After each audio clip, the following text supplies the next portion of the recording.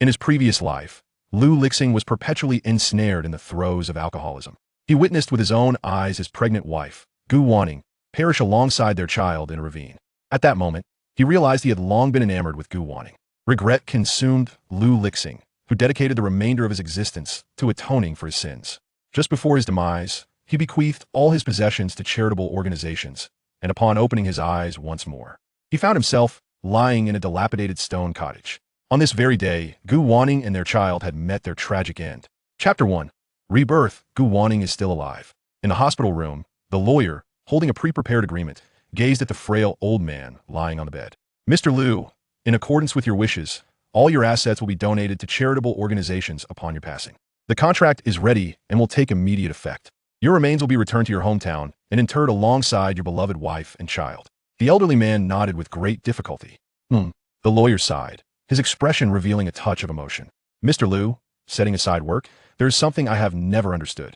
As the president of a publicly listed company, you could have indulged in a life of opulence and lived according to your desires.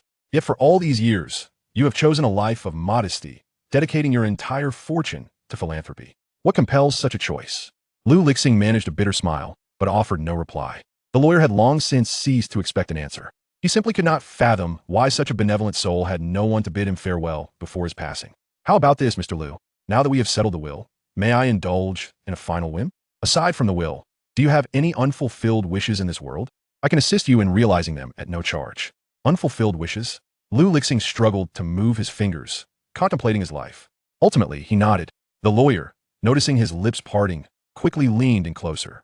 Mr. Lu, what did you say? Gu Wanqing. Gu Wanqing? Your wife? According to my investigations, she has been deceased for many years. Mr. Lu, the lawyer was about to say something further when the patient on the bed closed his eyes once more. The corners of his lips curled slightly, as if still bearing a faint smile. Wanqing, I can finally come find you. Are you and the child well? A blinding light flashed before him. A searing pain sliced through his mind, and Lu Lixing felt as if his head might explode. In his ears, an unknown voice cried out vehemently, "It's all your fault. You are the reason Sister Wanqing is gone." Wah Da Huang bite him. Woof, woof. The blanket was being torn away. A damp liquid coursed across his face, reeking of iron. Lu Lixing struggled to wipe it away and open his eyes. Who is it?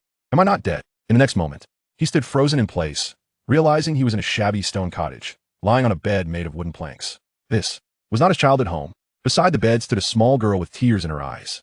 Upon seeing him awaken, the little girl stared at him in terror, tugging at a large yellow dog as she backed away. Da Huang, come down quickly. He's awake. He might hurt you. The dog remained unfazed, drooling all over Lu Lixing's face. It tugged at Lu Lixing's clothing, attempting to pull him away, its voice filled with desperation. Woof! A single bark finally brought Lu Lixing back to his senses. He yanked Da Huang aside and seized the little girl. Qianqian. Lu Qianqian, his youngest sister. But why did she still appear as a child? Lu Qianqian trembled in fright at Lu Lixing's presence. Why, you were drunk, weren't you? Drunk? Indeed. The scent of alcohol lingered on him, his stomach churning uncomfortably, and his face felt flushed. Yet, are you truly Qianqian? Wah wah wah. The 7-year-old Lu Qianqian burst into tears. Second brother, I didn't mean to wake you. Please don't hit me. Sister Wanqing is gone. She said she would never return. You're a bad person. You are a bad person. Lu Qianqian raised her tiny fist and struck at Lu Lixing with all her might. Da Huang barked incessantly beside her, the sound seemingly cursing Lu Lixing. A jolt ran through Lu Lixing's body. Gu Wanqing. She's still alive? Instinctively, he rose, swaying slightly as he approached the old black table and picked up a yellowed calendar. August 21st, 1990. Lu Lixing's pupils dilated in shock. The dilapidated cottage, the familiar Da Huang, and the young girl resembling Lu Qianqian. He had been reborn. Ah ha ha. Lu Lixing erupted into laughter. Had heaven heard his confessions? How splendid. However, midway through his mirth, Lu Lixing suddenly froze. He swiftly opened the drawer, rummaging until he unearthed an old pocket watch, glancing at the time. It was 6:30 in the morning. Outside, torrential rain poured down. Everything overlapped with his memories. Oh no, he exclaimed, glancing toward the corner by the door. There lay a crumpled piece of paper. Lu Lixing hurriedly picked it up and unfolded it, discovering a prescription. The prescription for a prenatal medicine. He swiftly stuffed the paper into his pocket and turned to dash out the door. Da Huang, let's go. Woof. Da Huang hesitated for a moment, but the next instant he followed him out without a second thought. Qianqian, stay at home and don't run around. I will return shortly. Lu Qianqian paused just as she was about to step outside. What is wrong with my second brother? He is neither angry nor scolding her. Lu Lixing raced along the muddy dirt road, his mind beginning to reflect on all that had transpired. On this very day in his past life, it was the date of Gu Wanqing and their child's demise. In his youth, Lu Lixing was uneducated and indulged in excessive drinking and gambling. As he approached the age of marriage, his parents brought back a young bride for him. That bride was Gu Wanqing. After their marriage, Lu Lixing remained obstinate and unrepentant, frequently demanding money from Gu Wanqing to squander at will. He vividly recalled the previous day in his past life when he rummaged through drawers to seize 20 yuan, which he spent on drinking to forget his sorrows. When he awoke the next day, the sun high in the sky, he received the news of Gu Wanqing's death. She had run away from home. On that day, a torrential downpour ensued, and the minibus leaving the village met with an accident. By the time Lu Lixing arrived, he saw her clutching her belly tightly, her body marred and broken. Returning home in a daze, he discovered a crumpled prescription for prenatal medicine in the corner of the wall. In that moment, Lu Lixing realized that due to prolonged malnutrition and the burden of carrying twins, Gu Wanqing's health had deteriorated, necessitating the use of prenatal care. Otherwise, the child might not survive. That 20 yuan had been a collective effort from the family for Gu Wanqing. Yet, it was squandered by Lu Lixing. He could hardly fathom the depth of despair Gu Wanqing must have felt at that moment. He also became acutely aware that he had long since fallen in love with her. The child was lost. Gu Wanqing was gone. His parents, enraged, cast him out of the family home, severing all ties. Lu Lixing departed his hometown alone, wandering aimlessly. He devoted his entire life to atonement, channeling his financial resources to aid others, hoping that in the next life, Gu Wanqing and their child would find a better fate. Yet, he never anticipated that he would be reborn. Therefore, this better fate must be crafted by his own hands. Lu Lixing remembered the site of the landslide, but his home was still 3 miles from the minibus boarding point. In this era, in the impoverished, mountainous region of Lijiakan, there were no vehicles. He had to quicken his pace. Da Huang, hurry. Woof. Chapter 2. Save the person. Lu Lixing steals a bicycle by a roadside in Lijiakan. A few individuals stood scattered about, their large black umbrellas raised as they gazed up at the sky. Alas, with this rain, I wonder if today's vehicles will make it to the city. I have pressing matters. Lamented one. Beside her, an elderly woman chuckled amiably. No worries. Our master Zhao has been driving for many years. He knows what he is doing. If worst comes to worst, he'll just turn back. Indeed, the first woman sighed. Oh, isn't that Lu's youngest daughter-in-law? Wanqing, why are you traveling alone? And, without an umbrella? Come over here, stand with me. Gu Wanqing bit her lip and approached. Thank you, Annie. It mattered little if she caught a cold. But the child within her could not afford to be jeopardized. The doctor had warned her that it was highly likely she would not be able to keep the baby. She needed to take good care of them. Sniffling, Gu Wanqing turned her gaze towards the Lu family's direction. It is often said that one follows the chicken if married to a chicken, and the dog if married to a dog. In the past, her heart had been filled with thoughts of Lu Lixing, believing she could change him. In hindsight, it seemed she had overestimated her influence. Noticing her cradling her belly, the elderly woman gasped. Wanqing, you're not pregnant, are you? Oh my, what joyful news. Are you going to town for a checkup? Where's Lu Lixing? Why isn't he accompanying you? Gu Wanqing shook her head with a smile, stubbornly asserting, I can manage on my own. A green minibus screeched to a halt before them. Such a fine girl. And that lad from the Lu family is truly come on.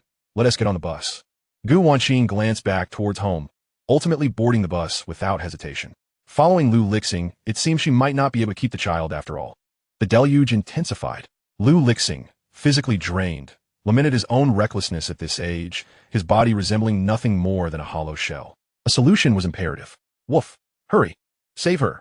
Da Huang urged incessantly. Da Huang, do you sense that trouble is brewing? Woof! Lu Lixing recalled how, in his past life, Da Huang had also roused him from slumber. He had then shut the dog outside, where it had howled for quite some time. When he finally saw it again, it was buried alongside Gu Wanqing's lifeless body. This mutt had attempted to rescue Gu Wanqing, but had failed. Upon reflection, Da Huang was a dog Gu Wanqing had taken in after marrying into the Lu family. She had nurtured it, and they must have shared a close bond. Lu Lixing took a deep breath and surveyed his surroundings. Moments later, an idea struck him. Da Huang, follow me. In the mountains, a village stretched for miles, with houses dotting the foothills. At this moment, Zhang Ergu was beneath a roof, boasting to his friends about his brand new bicycle. Look, my dad just bought this. It's the first bicycle in our village. Isn't it cool? Isn't it beautiful? His friends gazed at him with envy. It's indeed nice, but Ergu, do you know how to ride it? It seems no one in our village can. Zhang Ergu, originally named Zhang Wenfeng, was 20 years old. His face darkened by the sun, and he grinned foolishly. I don't know how, but I can learn. Can you? None of you have a bicycle to practice on, right? Just then, a large yellow dog charged towards them. Woof! Holy cow! Get out of the way! Is this dog insane? Why is it charging at us? Lu Lixing, take your dog and leave. What are you doing? Lu, don't touch my bicycle. Lu Lixing paid no heed. As he passed Zhang's home, he recalled from his previous life that Zhang Ergu had bought a bicycle on this very day. In his past life, Lu Lixing could not ride, but now he was different. Grabbing the bicycle, he mounted it and pedaled forward. Ergu, I'll borrow this for a moment. Da Huang, let us go. Da Huang, having startled the others, dashed after the bicycle. Zhang Ergu and his friends exchanged glances. Someone in our village can ride. Yeah, but something feels off. What? Holy cow. Lu Lixing is stealing a bicycle. That's mine. Quick, chase after him. Unfazed, Lu Lixing accelerated, knowing he needed to increase his speed. Time was of the essence. Let's take a shortcut. There were many paths in the mountains. The minibus was too large for the narrow roads, but a bicycle could navigate them. Despite the heavy rain, the dirt roads were somewhat soft, yet the stony base beneath made cycling much faster than running. 5 minutes later, Lu Lixing finally burst onto the main road. He spotted the dilapidated minibus swaying 200 meters ahead, making its way towards him. A sigh of relief escaped him. He had made it just in time. 20 meters behind him lay the site of a landslide. He could see the earth above beginning to shift ominously. Torrents of mud and rocks cascading downward. Wiping the sweat and rain from his brow, he gritted his teeth and charged towards the minibus. Da Huang, hold those behind us. Listen to my commands. I'll stop the bus. Woof. Da Huang seemed to comprehend, barking twice before sprinting back toward Zhang Ergu and his friends. Meanwhile, Lu Lixing stripped off his shirt, waving it over his head as he rode with one hand, urgently signaling the bus to halt. Stop! Stop! If Lu Lixing recalled correctly, that landslide had claimed not only Gu Wanqing and her child, but also 10 others, marking it as a significant tragedy. Those who had been halted by Da Huang witnessed the scene unfold and went into a frenzy. Holy cow! He asked, riding with one hand. Wait, is Lu Lixing going to crash into the bus? How brave is he? Zhang Ergu fought to free himself from Da Huang's grasp and rushed towards Lu Lixing. You bastard! That's my bicycle. Stop! It doesn't matter if you die, but my bike. It's new. The rain obscured visibility. Lu Lixing charged ahead, and just as the bicycle was about to collide with the minibus, the driver showed no sign of stopping. He pedaled faster, mustering all his strength to leap off the bike just before impact. He rolled onto the muddy ground. Inside the minibus, passengers, who had been dozing off amid the vehicle's bumps, were suddenly jolted by a loud crash as the driver slammed on the brakes. Driver Zhao cursed under his breath. What the hell? Who is the idiot charging at us? Passengers awakened, startled. What is happening? Who is it? Wait, isn't that Lu Lixing? Gu Wanqing. Is it your Lu Lixing? What is he trying to do? Cause an accident for money? Is your family out of money to buy him a drink? Gu Wanqing clutched her abdomen, lifting her head from a wave of dizziness and nausea, her complexion as pale as death. How did he arrive here? Chapter 3. Was he contemplating suicide by jumping into the river? Gu Wanqing did not believe that Lu Lixing had come to find her. Could it be true, as everyone had said, that he was merely here to extort money? Such actions were not beneath the old Lu Lixing. In times of financial hardship, he had even resorted to snatching pocket change from children. Reflecting on this brought a moment of silence to Gu Wanqing's gaze. Driver Lao Zhao had already exited the vehicle, hoisting the mud-stained Lu Lixing up. You reckless brat, are you seeking death? If you want in at all, jump into the river. I have a whole bus full of lives to safeguard. The passengers encircled them, casting disdainful glances at the muddy Lu Lixing. This young man was becoming increasingly worthless. What kind of misfortune had the Lu family brought upon themselves to raise such a creature? Lu Lixing paid no heed to their comments. His gaze fell upon Gu Wanqing, who had just stepped out of the car. She wore ill-fitting linen garments, the very clothes she had sewn herself. Her hair was styled into a large braid. Though pregnant, she remained slender. Her face was deathly pale, her lips devoid of color. Lu Lixing paused for a moment, then a faint smile crept across his face. How wonderful! She was still alive. You brat, what are you smiling at? Speak up. If it weren't for your parents, I would have knocked you out long ago. Lao Zhao bellowed with anger. Both of Lu's parents were wonderful individuals, and he felt an immense disappointment in Lu Lixing. But Lu Lixing had no time to dwell on this. After confirming that Gu Wanqing was unharmed, he turned to shout towards Da Huang. Da Huang, drive them this way. Woof. Upon hearing the call, Da Huang rushed to the group, barking furiously at them. When they showed no signs of moving, it cleverly bit the backside of the last person in line. Run, you idiots! Damn it, this dog has gone mad. Help! The weary group, who had been too exhausted to move, suddenly found their strength and began to sprint for their lives. Lao Zhao noticed that Lu Lixing was ignoring him and grew furious. Lu Lixing, what on earth are you doing? Master Zhao, there's a landslide ahead. A landslide? What nonsense? I've been driving here for years. I've seen every kind of situation. With just this little rain, I refuse to believe it can collapse. If you block my car, are you going to pay for the damages? Not far away. Zhang Ergu was also shouting, yes, Lu Lixing and mine too. Just as his words faded, a thunderous roar erupted. The crowd looked up in horror. Zhang Ergu's words caught in his throat, and he could say no more. What the hell? Behind Huang, the once stable mountainside suddenly began to collapse violently. Large boulders tumbled down, and trees as thick as a man wrapped around the slope fell with it. The only road, situated halfway up the mountain, was constructed of mud and was rendered utterly useless by the impact. The road surface crumbled along with the mountainside, and the freshly fallen boulders plummeted into the abyss. Those who were slower were even struck by smaller stones. With a loud thud, a massive boulder landed just half a meter away from Huang. What the hell? Run. Woof. Everyone stood frozen in shock. An elderly person collapsed, their legs giving way beneath them. The mountain is collapsing. Master Zhao's legs buckled, his voice trembling. Lu Lixing. It really has collapsed. He could hardly believe his eyes. At that moment, he felt a wave of fear wash over him. If Lu Lixing had not intervened earlier, what would have become of his vehicle and its passengers? Lu Lixing let out a long breath. Yes, it has collapsed. Master Zhao stumbled, falling on the ground. Lu Lixing quickly supported him. It's all right. Everyone is fine. Isn't it? Master Zhao wiped the sweat from his brow. Yes, everyone is fine, all good. Zhang Ergu and his companions finally caught up, dropping to their knees, panting heavily. That was close, too close. The Huang wagged its tail, seemingly relishing the praise, and approached Lu Lixing. Lu Lixing patted its head. De Huang, well done. Woof. Only then did Lu Lixing turn his attention back to Gu Wanqing among the crowd. From the very beginning, she had stood there, gazing at him. After an eternity, he saw her again. Lu Lixing felt a flutter of nerves. He longed to rush forward and embrace her, to tell her how much he missed her. But he could not. He had committed such heinous acts. She must feel heartbroken. To embrace her now would only frighten her away. Wouldn't he it? In this lifetime, he had all the time to take it slow. Lu Lixing approached Gu Wanqing, suppressing the urge to hold her close. Wanqing, how are you? Are you all right? Concern filled his eyes. Gu Wanqing, equally astonished, looked at Lu Lixing in disbelief. She could hardly fathom that he was actually showing concern for her. In a month since their marriage, such gestures had never occurred. She was even more shocked to realize that it was Lu Lixing who had just saved the lives of everyone on the bus. In a daze, she saw him step closer, his hand hovering above her shoulder, hesitating, yet never descending. He softly said, "Don't be afraid. I'm here." Gu Wanqing furrowed her brow, confusion evident on her face.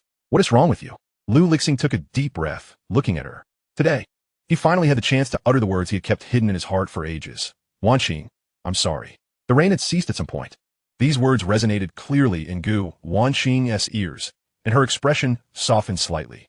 What was Lu Lixing trying to say? He offered no further explanation, instead walking over to the elderly individuals crouched on the ground, expressing concern. "Are you all right? Is anyone hurt? Do you need me to take you to the clinic?" Lu family village was situated in a remote area, and the road to the township clinic had just been blocked by the landslide. The only place with a doctor was the village's small clinic. "No, it's not necessary," the elderly folks replied, trembling as they stood up and looked at Lu Lixing. "Little Xing, we were wrong about you before. We are truly grateful. If it weren't for you, we wouldn't be here. I can't die yet. I haven't even met my unborn grandchild. Me too. My son is ill, and I still need to earn money for his medicine." The elderly wept. "It's all right. No need to thank me. I happened to see the landslide warning and wanted to alert everyone. If all is well, please hurry home. It seems this bus won't be going to the county today." "Yes, home. Let us go home." The people, still shaken, helped each other as they departed. The last elderly woman walked over to the two of them, patting Gu Wanqing on the shoulder. "Wanqing, you and Lu Lixing should have a good talk. Little Xing doesn't seem so bad. You can teach him to change his bad habits." Gu Wanqing lowered her head in silence. Lu Lixing approached her and said, "Wanqing, let's return home." Gu Wanqing tightly clutched the hem of her clothes, her thoughts drifting to the child within her womb. With a stubborn resolve, she replied, "I will not go back." Since their marriage, she had been the one caring for Lu Lixing, while he merely asked her for money. She dared not mention the last 20 yuan she possessed, fearing he would seize it, money meant for preserving the pregnancy. Ultimately, she had failed to safeguard her funds. This could not continue. What would happen to their child next time, or the time after that? Gu Wanqing stepped back, her eyes filled with detachment, causing Lu Lixing's heart to ache. How could he have acted so despicably? He stepped forward, retrieving a prescription from beneath his clothing. Are you worried about this? Wanqing, I am sorry, I was wrong. I should not have spent that 20 yuan. I deserve to be punished. Rest assured, I will soon gather the money to buy you medicine. I understand you may not trust me now, but give me 3 days. If I cannot earn the money for the medicine, I will personally take you away from Lu family village. I swear it. Gu Wanqing looked up in shock, her eyes fixed on Lu Lixing. What was he saying? He intended to earn money? How could he possibly do that? Lu Lixing, do not deceive me. I am not lying. Wanqing, please grant me one last chance. Look, the road has collapsed. This is the only path to town, and we cannot leave. If you attempt to walk over the mountains, the long journey could harm the child. Surely, you do not wish for our baby to be endangered? Seeing Gu Wanqing's skepticism, Lu Lixing felt compelled to leverage the child as persuasion. Chapter 4. The Binding System, Lu Lixing's Vow. Gu Wanqing bit her lip, gazing at the mountain road. The landslide had indeed rendered it impassable. It seemed she had no other choice but to return. As they prepared to leave, Zhang Ergu, finally exhaling in relief, called out, Hey cough cough, Lu Lixing, even though you just saved someone, my bicycle, I will pay for it. Without hesitation, Lu Lixing replied, How much is your bicycle? Zhang Ergu, still shaken from the brush with death, felt a twinge of guilt. However, if he did not insist on compensation, his father would surely punish him severely. 120 yuan. Before Lu Lixing could respond, Gu Wanqing gasped, so expensive? Their family's monthly living expenses barely amounted to 10 yuan, as they cultivated their own food. That 10 yuan was only for emergencies. A bicycle costing their entire year's living expenses was utterly absurd. How could Lu Lixing afford it? Clenching her teeth, Gu Wanqing began. Lu Lixing. You. He raised a hand to silence her. I will compensate you, but, Zhang Ergu, I currently have no money. I will write you an IOU, and I will repay you within a month. All right. Zhang Ergu quickly agreed. With the IOU in hand and given today's events, he hoped his father would understand. The group rummaged through their belongings for some time before finally producing a pencil and a piece of a cigarette box. Lu Lixing swiftly drafted and signed the IOU. Done. Da Huang, let's go home. Woof woof. Da Huang wagged its tail, expressing its joy. Their master was unharmed, and everyone was safe. The dog felt it had played a significant role in this. On their way, Gu Wanqing could no longer contain herself. She removed a bracelet from her wrist, a relic left to her by her grandmother. She had initially intended to sell it for medicine once they left. But now, Lu Lixing, please take this bracelet and sell it. Lu Lixing paused, taken aback. Gu Wanqing continued, It should fetch some money to compensate Zhang Ergu's family. I will be cautious. I should not harm the baby. Her attempt at reassurance belied her own doubts. Lu Lixing's heart ached at her words. In his previous life, he must have been blind not to see Gu Wanqing's worth. He pushed her hand back gently. No need. I will repay that money myself.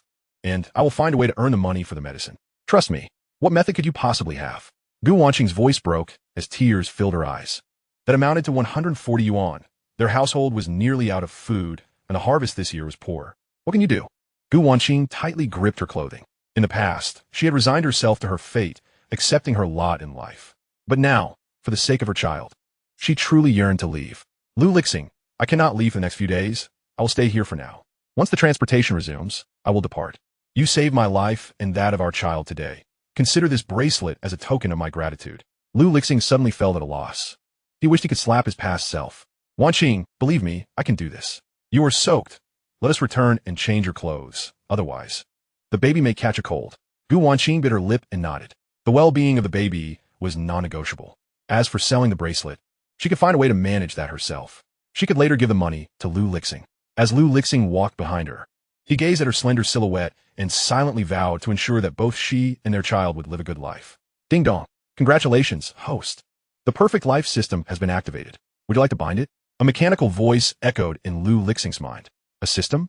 As someone who had only indulged in novels in his previous life, Lu Lixing was well aware of what this entailed. He had not anticipated such an opportunity for himself. After Gu Wanqing and their child had passed away in his former life, he had been despondent for a time before venturing out to seek his fortune. He had not yet devised a quick way to earn money, intending to return and ponder it thoroughly. Now, it seemed he had a solution. Bind. Congratulations, host. You have successfully bound the perfect life system. System rewards. 1 novice gift pack. Would you like to open it? Lu Lixing did not hesitate. Open. Congratulations, host. You have obtained a backpack space. Congratulations, host. You have received a bottle of plant growth liquid. Congratulations, host. You have acquired master-level culinary skills. This system rewards are distributed randomly. Please continue to strive for more rewards. Lu Lixing felt a new dimension forming in his mind, a backpack space. On the panel of the backpack space, a section read, Master Level Culinary Skills X1, Plant Growth Liquid X1.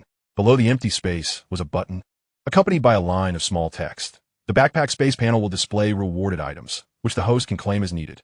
Once claimed, the item will reset. Master Level Culinary Skills? This skill was excellent. Although he had cooked some dishes in his previous life, they had not been particularly good. He wished to provide the best for Wanqing and the baby. Lixing quickly clicked to claim the reward. After doing so, it felt as though he had suddenly gained muscle memory, and his mind was flooded with numerous recipes. Braised pork knuckle, sauerkraut fish, spicy crayfish, and teppanyaki. However, Lu merely glanced at it briefly before dismissing it. In this remote Lu family village, where even securing a meal posed a challenge, such endeavors appeared utterly impractical.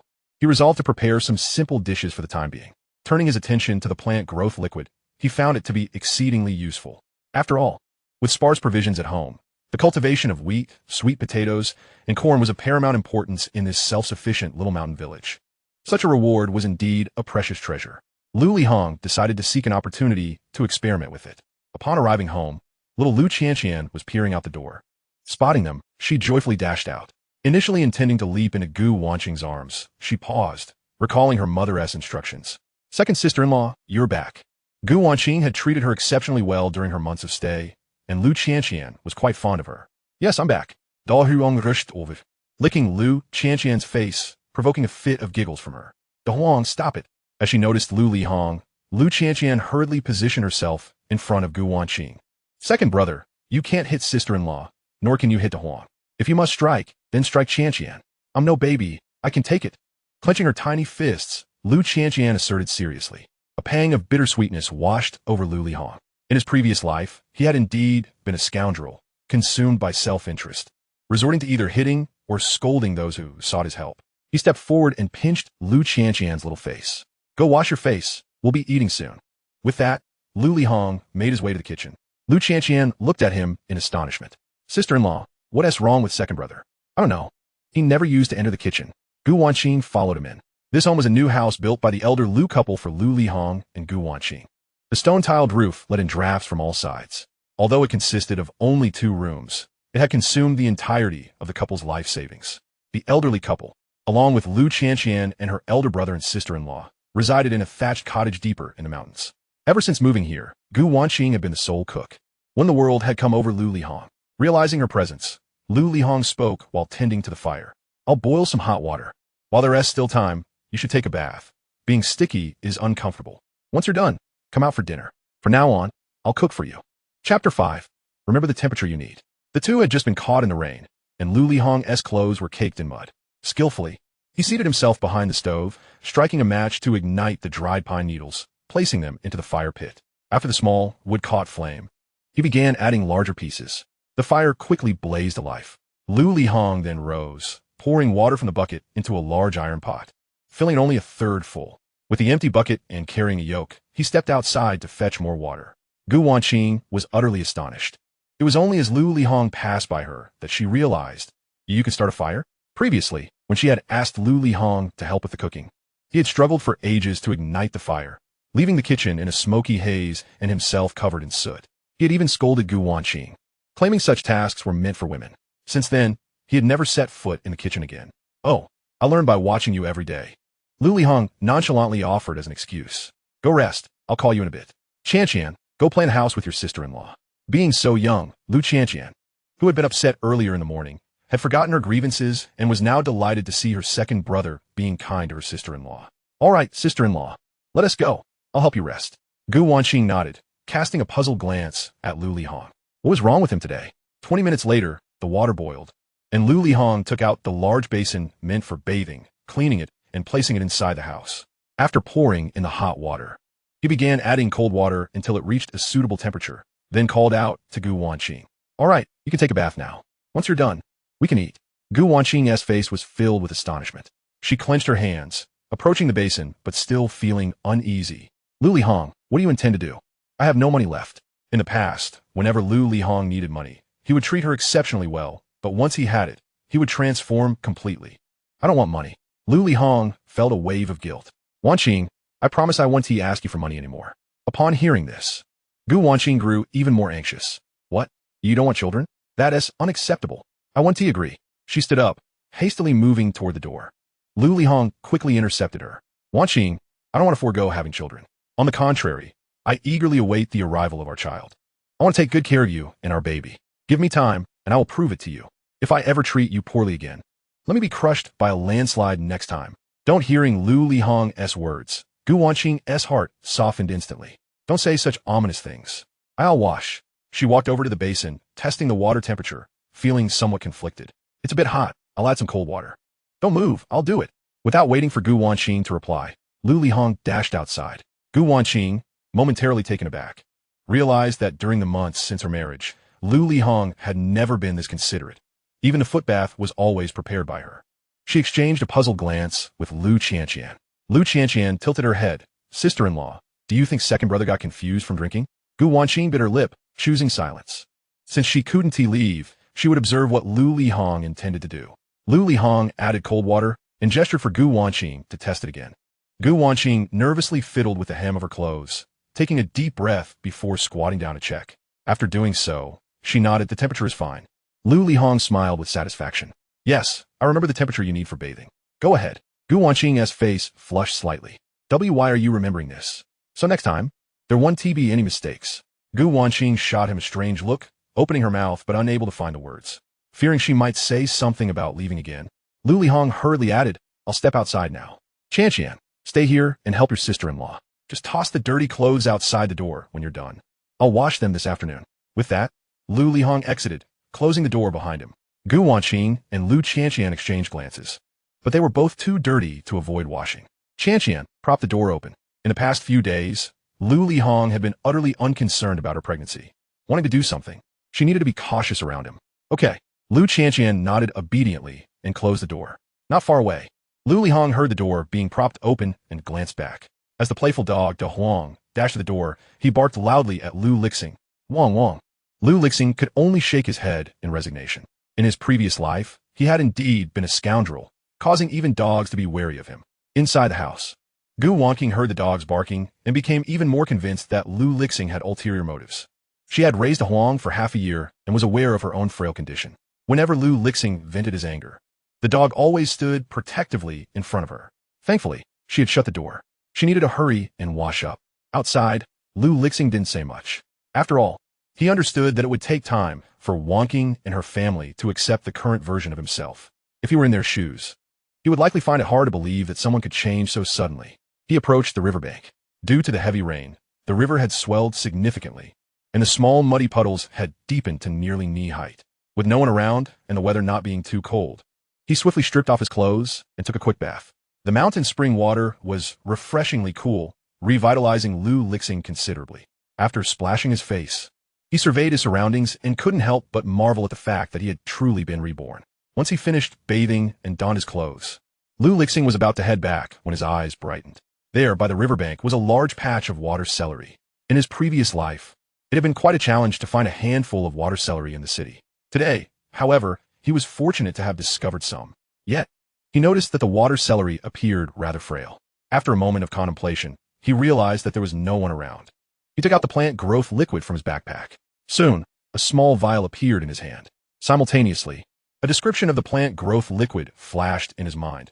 Plant growth liquid accelerates plant growth, can be diluted for use. The higher the concentration, the faster the plants grow. Note, all system reward items are high-end, purely natural, non-toxic, and without side effects. Hosts may use them with confidence. Is it really that wonderful? Lu Lixing carefully opened the vial and dripped a few drops of the plant growth liquid onto the patch of water celery. Moments later, he watched as the water celery began to grow at an astonishing rate, its branches and leaves becoming lush and tender. It seemed to truly work. Delighted, he quickly harvested a generous handful of water celery and headed home. Having recently acquired master-level culinary skills, he not only could start a fire, but also cook. This was a splendid opportunity to impress Gu Wanqing. However, upon opening the grain cabinet, he found himself stunned. Several bags were empty, and the only remaining one contained a small amount of yellow cornmeal. He recalled Gu Wanqing mentioning that their household was low on food, but he anticipated it would be this bare. This small amount of cornmeal would only suffice for a single porridge. Yet, Gu Wanqing was pregnant and suffering from malnutrition, making it difficult for her to sustain the child. How could they survive on just cornmeal? It was already noon, and they hadn't had breakfast. It was too late to venture into the mountains for food now. After a moment of contemplation, Lu Lixing decided to go next door. The Wang family had a few chickens, and he intended to borrow some food. As he stepped into the yard, he heard Aunt Wang's voice from inside. "Who is it?" "It's me, Lu Lixing," he replied. "Auntie I." Before he could finish his sentence, the door that had been ajar slammed shut with a loud thud. Here was this foolish boy again, coming at such an inconvenient time. What nuisance. Chapter 6. Does he really have so many virtues? Lu Lixing was not angered. Given their proximity, he had often sneaked food from the Wang household in his previous life. Even after he had made a fortune and compensated Aunt Wang under a different name, she remained oblivious to it. He approached the door and knocked gently. "Aunt Wang, may I borrow 2 eggs? I promised to return them double." "Borrow?" Aunt Wang was taken aback. When had Lu Lixing become so polite? Ever since they built their house next to hers, her family had frequently lost eggs. After discovering it was Lu Lixing, she had taken to locking her chickens up. Although it was a bit unpleasant, at least it preserved her eggs. "Auntie, Wanqing is pregnant, and I want to nourish her. Rest assured, I will certainly return them." The door creaked open, revealing a surprised Aunt Wang. "Wanqing is pregnant?" "Yes." Lu Lixing nodded. Aunt Wang's expression darkened. "You scoundrel. What a stroke of luck you have. Marrying such a good wife, and yet you don't cherish her. Always up to no good. Go on, get out. My home doesn't welcome you." As she spoke, she thrust 2 eggs into Lu Lixing's hands. "Don't come back here. Take care of your own wife." "Yes, thank you, Auntie," Lu Lixing said happily as he departed. Aunt Wang slammed the door shut behind him, glancing at her empty coop with a sigh. "Those are the only 2 eggs I had today." Upon returning home, Lu Lixing ignited both stoves, boiling water in one pot for porridge while stir-frying in the other. He cracked the eggs, poured a little of the nearly depleted oil into the pan, and added a pinch of salt. After adding water, he placed the bowl in the pot and covered it with a lid. He intended to steam the eggs to preserve their nutrients and enhance their flavor. Once the steamed eggs were ready, Lu Lixing chopped the wash-water celery and stir-fried in oil. Meanwhile, in the main room, Gu Wanqing had finished her bath. As she opened the door, her hand, which held a towel to dry her hair, froze. Lu Qianqian sniffed the air, her face lighting up with delight. "Wow. It smells amazing. Sister-in-law, is that coming from the kitchen? Is brother really cooking?" Without pausing to dry her hair, Gu Wanqing hurried to the kitchen, where she found Lu Lixing busily stir-frying. The enticing aroma wafted through the air, and Gu Wanqing's stomach grumbled audibly. Lu Qianqian swallowed hard. "Sister-in-law, look. It smells so good. Brother is incredible." De Huang, too, barked joyfully not far behind them. Amidst the bustle, Lu Lixing turned his head. "All done washing? Just wait a moment. It'll be ready soon." Gu Wanqing paused for a moment, her eyes widening as she noticed the eggs on the counter. "Where did you get the eggs? Did you steal them again?" "No, I borrowed them from Aunt Wang." "I'll return them," he replied. "Borrowed? How about you lend them to you?" Gu Wanqing was incredulous, as Aunt Wang often scolded Lu Lixing and avoided them. Aunt Wang was kind-hearted. "Upon hearing you were pregnant, she lent them to me so you could nourish yourself." "Wanqing, please don't be angry. Your health is paramount." Gu Wanqing's expression was one of disbelief. Yet, Aunt Wang's sole source of income was those eggs. And Uncle Wang was ill and needed medication. "You." Lu Lixing hesitated, his hand trembling slightly. "I will return these eggs. Trust me." Gu Wanqing took a deep breath, feeling that today, Lu Lixing was behaving in a manner that was altogether unexpected. She glanced back at the pot, which contained perfectly cooked greens. Was that water celery? Ah yes, water celery. How remarkably plump it is. Water celery is a wild, edible vegetable. When there is a scarcity of vegetables, everyone goes out to forage, which prevents them from growing large. Lu Lixing chuckled. "I was fortunate. I just bathed by the river and stumbled upon a generous handful, so I brought some back. Wanqing, please take a seat. It will be ready shortly." He gently assisted Gu Wanqing onto a bamboo stool before retrieving a handful of cornmeal. Adding a small amount of water, he mixed it thoroughly. The pot had already begun to boil. He carefully poured the cornmeal into the pot, with no other food available. They had to make do with cornmeal porridge for the time being. This afternoon, Lu Lixing would devise a plan to trade for some rice flour. The nutritional value of cornmeal porridge was simply too low. Observing Lu Lixing's deft movements heightened Gu Wanqing's curiosity. "Lu Lixing, what did you learn to cook?" "I secretly followed you to learn," he replied, dividing the meal into 3 portions. One for Gu Wanqing, one for Lu Qianqian, and a portion for De Huang, who had been eating less and was now quite emaciated. Once everyone was seated at the table, Gu Wanqing felt a twinge of unease. She nudged her bowl and chopsticks towards Lu Lixing. "Here, have some. You've barely eaten." "No need. I'm not hungry. You and Qianqian have already had the egg custard. Don't worry about me." Lu Qianqian, nibbling our chopsticks, earnestly declared, "I want to eat. Let my second sister-in-law have it. She is having a baby and needs to eat more. I have enough." With that, She resolutely lifted her bowl and chopsticks to prevent Gu Wanqing and Lu Lixing from serving her any dishes. Lu Lixing chuckled. Qianqian, eat more greens. MHM. Lu Qianqian nodded, taking a bite of the greens. The moment the water celery touched her tongue, her eyes lit up. This is delicious. The water celery tastes so different from what I usually have. Is that so? Lu Lixing laughed. Then do indulge. MHM, second sister-in-law, you should try some too. Lu Qianqian sweetly offered Gu Wanqing some greens. Gu Wanqing shot a puzzled glance at Lu Lixing before tasting the greens herself. The fresh, delicate flavor of the water celery filled her mouth. She was astonished as she turned to Lu Lixing. She knew they lacked condiments at home. The fact that the dish could taste this delightful could only mean one thing. Lu Lixing was quite the cook. Could it be that he indeed possessed such numerous admirable qualities? Had he previously concealed them out of disdain? Sensing her gaze, Lu Lixing picked up his chopsticks and served her more greens. You should eat more. Gu Wanqing was momentarily taken aback. He was actually serving her? After all this time since her marriage, he had never been so proactive. Could it be that he had come to a realization regarding the baby and had thus turned over a new leaf? Gu Wanqing shook her head silently. It was improbable. A person's nature could not change so easily. For the child's sake, Gu Wanqing, you must remain clear-headed and cautious. After their meal, Lu Lixing did not wait for Gu Wanqing to respond before heading off to wash the dishes. Ding dong, congratulations, host. Reward has been activated. The host will receive a luck pouch X1. Note, the luck pouch can temporarily enhance the host's fortune. The host will also receive an information pouch X1. Note, the information pouch will provide the host with a vital piece of information. The rewards have been placed in the backpack. Please use them wisely. Chapter 7. Today, Lu Lixing was extraordinarily lucky. A luck pouch? It only boosts luck for a short time. Then I shall refrain from using it for now. Such a thing should be utilized at a critical moment. An information pouch? What information? Lu Lixing opened the information pouch, and, immediately, a clear message flooded his mind. In 2 days, the Huangchang convenience store in Lijiakan will urgently purchase 20 pounds of porcini mushrooms at 2 yuan per pound. Lu Lixing was momentarily stunned. Then he burst into laughter. So this was a piece of future information. In his previous life, during a period of despair, he was indeed unaware of what transpired in Lijiakan. Eventually, he had left home. To survive in Lijiakan, this information pouch would prove invaluable.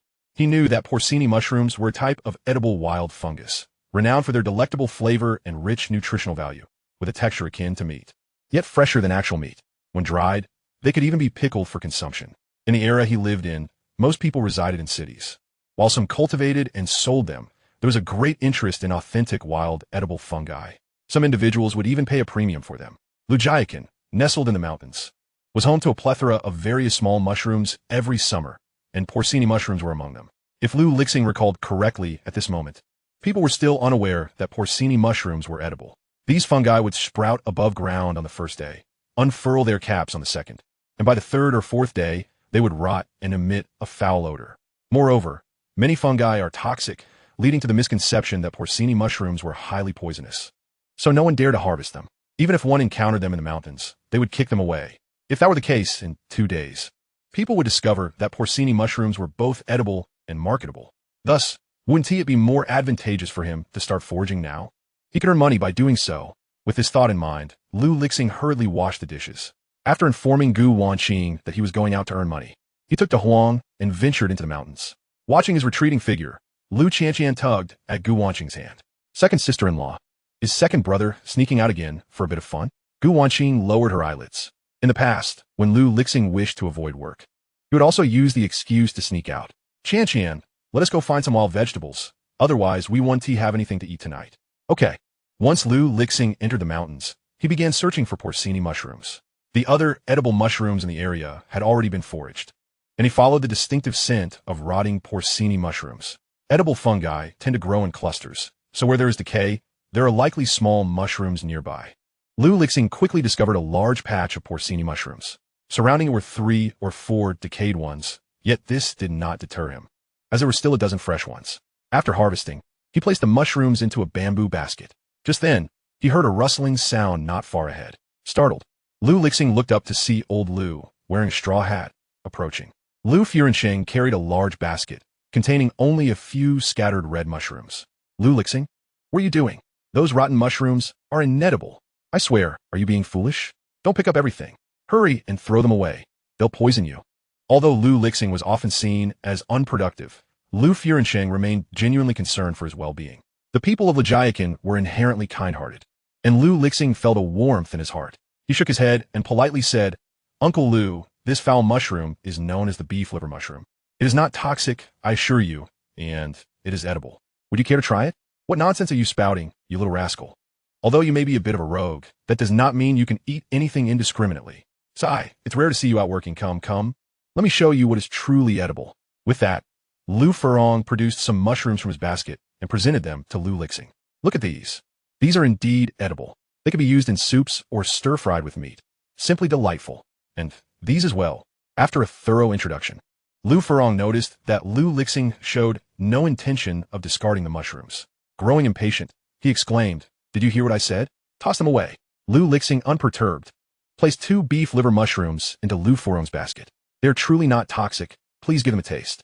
You little. Forget it. I won't argue with you, stubborn as you are." Oomph. Lu Furong believed Lu Lixing was trying to harm him. With a cold snort, he departed, intending to inform Wanqing, that girl, to keep a closer eye on this troublemaker. Lu Lixing could only shake his head in resignation. "Da Hong, let us proceed." However, for some inexplicable reason, after encountering Lu Furong, he could no longer find any beef liver mushrooms, as if they were intentionally avoiding him. Lu Lixing found himself in a quandary. After some deliberation, he decided to activate the fortune pouch in his backpack. Fortune pouch can increase the host's luck for 1 hour. 1 hour? That should suffice. With his basket in hand, Lu Lixing continued onward. Before long, he stumbled upon a vast expanse of beef liver mushrooms. After gathering, he filled half his basket. Continuing on, within half an hour, his basket was completely full. Sitting beneath a pear tree to rest, he couldn't help but marvel at the effectiveness of the system's skill. Just as he was pondering, he suddenly heard a rustling sound. This time, however, it was evidently not human. Da Hong's ears perked up, and both man and dog fixed their gaze on a patch of grass. Moments later, a plume. Gray rabbits sprang forth from the underbrush. What splendid luck! Wild rabbits are exquisite in flavor, and their meat is hearty, with the household short on provisions. You could catch it and bring it back to nourish Gu Wanqing. Da Hong, go. If you catch it, you can have a rabbit's head. Woof! Da Hong drooled in anticipation. In a flash, it dashed forth.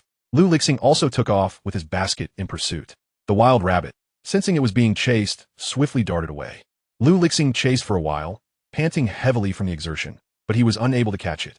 This body truly lacked stamina. He had no choice but to rest on a stone slab. Da Hong, shall we call it quits? It seems this rabbit and I are destined to part. Woof woof. Da Hong barked in frustration. How could they give up? Having encountered such a delectable prize, the dog was determined to feast. With a disdainful glance at Lu Lixing, Da Hong turned and resumed its pursuit of the rabbit. Lu Lixing could only wait in place. Observing Da Hong's increasingly erratic chase pattern, Lu Lixing squinted. Why does it feel like the rabbit is running towards me? Suddenly, he saw the rabbit barreling towards him like an arrow released from a bowstring. In the next moment, with a thud, it collided with the stone on which he sat, collapsing to the ground. Lu Lixing, Da Hong, who had followed closely behind and was utterly exhausted. Rabbit. What extraordinary luck. Amused, Lu Lixing picked up the rabbit. Could this be the effect of the fortune pouch? He resumed his search for the next target. Before long, he spotted another one not far away. Da Hong, this way. With remarkable intuition, Da Hong barked excitedly and began to sprint. 2 minutes later, that large gray rabbit lay beside Lu Lixing. He stroked his chin thoughtfully. Da Hong, on to the next one. Man and dog successfully captured another. By the time they caught the 4th rabbit, it finally managed to evade them. Glancing at the time, Lu Lixing noted that the hour of effectiveness had elapsed. It seems this fortune pouch is indeed extraordinary. He would need to work harder in the future to accumulate more. Having caught 3 rabbits and filled his basket with mushrooms, Lu Lixing finally made his way home with Da Hong. Gu Wanqing and Lu Qianqian had already returned. For the better part of the afternoon, they had only gathered a handful of wild vegetables. With the pantry nearly empty, Gu Wanqing felt a pang of melancholy. Unsure of what to do. Sister-in-law, what if I go back to our parents to get some food? Lu Qianqian suggested, raising her small head. No need. There probably isn't too much food there either. Whenever they have something to eat, they are too reluctant to keep it for themselves and will send it over. Gu Wanqing did not want to burden them. Let us wash the vegetables. Just then, Lu Furong hurried down from the mountain, looking anxious. Wanqing, wait a moment. I have something to tell you. What is it? Your brother, that scoundrel Lu Lixing, I saw him picking toxic mushrooms on the mountain. Well, I told him to throw them away. He refused. You must be cautious, and certainly do not eat them. Those things can be deadly. Lu Furong sighed as he spoke. I know the pantry is bare, but he cannot be allowed to act recklessly. You must keep a close watch on him. Toxic mushrooms? Yes, the foul ones. As he spoke, Lu Furong took a handful of the few mushrooms left in his basket and handed them to Gu Wanqing. These are safe to eat. Take them and make do with them tonight. If it comes to it, let Lu Lixing find some work. He can't just do nothing. I can't accept this, Uncle Lu, Gu Wanqing protested, stepping back. Since you call me uncle, you must take them. You look so pitiful, thin from hunger. This mushroom soup will help you recover. Lu Furong placed the bundle of mushrooms on the doorstep. Before leaving, he reminded Gu Wanqing, you must remember to stop that boy. Lu Lixing descended the mountain with Dahong. He did not return home directly, but instead headed to the village, making his way to Huang Chang's convenience store. Huang Chang was a portly merchant who ran the store while interacting with traders from outside the village. Occasionally, he would purchase mountain goods to resell, earning a profit. He also bought wild rabbits. At that moment, Huang Chang was lounging under the eaves, shirtless, enjoying the cool breeze. The mountain road was blocked, so he had no need to go out for supplies and was feeling quite bored. Dad, you promised to get me some wild rabbit to eat today. Wanqing gis some. Huang Xiaoshi poked his round head from inside, dissatisfied. It's almost dark. Where's the rabbit? I want meat. Huang Chang had only this one son, whom he spoiled and indulged. His smile revealed two large, yellow teeth. Little stone, let us wait until tomorrow to eat. Dad went up the mountain today and checked the traps. They didn't catch any rabbits, so let us hold off a bit longer. Huang Xiaoshi burst into tears. Ooh, no, I want to eat rabbit meat. I want to eat rabbit meat. Dad's words don't count. I will never play with that again. Huang Chang was usually most afraid of Huang Xiaoshi getting angry. At this moment, a burly man appeared somewhat at a loss. Don't cry, little stone. Dad will think of a way. Just stop crying. I will definitely make sure you have meat for dinner. All right. Huang Xiaoshi wiped away his tears and ceased his sobbing. Dad's words count. They count. After returning indoors, Huang Chang found himself in a quandary. How could it be that not a single rabbit seller had appeared all day? He had been waiting all day. Unable to sit still, he rose and strode outside, contemplating purchasing a rabbit from the usual hunters. However, after a circuit around the vicinity, Huang Chang returned empty-handed. Everyone claimed there had been no catch today. How strange. Anxiously, Huang Chang paced at the door, just as he was at a loss for what to do. His keen eyes spotted an individual approaching, carrying 3 plump rabbits. Huang Chang hurried over and, upon seeing Lu Lihong, was taken aback. Rabbits, Lu Lihong? Did you catch these? This fellow usually did nothing at all. Indeed, Boss Huang, would you like them? Lu Lihong furrowed his brow slightly. Huang Chang appeared quite eager, evidently in dire need of rabbits. Yes. How much? Huang Chang's face lit up with excitement after a fruitless afternoon of searching. Now he could finally appease that little brat at home. Lu Lihong pondered for a moment before responding, $15. Typically, a rabbit sells for around $10. However, seeing Huang Chang's eagerness, Lu Lihong felt the need for money and thought it was just right. So expensive?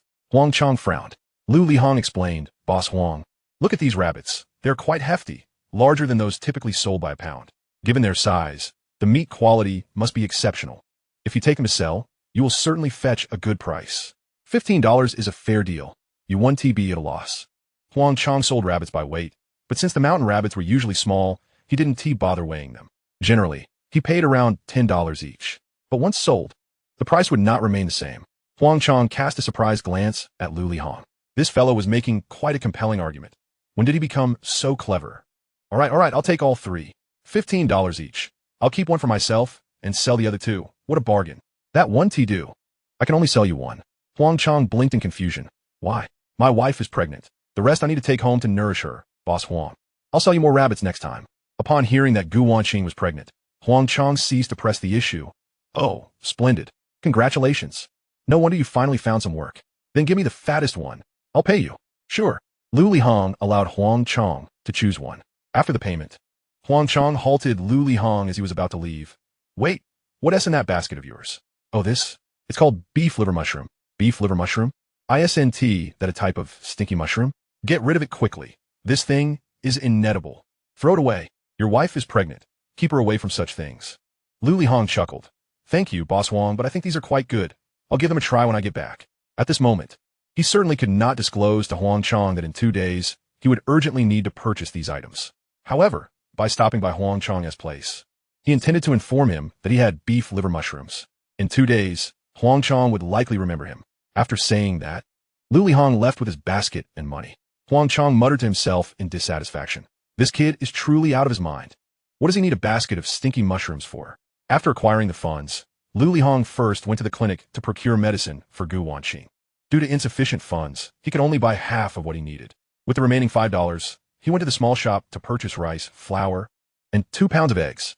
He originally wanted to buy some pork belly, but the money fell short. Lu Lihong resolved to wait until he earned his next sum before making that purchase. With a few coins left, he wandered around the small shop before finally returning home. Gu Wanqing had been sitting at the door for quite some time. After Lu Furuan left, she felt restless, constantly fearing that Lu Lihong would get into trouble. Upon seeing Lu Lihong and A Huang returning one after the other, Gu Wanqing quickly stood up, glancing at the basket. Sure enough, it was filled with stinky mushrooms. She clutched her belly and took a step back. Lu Lihong. HM, what is it? What did you gather these for? Uncle Lu said these things are toxic. To her astonishment, Lu Lihong had truly brought them back. Oh, to sell. Sell? Are you out of your mind? What can toxic mushrooms sell for? Are you trying to pull a fast one on us? Lu Lihong, can't you just stay home and live a good life without causing trouble? Gu Wanqing's words were interrupted when Lu Lihong suddenly handed her a bag. What is this? She asked, puzzled.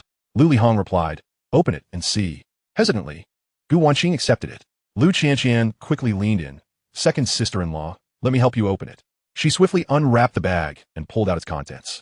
Upon seeing what was inside, Gu Wanqing was astonished. This is medicine?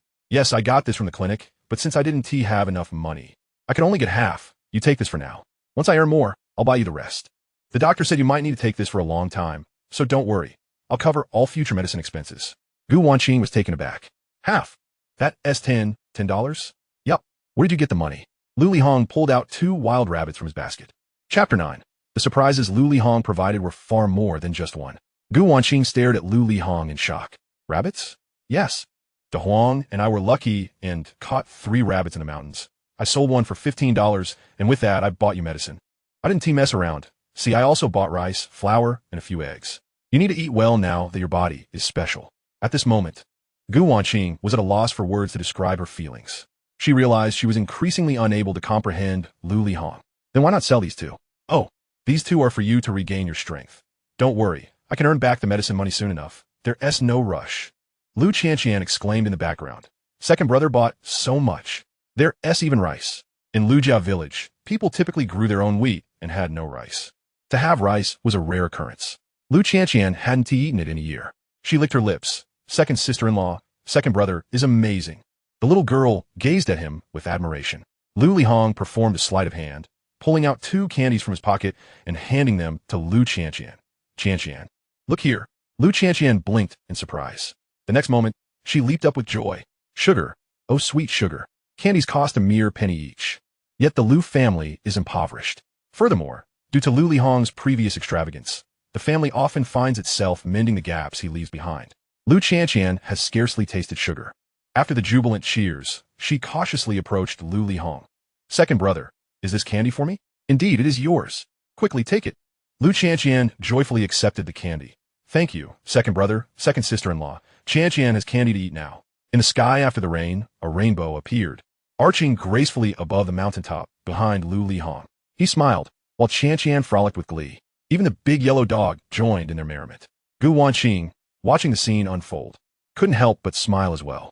Realizing this, she quickly lowered her head to conceal her joy. Lu Lihong approached her, releasing his tightly clenched hand. With a gentle voice, he said, this is for you. Gu Wanqing looked down to find a hairpin, adorned with a delicate little butterfly, quite exquisite. It was the latest trend in the village. Unfortunately, due to her lack of funds, Gu Wanqing could only make do with a black rubber band, some of which she had fashioned herself. Noticing Gu Wanqing's hesitation to accept, Lu Lihong firmly placed the hairpin in her hand. Take it. Gu Wanqing nervously stepped back, her heart unsettled. Why did you buy this? It's a waste of money? Haha, anything I buy for you is worth it. There will be more in the future. Gu Wanqing's eyes widened in surprise. Yet, Lu Lihong had already turned towards the kitchen. He set the basket down on the ground and took a cleaver to the riverbank. The wild rabbit needed skinning. Bai Huang, come along. Woof. Bai Huang quickly followed suit. As Lu Qianqian munched on her candy, she pouted and remarked, second sister-in-law, Bai Huang never used to follow second brother. Look how close they are now. He must have changed for the better. Changed for the better? Gu Wanqing glanced at the hairpin in her palm, a faint smile emerging. After skinning the rabbit, Lu Lihong tossed the entrails and head to Bai Huang, who leapt 3 feet high in excitement, letting out whimpering sounds as he ate. Lu Lihong stroked his fur while sighing. Alas, being with our family has been hard on you. You've hardly had any meat before, have you? Don't worry. From now on, I will ensure you all live well. However, before that, I feel I need to take you for a shot. Bai Huang was quite fond of Gu Wanqing, and separating them temporarily would certainly not please him. Now that Gu Wanqing was pregnant, she needed to be cautious. Woof woof. Bai Huang wagged his tail, thrilled beyond measure. Upon returning home, Lu Lihong noticed mushrooms on the chopping board and expressed his confusion. Where did these come from? They were sent by Uncle Lu. He said you were foraging for poisonous mushrooms, so he brought us some to eat. Lu Lihong sighed. All right, I understand. Perfect timing. I can use them to stew the rabbit. Qing Wan, you and Qianqing go rest. I'll call you when it's done. He had intended to stew some porcini mushrooms as well, but feared Gu Wanqing might think he was trying to poison them. It would be best to wait until they realized the mushrooms were indeed edible. Gu Wanqing nodded. As she left the kitchen, she turned back for a lingering look at Lu Lihong. Having the rabbit, Lu Lihong discarded one half and placed the other in cold water to remove the gamey smell. After changing the water, he put the rabbit on to boil, preparing the cleaned mushrooms for later use. Noticing the fire was nearly ready, he took the other half of the rabbit and a pound of eggs and stepped outside. Gu Wanqing, sitting under the eaves, looked at him in confusion. What was he doing at Aunt Wang's house? Inside the dilapidated house, Aunt Wang was preparing dinner, her pantry devoid of eggs, leaving only some vegetables. She dare not use much oil. Her son, Wang Taizhu, complained, Mom, why did you give today's eggs to that lad from the Lu family? What are we supposed to eat? Dad's health is poor, and we can't afford supplements. Aunt Wang sighed, glancing at Uncle Wang on the sickbed. Wanqing is pregnant. With her situation, how could she keep the baby? It's just 2 eggs. I've told that lad from the Lu family not to come again. Wang Taizhu expressed his dissatisfaction. He is utterly shameless. Of course he would come back. No sooner had he spoken than a knock sounded at the door. And it's me. Lu Lihong, are you home? Wang Tiezhu's expression soured instantly. See? I told you. Lu Lihong is useless and is probably here for eggs again. I bet Wanqing's pregnancy is just a ruse to fool you. Aunt Wang sighed. I'll go take a look. Wang Taizhu blocked her. Don't go, Mom. Let me handle this. Just watch how I make him regret it. He stormed towards the door, ready to confront Lu Lihong. But the next moment he froze. There stood Lu Lihong, one hand holding 7 or 8 eggs and the other a half rabbit, grinning broadly. Taizhu, you're home too. Where's your mom? Before Wang Taizhu could respond, Aunt Wang hurried out, fearing the children might actually come to blows. Xing, we really have no eggs left. Aunt, I'm not here to borrow eggs. Lu Lihong interjected, handing her the basket of eggs. Don't you remember? I said I would return them when I borrowed some this morning. Here they are. Please take them. Aunt Wang was taken aback, and Wang Taizhu was dumbfounded. Lu Lihong, where did you get so many eggs? Lu Lihong chuckled. I bought them in the village this afternoon. Aunt Wang added, but you only took 2 eggs from me. You don't need to return this many. It's fine. I borrowed many from you previously. My apologies, Aunt. Also, here's half a rabbit I caught in the mountains this afternoon, fresh. I just slaughtered it, and you can use this half to make soup for Uncle Wang. It's highly nourishing. Aunt Wang and Wang Taizhu exchanged incredulous glances. Lu Lihong, recognizing their disbelief, promptly pressed the items into their hands. Rest assured, all of this was obtained through legitimate means. If anyone comes looking for trouble, let them come to me. With that, Lu Lihong turned and left. Wang Taizhu stared at his retreating figure, somewhat incredulous. Mom, has Lu Lihong changed somehow? Aunt Wang nodded. It seems Wanqing is indeed pregnant. They say a child can transform a person, especially one's own. Come, let us go prepare some soup for your dad. Wang Taizhu was left in a state of bewilderment. Was this really the Lu Lihong he had known? Upon returning home, Lu Lihong found Gu Wanqing sitting under the eaves. Gazing at him, what is the matter? You returned the eggs to Aunt Wang? Such a thing had never occurred before. Even when someone came knocking, Lu Lihong would never return what he had taken. In recent days, Aunt Wang has been quite attentive to our family, so I decided to give them half a rabbit. Lu Lixing earnestly explained, rest assured, if you wish to indulge, I shall venture to the mountains to catch one for you. Nearby, upon hearing the mention of rabbit hunting, Da Huang's ears perked up instantly, his face brimming with excitement. Woof, rabbit hunting, let us go now. Lu Lixing could only chuckle as he soothed Da Huang. All right, we shall go another day. Da Huang let out a few whimpers before lying back down, finding humanity utterly dull. Moments later, he let out a tremendous burp, shifted to a different position, and fell into a deep slumber. Giggling at the sight, Gu Wanqing couldn't help but smile. Da Huang truly was a character. Observing her laughter, Lu Lixing momentarily froze. In his memories, the only time she smiled so joyfully was on their wedding day. Back then, she must have been filled with anticipation for the future. In his previous life, Lu Lixing often dreamed of that smile. Now, after a lifetime apart, seeing it again warmed his heart. How delightful it was that she was right beside him. Realizing Lu Lixing's gaze upon her, Gu Wanqing quickly suppressed her smile. What are you looking at? Nothing. I was wondering why you haven't worn the hairpin I gave you. Oh, that. I find it too ostentatious. In truth, she was reluctant to wear it, as it was her first gift. Lu Lixing chose not to call her out. I'll prepare dinner. You should rest more.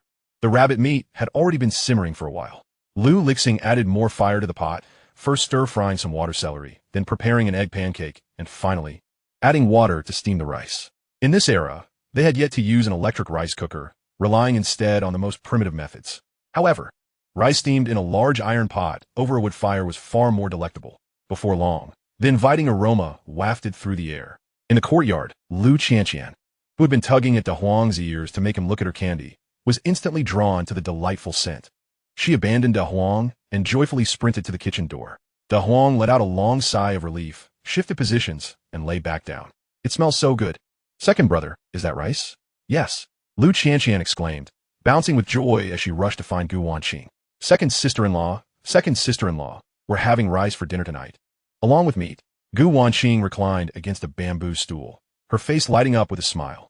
I know. Half an hour later, Lu Lixing brought out the dishes and the steamed rice, placing them on the stone table in the courtyard. The rabbit meat was shredded. The soup seasoned with a pinch of salt and a few green onions he had plucked from the roadside. The sun had not yet fully set as Lu Lixing approached. Holding a steaming bowl. Here we go, Wanqing, Qianqian, it's time to eat. How fragrant. Second brother, you're amazing. Lu Qianqian once again expressed her admiration. The previously slumbering De Huang was awakened by the enticing aroma and hurried over. Lu Lixing placed half of the rabbit meat into Gu Wanqing's bowl and the other half into Lu Qianqian's. Enjoy, the bones are for De Huang. Woof. De Huang's tail wagged like a small motor. Observing this, Lu Qianqian quickly offered Lu Lixing a rabbit leg from her bowl. Second brother, you take this. You should eat too. Seeing Gu Wanqing about to make a move, Lu Qianqian hastily intervened. Second sister-in-law, you and the baby eat. Qianqian can't finish. So I'll share with second brother. Lu Lixing chuckled. Qianqian is right. Wanqing, you need tea serve me. The little ones need their nourishment. You should eat more. But Qianqian, I don't particularly enjoy rabbit legs. Let us trade. He handed the rabbit leg to Lu Qianqian and took a piece with a large bone for himself. Being young, Lu Qianqian was easily persuaded. She nodded vigorously. Yes, yes, second brother can take whatever he wants. At last, they began their meal. Lu Qianqian nearly buried her little head in her bowl, while De Huang circled the table, eagerly munching on the bones discarded by the others. Gu Wanqing quietly savored the soup, rice, vegetables, egg, and meat broth. Such a sumptuous feast was something she had not experienced since their wedding day, evoking a sense of deep emotion within her. She glanced at the pile of porcini mushrooms nearby and asked these, can they really be sold for money? Initially, she was skeptical, but Lu Lixing's peculiar behavior made her wonder if he might be telling the truth. You'll find out in a couple of days. Gu Wanqing remained silent, neither rejecting nor accepting his words. After finishing their meal, Gu Wanqing and Lu Qianqian hurried to wash the dishes. Unable to join them, Lu Lixing turned his attention to the porcini mushrooms. He fetched a bamboo mat and a knife, slicing the fresh mushrooms into thin pieces before laying them on the mat. Curious, Gu Wanqing inquired, what are you doing? I'm slicing these mushrooms to dry them out for sale. However, given the weather, I don't think they will dry by the day after tomorrow. I'll just warm them by the stove. They should be dry by tomorrow. Though she didn't fully comprehend Lu Lixing's explanation, Gu Wanqing turned and said, then let me help you with the fire. It was refreshing to see Lu Lixing take an interest in something. Even if it didn't yield profit, she thought it best not to dampen his enthusiasm. They could address the lack of profit later, if needed. All right, Lu Lixing replied with a smile. It seemed his wife was beginning to accept him little by little, which was a promising sign. Once the mushrooms were prepared, Lu Lixing took the mat and mushrooms into the kitchen. He lifted the lid of the large iron pot, placing a mat on the stove. The fire had been extinguished, leaving behind some embers, the perfect temperature for drying. All right, Wanqing, I boiled some hot water for you. You should take your medicine while I wash the clothes. Hey you. Gu Wanqing started to call out to him, but Lu Lixing had already hurried away. It was his first time washing clothes. Gu Wanqing yawned and settled down behind the stove to tend to the embers. Lu Qianqian, dragging her round belly, hopped over. Second sister-in-law, if mom and dad knew how diligent second brother was, they would be so pleased. Gu Wanqing nodded in agreement. The following day, Lu Lixing rose early and took De Huang back to the mountains. By dawn, he returned with a large basket of mushrooms. Without the aid of a fortunate charm, he had not been able to catch any rabbits that day. De Huang followed behind, dejected and unwilling. On his way down the mountain, Lu Lixing passed by the sweet potato field. It was now late August, and the sweet potatoes were nearing maturity. However, for some inexplicable reason, their sweet potato plants appeared particularly sparse. This patch had been planted by Gu Wanqing previously. Lu Lixing dug one up to inspect it, discovering that each potato was barely the size of a fist. No wonder Gu Wanqing had mentioned their household was running low on food. These sweet potatoes were the primary sustenance for the Lu family during winter. Seeing no one around, Lu Lixing quickly pulled out the remaining plant growth liquid, found a large bucket, and diluted the liquid. Rows of water were poured over the sweet potatoes, and those feeble vines quickly regained their vitality, flourishing with lush foliage. Below the surface, the sweet potatoes began to grow at an astonishing pace. De Huang exclaimed in delight, his eyes wide as saucers. Wow, what does Dog Yi seem to be so astonished? He exclaimed. Shoo! Lu Lixing gestured for silence. Let us not alert anyone else. De Huang, ever astute, stifled his excitement and trailed behind Lu Lixing, vigilantly watching over the sweet potato field. It took a full half-hour for the growth to cease. The sweet potatoes, which had only just been the size of a fist, now swelled to the size of a bowl. Satisfied, Lu Lixing finally unearthed one and returned home. Gu Wanqing had yet to rise. Ever since her pregnancy, she had been particularly lethargic. Lu Lixing collected the dried mushrooms and placed them in a large iron pot to prepare a meal. He made 3 flatbreads, cooked rice porridge, and boiled 2 eggs in plain water before calling for Gu Wanqing and Lu Qianqian to wake up. At the dining table, Lu Lixing intentionally asked Wanqing, "How long has it been since you last visited our sweet potato field?" Upon hearing this, Gu Wanqing's gaze dimmed. It's been half a month. Why, half a month? Well, then, I won't need to concoct any other excuses, Lu Lixing replied. It's nothing really.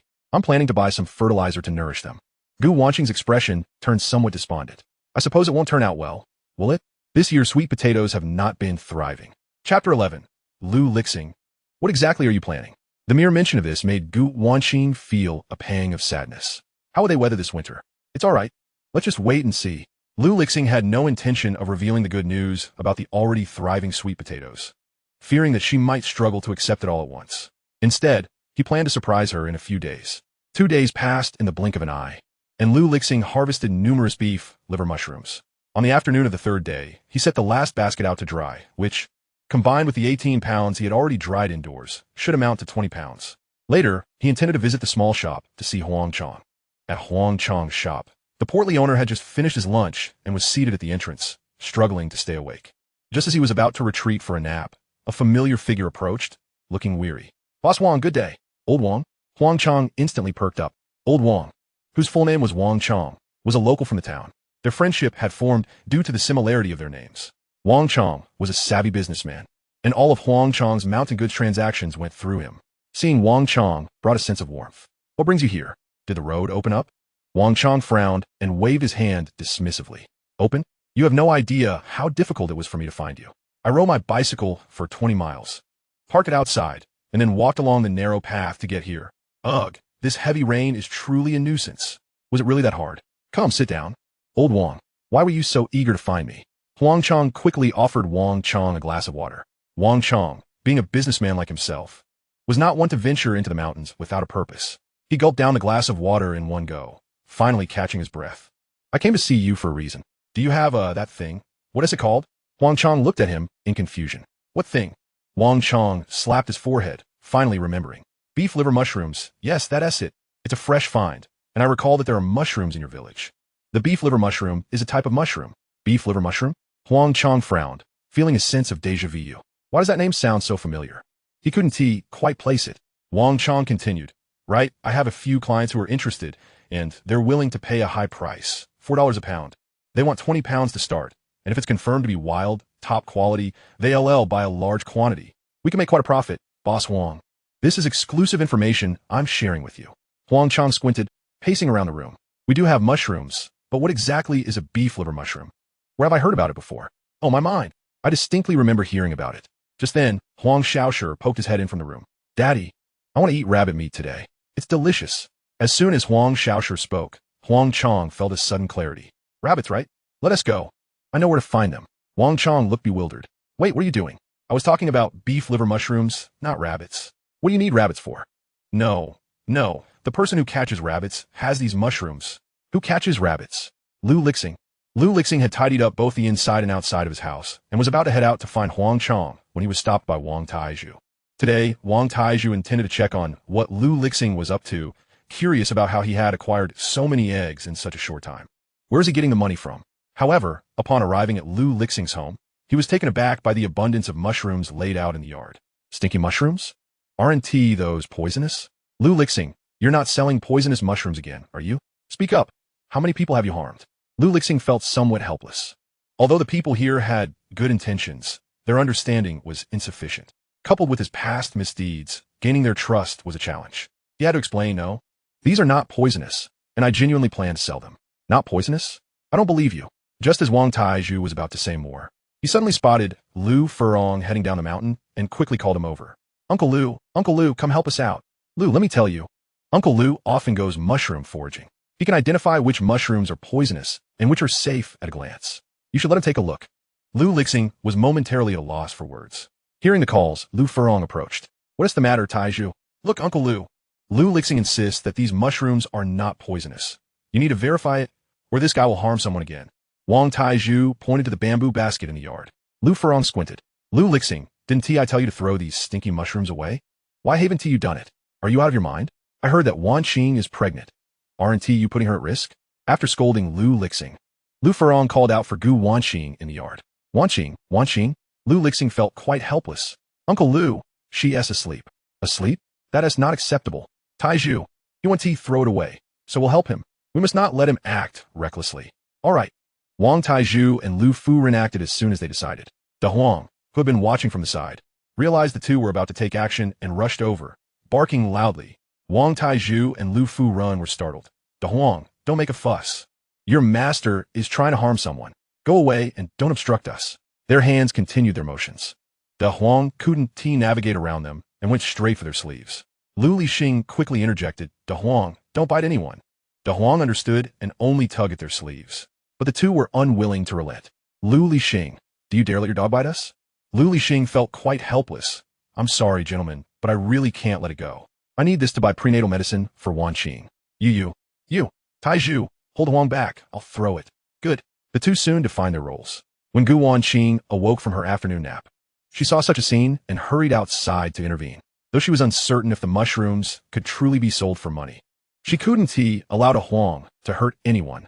Just then, a sudden exclamation rang out from nearby. Stop. Lu Lixing, are you home? Wonderful. Seeing Huang Chong, Lu Furen and Wang Taizhu were taken aback. Boss Huang, what brings you here? Chapter 12. Who said these things are poisonous? They say this is tastier than meat. Gu Wanqing leaned against the doorframe, momentarily stunned. Huang Chong, he was quite a notable figure in Lujia village, often engaging in small trades, known by every household. However, he rarely ventured into the mountains, usually staying in the village unless there was something he desired from the hills. Could it be? Gu Wanqing looked at Lu Lixing in surprise. Huang Chong squinted his eyes, smiling as he gazed at the mushrooms on the bamboo rack. Old Wang, is this what you want? Wang Taizhu and Lu Fu exchanged glances. What do you want? Stinky mushrooms? No one paid them any mind. The moment Huang Chong laid eyes on the mushrooms, his eyes lit up. He hurried over in a few swift strides, crouching down to examine a piece of half-dried bolete, intrigued. Lu Furen tugged at Huang Chong's sleeve. Boss Huang, what are you doing? These things are poisonous. I was about to throw them out with Taizhu. Don't throw them away, whatever you do. Huang Chong had yet to respond when Wang Chong interrupted him. Who said these things are poisonous? They're actually quite valuable. Lu Furen looked utterly bewildered. What? Valuable? Wang Chong nodded, yes. This is said to be tastier than meat. Tastier than meat? Lu Furen was at a loss. At 50 years old, having lived in Lujia village all his life, he had never heard of these mushrooms being edible. As a child, his parents had warned him not to casually pick mushrooms in mountains. Otherwise, if he ate them and got poisoned, it would be a small matter to see little people, but losing one's life would indeed be grave. Thus, Lu Furen had always believed the stinky mushrooms were poisonous. Wang Chong directly broke off a small piece and tasted it. Yes, I have finally found it. Boss Wang, this is the bolete we were searching for. I didn't expect there to be so many here. They're all sweet. All of them are safe. That is fantastic. Huang Chong exclaimed. Who is Lu Lixing? Huang Chong hadn't anticipated that the stinky mushrooms Lu Lixing had collected were precisely what they were looking for. He beamed as he approached Lu Lixing. So, this is you. I didn't expect, Lu Lixing, you're quite clever, knowing these can be eaten. Lu Lixing smiled gently. I discovered it by chance. Found them quite delicious and brought them back. Very good, very good. So, are you selling them? Huang Chang felt a bit embarrassed. After all, just 2 days prior, he had told Lu Lixing that these mushrooms were poisonous and urged him to throw them away. Now, he was shamelessly coming to ask him to sell them. Lu Lixing fainat azitatun. Wang Chang quickly chimed in. Brother Lu, how about this? Name your price, and if it's reasonable, we'll take them all. We'll prioritize buying your mountain goods in the future. Yes, yes, we'll give you the best price, Huang Chang echoed. On their way, based on what Wang Chang had said, the town merchants were eager for the first batch of samples. If the nearby villages didn't have any, they would seek elsewhere. In that case, they would lose a substantial deal. As businessmen, neither Wang Chang nor Huang Chang would allow such a situation to unfold. Even if they had to pay a bit more, it would be worth it.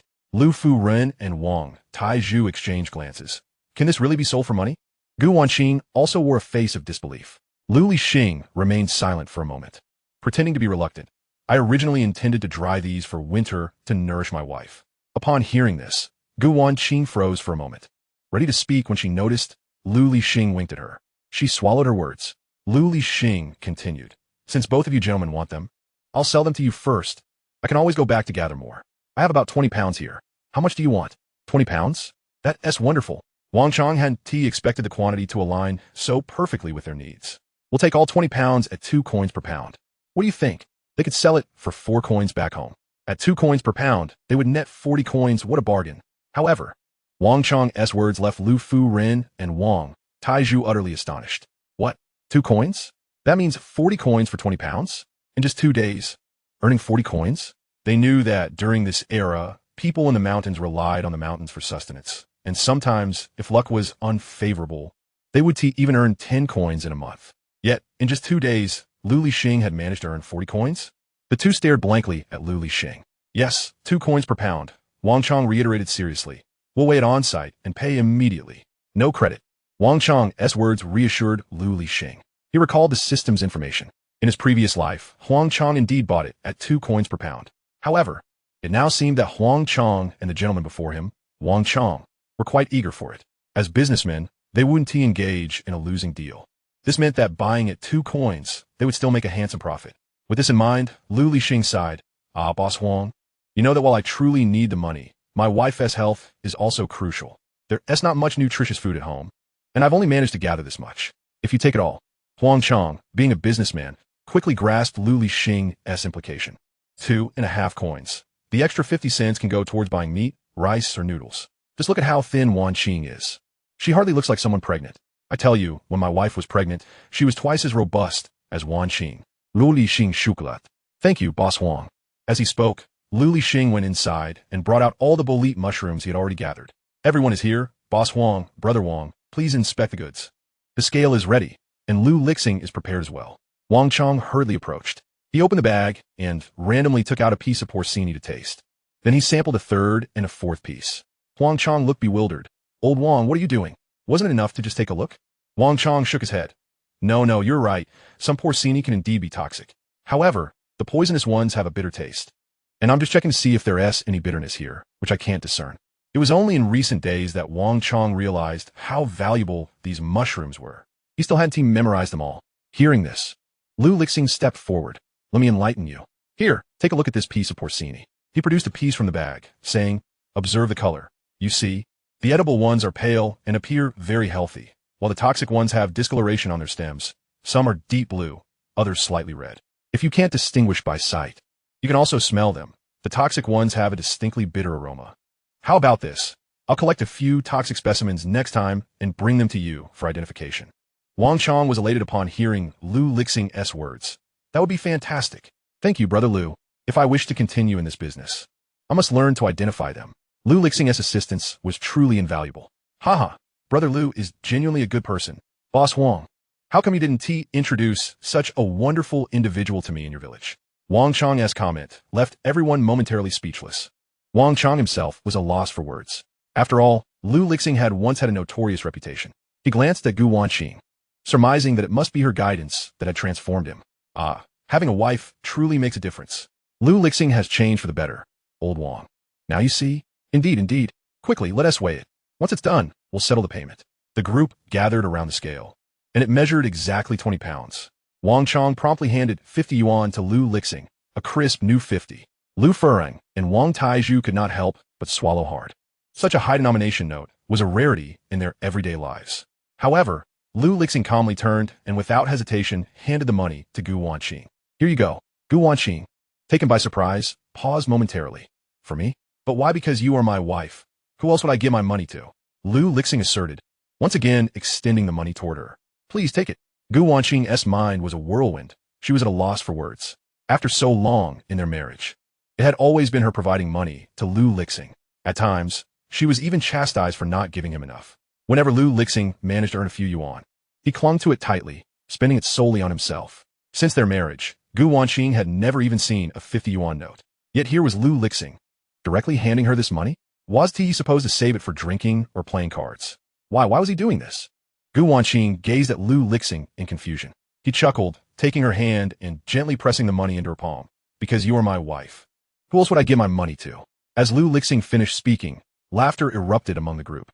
Huang Chong and Wang Chong, while arranging mushrooms, burst into hearty laughter. Haha, this kid is something else. Lu Lixing, aren't you shy with so many of us around?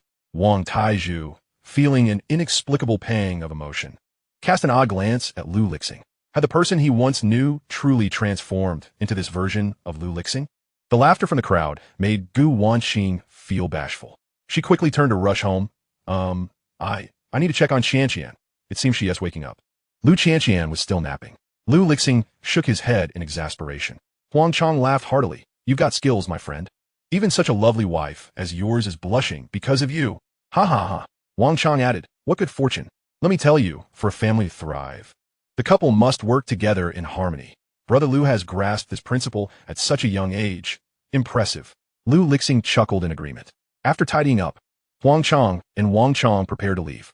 Before departing, Wang Chong clapped Lu Lixing on the shoulder. Brother Lu, I'm Wang Chong, residing in Chongqing Street in town. If you ever need assistance, feel free to seek me out. Wang Chong held a favorable impression of Lu Lixing, feeling a strange intuition that he would not simply remain cooped up in these mountains in the future. All right, Lu Lixing nodded. Wang Chong then noticed the large dog nearby. Brother Lu, there is something I'm unsure whether to mention or not. Go ahead. Well, I heard that your wife is pregnant. Dogs aren't suitable to be kept around pregnant women. It could be detrimental to the baby. Lu Lixing had contemplated this matter long ago. He nodded. I understand. By the way, Brother Wang, speaking of this, I do have a small favor to ask of you. What is it? Lu Lixing gestured toward the dog. De Huang was raised by my wife. It's like family to us. If I need to send it away, my wife will absolutely not agree. But as you said, it's wise to take precautions. Do you know where I could take it for vaccinations?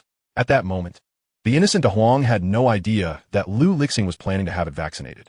It merely perceived that it was being discussed by Wang Chong and Lu Lixing. In its mind, its owner must be praising it. Consequently, it wagged its tail joyfully, feeling quite proud. Wang Chong frowned. I see then. All right, I'll ask around when I get back. Thank you, Brother Wang. Haha, no need for thanks. Just remember me when you come across something good in the future. They bid farewell to one another, and Wang Chong and Huang Chong finally departed.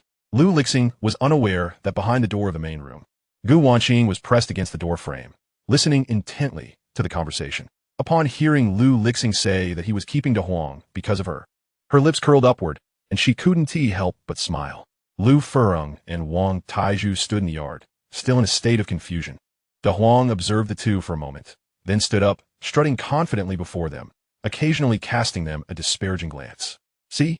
This is what happens when you throw things around. However, Wang Taizhu and his companion were completely oblivious to being looked down upon by a dog. Their focus was solely on Lu Lixing. Lu Lixing, Wang Taizhu spoke first. What is it? Do you guys still accept these porcini mushrooms? In just 2 days, they could earn dozens of yuan. A monthly total could amount to over 1,000. That was nearly equivalent to their annual income. This prospect was simply too enticing. Lu Furong, having aged, felt somewhat embarrassed. However, the prospect of earning a considerable sum of money stirred his resolve, for it would enable him to indulge in rice. He approached tentatively, saying, Xiaoxing, today is entirely my fault. I was unaware. It's all right, Uncle Lu. Lu Lixing waved dismissively. Their exchange revealed their mutual acknowledgement of their mistakes. Lu Furong's intentions were purely benevolent. He feared for Lu Lixing's potential missteps and was concerned that Gu Wanqing might go hungry. Hence he had left some mushrooms for her. Such a kind-hearted individual was beyond reproach. As for Wang Taizhu, during the past 6 months of living next to him. Lu Lixing had indeed witnessed numerous misjudgments on his part, which made his self-criticism quite normal. Yet, Aunt Wang had been of considerable assistance to Wanqing, and Lu Lixing had never intended to hold that against her. I'm not certain. It depends on how their subsequent discussions unfold.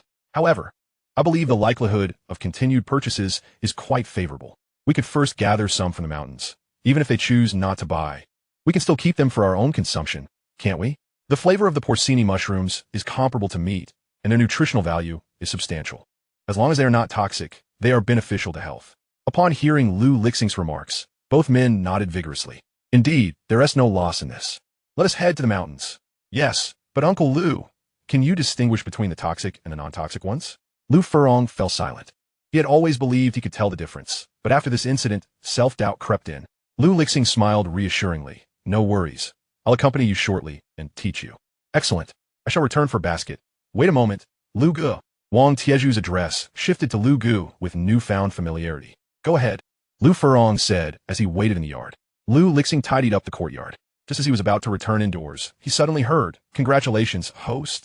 You have received a fortune pouch X1. Another fortune pouch? Did this mean he could now catch rabbits in the mountains? In the coming days, Huangchang likely would not be purchasing porcini mushrooms, and they would have to wait for news from Huangchang. It appeared he had not considered any other profitable ventures. Catching a few rabbits would suffice. Upon entering the house, Lu Lixing found Gu Wanqing staring blankly at the 50 yuan. When she noticed someone entering, she instinctively tucked the money away. Seeing it was Lu Lixing, she recalled his earlier words and hastily retrieved the money. I'm not this money, you should keep it. Giving it to her only stirred her unease. She thought perhaps she should buy something, but you need not give me your money. This money, save it. Later, we will use it to build a big house. Lu Lixing stepped forward, grasping her hand. In her moment of surprise, he pressed the money into her palm. Save this. I will earn more for our daily expenses, and you still have your medicine, so there is no need to purchase any for now. Once the road is cleared, I will take you to the town for a checkup. Checkup? Gu Wanqing was momentarily stunned. In this era, in a place as impoverished and backward as Lu family village, childbirth was almost solely the woman's responsibility. Many women never visited a hospital from the moment they confirmed their pregnancy until delivery, relying instead on midwives to assist them at home. Gu Wanqing had only gone to the clinic due to her discomfort from carrying twins. In her understanding, the cost of prenatal medication was already quite significant.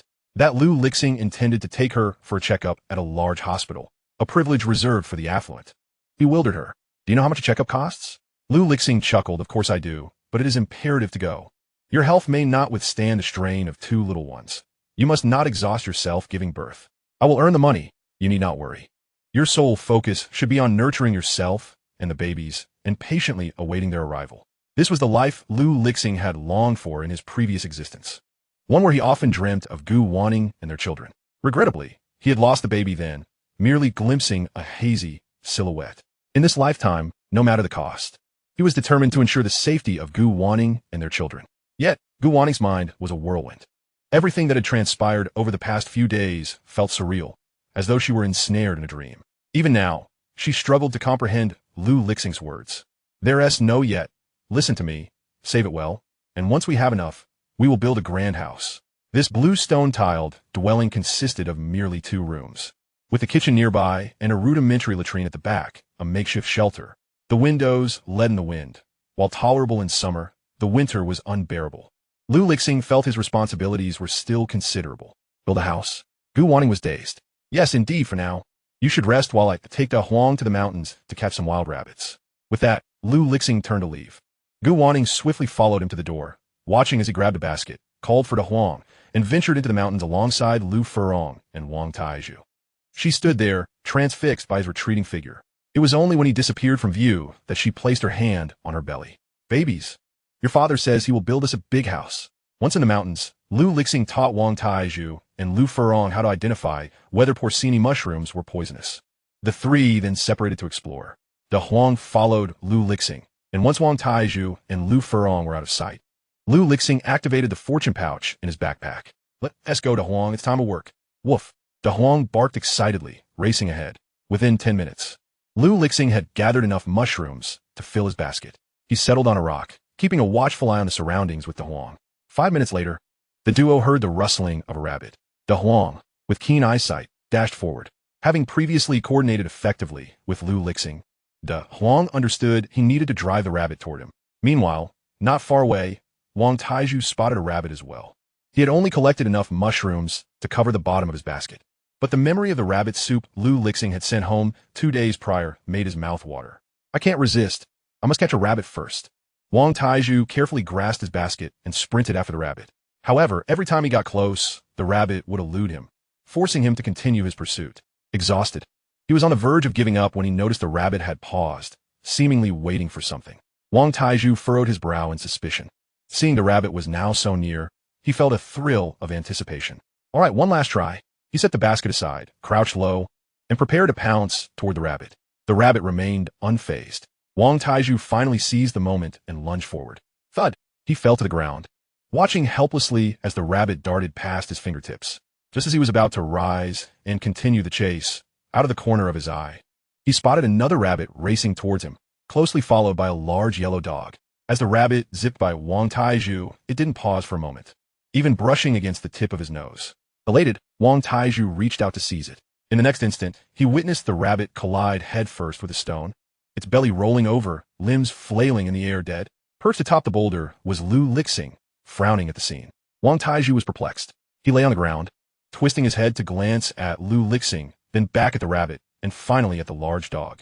Lu Gu, is the rabbit dead? Chapter 15.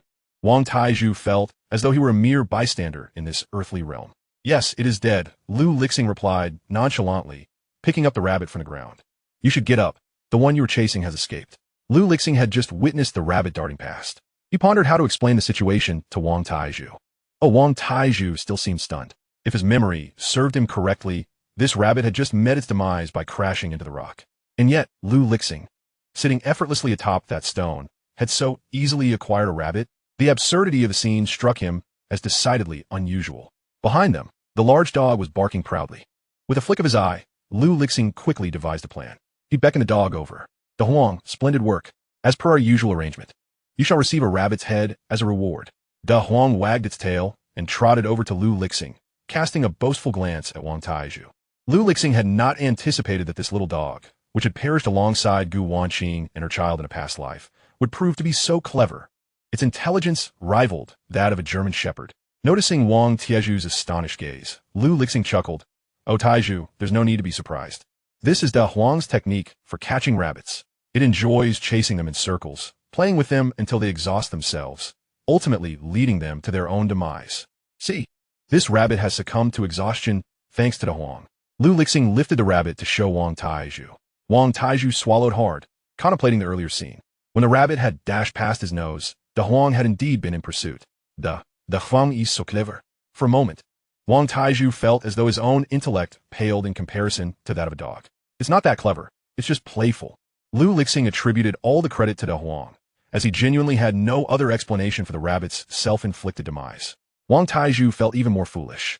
Haha, so being playful can lead to catching a wild rabbit?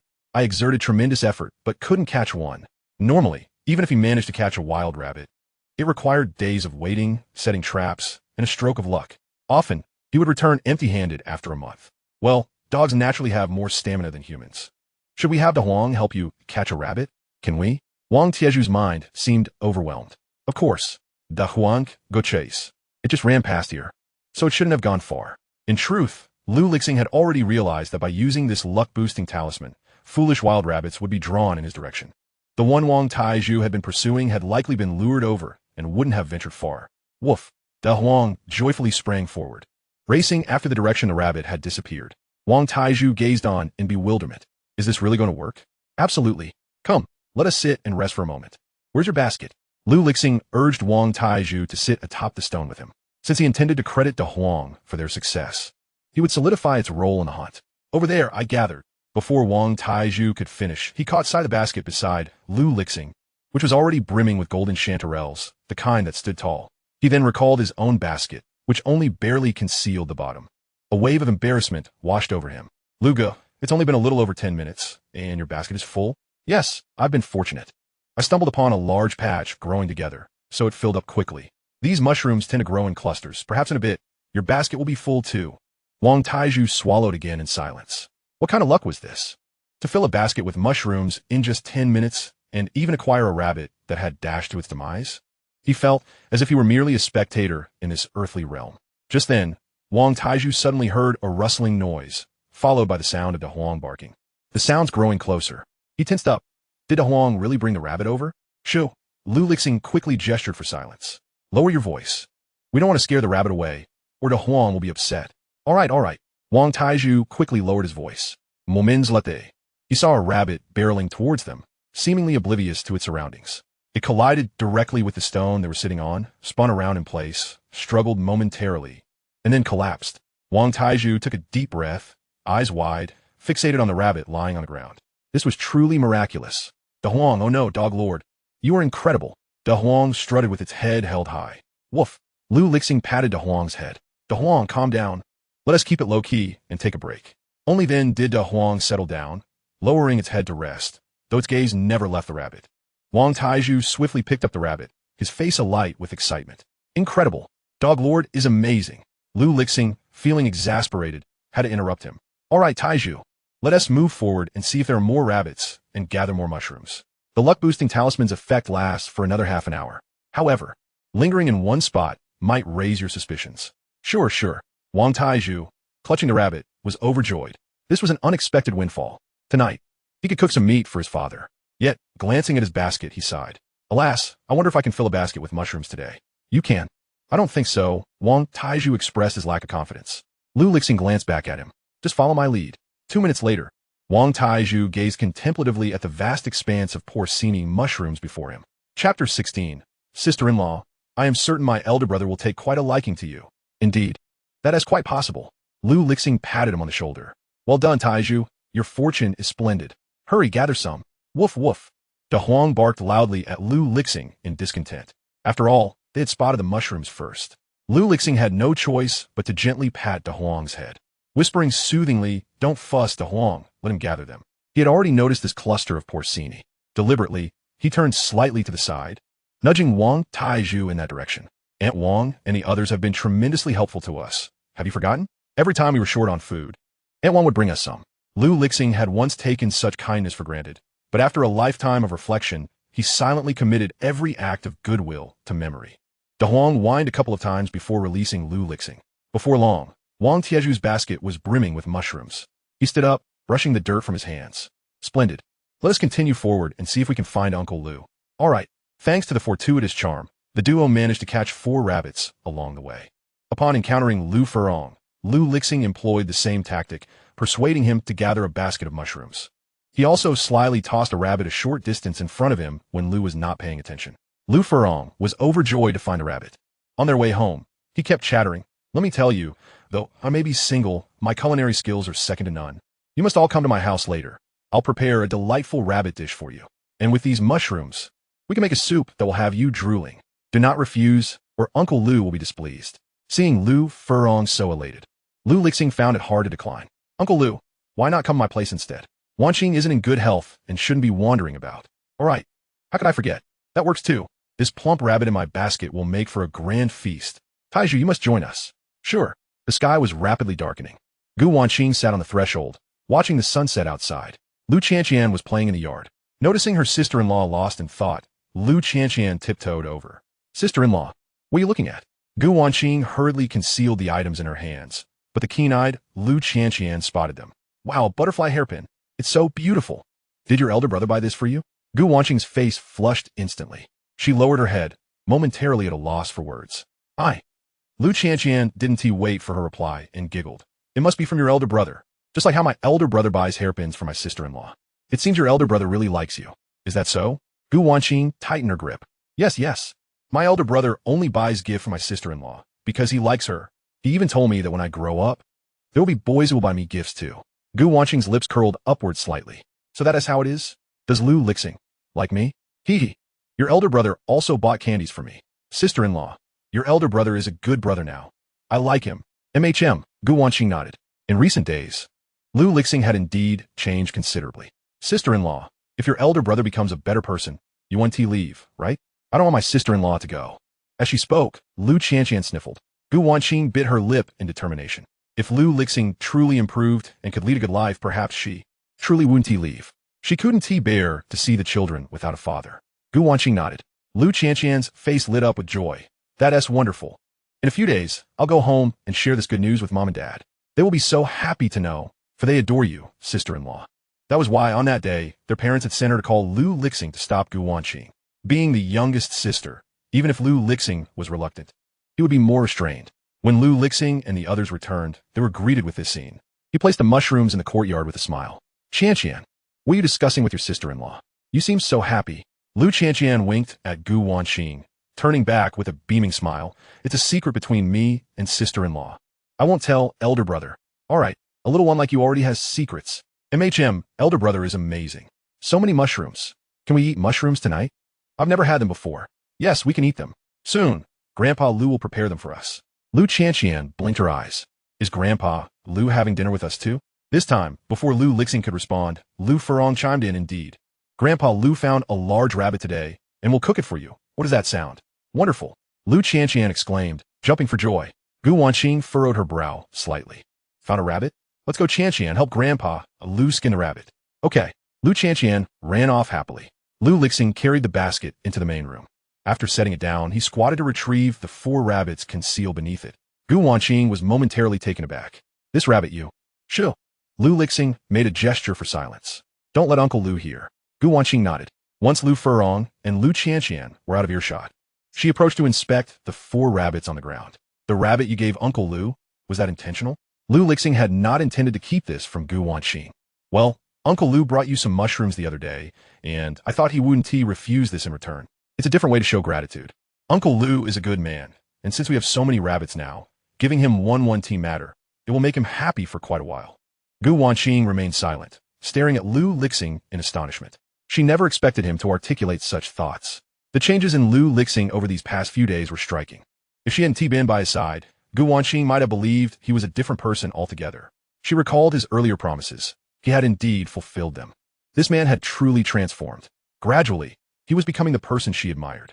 Realizing that Gu Wanqing had been watching him, Lu Lixing raised his head and asked, "What is the matter?" "Wanqing, if you think I shouldn't have given that rabbit, I can go." Chapter 17. Gu Wanqing interjected, Lu Lixing. "Today I am very happy." "No, it's unnecessary." Gu Wanqing hurriedly stopped him. Lu Lixing. I'm genuinely happy." Lu Lixing nodded, a smile gracing his face. Gu Wanqing continued earnestly. "Since our marriage, I have dreamed of us living together harmoniously, taking good care of this little home, and eventually raising a child, nurturing them as they grow." However, at this point, Gu Wanqing paused. She did not wish to dwell on past events. Yet at this moment, a sense of joy enveloped her. With a Lu Lixing such as this, she need not fret about the child being led astray, nor worry about her ability to provide for the child. The greatest wish of Gu Wanqing at present was for her child to grow up healthy and strong. She hoped that his transformation was not merely an act for her benefit. The change in a person can be profoundly significant. While she felt elated, a shadow of concern lingered, fearing that she might awaken to find it all had been a mere dream. Finally, Gu Wanqing opened her heart, and Lu Lixing was equally delighted. "Rest assured, that will not happen. I wish to be by your side and the child's, to be a good father and a devoted husband." Gu Wanqing nodded in agreement. Lu Lixing continued, "Let us put these rabbits away for now. I will take them to sell for food later." "All right." Gu Wanqing nodded in affirmation. At the Wang household, Wang Taizhu returned home in high spirits. Upon seeing him carry a basket of wild mushrooms, Wang Dama was taken aback. "What on earth are you doing?" Wang Taizhu replied, "Mother, these are porcini mushrooms. They are edible and can be sold for money. I witnessed Lu Lixing sell a great deal today." "Lu Lixing?" "Yes, my brother Lu." "Brother Lu?" "Taizhu. You haven't caught a fever, have you?" Wang Dama knew full well that her son had always despised Lu Lixing, especially after discovering how he often secretly provided them with food. Taizhu had been furious then. What a change today. "Mother, I cannot talk now. I must go to Brother Lu's for dinner. Here, I caught this rabbit with him. You must make soup for father tonight." Wang Taizhu then dashed off to the chicken coop, retrieving 2 eggs from today as collection. "We're having meat today, so we can skip the eggs, right? I'll take them to Sister Wanqing." Without waiting for Wang Dama's reaction, he bolted out the door. "Hey, Taizhu." Seeing her son ignore her, Wang Dama gazed at the basket of mushrooms and the plump rabbit, bewildered. What on earth happened? Has my son changed? Or has that Lu Lixing fellow transformed? At the Lu household, Lu Foren soon returned with a thoroughly cleaned rabbit, leading Lu Qianqian alongside him. Naturally, the rabbit's head was given to the Huang. "Xiaoxing, Wanqing. Wait a moment. I shall prepare something delicious for you." Lu Foran announced as he entered the kitchen. Spotting Wang Tieju's arrival, he beckoned him over. Gome, Tietsu. Help your uncle with the fire. Coming, coming. Gu Wanqing observed the jovial atmosphere, feeling an indescribable warmth in her heart. In contrast to the past, when no one would dare come to their home for a meal, Lu Lixing had a poor reputation and a foul temper, leaving no one willing to associate with him, let alone dine at his home. This lively ambience was precisely what she cherished. As Lu Foran busied himself in the kitchen, he first began to chop the rabbit. The room was somewhat dim, and in Lujia village, electricity only arrived at 7 in the evening for a couple of hours.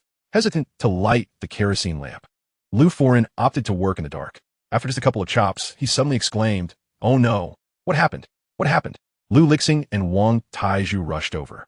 Lu Foran, clutching his hand, reassured them, "It's nothing, nothing. The back of the knife just grazed my hand, it's all right." Lu Lixing stepped forward to inspect, noticing there was no wound, merely a reddened hand. "Uncle Lu, please rest. I shall take over." "Huh? No. I recall you cannot cook. Let me handle it." "But your hand." "It's fine. I can manage." Lu Foran intended to continue, but Gu Wanqing approached and suggested, "Uncle Lu, let Lu Lixing cook. He knows how to prepare meals. You should take a break." Lu Foran turned to Lu Lixing, puzzled. You can cook?" In this era, it was rare for men to enter the kitchen, especially for someone like Lu Lixing, who was known for his idleness. Lu Foran's face bore astonishment. Previously, whenever he passed by the Lu household, he noticed Gu Wanqing was the one handling all the chores. Wang Taiju looked equally astonished. "Brother Lu, perhaps it's best not to. I fear I might not have dinner tonight." Lu Lixing chuckled helplessly. "I truly can cook. Don't worry. Uncle Lu, please rest. And Taiju, just tend to the fire and watch as I showcase my skills." Wang Taiju hesitated, but ultimately relented. All right. Though he agreed, he was still apprehensive, thinking it would have been better to stay home and enjoy rabbit soup. Little Lu Qianqian also leaned in to watch the commotion. "My second brother is an excellent cook." However, Lu Foran and Wang Taiju were skeptical of the child's claims. Seeing Lu Lixing's determination, Lu Foran chose not to argue further. "Then I will watch you from the side. Just call for me if you need help." "Okay." Lu Lixing nodded and approached the stove. "Let us prepare braised rabbit today, with a broth from the bones, accompanied by rice." "What? Rice? Your family has rice?" Chapter 18.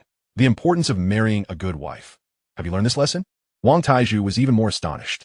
Rice was a rare commodity in Lu Jia village, and he had only eaten it a handful of times in his life. "Yes, I bought some a few days ago." "No, Brother Lu, let us just have some cornmeal buns. Save the rice for Sister Wanqing." "Oh, and I brought 2 eggs for her too." Eggs, rice, and meat were the most nourishing items Wang Taiju could think of. He pulled the eggs from his pocket. Lu Lixing felt a surge of gratitude. "No worries, I purchased the rice just a few days ago. Rest assured, your brother Lu can afford rice and will often cook for your sister-in-law. I'll accept the eggs, but today we must have rice." With that, Wang Taiju felt it unwise to protest further. Lu Lixing began to prepare the meal. He lit the kerosene lamp, picked up his knife, and began to chop the rabbit. Carefully selecting the meat from the bones, he set them aside for the broth. Upon witnessing his fluid motions, Lu Foran and Wang Taiju were astonished. His knife skills appeared remarkably adept, with each cut precise and even. They could hardly believe that Lu Lixing was not a novice in the kitchen. Observing the astonished expressions of the 2 men, Gu Wanqing swelled with pride, realizing she had unconsciously begun to take pride in Lu Lixing. After chopping the rabbit, Lu Lixing gestured to Wang Taiju. "Tend to the fire. Keep it burning on both sides." "All right." Wang Taiju instinctively obeyed Lu Lixing's instructions. Once both pots were boiling, Lu Lixing added water to the inner pot, rinsing the rabbit bones and meat to remove any scum. Then replaced the water and added ginger slices, setting the bones to simmer for the broth. Meanwhile, he prepared the braised rabbit in the outer pot, using the spices he had recently purchased, heating oil and sautéing garlic and ginger until fragrant before adding the rabbit meat. After a brief stir, he added soy sauce and water, covering the pot. "Taiju, let simmer on low heat." Wang Taiju, still in shock, quickly nodded, "Oh, all right." Lu Lixing then turned to crack the eggs. In the early morning, a few green peppers were plucked from the field, just enough to prepare a delightful stir-fry with eggs. There were also some leftover water celery. After finishing the preparation of the dishes, water was added to steam the rice.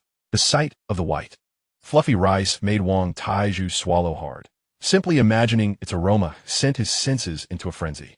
Coupled with the delicious dishes just prepared by Lu Lixing, he could hardly contain his saliva. "Brother Lu, you truly are a master." Wang Taiju silently gave Lu Lixing a thumbs up. Lu Firenchen, equally astonished, exclaimed, "You really can cook?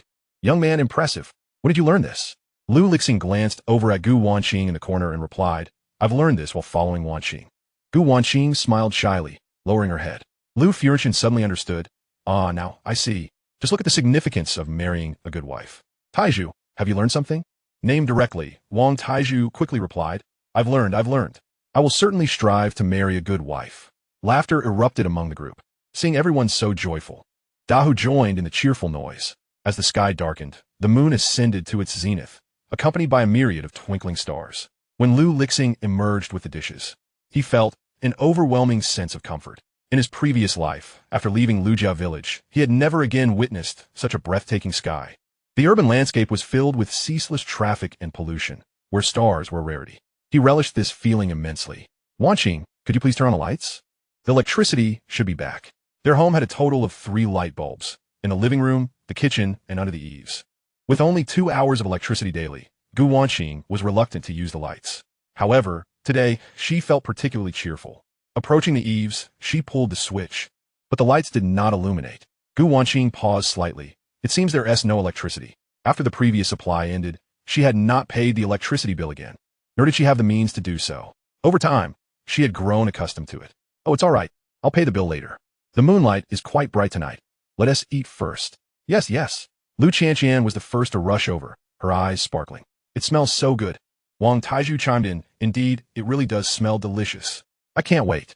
The rice was already steamed to perfection, and at that moment, Wang Taiju truly found himself salivating. As he sat on the stone bench, Lu Lixing noticed Gu Wanqing standing aside, unmoving. He turned to her. Wanqing, what is wrong? Come eat. Gu Wanqing hesitated, stepping back slightly. You all eat. I could just eat here. Lu Lixing, puzzled for a moment, quickly grasped her implied meaning. He had almost forgotten the custom. In this era of Lujia village, when there were guests, women were not permitted to sit at the dining table. Lu Furenchen and Wang Taiju were considered guests. Lu Lixing stood up intentionally, offering his seat to Gu Wanqing. You sit here, I'll get another stool. However, Gu Wanqing seemed conflicted.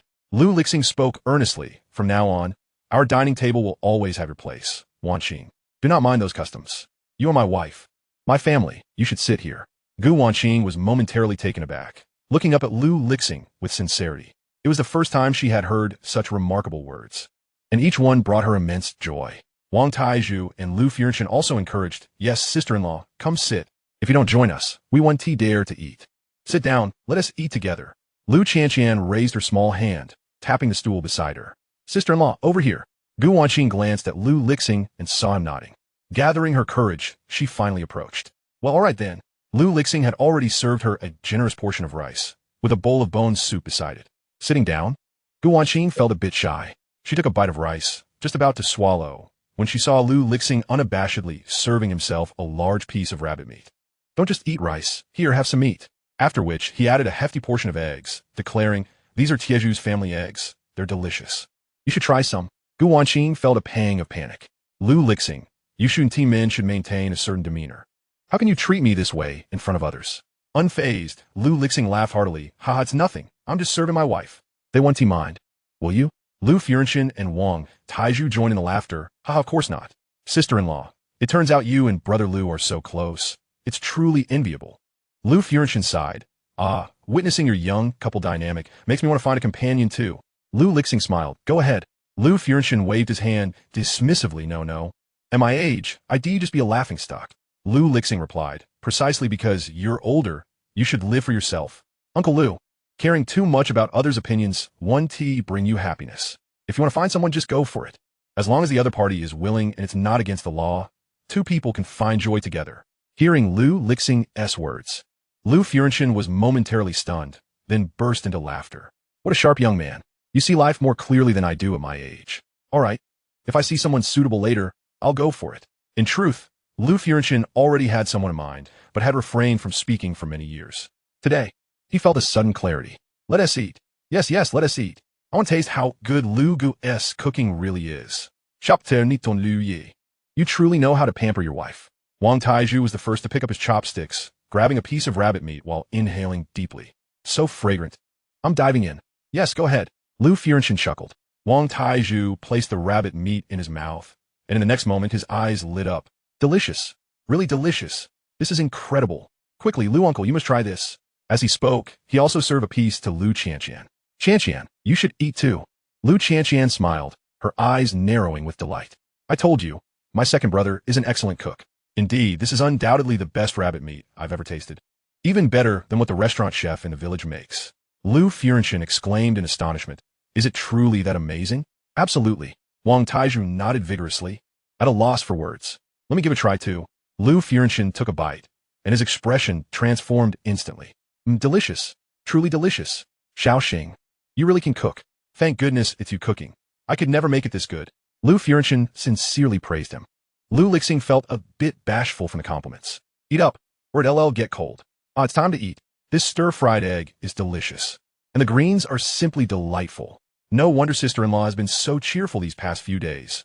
Brother Lu, you certainly know how to charm your wife, chuckled Lu Lixing, glancing at the bashful Gu Wanqing, who had lowered her head. It is all thanks to our Wanqing's excellent teaching, he added with a grin. Cut out. Look at you with so many of us here. Save the affectionate moments for later. Wang Taizhu rolled his eyes dramatically, but remained jovial. Brother Lu, why don't you teach me as well? When I have a wife in the future, I'd like to cook for her too. Sure. Come learn when you have some free time. Absolutely. The group laughed and chatted merrily. At that moment, the oft-ignored De Huang, drawn by the enticing aroma, barked a couple of times. Wang Taizhu immediately sprang to his feet. Oh dear, I almost forgot about you, old dog. Here, have a bone. Woof. De Huang tilted his head back, rolling his eyes, and trotted over to Wang Taizhu to grab the bone before wandering off to enjoy his treat. Take your time, old boy. Wang Taizhu called out earnestly to De Huang. Gu Wanqing couldn't help but laugh. What is Taizhu doing? Don't mind him. He adores our De Huang. Haha, indeed. I have a soft spot for the old dog. Sister-in-law, you have no idea how adept he is at catching rabbits, Wang Taizhu began. But Lu Lixing swiftly interjected to prevent him from revealing too much. If Lu Furuan learned about De Huang's rabbit-catching skills, it would certainly lead to complications. De Huang is quite clever, truly, Wang Taizhu quickly amended. Lu Qianqian, unsure if she comprehended the exchange, pouted her lips and cheerfully remarked, De Huang is indeed smart. It was De Huang who woke up Erge the other day, allowing him to save Er Saw. She beamed with excitement. When I get home, I must tell Mom and Dad about this. They'll be so happy. At the mention of family, Lu Lixing's expression shifted. His parents and older brother must harbor resentment towards him, given his past misdeeds that brought trouble to the family, resulting in various messes that needed to be cleaned up. He had never learned to temper his actions, believing everything was his due. Later, when his parents facilitated his marriage to Gu Wanqing, his brother and younger sibling distanced themselves from their parents and sister, leaving him isolated. It was hoped that marriage would bring about change in Lu Lixing. Yet he only seemed to escalate his reckless behavior. After tying the knot, when Gu Wanqing refused to provide him with money, he resorted to asking his parents for help at their humble cottage. Even after being chastised repeatedly by his older brother and younger sibling, he remained unperturbed. The only one who still wore a smile for him was the innocent Qianqian. Eventually, with the tragic loss of Gu Wanqing and their child, his parents became utterly disillusioned and expelled him from their home. Even after leaving, Lu Lixing attempted to reconnect with them, but they refused to see him. He was left with no choice but to alter the living conditions of the family under the guise of a stranger. Unfortunately, his parents eventually discovered his actions, leading them to reject any gifts from well-meaning individuals. This was the very reason Lu Lixing had not returned to seek them out. He felt they were thoroughly disappointed in him. Without making any significant achievements, he feared they might grow to despise him even more. At his current age, Lu Lixing was indeed a burden on the Lu family. As for Lu Qianqian, it was evident to him that their parents had sent her to care for Gu Wanqing, especially with her pregnancy, fearing he might do something regrettable. Hence, she had been residing with them for the past few days, and their parents had not inquired about her return. As long as Qianqian stayed, it indicated that both Gu Wanqing and the baby were safe. Noticing Lu Lixing lost in thought, Lu Qianqian looked at him with curiosity. Ergo, what's wrong? Nothing, I'm fine, Lu Lixing replied, a pang of sorrow tugging at his heart. He remained uncertain about how to confront his family. Having felt isolated for a lifetime, he not only felt guilty towards Gu Wanqing and their child, but also towards his parents, unsure how to face them. Then let's eat. Ergo, here, I'll get you some rabbit leg. Lu Qianqian exclaimed as she stood up, picking up a generous piece of rabbit meat to offer Lu Lixing. Gay, this is the best. All right, Qianqian, you should eat too. Gu Wanqing turned around and cast a meaningful glance at Lu Lixing. Wang Taizhu and Lu Furuan, being men, did not perceive the unspoken tension surrounding Lu Lixing. They enjoyed the meal with great cheerfulness. After the meal, Wang Taizhu volunteered to wash the dishes. while the Huang accompanied him in the kitchen. Lu Furuin tidied up and headed home, as his residence was quite far. Lu Lixing sat alone on a stone bench at the edge of the courtyard, gazing into the distance, lost in thought. The occasional chirping of insects in the fields was quite soothing, yet his mind wandered elsewhere.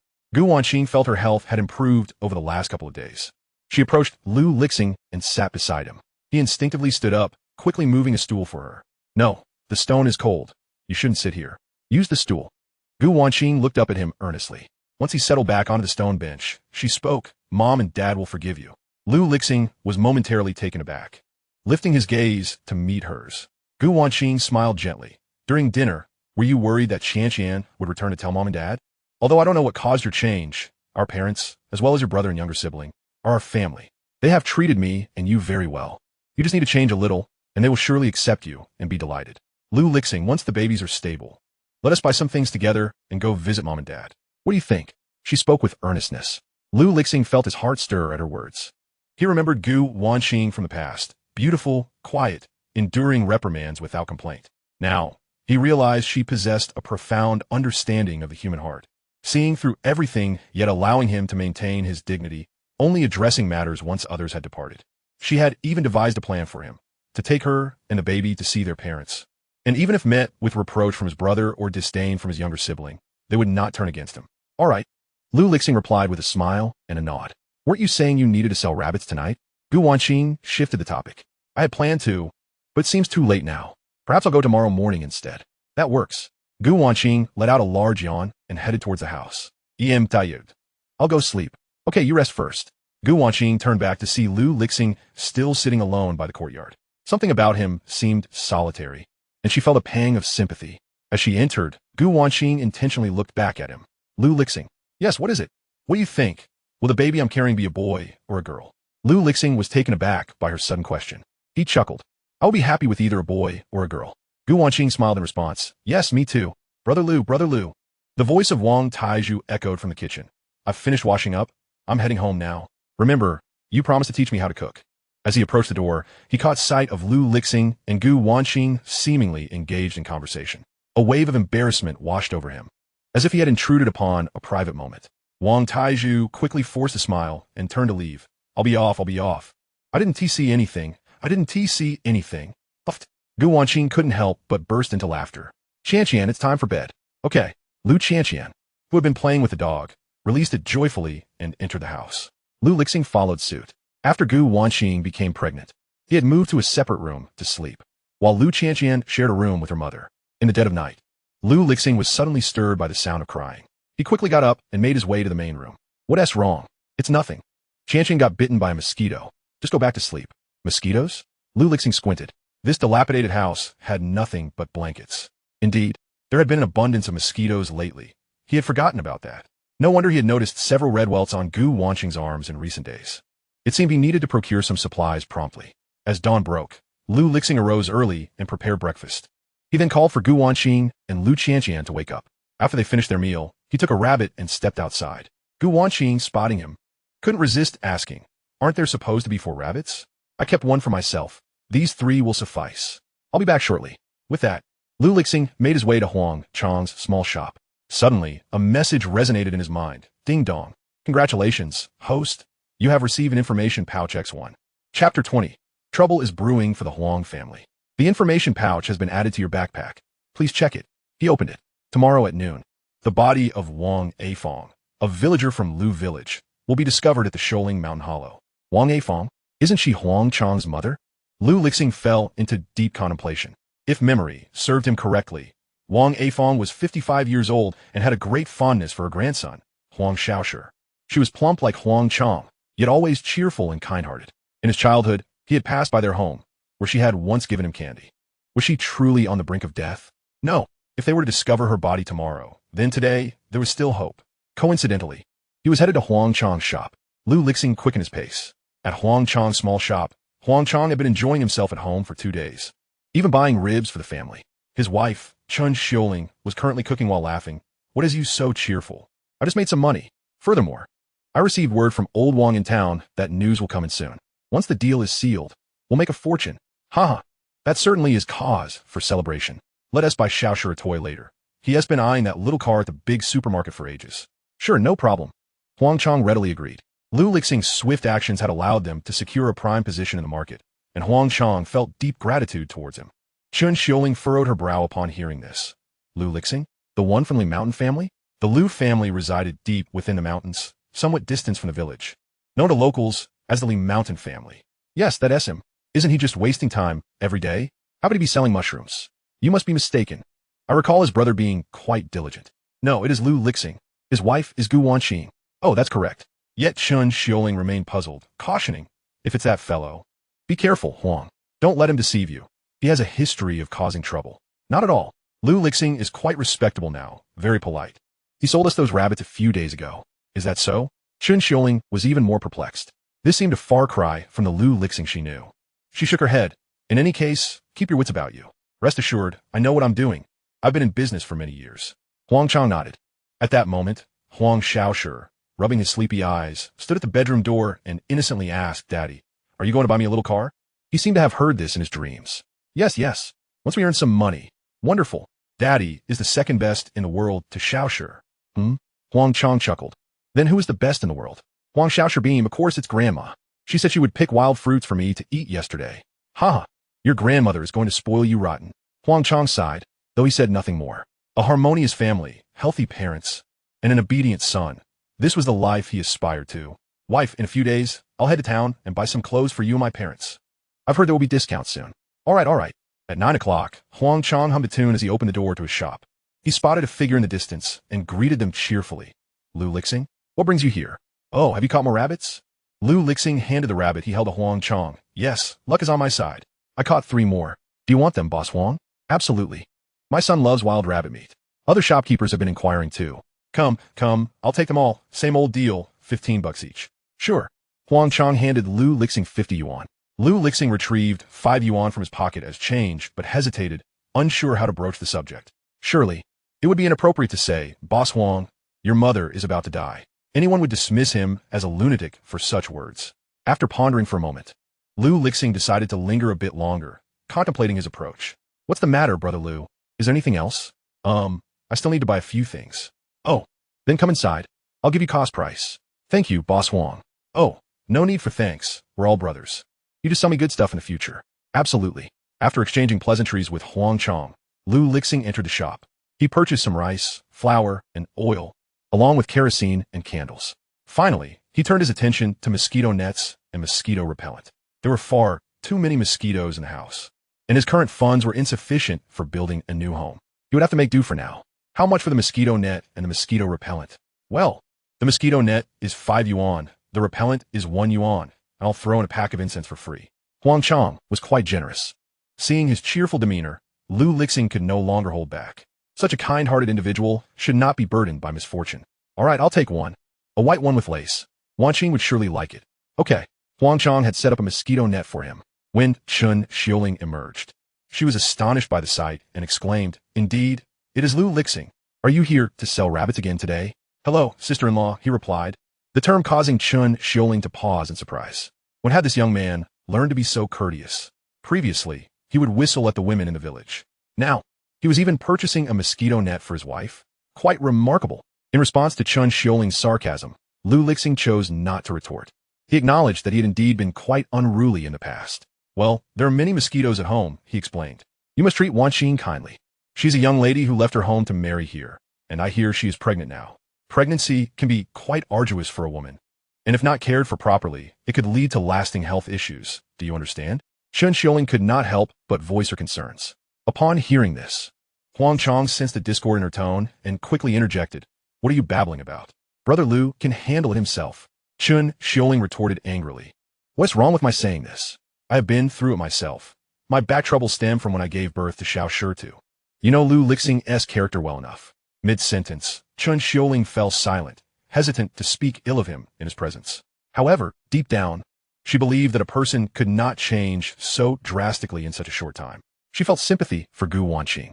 It's all right, Boss Huang, sister-in-law is right. I will treat Wanqing well. Oh, do not let it bother you. I have it all sorted out, Lu Lixing said, taking the mosquito net and pondering for a moment before inquiring, Boss Huang, how is Annie doing lately? You mean my mother? She's doing well. She has been going up the mountain every day to pick wild fruits for the children. That's wonderful, but Boss Huang, I recall that Sualing is quite close to your home.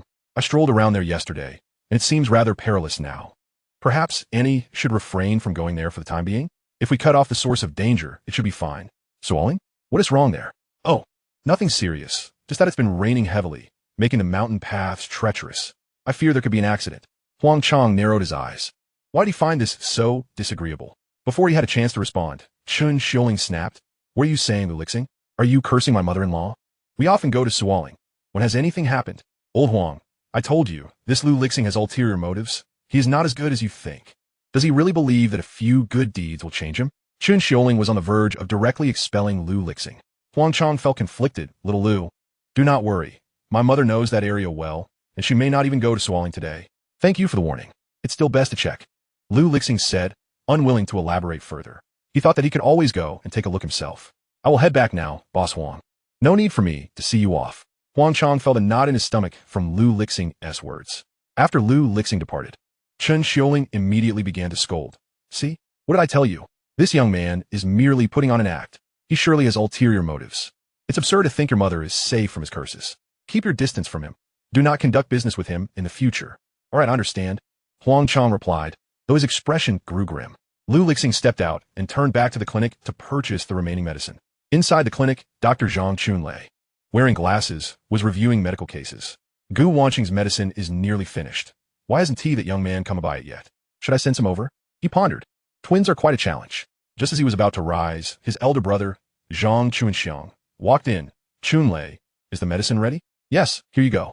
Zhang Chunxiang took the medicine and glanced at the prescription. What is this? Lu Lixing? He actually has money to buy medicine? What is wrong? Zhang Chunxiang scoffed. A few days ago, he stole the new bicycle I bought for Wenfeng and even crashed into a bus. The bike was completely ruined. Zhang Wenfeng, known as Zhang Ergu, was Zhang Chunxiang's son and Zhang Chunlei's nephew. Zhang Chunlei stood up in shock. What? That really happened? Yes, that 280 bike cost me over 100 yuan. Wenfeng had been wanting it for a long time. I thought it was time to find him a wife, so I bought it. Now it's all gone. Did he offer to pay you back? He did, writing an IOU for Wenfeng. But with Lu Lixing's character, how could he actually repay it?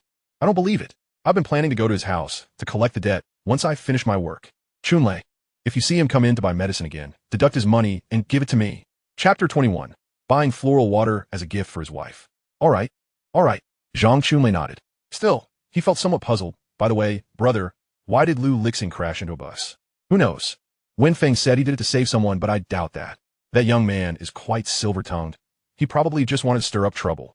A case of mistaken intentions. Oh, I see. Zhang Chunlei fell into deep thought. On the morning it rained heavily. The minibus indeed did not go out. Many people came to the clinic for medicine, claiming they had been frightened. Could it truly have been a case of misjudgment? Understood. You take the medicine back first. I will speak to him when I see him. All right, but do not forget, if I catch that young man with money and he doesn't pay it back, I will go and give him a beating. Zhang Chunxiang stormed out angrily. After Zhang Chunlei sat down, he recalled how Lu Lixing had appeared when he came to buy medicine a few days ago. He seemed quite polite at the time, not someone who would shirk on debts. However, perhaps it was due to Gu Wanqing's pregnancy. When Lu Lixing entered, carrying a large bundle of goods, he noticed that Dr. Zhang Chunlei was lost in thought. Dr. Zhang? Lu Lixing. Zhang Chunlei came to his senses. What brings you here? Oh, I bought some essentials. There is nothing to eat at home, and the mosquitoes are unbearable. Wanqing's health is poor right now, so I need to take good care of her. Indeed, you must take good care of her. Maintaining her pregnancy is challenging. If only she could go to the county to see a doctor. Zhang Chunlei, with a physician's compassion, reminded Lu Lixing. Lu Lixing understood that in their small village, carrying twins was exceedingly difficult. Rest assured, Dr. Zhang, once the roads are clear, I will take her for a checkup. Very well. Zhang Chunlei nodded. Remembering Zhang Chunxiang's earlier words, he fell silent for a moment. Though it was on the tip of his tongue, he refrained from saying it. Gu Wanqing's current condition was indeed a time for expenditure. That sum of money was exceedingly burdensome for the Lu family. He could not bear to bring it up. You are here for medicine? Have you finished the previous supply? I have prepared it for you. Take good care of Wanqing. If you do not have the money, you can. Zhang Chunlei began, but Lu Lixing interjected. I have money, Dr. Zhang. Thank you. By the way, does Wanqing still owe you any money from before? I will pay it all back. He had just spent 15 yuan at Huang Chan's place and had 30 yuan remaining. Recently, he resolved to repay all the debts owed throughout the village. Do you have money? Zhang Chunlei inquired, his face a mask of astonishment. This was the first time he had ever heard Lu Lixing claim he possessed wealth. It was truly remarkable. Well, I caught a few rabbits to sell, and the remaining funds are sufficient. Dr. Zhang, could you please check the accounts? If it's not enough, I can repay a portion first, and I'll return to settle the rest in a few days when I have the money. Oh, very well, Zhang Chunlei exclaimed, donning his spectacles and opening the ledger. As he examined it, he sighed, I never expected you to start earning money, young man. It's not easy. Indeed, having a child transforms a person. Lu Lixing, young people ought to strive diligently. Once the child is born, your family can live well together. There is no need for foolishness. Yes, I understand, Lu Lixing nodded. Zhang Chunlei calculated on his abacus and finally stated, you still owe me 5 yuan and 80 cents, which was for the debt incurred when you caught a cold and borrowed from the young lady from the late Qing dynasty. All right then, adding this 10 yuan for the medicine, that totals 15 yuan and 80 cents, which I will give you. Lu Lixing counted the money in his hand and handed it to Zhang Chunlei. Very well. After receiving the payment, Zhang Chunlei felt an overwhelming sense of satisfaction. Who would have thought our village's notorious ruffian would start to mature? Haha, it's about time. Indeed, it's time to mature. Here, take this medicine. After you finish it, return for a refill. All right. The moment Lu Lixing took the medicine, he noticed a familiar name in the ledger. Lu Liwei, owes 6 yuan and 70 cents. Wait, Lu Liwei, what happened to my brother? Oh, it's nothing serious. Your sister-in-law, isn't feeling well and came to collect medicine. Oh, in that case, I'll repay it all at once. Dr. Zhang, could you check if my family has any other debts? Zhang Chunlei was taken aback. But I heard you all have separated. You don't need to cover this. It's fine. They have suffered so much for me. This little amount is nothing. In the future, he aspired to earn substantial wealth to lead them out of this small mountain village and into a better life, together as a harmonious family. This was Lu Lixing's goal in this life. Zhang Chunlei could hardly believe such words were spoken by Lu Lixing. He recalled when Lu Lixing used to borrow money. It was either recorded under Gu Wanqing's name or that of his parents. All right, I'll see what I can find. After searching for a while, Zhang Chunlei remarked, there's nothing left. This is all your family owes. It was your elder brother who said he was short on cash these days. Fine. Lu Lixing counted the money again and handed it to Zhang Chunlei. He still had 7 yuan and 40 cents left. After a moment's thought, he decided to give all 7 yuan and 40 cents to Zhang Chunlei. Dr. Zhang, how about this? Keep this money if my brother comes back for medicine. Deduct it from here. Please don't accept his money. If it's not enough later, I will make up the difference. That seems all right. Zhang Chunlei felt that today, Lu Lixing was extraordinarily different. He smiled, the creases of age forming on his face. If your elder brother and your parents knew you were doing this, they would surely be very happy. Lu Lixing replied, Dr. Zhang, please don't inform them just yet. I fear they might suspect the origins of my money and refuse to accept it. I will explain it to them in person after some time. After all, he had disappointed his family too much in the past. His elder brother would not believe that he was truly earning money now. He would only think he was up to some trickery again. All right, Zhang Chunlei agreed, feeling reassured. Before leaving, Lu Lixing added, by the way, Dr. Zhang, if you see Guzi in the next few days, please tell him that I will repay his money on time, or I could buy him a bicycle directly. Later, I can teach him how to ride. Zhang Chunlei was taken aback that Lu Lixing had brought up this matter on his own. He paused for a moment before laughing. All right, I thought you had forgotten. Guzi's father came looking for me today. Then why didn't you ask me? Lu Lixing inquired curiously. Zhang Chunlei sighed, well, I saw Wanqing had it tough, being pregnant and needing money. But since you've decided to work hard, there's nothing to fear. I'll talk to Guzi's father. Thank you, Dr. Zhang. Upon exiting, Lu Lixing returned home with a substantial load of items. His money had run out again, and there was still no news from Boss Wang. He needed to think of alternative methods. However, the foremost task was to visit Sholi Ridge to check if Huang Chang's mother was injured. At 55 years old, in this labor-intensive mountain village, she was considered quite aged. If she were to remain undiscovered in the mountains, it could truly lead to her demise. At home, Gu Wanqing sat in the shade of a tree. In recent days, her mood had significantly improved, and her body felt less fatigued. However, she occasionally felt drowsy. Lu Qianqian played with mud nearby, while the Huang sat beside her, already covered in mud from her antics. While playing, she suddenly heard a loud clap behind her. Lu Qianqian rushed to Gu Wanqing's side, raising her hand. Second sister-in-law, is there another mosquito? Look at you, your legs are all scratched. What should we do? Gu Wanqing glanced down at the red scratches on her legs and replied, it's fine, as long as they don't bite the babies. Qianqian, you should be careful too. Don't scratch, or it will leave scars. I know, second sister-in-law. But I heard that floral water can repel mosquitoes. It's okay if I get bitten, but I don't want you to get bitten. Lu Qianqian sniffled. On the verge of tears, Gu Wanqing smiled as she pulled her closer. You're getting big. Why are you still crying? Mifine. Once I have money, I'll buy you some floral water. The money Lu Lixing had given her made her feel a bit uneasy, so she planned to save it for emergencies. Once her health improved in a few days, she would go earn money to buy things. Okay. Lu Qianqian finally managed to smile through her tears. When Lu Lixing returned, he happened to overhear their conversation. He chuckled. No need to buy it. Wanqing, I've already purchased it. Huh? You bought it? Gu Wanqing looked at him in surprise. Lu Qianqian happily ran towards him. Elder brother, you're back. Wow, elder brother bought so many things. De Huang also came over, barking excitedly. Noticing their muddy state, Lu Lixing quickly stepped back. Qianqian, take De Huang and wash up first. All right. Lu Qianqian cheerfully took De Huang to the riverbank. Gu Wanqing looked at the large and small bundles in Lu Lixing's hands. What did you buy? Lu Lixing began to pull items out of the bags. A mosquito net, incense, meat, rice flour, some seasonings and ribs, along with your medicine. Oh, and floral water. Does it smell good? He presented the floral water like a treasure. The village was so remote that, in this era, there were no perfumes available. Floral water had become the favorite scent among young girls. Lu Lixing secretly vowed that when he moved to the city in the future, he would definitely buy Gu Wanqing branded perfumes. Gu Wanqing accepted the floral water, her nose instantly filled with its unique fragrance, which was quite pleasant. However, seeing all the items Lu Lixing had purchased, she furrowed her brow. Surely you haven't spent all the money from selling the rabbits, have you? Pork ribs, meat, and mosquito nets are not inexpensive, and medication costs $10 as well, not to mention the floral water. Gu Wanqing dared not imagine how Lu Lixing could be so extravagant.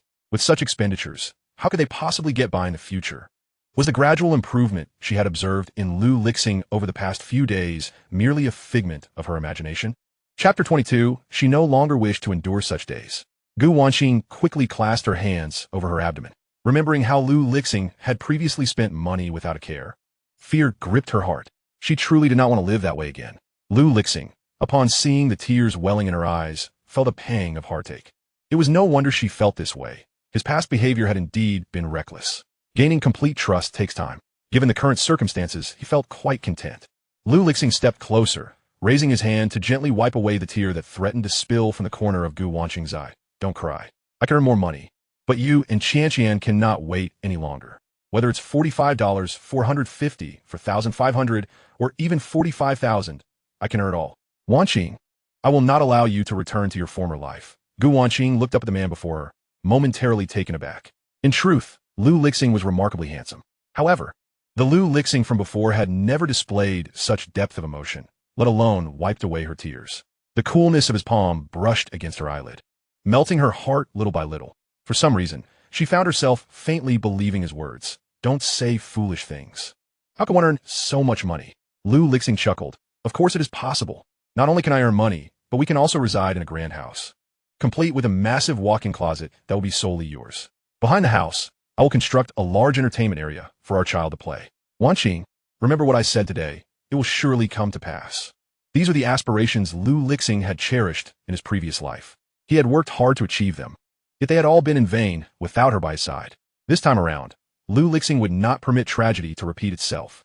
Gu Wanqing was still entrenched in this era, having never witnessed the splendor of the future. He was determined to strive and show her the beauty that lay ahead.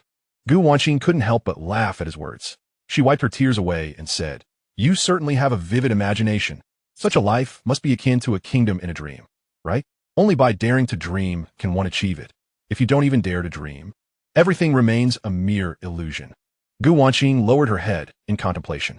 Lu Lixing had changed so much, she could hardly comprehend his words. Yet, she felt an overwhelming joy. Each of his sentences brought her happiness. These past few days were perhaps the happiest she had experienced since marrying him. Gu Wanqing cast her gaze down at the floral water in her hands. The fragrance had grown quite intense. She brought it to her nose and smiled brightly. It smells delightful. As long as it smells good, that's all that matters. Now, take a look at those injuries on your skin. Don't be stingy, use more, and the mosquitoes won't dare to come near. Gu Wanqing's cheeks flushed. All right. In truth, she couldn't bear to use it. Such a large bottle must be quite expensive. She wanted to save it for a couple more years. Lu Lixing, seeing through her thoughts, laughed. How about I help you apply it? What? Gu Wanqing was momentarily dazed. Did she hear him correctly? Lu Lixing intended to apply floral water for her.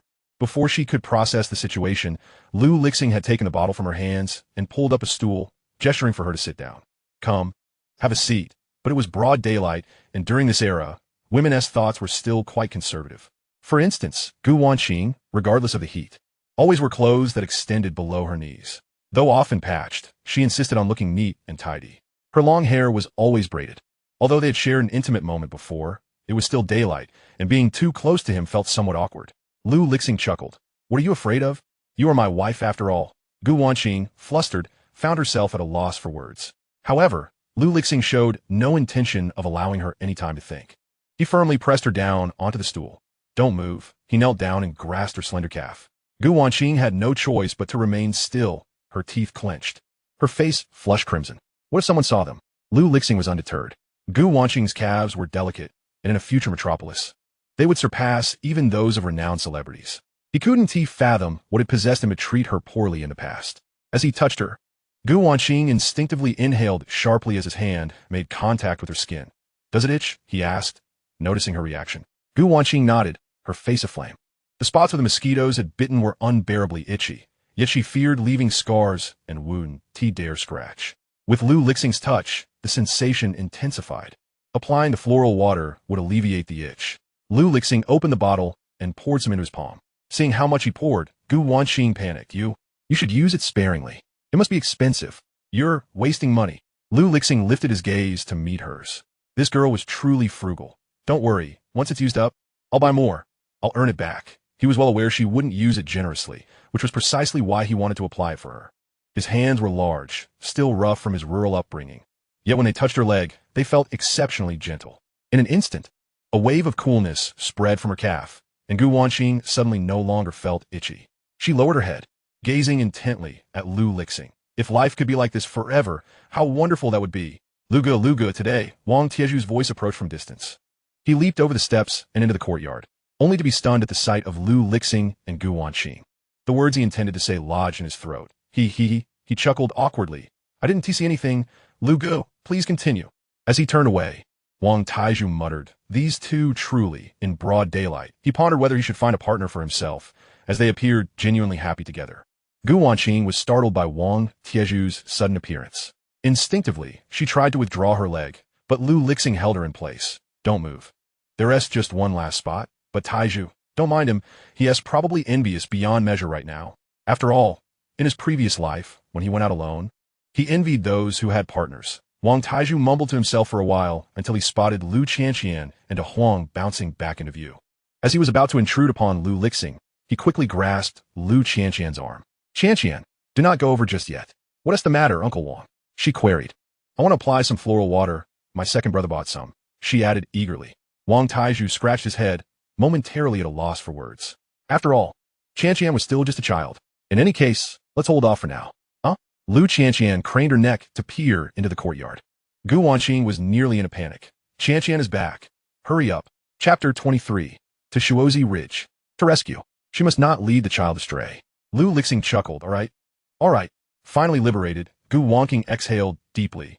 As she noticed Lu Lixing observing her intently, her face flushed deeper, recalling the earlier incident.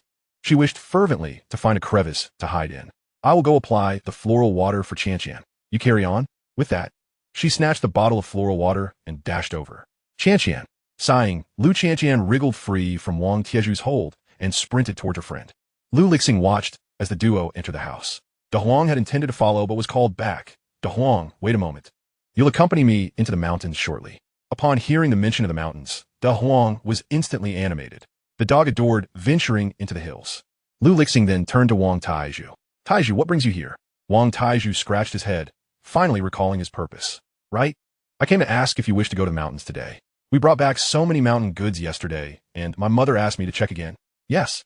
Let us go. However, I might venture deeper into the mountains. Deeper? Where to? Shuozi Ridge. Shuozi Ridge is quite perilous. What do you intend to do there? Lu Lixing certainly wouldn't mention that he was going to rescue someone. Instead, he concocted an excuse. I want to see if there's anything profitable. Plus, I need to cut down a couple of sturdy bamboos. I bought a mosquito net and need to set it up. Oh, all right then. I'll accompany you. Wang Taiju quickly declared, I have nothing else to do. It's fine to check it out there. Very well. Lu Lixing did not refuse. After all, rescuing someone was not a task he could handle alone. Wang Afong was still somewhat plump, and Shuozi Ridge was far. Then wait for me. I'll grab a basket and axe. Wang Taizhu dashed off in a hurry. Lu Lixing returned indoors to inform Gu Wanqing, then took an axe and a basket, calling for Da Huang before setting off together.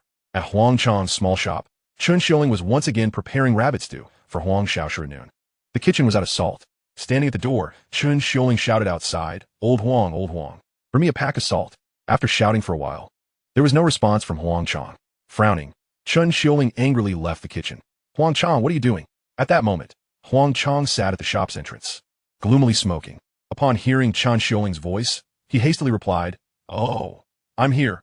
What is the matter, dear?" Chun Xiuling raised her voice in exasperation. "What are you up to? Are your ears deaf? Can't you hear me? Are you thinking about some woman?" Huang Chang quickly forced a smile. No. I just feel a bit uneasy." Despite her fiery temperament, his wife was inherently kind, and he always yielded to her. "What unease? You've lost your mind." "I was just pondering what Lu Lixing said this morning. The more I think about it, the stranger it seems. Why would he suddenly remind me of that?" And after he spoke, I felt uncomfortable. "You know, our mother." "Bah, you believe Lu Lixing's words? Who knows what he is up to? Waiting to trick you." "Huang Chang, has a donkey kicked your brain? Hurry up and bring me that salt. All you do is smoke." Chun Xiuling was furious. Huang Chang quickly handed her the bag of salt. "Here it is. Don't be angry, dear. I don't believe him, so it's fine." "Humph." Chun Xiuling snatched the salt bag, casting a glance at Huang Chang's pallid complexion.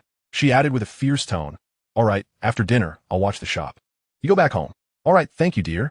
Huang Chang knew his wife had a soft heart. During dinner, however, he was somewhat distracted. He patted his chest. "I've never felt this way before. It's strange. Stop being superstitious. Finish eating and get lost." Huang Chang nodded. After finishing his meal, he tossed down his bowl and chopsticks, racing back to his hometown. The year he married, he built a house in the village. His family resided deep in the mountains. The elderly couple had grown accustomed to mountain life and were reluctant to move in with them, so they remained in the hills, returning to visit once a week. Today was Wednesday. It wasn't quite time for a visit, but Huang Chang couldn't concern himself with that any longer. He walked quickly along the path, his mind preoccupied with thoughts of buying that fixed-line phone that Boss Wang mentioned. It was said that one could communicate with others from thousands of miles away without being present. Half an hour later, Huang Chang arrived home. His father, Huang Gue, sat at the door, smoking a pipe. Spotting Huang Chang, he inquired, "Xiaoqiang, why are you back? Where is Xiaoshi?" Not seeing Huang Xiaoshi, Huang Gue's expression darkened. "I came in a hurry and didn't bring him back." Huang Chang headed straight for the kitchen, filling a large cup with water. Huang Gue tapped the pipe on the stone bench, visibly displeased. "If Xiaoshi isn't back, what are you doing here? Your mother picked a lot of wild fruits for him that are almost spoiling." Huang Chang calmed himself before asking, "By the way, where is my mother?" Huang Gue shot him a glance. "She went into the mountains to find something for Xiaoshi to eat." Huang Chang asked, "Which mountain?" Huang Gue replied, "Which mountain could it be? She can go to any mountain around here." Huang Chang frowned. "Dad, don't you know exactly which mountain she went to? How long has she been gone?" Huang Gue pondered for a moment. "She left in the morning. It's probably been half a day. Hasn't she returned for lunch?" "No, your mother often doesn't come back for meals when she goes into the mountains." "What's wrong with you?" Huang Chang's mind echoed Lu Lixing's words. Tentatively, he asked, "She wouldn't have gone to Shuozi Ridge, would she?" Shuozi Ridge? It's possible. She was just talking about how the wild fruits there should be ripe. Upon hearing this, Huang Chang could no longer concern himself with anything else. He turned and dashed into the mountains. Huang Gue curiously called out, "Where are you going?" As Huang Chang ran far ahead, he shouted back, "I'm going to Shuozi Ridge to fetch my mother." The anxiety within him surged intensely. Regardless of whether something was amiss or not, Huang Chang felt it imperative to check. At this moment, Lu Lixing, Wang Taizhu, and Da Huang, 2 men and a dog, were also making their way toward Shuozi Ridge. Lu Lixing walked briskly, while Wang Taizhu struggled to keep up. Panting heavily, he stopped to catch his breath. "Luga, slow down. Wait for me. Why are you running so fast? When did you become so fit?" Lu Lixing dared not slow down. After all, a life was at stake. "Exercise more, and you two should engage in more physical activity. I must take my leave now. You can rest and catch up with me later." Lu Lixing showed no signs of stopping. "Oh, what? Brother Lu," Wang Taizhu sighed, reluctantly quickening his pace to follow. Chapter 24. Everything Lu Lixing said has come to pass. Sualing Mountain lies deep within the mountains. The trees here are towering, allowing little sunlight to penetrate through the foliage, casting the forest into a shadowy gloom. Yet, it is precisely this kind of environment that is conducive to the growth of wild fruits, untouched by human hands, with the droppings of wild animals providing ample nourishment. Wang Afong adored visiting Sualing Mountain, as it offered wild walnuts and kiwis that her little Shirtu cherished, and occasionally, she would spot autumn pears. Today, she was drawn here by the allure of wild kiwis. A month ago, while collecting firewood on her way home, Wang Afong had spotted a kiwi vine clinging to a cliffside. The cliff was not particularly high, perhaps 2 or 3 meters, and the kiwis thrived in the crevices of the rocks, their branches robust and laden with fruit. However, at that time, the kiwis were still unripe. But now, the situation had changed. At the end of August, it was the season for wild kiwis to ripen.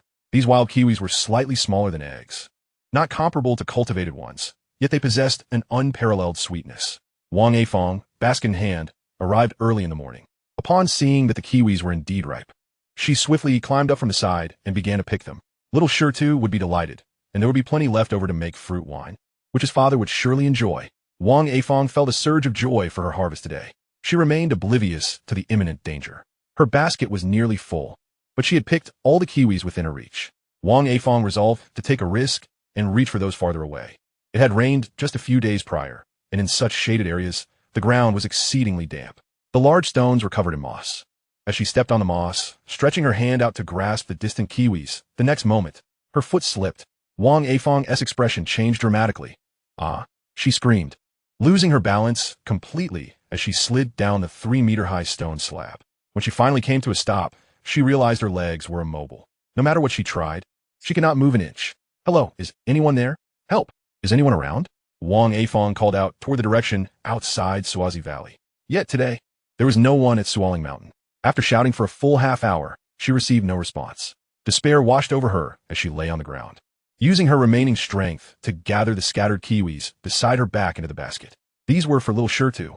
Uncertain how long she lay there, the dampness beneath her and the pain throughout her body made her head feel light. Struggling, she managed to retrieve a stick from nearby, striking it against the stone in a final effort. Yet, her consciousness began to fade. Just as she was about to lose consciousness, she suddenly heard a familiar voice. Mom, where are you? Huang Chang had been wandering around Sualing Mountain for half an hour. The mountain was vast, and he could not find anyone. Glancing at the damp and shadowy surroundings, he felt a twinge of fear. But he quickly slapped himself, shaking off the thought. What was he thinking? Not finding his mother simply meant she wasn't here. It was no cause for superstition. Did he really believe what Lixing had said? After a moment of murmuring to himself, Huang Chang bit his lip and prepared to leave. But at that moment, he heard the sound of something striking stone not far away. Huang Chang perked up, quickly looking in that direction. The surroundings fell silent, except for a faint voice mixed in. Jiangzi, is that you? Cough, cough. Mom? Huang Chang rushed toward the source of the voice, pushing aside the bushes. He found Wang Afong lying on the ground. Panic surged through him. Mom, it really is you. Mom, what happened? Don't scare me, please. Mom. He hurriedly supported Wang Afong to sit up. Her clothes were already half soaked, and her hair was caked with mud. Seeing Huang Chang, she finally let out a sigh of relief, smiling as she pointed to the basket beside her. For little Shirtu. At a time like this, you're still thinking about that? Mom, don't move. I'll carry you to the hospital. Mom, wait. Huang Chang attempted to lift Wang Afong onto his back. For some reason, an unsettling feeling gnawed at him. However, his bulky frame, coupled with Wang Afong's weight, made it difficult, and he failed several times due to his urgency. Don't rush, Wang Afong softly reassured him. I'm tired. I want to sleep, just for a little while. Upon hearing this, Huang Chang broke into a cold sweat. Mom, please don't sleep. Have you forgotten how Grandma passed away? She just wanted to sleep and never woke up again. Mom. A hollow sensation enveloped Huang Chang's heart as he desperately called out to Wang Afong. Yet, she remained unresponsive, her eyes closing. Mom. The 200-pound Huang Chang, now utterly exhausted, sank to the ground, tears streaming down his face. Please, Mom. It's all my fault. I should have come back this morning to stop you. Mom, little Shirtu is still waiting for you to come home. Please don't sleep. After calling for a while, Huang Chang realized Wang Afong was still unresponsive. Panicked, he stood up, repeatedly telling himself to remain calm until a name popped into his mind. Lixing. He had mentioned often coming to Sualing Mountain and recognizing its dangers. Perhaps he was still here, in a state of near despair. Huang Chang shouted towards Sualing Mountain. Lixing, are you there? Help! Is anyone there to lend a hand? No one responded, and feeling utterly deflated, Huang Chang sat down on the ground. Just then, He heard a dog barking not far away. Woof. Wang Taizhu felt as if he were losing his mind. Lu Lixing seemed to be running at an incredible speed, with De Huang sprinting ahead. He dared not say much until he heard De Huang's intense barking. Only then did Wang Taizhu finally breathe a sigh of relief. What is going on? What is so interesting over here? Damn. As he spoke, he abruptly gasped, his voice trembling. Boss Huang, what happened to you? Why is there someone lying here? Lu, brother Lu. Huang Chong hurried to Lu Lixing's side, grabbing his hand and nearly kneeling. Brother Lu, you're really here? I'm so sorry. I shouldn't have doubted you this morning. It was my fault. Brother Lu, you have to help me. Save my mom. She fell and has lost consciousness. What should I do now? Chapter 25. Help. Lu Lixing had struck someone. Seeing Huang Chong, a jovial giant of a man, on the verge of tears was indeed a sight to behold. Lu Lixing quickly approached to offer solace. Boss Huang, please remain calm. Our immediate task is to transport Annie to the clinic and have Dr. Zhang examine her. Yes, to the clinic, Huang Chong said, vigorously slapping his forehead to regain composure. Now, with Taizhu and you, Boss Huang, the three of us will take turns carrying Annie down the mountain. You take a moment to gather yourself. I shall go first. After speaking, Lu Lixing turned to the bewildered Wang Taizhu. Taizhu, assist in lifting Annie. The conditions in the mountains were rudimentary, and without an ambulance, this was indeed the best course of action. All right, Wang Taizhu replied, pushing aside thoughts of why their trip, originally intended for gathering bamboo, had transformed into a rescue mission, and why Lu Lixing had been moving so swiftly. He hurried over to lend a hand. Huang Chong, trembling in his legs, expressed his gratitude. Thank you, brother Lu. Thank you. Wang Afong was rather plump, and Lu Lixing found himself straining under her weight. Yet, this was not the time to dwell on such matters. Seeing his master struggling, De Huang forged ahead to clear the path. Huang Chong brought up the rear, and, as he observed Lu Lixing's back, a realization dawned upon him. Echoing Wang Chong's words, this youth would certainly not remain in these remote mountains forever. He was someone worthy of deep friendship. Huang Chong silently vowed that henceforth, should Lu Lixing ever require assistance, he would spare no effort. After a while, Lu Lixing handed Annie off to Wang Taizhu and finally to Huang Chong. As they neared the base of the mountain, Lu Lixing glanced at the flat trail ahead. Taizhu, you assist Boss Huang. I'll fetch a cart. The cart, constructed from wooden planks and equipped with 2 wheels, was typically used by local households to transport grain, but could also carry 2 people, relying solely on human strength. However, it was undoubtedly simpler than carrying someone on one's back. The journey ahead would be more manageable with the cart. All right, brother Lu, take your time. Wait, Lu Lixing. Hold on. Huang Chong attempted to intervene, but it was too late. Lu Lixing, accompanied by De Huang, had already dashed off. Wang Taizhu inquired with curiosity, what is the matter? Huang Chong sighed. The nearest place from here is my hometown. My father has never been fond of Lu Lixing and often advises us to avoid mingling with someone like him. If he goes, will he be able to borrow a cart? Huh? Wang Taizhu found himself entangled in a dilemma. Meanwhile, Huang Gui had already smoked his 3rd cigarette in the courtyard. However, with neither Wang Afong nor Huang Chong returning, he paced back and forth anxiously. What on earth are those 2 up to? I must go check. Resolute, Huang Gui changed into a pair of shoes and made his way into the mountains. At that moment, he suddenly spotted a large yellow dog rushing towards him, accompanied by a voice he found utterly intolerable. Uncle Huang, may I borrow the cart? The Huang family's cart was conveniently located in the courtyard, and Lu Lixing made a beeline for it. Huang Gui furrowed his brow. Lu Lixing, what are you doing here? You little rascal, are you attempting to steal my cart? Don't think I'm afraid of you just because I'm older. Put it down, or I'll report you to your father. In Huang Gui's eyes, among all the youth in Lujia village, he held the deepest disdain for Lu Lixing.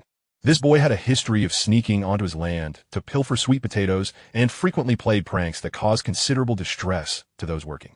No, Uncle Huang, I'm here to save someone. Bah, you think I would believe you? Come with me to find your father.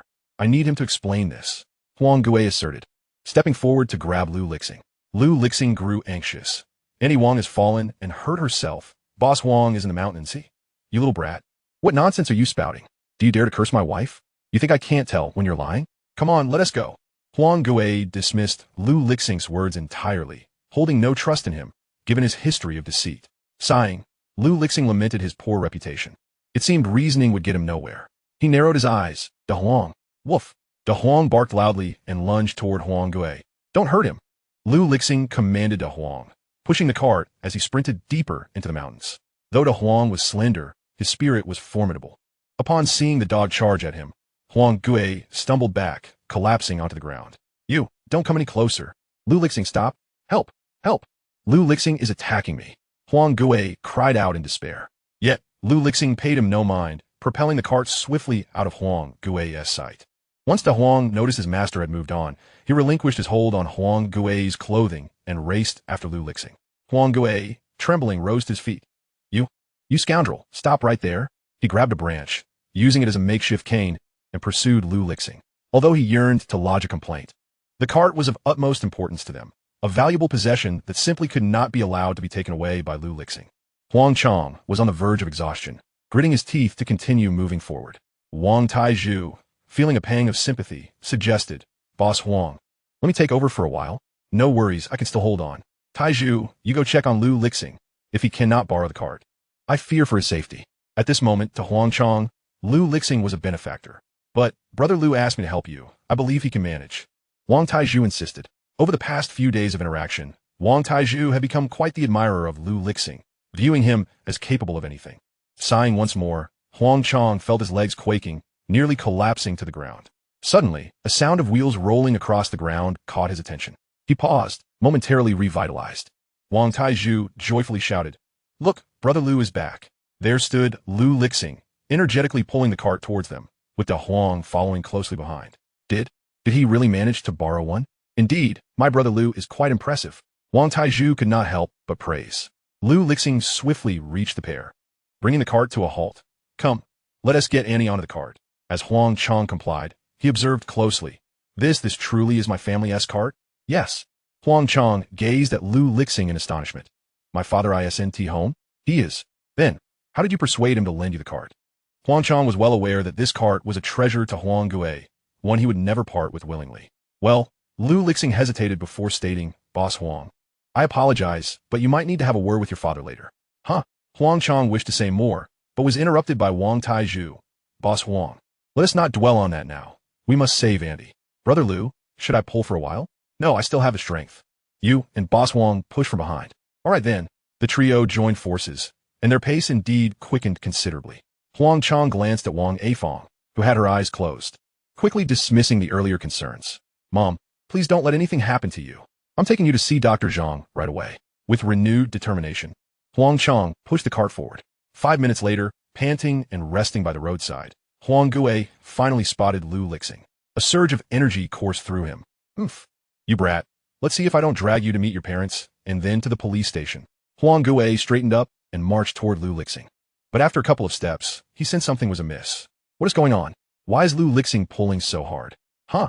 Are there 2 more people behind? As an older Huang Gui moved closer, he finally recognized Xiangzi. Upon realizing it was his son, Huang Gui's heart trembled. Could what Lu Lixing said be true? No. That's impossible. This boy has always been a fabricator, a trickster. He must have used some deceit to fool Huang Chong. Furrowing his brow, Huang Gui exclaimed, Xiangzi, you little rascal. What are you doing? Why are you with Lu Lixing? What have I taught you?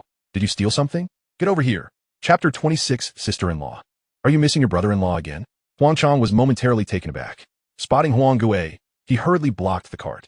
The couple shared a strong bond, and Huang Chong had not yet figured out how to address Huang Gui. Dad, what do you mean I? Get over here. And you Lu Lixing. Are you letting the Huang bite me? Thankfully, I have good luck. You come here too, and we shall confront your father. I refuse to believe he won't beat you to a pulp. Huang Gui was resolute in making Lu Lixing pay the price. Otherwise, the boy would surely be a troublemaker in the future. With a helpless sigh, Lu Lixing stood by. De Huang stood protectively in front of him, barking fiercely at Huang Gui. At that moment, Huang Chong began to understand what Lu Lixing had previously hinted at. Just as he was about to speak, he saw Huang Gui approaching, raising his cane to strike Lu Lixing. Huang Chong rushed forward, positioning himself in front of Lu Lixing. No. Realizing time was running out, Huang Chong directly intercepted the cane, pointing at the person in the cart. Look. At that moment, Huang Gui was no longer concerned about the old man's feelings. What do you see? Huang Gui's words faltered as he stood frozen. Afong, what happened to her? In his life, Huang Gui feared nothing more than his wife. She was the one he cherished most, the one with whom he would share his life. Trembling, he cautiously approached Wang Ifong's direction, unable to believe it. What happened to your mother? Even though he already had an inkling, Huang Gui could not accept it. His mind was in disarray. She fell. When I found her, she was already on the ground. Nearby lay the kiwis picked from the cliff, meant for Xiao Shi too. Today, Thanks to Lu Lixing's help, if it weren't for him, I wouldn't have been able to carry my mom. Into Huang, and Tai Zhu helped too. Just now, I was the one who asked Lu Lixing to go back and pull the cart. Dad, you can't hit Lu Lixing. He is our benefactor. Huang Chang glanced at Lu Lixing beside him. Benefactor? Lu Lixing? Yes, but Dad, we can't waste any more time. We need to hurry to the clinic. My mom has been unconscious the whole way. We can discuss everything later, all right? I'll explain it to you properly then. Huang Chang trembled as he spoke. Fine. My legs are slow. You go first. Huang Gue quickly gripped his cane, shifting aside. He stood there like a soul adrift. Lu Lixing intended to help pull the cart, but soon realized he could not move it. He had no choice but to speak up. Uncle Huang, could you please step aside? Oh. Huang Gue was completely oblivious to how he should react. He hurriedly sidestepped. Only after the cart had moved far away did Huang Gue finally voice Lu Lixing. Lu Lixing turned back to face him. Huang Gue opened his mouth. Thank you. Suddenly, Lu Lixing smiled. The people of Lujia village were like that. Their hearts were not malicious. One could even say they were inherently kind. They never harbored ulterior motives. Even if one had acted poorly before, they would still express gratitude for the simplest of gestures. Lu Lixing believed that one day he would be accepted by all. No need to thank me. Boss Huang, let us go. At noon, Lu Lixing had not returned for lunch. Gu Wanqing glanced toward the deep mountains, feeling a bit conflicted. Qianqian, what do you think your brother is up to? Why hasn't he returned yet? Lu Qianqian pouted, contemplating for a moment before saying, Brother must be out earning money to buy nice things for sister-in-law. Is sister-in-law worried about brother? Sister-in-law, brother is so smart. He will be fine. But it's noon now. Let us go prepare lunch for brother, shall we? Lu Qianqian lifted her small head, looking at Gu Wanqing. That way, when brother returns, he can have a hot meal. Over these past few days, Lu Qianqian had completely forgotten about Lu Lixing's previous reckless behavior, having transformed into his little admirer. Gu Wanqing lowered her head, patting Lu Qianqian's small head. All right, let us do it together. Lu Qianqian nodded vigorously. Then I'll help sister-in-law wash the vegetables. Upon entering the kitchen, Gu Wanqing noticed an abundance of ingredients. Various spices, rice, flour, and oil filled the space. These supplies would have lasted them for months previously. Now, she could actually lead such a life. As she gazed around, Gu Wanqing smiled, momentarily forgetting her actions. Seeing this, Lu Qianqian, who had been waiting with her head tilted for Gu Wanqing to wash the vegetables, covered her mouth and began to giggle. Sister-in-law, are you missing brother again? Gu Wanqing's face flushed, and she quickly lowered her head, grabbing the salt nearby. Don't talk nonsense. Qianqian isn't talking nonsense. Big sister gets distracted when she thinks of big brother too. Sister-in-law and big sister are the same. Lu Qianqian laughed even more joyfully. Gu Wanqing, feeling helpless, had no choice but to hand Lu Qianqian the greens. Hurry and wash the vegetables. Otherwise, the baby will be hungry. She jokingly patted her belly. Lu Qianqian hurriedly accepted the vegetables and gently patted Gu Wanqing's belly. Little niece, little nephew, Annie is going to wash the vegetables for you now. After earnestly declaring this, Lu Qianqian found a small stool and began to wash the vegetables. Gu Wanqing lit the fire and rolled out the noodles. Halfway through, she suddenly felt a pang of worry. Qianqian, what if brother doesn't tea like sister-in-law's cooking because it's not good? After all, he often said her cooking was terrible. He displayed such astonishing culinary skills. Gu Wanqing was quite concerned. Oh, that's impossible. Gu must love to eat. She reassured herself. If Gu refuses to eat, Qianqian will just hit him until he develops a taste for it. Gu Wanqing couldn't help but chuckle at the thought. This must be the bond of a younger sister. As she prepared the meal with utmost seriousness, a flicker of fear lingered in her heart. What if Lu Lixing found it unsatisfactory? Yet, after the meal was ready, Lu Lixing had yet to return. Gu Wanqing stood at the doorway, gazing longingly in the direction he had departed. Unbeknownst to her, there would come a day when she would wait for Lu Lixing. The last time she had waited for him was shortly after their marriage, when she still harbored illusions about him. However, as time passed, Lu Lixing had been absent day after day, neglecting to return for meals. She would eat alone and then work in the fields, as if Lu Lixing did not exist. But now, her heart was filled with thoughts of him. Why hadn't he returned yet? Had something happened? It was already 1:30 in the afternoon. Should she climb the mountain to search for him? Lost in thought, her stomach grumbled. Lu Qianqian quickly brought over a small stool. Saw, let's eat first. Maybe Gu will return once he earns a fortune. Seeing Gu Wanqing remain unmoved, Lu Qianqian's eyes sparkled with a clever idea. Zhao. If you don't eat, the little nephew and niece will go hungry, and Gu will be heartbroken. At last, Gu Wanqing snapped back to reality. Indeed, it didn't matter if she went hungry, But those two little ones could not be left wanting. She approached the stone dining table, picked up her bowl and chopsticks, and after taking a bite, she recalled what Lu Qianqian had just said. Qianqian, how do you know it's a little nephew and a little niece? We don't even know their genders yet. Lu Qianqian, with a silly grin while biting her chopsticks, replied, Qianqian just knows, hee. Gu Wanqing was certain the girl was merely guessing. However, if it were indeed a boy and a girl, that would be splendid. Let us eat, shall we? Hum. Lu Qianqian chirped, her little mouth busy as she enjoyed her meal. After finishing her food, Lu Lixing still hadn't tea returned. Gu Wanqing began to clear the dishes, preparing to rest. Yet, as she passed through the hall, she noticed the shoes Lu Lixing had changed out of. Those two pairs of half-rubber shoes were, astonishingly, both riddled with holes. Gu Wanqing recalled all the things Lu Lixing had purchased over the past few days. It seemed he had never bought anything for himself. Perhaps she should buy him a new pair of shoes this afternoon? Chapter 27. The wife begins to show concern for him.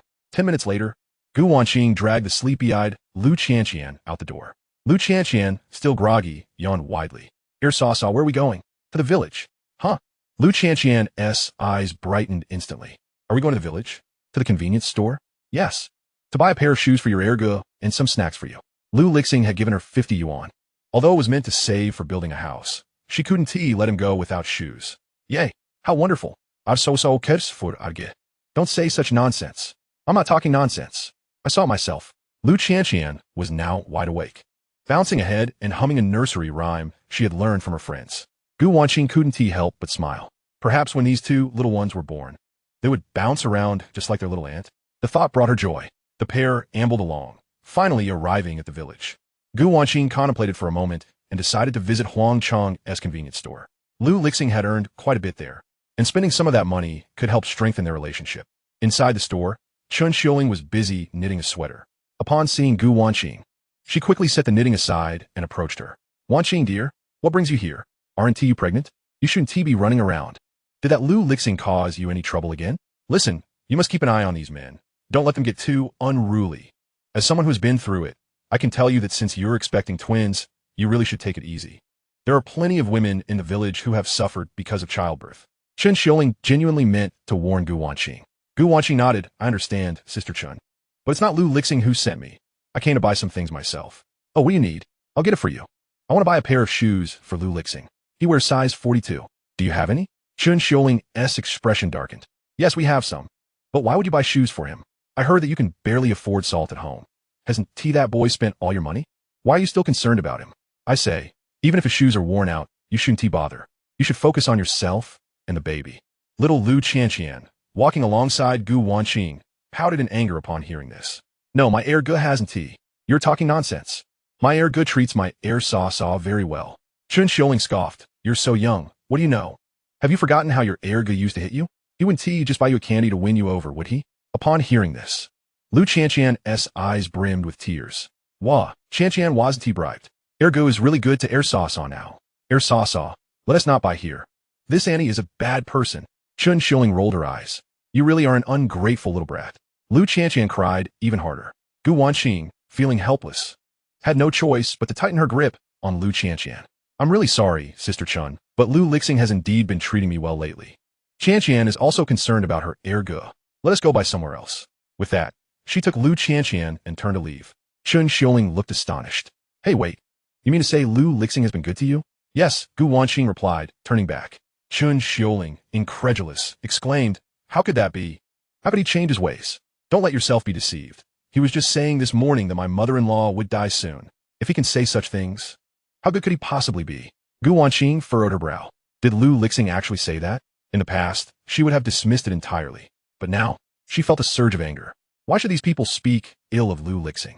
He must have had his reasons for saying what he did. Just as she was about to speak, a commotion erupted outside. Sister Chun, my goodness, why are you still here knitting? You need to hurry and check. Something has happened to your mother-in-law. Chun Xiuling dropped the yarn in her hands. What? The person, frantic, continued. Your mother-in-law has been brought to the clinic, covered in blood.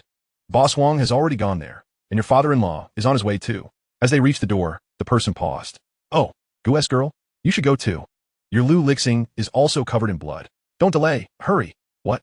Gu Wanqing froze momentarily. Her heart seemed to skip a beat, pounding in her chest. After the two had walked a bit further, she finally reacted, clutching Lu Qianqian and sprinting toward the clinic. Wang Yifeng had been brought to the clinic merely 10 minutes prior. Huang Chang anxiously awaited outside. The clinic possessed but a single examination room, within which Zhang Chunlei was attending to Wang Yifeng.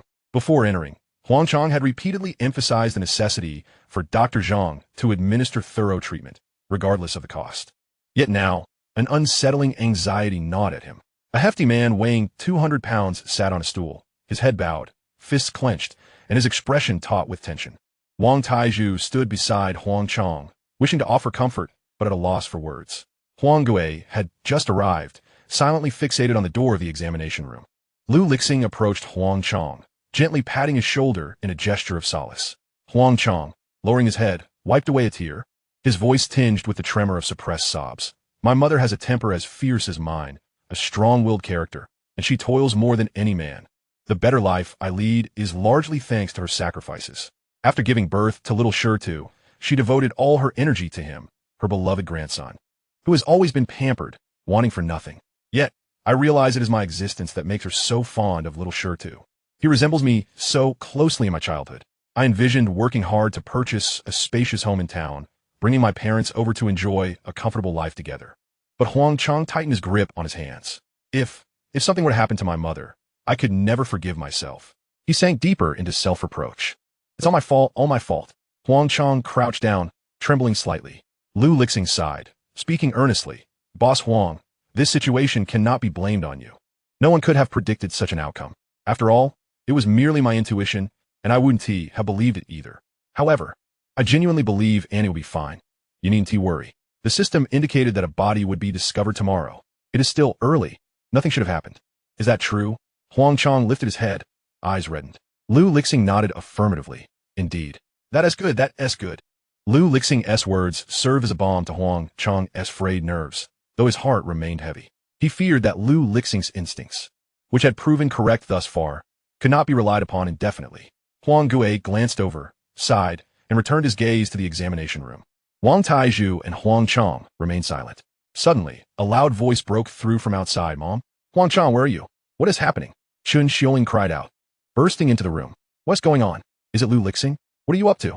Upon seeing Lu Lixing drenched in blood, Chun Xiuling's mind exploded with panic. Huang Chang grabbed her. It's not Brother Lu. How can it not be? Look at him. He's covered in blood.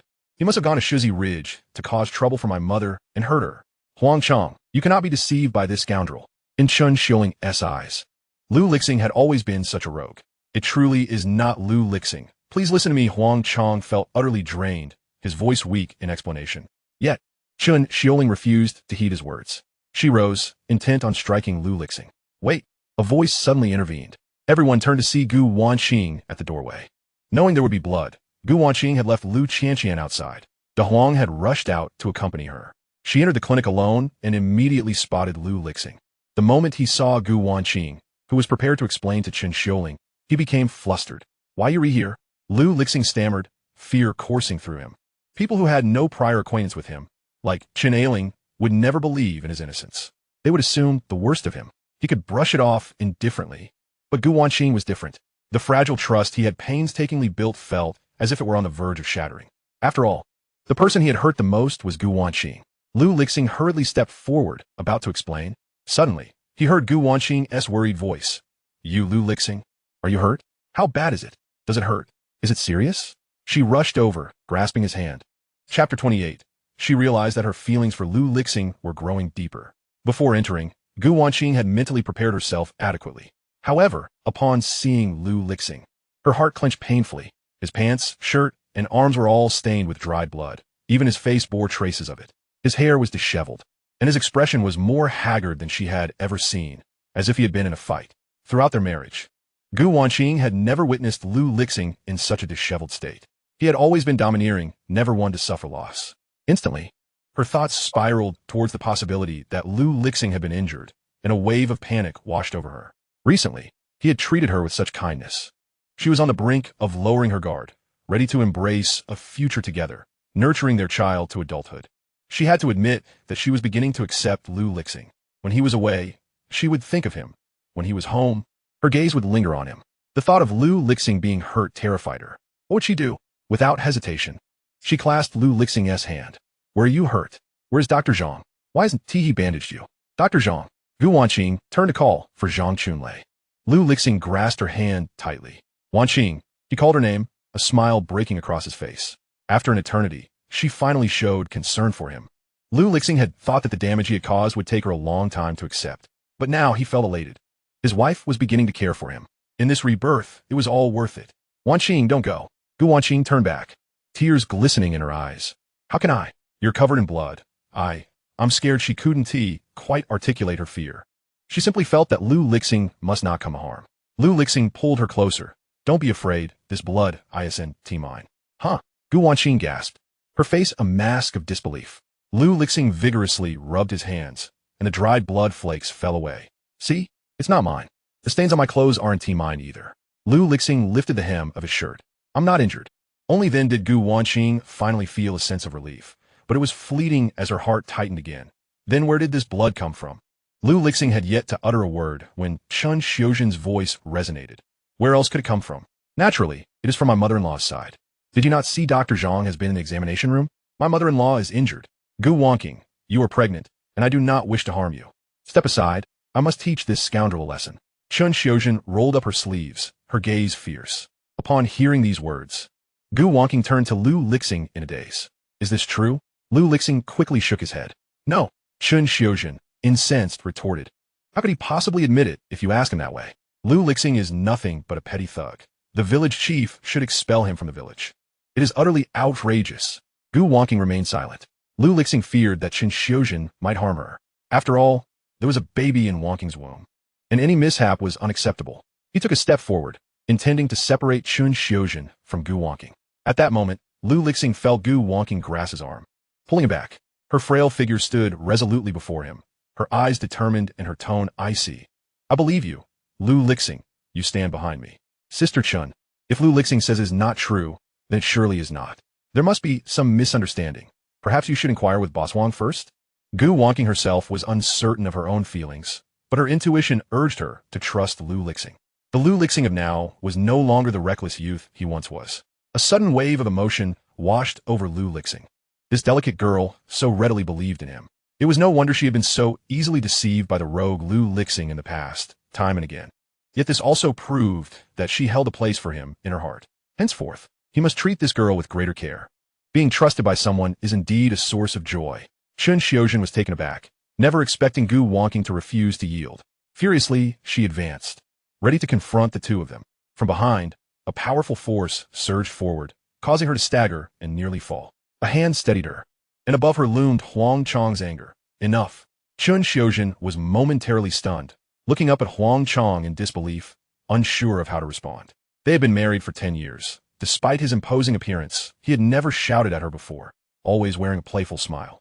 Yet now, Chun Xiuzhen distinctly sensed that Huang Chang was genuinely furious.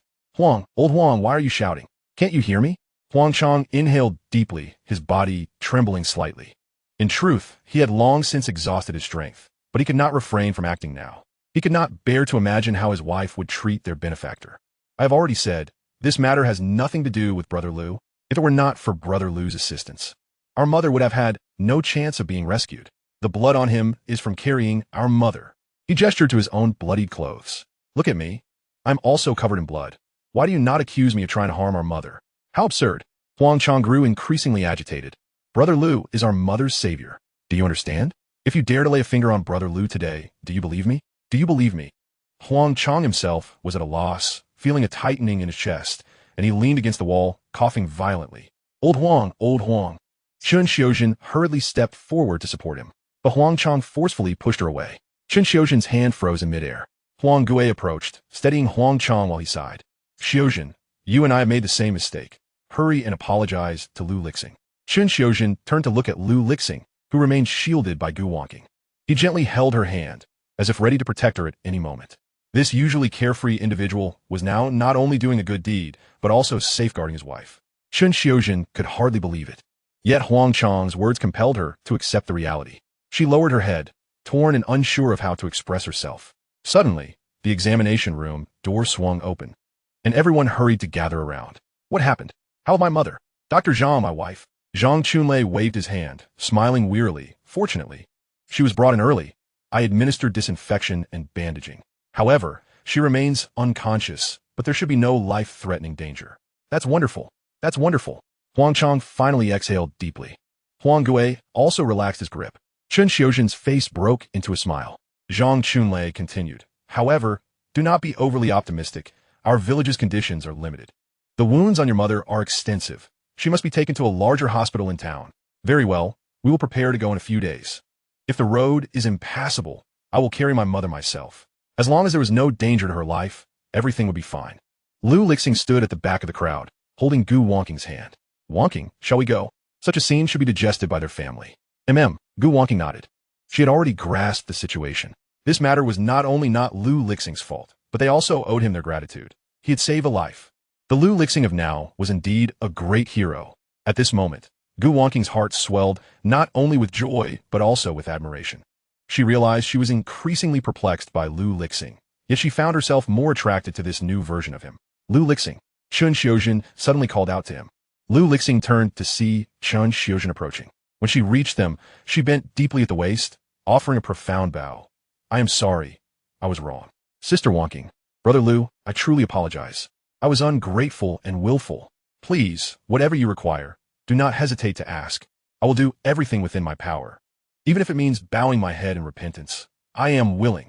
The life that Lu Lixing had saved was that of his mother-in-law. Over the years, she had treated her as if she were her own daughter, with utmost kindness. No need. Lu Lixing immediately refused without a second thought. He glanced back at Gu Wanqing, smiling. I have already received what I desired. For him, the most precious things were none other than Gu Wanqing and their child. That Gu Wanqing could protect him and forgive him was more important than anything else. Moreover, it seemed that Lu Lixing sensed there was even more than that. His wife appeared to be shy as well. What? Chun Xiuzhen was somewhat bewildered. Huang Chang, having finished discussing the details with Zhang Chunlei, also approached. Brother Lu, you cannot disregard everything. My mother's life is worth more than anything. In that case, I will set aside some money for my mother's treatment. Anything else you desire? I will give to you, even the convenience store. That is the entirety of my savings for half a lifetime. However, to him, nothing held greater significance than the life of his biological mother. The villagers often remarked that Lu Lixing was a lad enamored with wealth. If that was the case, then let them offer him money. Yet, he declined once more. Boss Huang, as long as my aunt is well, I have no need for the small shop. I aspire to pursue other ventures. The opportunities in the village are exceedingly limited. To ensure a prosperous life for Wanqing and the baby, I must seek greater horizons. Of course, all of this could only be considered once stability was achieved. For now, the focus was on earning quick money until Wanqing gave birth. Additionally, the conflicts with his family also needed resolution. Chapter 29. The fervor in this fellow's gaze was utterly overwhelming. She would never concede to it. Seeing Lu Lixing's steadfastness, Boss Huang had no choice but to say, oh, well, if Brother Lu requires anything in the future, do not hesitate to inform me. I, Huang Chang, will assist you to the best of my ability. That suffices with your assurance, Boss Huang. No need for formalities. From now on, you shall call me Brother Huang. And you, Taizhu, should feel free to share anything with Brother Huang as well. Watching this exchange, Wang Taizhu scratched his head and grinned foolishly. All right, thank you. Brother Huang. After a few pleasantries, Lu Lixing took his leave. Just as he reached the door, Chun Xiuzhen called out to them. Wait a moment, Wanqing, Brother Lu. Please hold on. I recall you intended to buy shoes for Lu Lixing. Come, let me fetch you some. We have a variety of styles, all quite exquisite. Chun Xiuzhen was a woman of decisive action. Old Huang, keep an eye on our mother. I'll be back shortly. With that, she took Gu Wanqing's hand and strode forward. Hey, Sister Chun. Gu Wanqing attempted to protest, but it was too late. Lu Lixing stroked his chin, curiously inquiring, buying shoes? Is my wife here to purchase shoes for me? Gu Wanqing lowered her head, unsure whether her reaction stemmed from stubbornness or shyness. And no, that is not it. The fervor in his gaze was too intense for her to admit anything. Lu Lixing chuckled lightly. As they exited, De Huang and Lu Qianqian were engrossed in play. Upon seeing Lu Lixing, Lu Qianqian momentarily froze, then burst into tears. Wah, second brother, what happened to you? Are you hurt? Qianqian has candy. Please eat it. It will make the pain go away. This candy was something Gu Wanqing had bought to cheer her up before visiting the clinic, and she had been reluctant to eat it. Warmth surged through Lu Lixing's heart. He quickly stepped forward, pinching Lu Qianqian's little face. Second brother doesn't eat it. You can have it, Qianqian. Second brother isn't hurt, so don't worry. But second brother, you. Seeing the little girl on the verge of tears, Lu Lixing picked her up. Look, second brother can still lift you. I'm truly unhurt. If you don't believe me, ask the Huang. Woof, the Huang responded. Only then did Lu Qianqian sniffle and hold back her tears. Noticing that Gu Wanqing and Chun Xiuzhen had moved further away, Lu Lixing took his time and decided to inquire further with Lu Qianqian. He reached out, unwrapping the candy in her hand and placing it in her mouth. Qianqian, I have a few questions for you. Please answer me carefully. Lu Qianqian nodded earnestly. After a moment's contemplation, Lu Lixing asked, what made you and your sister-in-law come to the village today? Sister-in-law said she was coming to buy shoes for second brother. She replied eagerly. Is that so? Lu Qianqian nodded vigorously, afraid that Lu Lixing would doubt her. Sister-in-law said your shoes are worn out and cannot be worn anymore. She is worried about you. Second brother. Lu Qianqian recounted her understanding with embellishments. Worried? It seemed she had already begun to care for him. Lu Qianqian nodded again, yes. Sister-in-law waited for second brother in the courtyard for a long time this morning. When second brother didn't return, sister-in-law even cooked for you. But since second brother still hadn't returned, sister-in-law decided to buy shoes for you.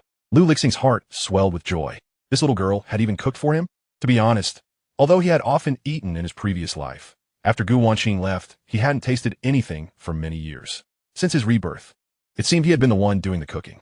He found himself yearning for Gu Wanqing's culinary skills. Is there still food left? Lu Qianqian puffed out her cheeks and nodded earnestly. Yes, it's in the pot. Sister-in-law said it will be ready for you when you return. She insisted on waiting for you to eat. If I didn't tell her that not eating would make the babies hungry, you would be upset. She would have eaten. Good. Well done. Later, second brother will buy you a lollipop. Lu Qianqian's eyes instantly lit up. Really? 2 lollipops would make me so happy. Indeed. But first, we must catch up to your sister-in-law. With that, Lu Lixing quickened his pace. Fortunately, there was a small path from the clinic to Huang Chong's store, and the route was quite deserted. Otherwise, it would be difficult to explain Lu Lixing's bloodied appearance. At that moment, Chun Xiuzhen had already led Gu Wanqing into the shop.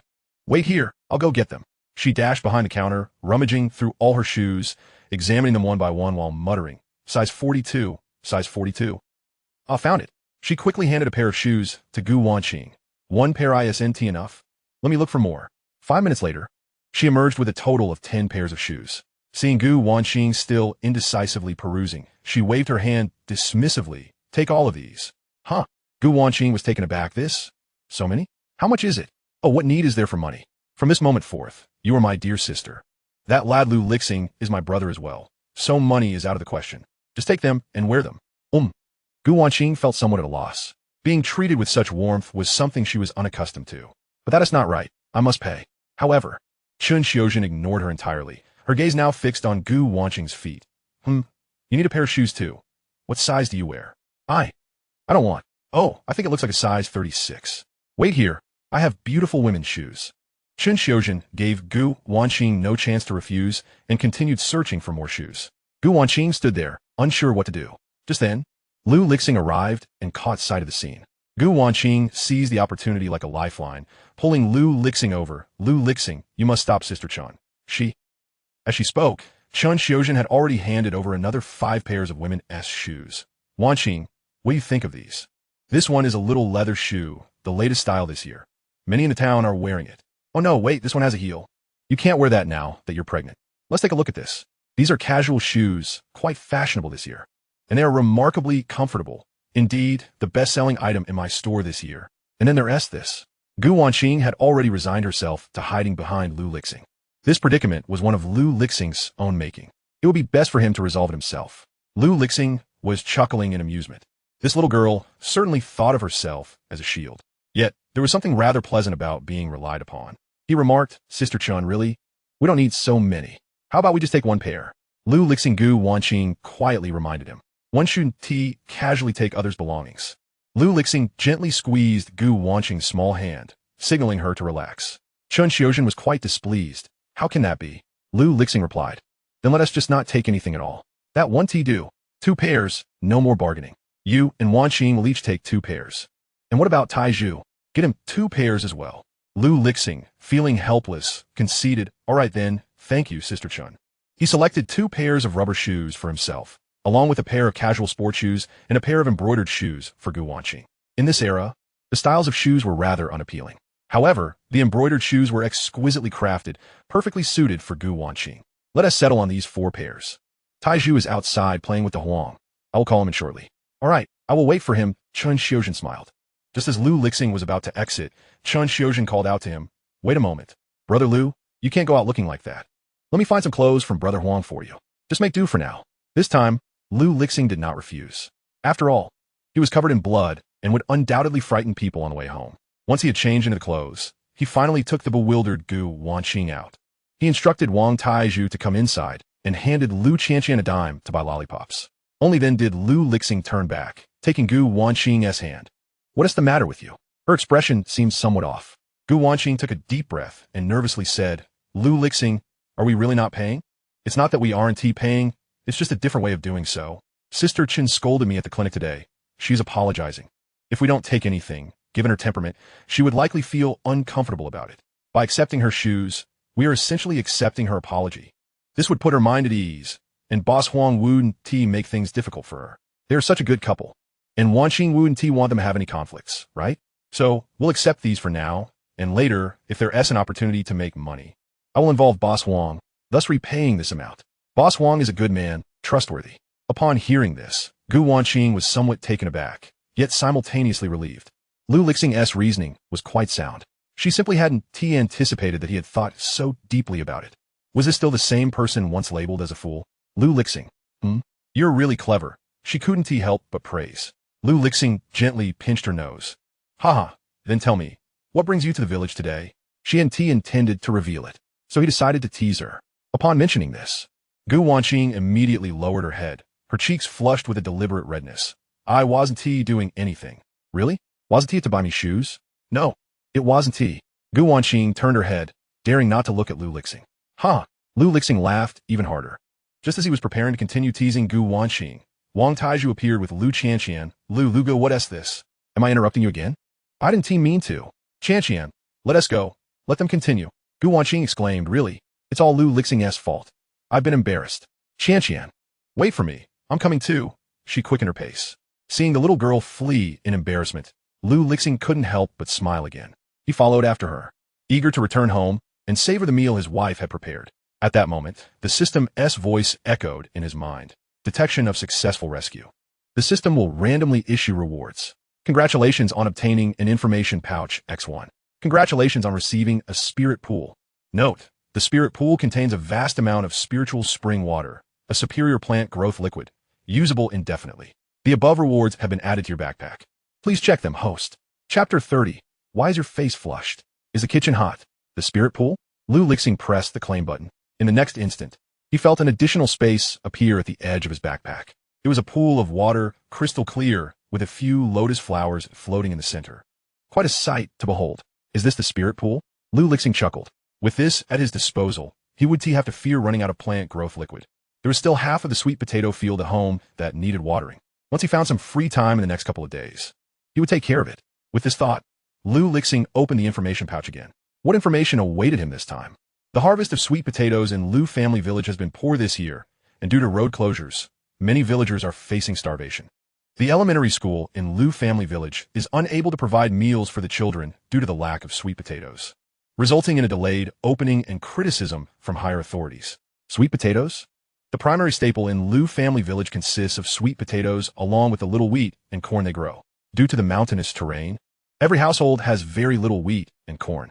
Sweet potatoes, being a famine-resistant food, have become the main sustenance. Because of the difficult terrain, elementary students begin boarding school from the 3rd grade.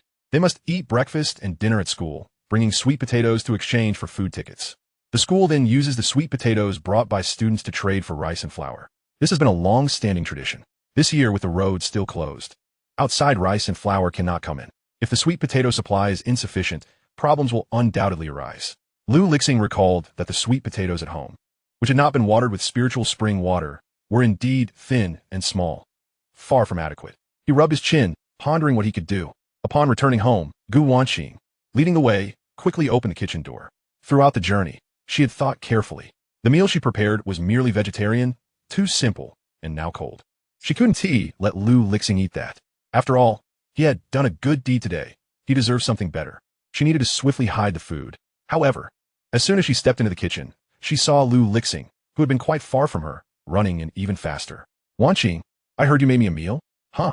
Gu Wanqing was momentarily taken aback. As she tried to say something, But Lu Lixing didn't grant her the chance and opened the lid of the pot. Inside was a small bowl of vegetables, alongside some rolled noodles that had yet to be cooked. Gu Wanqing recalled the sumptuous meals Lu Lixing had prepared for her over the past few days and felt a pang of guilt. She had grown accustomed to frugality, having eaten meat only once throughout the year. While cooking, after some deliberation, she ultimately decided to return the meat to its place. A sense of concern tugged at her heart, for she feared that Lu Lixing might not enjoy it. Lu Lixing, would you mind waiting a moment? I'll fry a bit of meat for you, she offered tentatively. No need, Lu Lixing replied decisively, placing the lid aside, pouring out the vegetables, and then adding water to start the fire. I see you've made quite a splendid batch of noodles. I'm in a mood for some. His words rang true. In her previous life, Lu Lixing had lived in utter chaos, often settling for simple dried noodles. The luxury of indulging in hand-pulled noodles was something he seldom experienced, let alone those made by Gu Wanqing herself.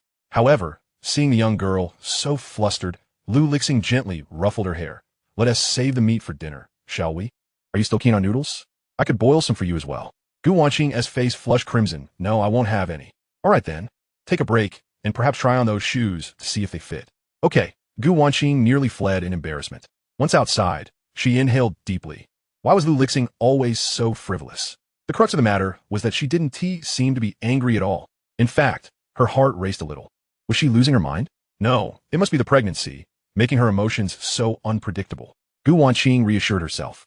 At that moment, Lu Qianqian passed by, her brow furrowed in curiosity. Sister-in-law, why is your face so red? Is it hot in the kitchen? Upon hearing this, Gu Wanqing hurriedly covered Lu Qianqian's mouth. This was right at the kitchen door. It would be dreadful if Lu Lixing overheard. No, don't say such silly things. Come on, Qianqian. Let us go try on those shoes, she said, pulling Lu Qianqian along while glancing back at the kitchen door. Thankfully, Lu Lixing hadn't heard. Otherwise, if he came out to inquire, she would be in trouble. Inside, Lu Lixing was cooking the noodles, chuckling to himself with a sense of helplessness. His wife was still such a young girl, easily embarrassed at the slightest thing.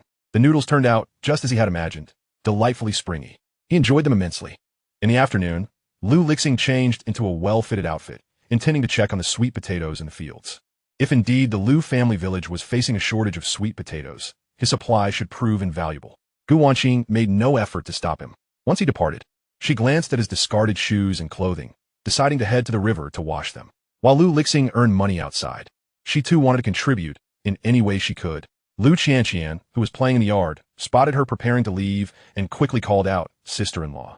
Where are you off to? I'm going to the river to do some laundry. Would you like to join me, Qianqian? Lu Qianqian's eyes sparkled with mischief as she replied, I'm coming, but wait for me, sister-in-law.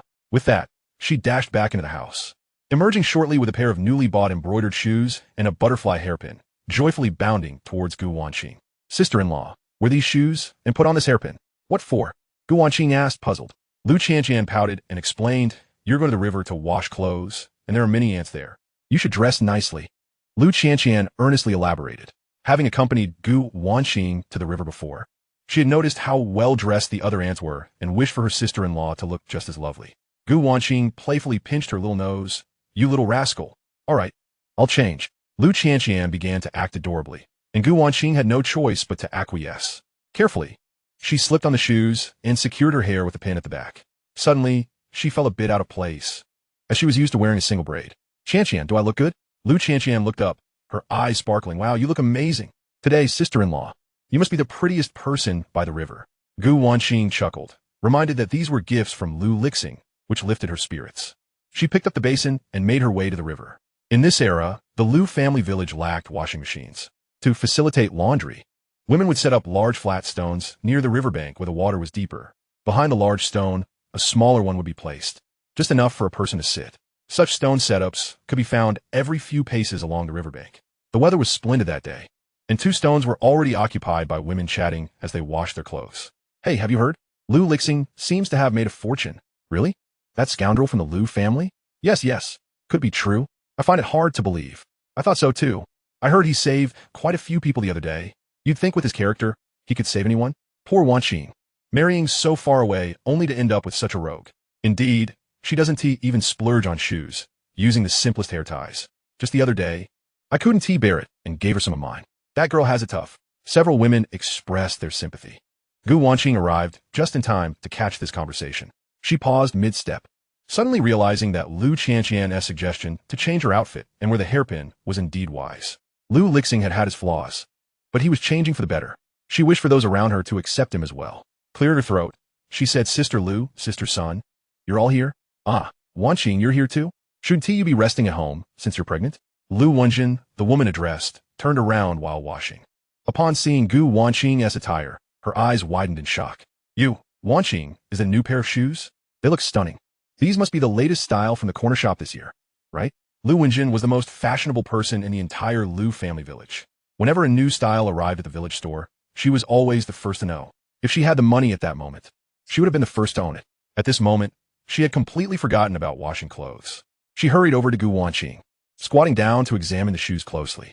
Indeed, this pattern, this style, this is the new design that Sister Chun at the corner shop brought in this year. I haven't had a chance to buy it yet. Sister Chun said these shoes cost 4 or 5 coins. Wanqing, how did you come to wear these? Chapter 31. All of these were gifts from Lu Lixing. Lu Wenjin's face was filled with envy, yet suspicion lingered. Among the wives who had married into the village, Gu Wanqing was the most frugal. Typically, she wouldn't even buy new shoes, opting instead to mend her worn ones. They occasionally couldn't bear to see her struggle and would pass along their own old shoes to her. "Sun Liping, come look, these are the latest style," Lu Wenjin called out, prompting Sun Liping to quickly join them. "They are indeed beautiful." Gu Wanqing hadn't even spoken when Lu Qianqian chimed in proudly. "Aren't they lovely? These shoes were purchased for me by my second brother for my sister-in-law." "What?" Lu Wenjin exclaimed, her face a picture of disbelief. "Your second brother? Lu Lixing?" "Indeed, my brother is Lu Lixing." "Humph." Lu Wenjin immediately displayed a look of disdain. "Little girl, lying will earn you a beating." Qianqian did not lie. Lu Qianqian pouted in anger. "Look at this little girl. She's genuinely upset." "Ha, Wanquan, do tell, where did these shoes come from?" Lu Wenjin found it hard to believe that Lu Lixing would actually buy such an expensive item for Gu Wanquan. That man wouldn't spare a dime for her under normal circumstances. Had it not been for Wanquan's insistence, they would have confronted Lu Lixing about this. The man's behavior is simply unacceptable. Gu Wanquan smiled slightly and lowered her gaze, saying, "Sister Lu, these shoes were indeed a gift from Lu Lixing. Since the shoes he obtained are not much different from those he bought." "What? Is it possible? What has happened to your Lu Lixing?" "Let me tell you, Wanquan, men are notoriously difficult to change. If he has bought you shoes, there must be some ulterior motive. You should be cautious in the coming days." Gu Wanquan nodded. "Yes, I understand, but Lu Lixing has truly changed for the better. He even bought me this hairpin. Look." Gu Wanquan turned around, showcasing a sparkling hairpin with fluttering butterfly wings, looking remarkably exquisite against her lustrous black hair. Lu Wenjin and Sun Liping were nearly envious to tears. This hairpin is stunning. I inquired about one just a few days ago. It costs 50 cents. I couldn't bear to buy it." "Wanquan, did Lu Lixing really give you this?" "Yes." Gu Wanquan nodded, gently touching her belly. "Perhaps it is because of the babies that he has changed? That's wonderful." Lu Wenjin cheered. If Lu Lixing can truly settle down and live well, that would be splendid. However, Wanquan, you must remain vigilant. A person does not change for no reason. I always find it hard to believe. Don't be deceived. "Yes." Gu Wanquan nodded again. Yet in her heart, she had almost completely placed her faith in Lu Lixing. Moving forward, she could strive to make those around her believe in him as well. Lu Wenjin and Sun Liping found the most comfortable spot for Gu Wanquan. The three sat not far apart and began to chat leisurely. After a while, Lu Wenjin suddenly sighed. "Wanquan, Liping, how did your sweet potatoes fare this year?" Upon hearing this, both women furrowed their brows. Sun Liping replied, "This summer was dry. It wasn't until a few days ago that it rained. The sweet potatoes are nearing their harvest time. Yet this year's yield is less than half of last year's." Gu Wanquan also felt troubled. "I want to check earlier, but I haven't been back in a long time, so I don't know how they're doing now." She had indeed neglected the sweet potato field due to her pregnancy and the quarrels with Lu Lixing.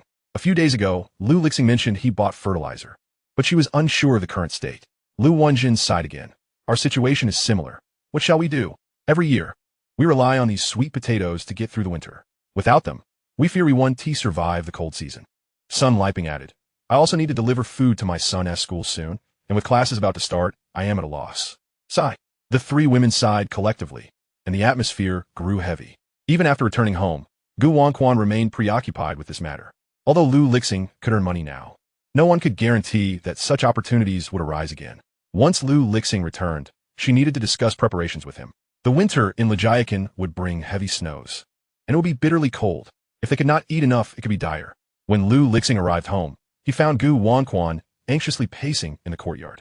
That afternoon, he had already watered the sweet potato field with diluted spring water.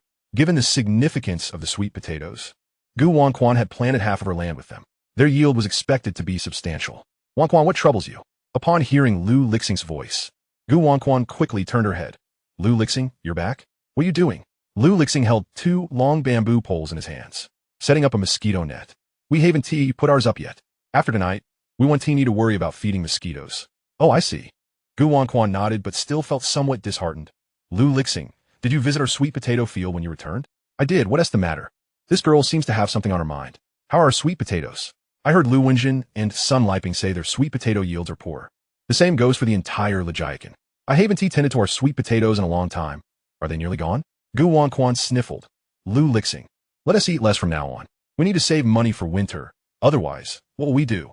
Seeing her on the verge of tears, Lu Lixing quickly set down the bamboo poles and approached her, wiping away her tears. Our sweet potatoes are thriving. Have no worries. Gu Wanquan sniffled again. Don't lie to me. It has been so dry this year. When I checked half a month ago, they hadn't grown much. It's my fault. I should have been more diligent. Hearing this, Lu Lixing felt a pang of heartache. This girl had never experienced a good day in her life. She was afraid of poverty and hunger, which explained her worries. She feared that winter would harm a baby. Thankfully, he had the spring water provided by the system. Lu Lixing softened his voice. I'm not lying.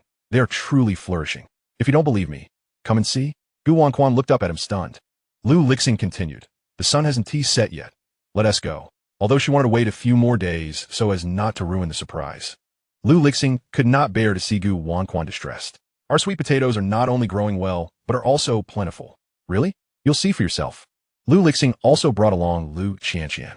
Passing by Wang Tieju's door, he called out to him, Taiju Wang Taiju. Huh? Lugo, what is up? Lu Lixing pointed at the bamboo poles in the yard. Help me saw these. I need them for the mosquito net. I'll give you a surprise tonight. Sure thing.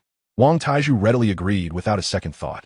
10 minutes later, Lu Lixing led Gu Wanquan and Lu Qianqian to the flourishing sweet potato field. Wanquan, look. Gu Wanquan stood frozen in place, utterly astonished. Chapter 32. Then let us strive together to lead a good life. Once frail sweet potato vines now flourished, lush and verdant. The sweet potato vines spread across the ground, completely obscuring the soil beneath. How Gu Wanquan was at a loss for words. How could this be? Lu Lixing laughed as he patted her head and stepped into the sweet potato field. I noticed our sweet potatoes were growing exceptionally well a few days ago, so I bought fertilizer. I didn't expect them to improve even more. Saying this, he dug out a sweet potato with his bare hands. Look, it's this big. Gu Wanqing widened her eyes once more, and Lu Qianqian also gasped in astonishment, her mouth forming an O shape. Sister-in-law, look, that sweet potato is bigger than Qianqian's head. Huh? Lu Lixing was amused by the comparison. He picked up the sweet potato and held it beside Lu Qianqian's small head, chuckling indeed. It's even larger than our Qianqian's little head. Lu Qianqian was already giggling with her eyes squinted in delight. She raised her tender little hand and patted the sweet potato, exclaiming, He's so big, so big. Second brother, can I hold the big sweet potato? Here, let me hug it. Lu Lixing handed it directly to her. The little girl mustered all her strength and embraced the sweet potato tightly. Wow, it's so heavy. Qianqian can't hold on any longer, she cried out, just as it thudded to the ground. Fortunately, Lu Qianqian was not very tall, and the ground was soft. The sweet potato remained unharmed. However, Gu Wanqing gasped in concern. Qianqian, are you all right? Lu Qianqian happily plopped down on a stone beside the big sweet potato and, with a beaming smile, said, I'm fine, sister-in-law. It's my first time seeing such a huge sweet potato. It must be delicious. With Lu Qianqian's lively antics, Gu Wanqing snapped back to reality from her astonishment. She crouched down and picked up the sweet potato, examining it in disbelief. She turned to the field, and Lu Lixing quickly pushed aside the sweet potato vines beside her, due to the small mound of earth.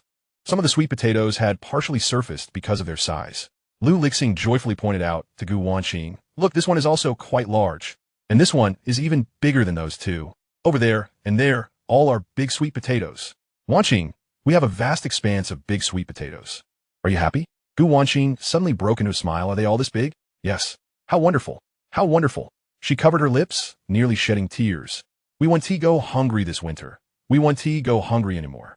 She then touched her belly, as if speaking to herself and the babies within. Lu Lixing chuckled as he approached her, softly reassuring, from now on, we won't have to go hungry. If Lu Lixing had said this before, Gu Wanqing would have never believed him, thinking he was merely boasting. But after the events of the past few days, she understood that Lu Lixing was indeed speaking the truth.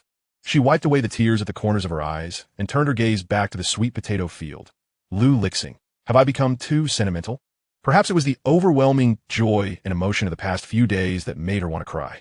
Lu Lixing reached out and ruffled her hair. How could that be? It's my fault for not providing you with a good life before. Gu Wanqing lowered her head and chuckled softly. Then let us work hard together to make our lives better from now on? Yes, indeed. Gu Wanqing finally smiled. Summer nights always arrive late. Yet the moon had already risen. Gu Wanqing pointed toward the sweet potato field ahead. May I go take a look? Of course, this is all you're doing. Just be careful. The vines are quite long. Don't trip. Gu Wanqing nodded, joyfully stepping into the sweet potato field. She could hardly believe her eyes as she rummaged through the sweet potato vines. This one is so big. This one too. And over here, these yellow sweet potatoes are huge as well. The yellow sweet potato, a variety of the red sweet potato, is also known as the yellow heart sweet potato.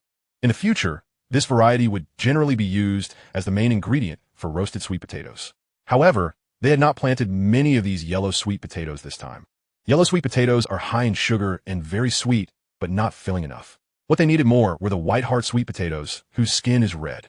The one Lu Lixing had just dug up was of this variety. Gu Wanqing wandered through the sweet potato field like a child, while Lu Lixing sat on a stone beside the field, watching her with a smile. Lu Qianqian bent over, tilting her head as she looked at Lu Lixing. After a while, she too began to smile. Second brother, why are you grinning like a fool? Ha ha ha, are you missing sister-in-law? But she is right in front of you.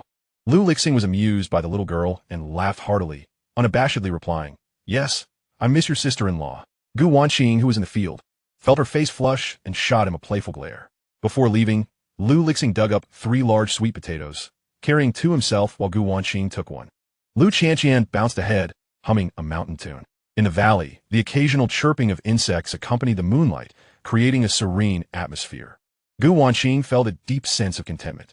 This was the life she had always pursued. Just then, Lu Lixing called out from behind, Wanqing, have you worn new shoes today? And a new hairpin? In truth, he had noticed long ago, but hadn't he said anything earlier as Gu Wanqing seemed troubled by the sweet potato situation. Gu Wanqing blushed again, lowering her head. Her voice barely above a whisper, well, my hair tie broke, so little Lu Qianqian immediately turned her head. That is not true. Sister-in-law's hair tie didn't break. Sister-in-law washed second brother's clothes today and met many people, so she wore it. Qianqian Gu Wanqing wished she could find a hole to hide in. How could this little girl say everything? What if Lu Lixing thought she was trying to show off? Stop talking. Ha! Lu Lixing laughed, it's fine. My wife is naturally the most beautiful. They should be envious. Gu Wanqing was momentarily at a loss for whether to feel pleased or embarrassed. Quickening her pace to move ahead, Lu Lixing playfully asked Lu Qianqian, ISNT that right, Qianqian? Yes, yes. Lu Qianqian nodded happily. The 3 of them chatted and laughed along the way, filled with joy. Upon reaching the courtyard, Lu Lixing called Gu Wanqing to a halt. Wanqing, I want to give one of these sweet potatoes to Taiju. I should consult my wife about everything. Gu Wanqing nodded. Mem, you could decide. Lu Lixing then shared his other thoughts. I estimated that the smaller sweet potatoes weigh 2 to 3 jin, while the larger ones could weigh up to 10 jin. You've planted quite a lot this year. If we combine all our fields, we probably have several hundred or even 1,000 jin. After keeping enough for ourselves, our parents, and our elder brother and sister-in-law, we'll still have plenty left. How about we sell the sweet potatoes?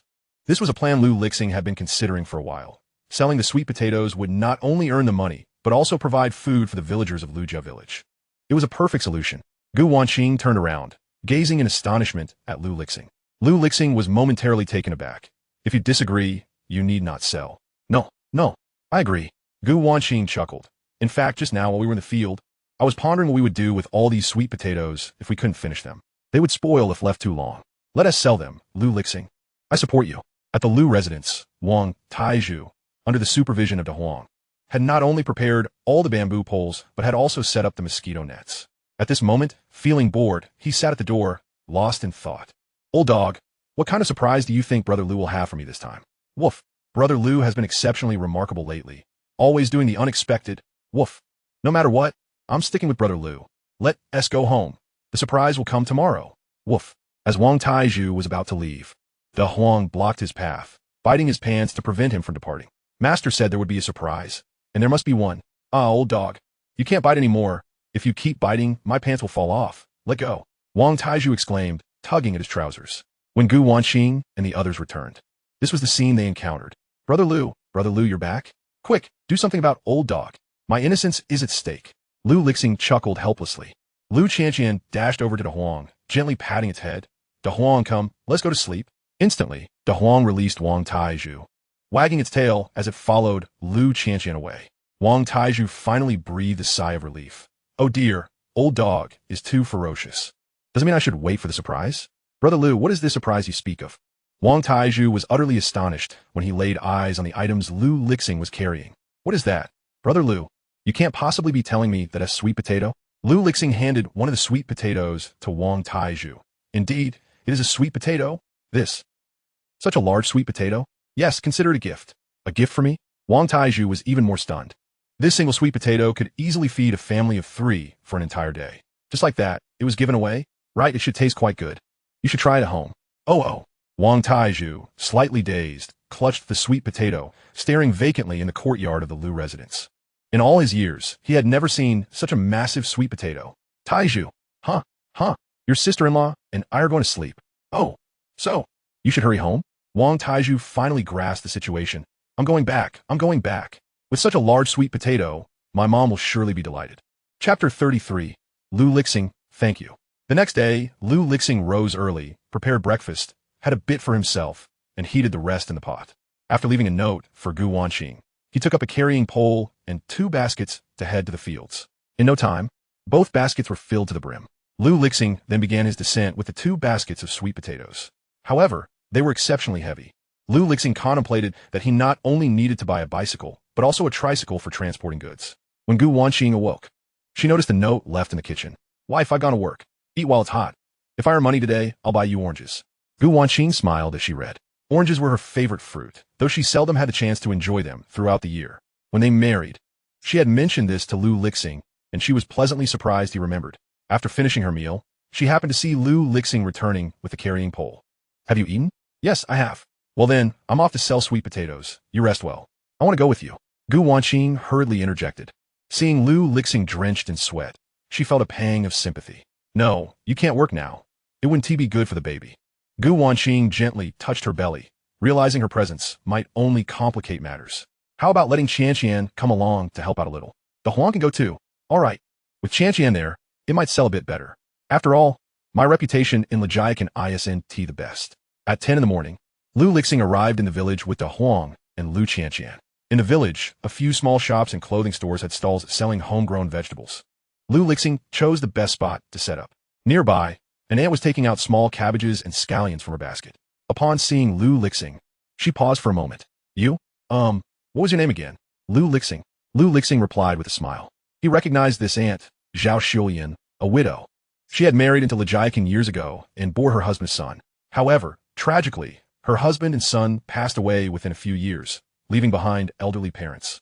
Her in-laws. Everyone urged Zhao Shulian to remarry, but she had remained single all these years, even declaring that if she did marry, she would bring her 2 elderly in-laws along. They treated her exceptionally well, and she was determined to care for them in their old age. In those times, having an extra mouth to feed at home meant more meals, so no one was willing to marry her. Zhao Shulian worked hard like a man to support her 2 elderly in-laws.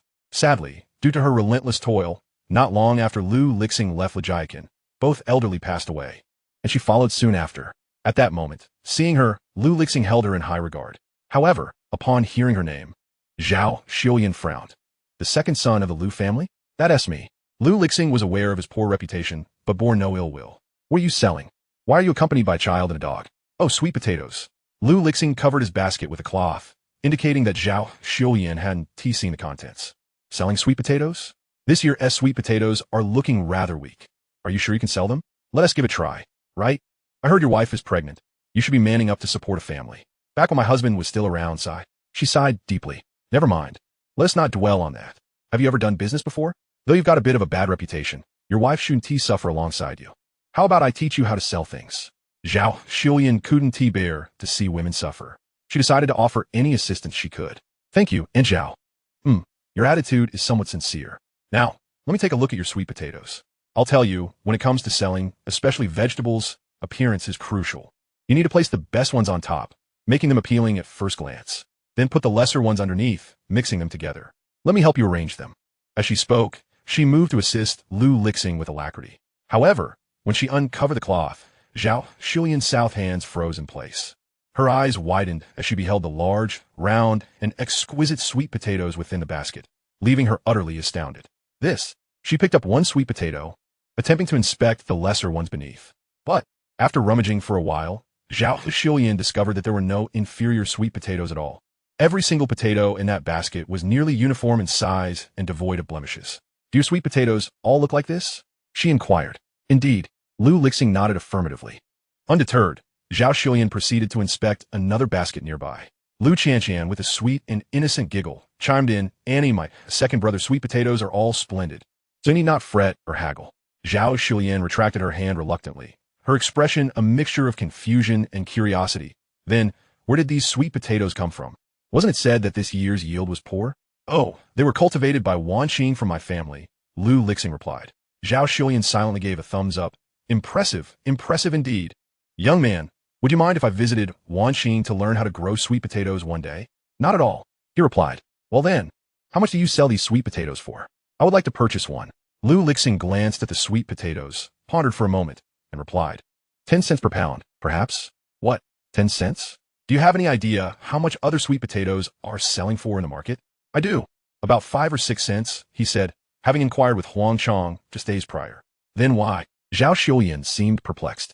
Without further ado, Lu Lixing sliced open a yellow-fleshed sweet potato and handed a piece to her. Please give it a try. Zhao Xilian paused momentarily. Yet she accepted the sweet potato and took a bite. In the next instant, her eyes sparkled with delight. How can this be? The flavor. Is it not sweeter and more exquisite than the usual sweet potatoes? Lu Lixing was already aware of this. For these were sweet potatoes nurtured with the elixirs provided by the system, undeniably more delectable and nutritionally superior. The yellow-fleshed sweet potatoes could even be consumed raw. Zhao Xilian nodded enthusiastically. Yes, indeed. Sweeter than apples. Moreover, the appearance was exceptional, and she believed 10 cents was a fair price. She laughed. Ha, you're right. After tasting it, I am compelled to buy some. Come, pack 2 for me. Zhao Xilian selected the 2 largest sweet potatoes, weighing a hefty 20 pounds, valued at $2. However, when it came time to pay, she faced a dilemma. She hadn't sold any vegetables today and had no money on hand. Young man from the Lu family, what if I pay you after I sell my vegetables? Sure. Lu Lixing unhesitatingly handed the sweet potatoes over to her. Zhao Xilian cast a deep glance at him, remaining silent. At that moment, many villagers had gathered around. Upon seeing Lu Lixing's sweet potatoes, they were astounded. Wow, what is that? I don't know, but it seems to be sweet potatoes. Such large sweet potatoes. Wasn't this year's yield poor? Indeed, just look at that yellow sweet potato. It appears delectable. Come, let us go take a look. As several approached, one among them halted the others. Is the seller of those sweet potatoes from the Lu family? It truly is. Forget it. I won't buy them. That lad is no good. Didn't we hear he saved a bus full of people just a few days ago? That was merely a stroke of luck. It was surely unintentional. How could a person suddenly change for the better? Have you forgotten how he looked when he stole from you? The crowd shook their heads, yet no one dared to step forward. Meanwhile, Zhao Xilian already had several buyers lining up. Lu Lixing noticed the hushed whispers not far from him and contemplated how to attract more customers. Just then, he observed Zhao Xilian stand up. Seemingly casually, she remarked, some people are just too proud. Didn't everyone's sweet potato yield suffer this year? They clearly desire these sweet potatoes, but lack the courage to approach. What? Are they waiting for everyone to leave before secretly purchasing the Lu family sweet potatoes? By that time, they might just be snatched away. The crowd erupted into murmurs. It certainly looked appealing, yet one couldn't be sure how it tasted. I've heard that some people use pesticides on sweet potatoes. They might not be safe to eat. Lu Lixing smiled and cut another piece from the sweet potato he had just sliced, offering it to Lu Qianqian. Qianqian, would you like to try? The utility of the little girl became evident.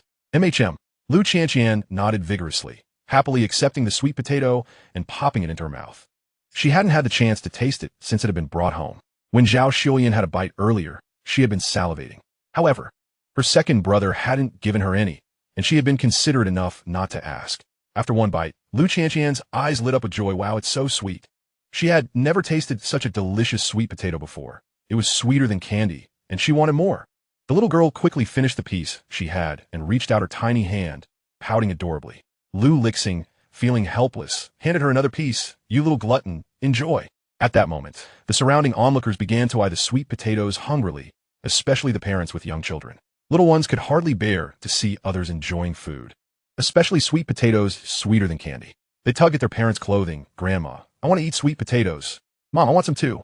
I want to eat. I want to eat. The adults, feeling embarrassed, could only mumble, that is someone else's sister. Who knows if they truly taste that good? Lu Lixing then directly cut the large sweet potato into smaller pieces and offered them to the children. Give it a try. The children gleefully accepted the sweet potatoes and began to munch on them. Wow, it's really sweet. So delicious. Grandma, I want more. Mom. The children, seeing the tasty treat, never considered the seller's character. The adults found themselves in a difficult position. Zhao Shulian glanced at a few of them and rolled her eyes. Lu Ho Hot. I remember you were on that bus, right? What is this? Aren't you the ones who said, Lu Lixing saved you? Now you're turning your back on him? And you, Li Chunhua, wasn't your husband there too? If it weren't for Lu Lixing, you would be a widow like me. Besides, it's just sweet potatoes. Are you planning to starve this winter? The two women who were called out suddenly felt deeply embarrassed. They indeed had been on that bus that day. However, when they returned, they had told everyone that it was Lu Lixing who had done it, but no one believed them, and they had been inexplicably scolded for it. They had to bury the incident deep in their hearts and never mention it again to fit in with the crowd.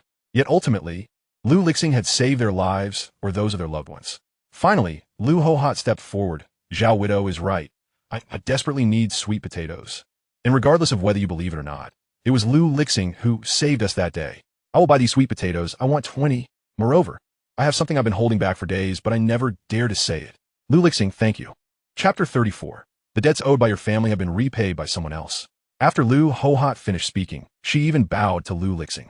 No, no, no, Liu Jie. Lu Lixing hurriedly stepped forward to stop her. Lu Ho Hot, however, brushed his hand away. Indeed, Lu Lixing, regardless of your past actions, the fact that you saved us is undeniable. I can no longer continue to be a coward. I acknowledge my previous mistakes, and at last, the burden in my heart has been lifted. Lu Ho Hot exhaled with relief, even breaking into a smile. Is this white-fleshed sweet potato starchy? Indeed, it is an adjective. While the sugar content of white-fleshed sweet potatoes is relatively low, their starch content is exceedingly high. Compared to the yellow-fleshed variant, they may lack sweetness. Yet they are far more suitable as a staple food. Would you care to try some? Without hesitation, Lu Lixing sliced a white-fleshed sweet potato into several small pieces and offered one to Lu Ho Hot. After taking a bite, Lu Ho Hot nodded approvingly. I shall take 20 pounds of this white-fleshed sweet potato and bring back the red-fleshed ones for my grandson to cook. This will suffice to satiate my hunger. After making her request, Lu Ho Hot reminded the others, hey, don't just stand there. This sweet potato is truly delightful. It would be a pity not to buy some. 40 pounds of sweet potatoes amount to merely 4 coins. However, acquiring such delicious sweet potatoes will surely bring joy to the entire family. It is worth it. Lu Ho Hot retrieved some money from her handmade pouch and handed it to Lu Lixing, cheerfully embracing 4 large sweet potatoes as she departed. Once Lu Ho Hot had left, the other women quickly surged forward. Hurry, hurry. I want 40 pounds as well. And I want the largest one. Hey, that largest one is mine, Sister Zhang. You cannot snatch it away. Haha, whoever grabs it first gets it. Lu Lixing busily weighed the sweet potatoes for everyone. Meanwhile, Lu Chanqian happily nibbled on a sweet potato. However, as she munched, she suddenly noticed a familiar figure passing by in the distance. Oh, isn't that third brother? Where could he be headed? Lu Chanqian wondered, pouting as she observed his silhouette for a moment before being drawn back to the sweet potato in her hand. At the village corner, Lu Lixing, dressed in clothes ill-fitting for his frame, hurried onward. He was en route to the clinic to fetch medicine for his elder brother. A few days prior, his sister-in-law had fallen ill, and his elder brother had purchased medicine for her. However, due to unpaid medical bills, the debt remained. To settle this, Lu Liwei had been desperately seeking work, scavenging the mountains for anything he could sell, hoping to gather enough money to repay the clinic. Unfortunately, after just a few days, he had not yet managed to raise the funds before injuring his foot, which had swollen to the size of a bun and rendered him unable to walk. In truth, his elder brother was reluctant to buy the medicine, believing it a waste of money, claiming that a few days' rest would suffice. Yet, he had secretly ventured out. As Lu Lixing passed by the village corner, he caught sight of a group of women chattering excitedly as they made purchases. He frowned slightly.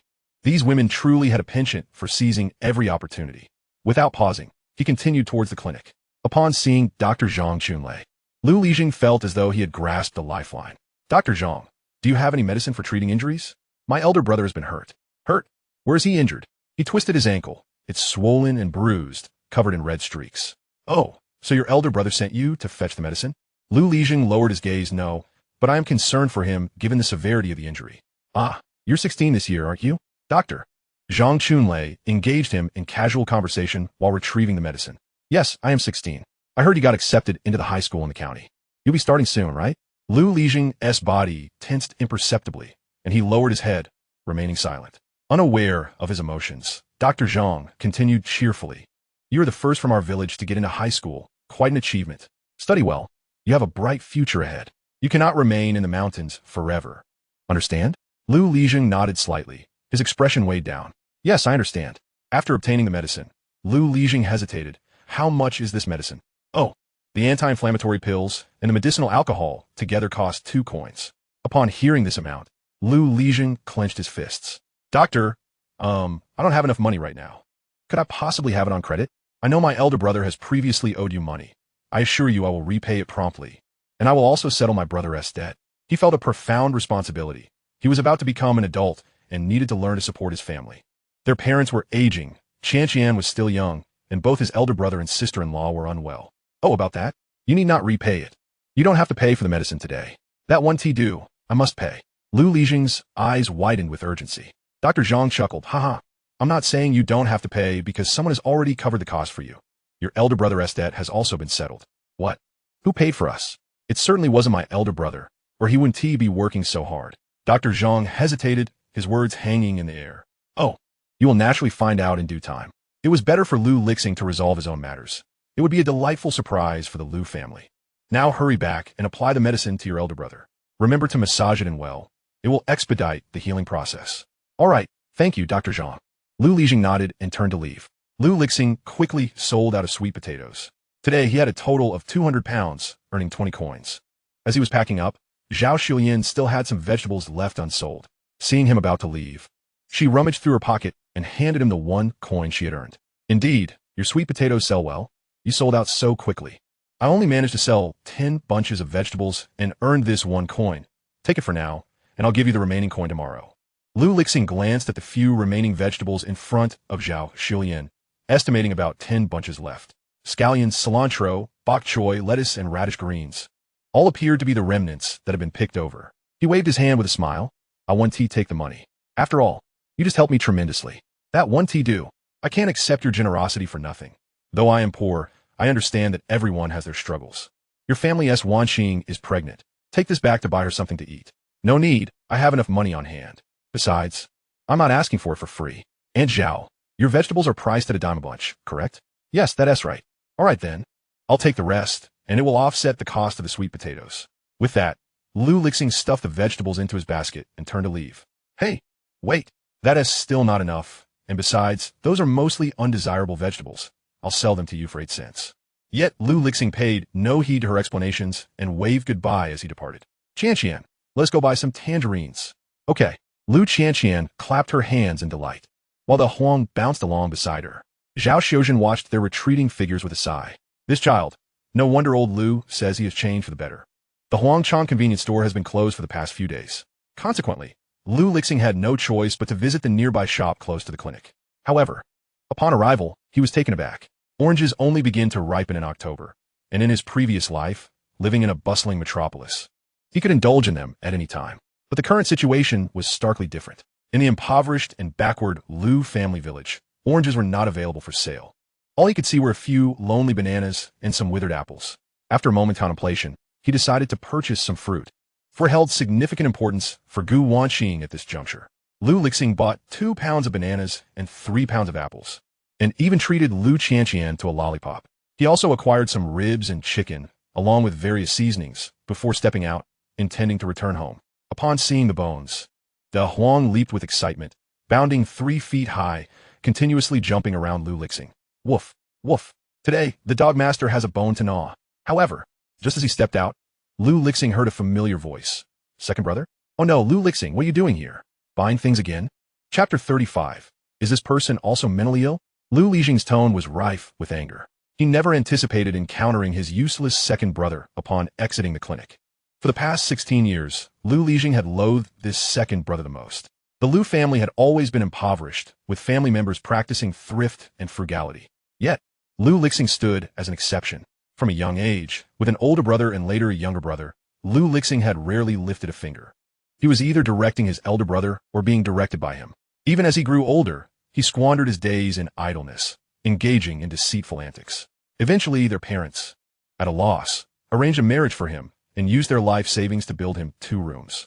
They had hoped for a change in him. But what followed was a worsening of his behavior. He remained oblivious even when his sister-in-law became pregnant, lost in a haze of alcohol. Liu Lixing could not fathom how he could have such a brother, lazy, extravagant, and utterly irresponsible. Liu Lixing, do you think you're something special? Look at what you bought. Apples? Bananas? Can you afford such luxuries? Where did you steal the money from? Speak up. The last 3 words were nearly a shout. Liu Lixing paid no heed to his brother's aggressive demeanor. Instead, he felt a surge of joy. Liu Lixing, his brother. He was finally seeing him again. In his previous life, after Wanqing and the child perished, Liu Lixing had been lost in despair, a mere shell of a man. It was Liu Lixing who had laid to rest Wanqing and the child. Liu Lixing would forever remember the moment he left, pulling out an old 5 yuan bill from his pocket, saying, "Take this 5 yuan. From now on, don't return. I will take care of the family, so don't worry." He had been utterly disappointed in him, yet still had given him all his savings, which Liu Lixing knew had been painstakingly accumulated for his education. He had successfully entered high school, becoming the first person in Liu family village to do so. That day, Liu Lixing silently vowed not to betray his brother's expectations and to work hard to improve their lives. However, the next time he heard news of Liu Lixing was 7 years later. At just 23 years old, he was forever buried beneath the coal mine. It was then that Liu Lixing realized his brother had truly shouldered the burden of supporting the family, opting to work in the black coal mines alongside the villagers, only to meet with disaster. At this moment, Liu Lixing could hardly contain his excitement. He rushed forward and embraced Liu Lixing, his voice trembling. "Lixing, what brings you to the village? Is something wrong at home?" Liu Lixing was taken aback. He had come to scold him. Yet here was Liu Lixing, brimming with joy. Was this person mentally unhinged? Liu Lixing forcefully pushed Liu Lixing away, his face darkening. "What are you doing? Have you lost your mind? What business do you have at the market? Unlike you, I don't spend frivolously. You still haven't told me where you got the money for these things." He cast another look at Liu Lixing's basket, his expression growing increasingly grim. "If you've stolen from someone, return it immediately, or else. I, an elder brother, will not let you off easily." Liu Lixing chuckled softly. "I earned this by selling sweet potatoes." He quickly retrieved half of the bananas and apples from a basket and offered them to Liu Lixing. "Here, try some. I bought these for your sister-in-law's health." "Get that away from me." Liu Lixing snapped, pushing Liu Lixing's hand aside without hesitation. "Your own earnings? Selling sweet potatoes?" Liu Lixing, come up with a better excuse. "Do you think I don't know that this year's sweet potato harvest in Liu family village was dismal? There are barely enough for your own family to eat, let alone to sell for profit. Do you think I am as gullible as Qian? Don't forget, the tuition for her schooling was squandered by you. And the money elder brother set aside for sister-in-law's medical expenses, all the little earnings our parents worked for, have been completely wasted by you. Now, that Qian is of school age, while other children are attending school. Look at our Qian. She can't even afford the registration fee. At 7 years old, if we delay any longer, she will be considered a late student. Our parents dared not tell you this, fearing your anger, but I am not afraid. Liu Lixing, everything you do results in our parents and elder brother cleaning up after you. Are you completely unaware? Our parents have suffered so much for you in Liu family village, and they haven't even driven you out of the house. Don't overstep your bounds. I am giving you one last chance. Return these fruits immediately and bring the money back. Otherwise, do not blame me for being ungracious." Liu Lixing nearly vented every ounce of pent-up anger he felt. Yet, he refrained from mentioning his own tuition. Their parents had saved money for him to attend high school, but that money had gone to Liu Lixing's house. He was a man and could endure, but he could not bear to see Qian remain uneducated and illiterate, especially when he saw Liu Lixing squandering money again. With indignation boiling within him, Liu Lixing fixed a fierce glare upon Liu Lixing, hoping that, just once, Liu Lixing might absorb his words and behave like a responsible man. But all he saw was Liu Lixing's nonchalant demeanor. "Lixing, things will be different from now on. Oh, and take this 10 yuan as well," Liu Lixing said, pulling out a stack of cash from his pocket. The sight of that stack completely overwhelmed Liu Lixing. "Liu Lixing, you are truly audacious. Where did you acquire such a sum? Return it. Otherwise, you may as well never come home again. I have no brother like you." Liu Lixing was momentarily stunned. He realized he had acted too hastily. A worthless individual suddenly producing such a substantial sum of money would be met with disbelief from anyone. Moreover, his brothers, who are well aware of his temperament, would be even less inclined to accept it. Li Zheng, I know you're angry. I understand if you choose not to take this money. I will hold on to it for you. Whenever you need it, feel free to come to me. Additionally, regarding Qian, I will find a way to ensure she attends school this year. A cold smirk crept across Lu Lizheng's face. Do you even realize what date is? It's August 29th. The enrollment period for school has long passed, and classes are about to commence. How do you intend to get Qian to school? I will figure something out, Lu Lixing replied, recalling the future information provided by the system a few days prior. Perhaps that would present an opportunity for Qian to attend school. He needed to devise a breakthrough. Lu Lizheng regarded him in silence, his expression clearly one of skepticism. Lu Lixing continued, as for your high school situation, classes are about to start as well. You must not delay your education. I remember the high school in the county allows for a later start. I'll find a way to get the funds. Lu Lizheng increasingly sensed that Lu Lixing was behaving unusually. He was boasting without even batting an eye. He had no desire to see him any longer and directly pulled Lu Qian away. Qian, let's head home first. We'll pick up your second sister-in-law in a couple of days. There's no need to stay with this madman. Reluctantly, Lu Qian was dragged along, glancing back repeatedly. Regardless of how loudly De Huang called from behind, no one paid him any mind. Lu Lixing watched their retreating figures and suddenly burst into laughter. No matter what, they were healthy and safe by his side, and that was of utmost importance. He would strive to gain their acceptance. At least now, Wanqing had begun to accept him. Lu Lixing shouldered the burden of his basket and hurried home, determined to work hard in the coming days to earn enough for Qian and Li Zheng's tuition fees. Chapter 36. Next time, when your husband wants to be close to you, don't shy away. At the foot of the mountain stood a dilapidated thatched cottage. The walls were constructed of yellow mud, interspersed with an abundance of straw. In the center lay a spacious courtyard. On either side of the main room were additional small chambers, with two more at the side serving as a cooking area and a small room. The entire floor was uneven, also made of mud. At this moment, Zhou Yuxia lay in bed, her complexion pale as she coughed. Lu Libei, who had been dozing by her bedside, quickly rose to pour her some water. However, as soon as his feet hit the ground, a sharp pain shot through him. He stifled a groan, gritting his teeth as he reached for a bowl and the kettle on the table. The family could not afford to buy cups. They always drank from bowls when thirsty. Li Gi, Zhou Yuxia called softly, hearing the commotion. She coughed a couple more times. I'm fine. You should rest. Your foot. I'm all right. It's nothing. You're still burning up with fever. Dr. Zhang said you need to drink more hot water. If it gets worse in a few days, we can go to the village for N4. It's quicker that way. I want to go. Zhou Yuxia firmly rejected. Buying medicine already costs several yuan, and 4 would be even more extravagant. We can hardly keep the pot boiling. I can't waste money like that. I'm afraid of the pain from the 4. Zhou Yuxia casually conjured an excuse. All right, then just eat your medicine. Once you're well, we want to need to go. This time, Zhou Yuxia complied readily. After finishing, she lay back down. Where's Li Zheng? I don't know. That boy disappeared after breakfast. Don't worry about him. Zhou Yuxia pondered for a moment before saying, if it comes to that, I might have to borrow some money from my family. Li Zheng is about to start school, and Qian needs to go as well. At the mention of this, Lu Liwei's expression darkened. What do you think your family has money? We've borrowed from them so many times already. Alas, if only Li Xing would work hard. Lu Liwei Siga. He has separated from Wanqing now. I don't know if he has made any progress. Our parents just want him to be independent. But I can't help but worry. Zhou Yuxia added, how about we send some sweet potatoes from our home? Wanqing must be struggling. Fine. Once I can walk again, I'll go deliver them. Just then, they were interrupted by commotion outside. Elder brother, where are you? Followed by a wailing, woo. Third brother, let go of me. Is Qian back? What's Li Zheng doing? Lu Liwei frowned and lifted the curtain of the bedroom. Since doors were too expensive, they used tattered cloth to create makeshift door curtains. Could it be trouble from your second sister-in-law aside? The thought made Lu Liwei tense up. Lu Qian finally broke free from Lu Lizheng's grip, diving into Lu Liwei's embrace. Ooh, brother. Third brother is bullying me. Your second sister-in-law is fine. Second brother is taking good care of her.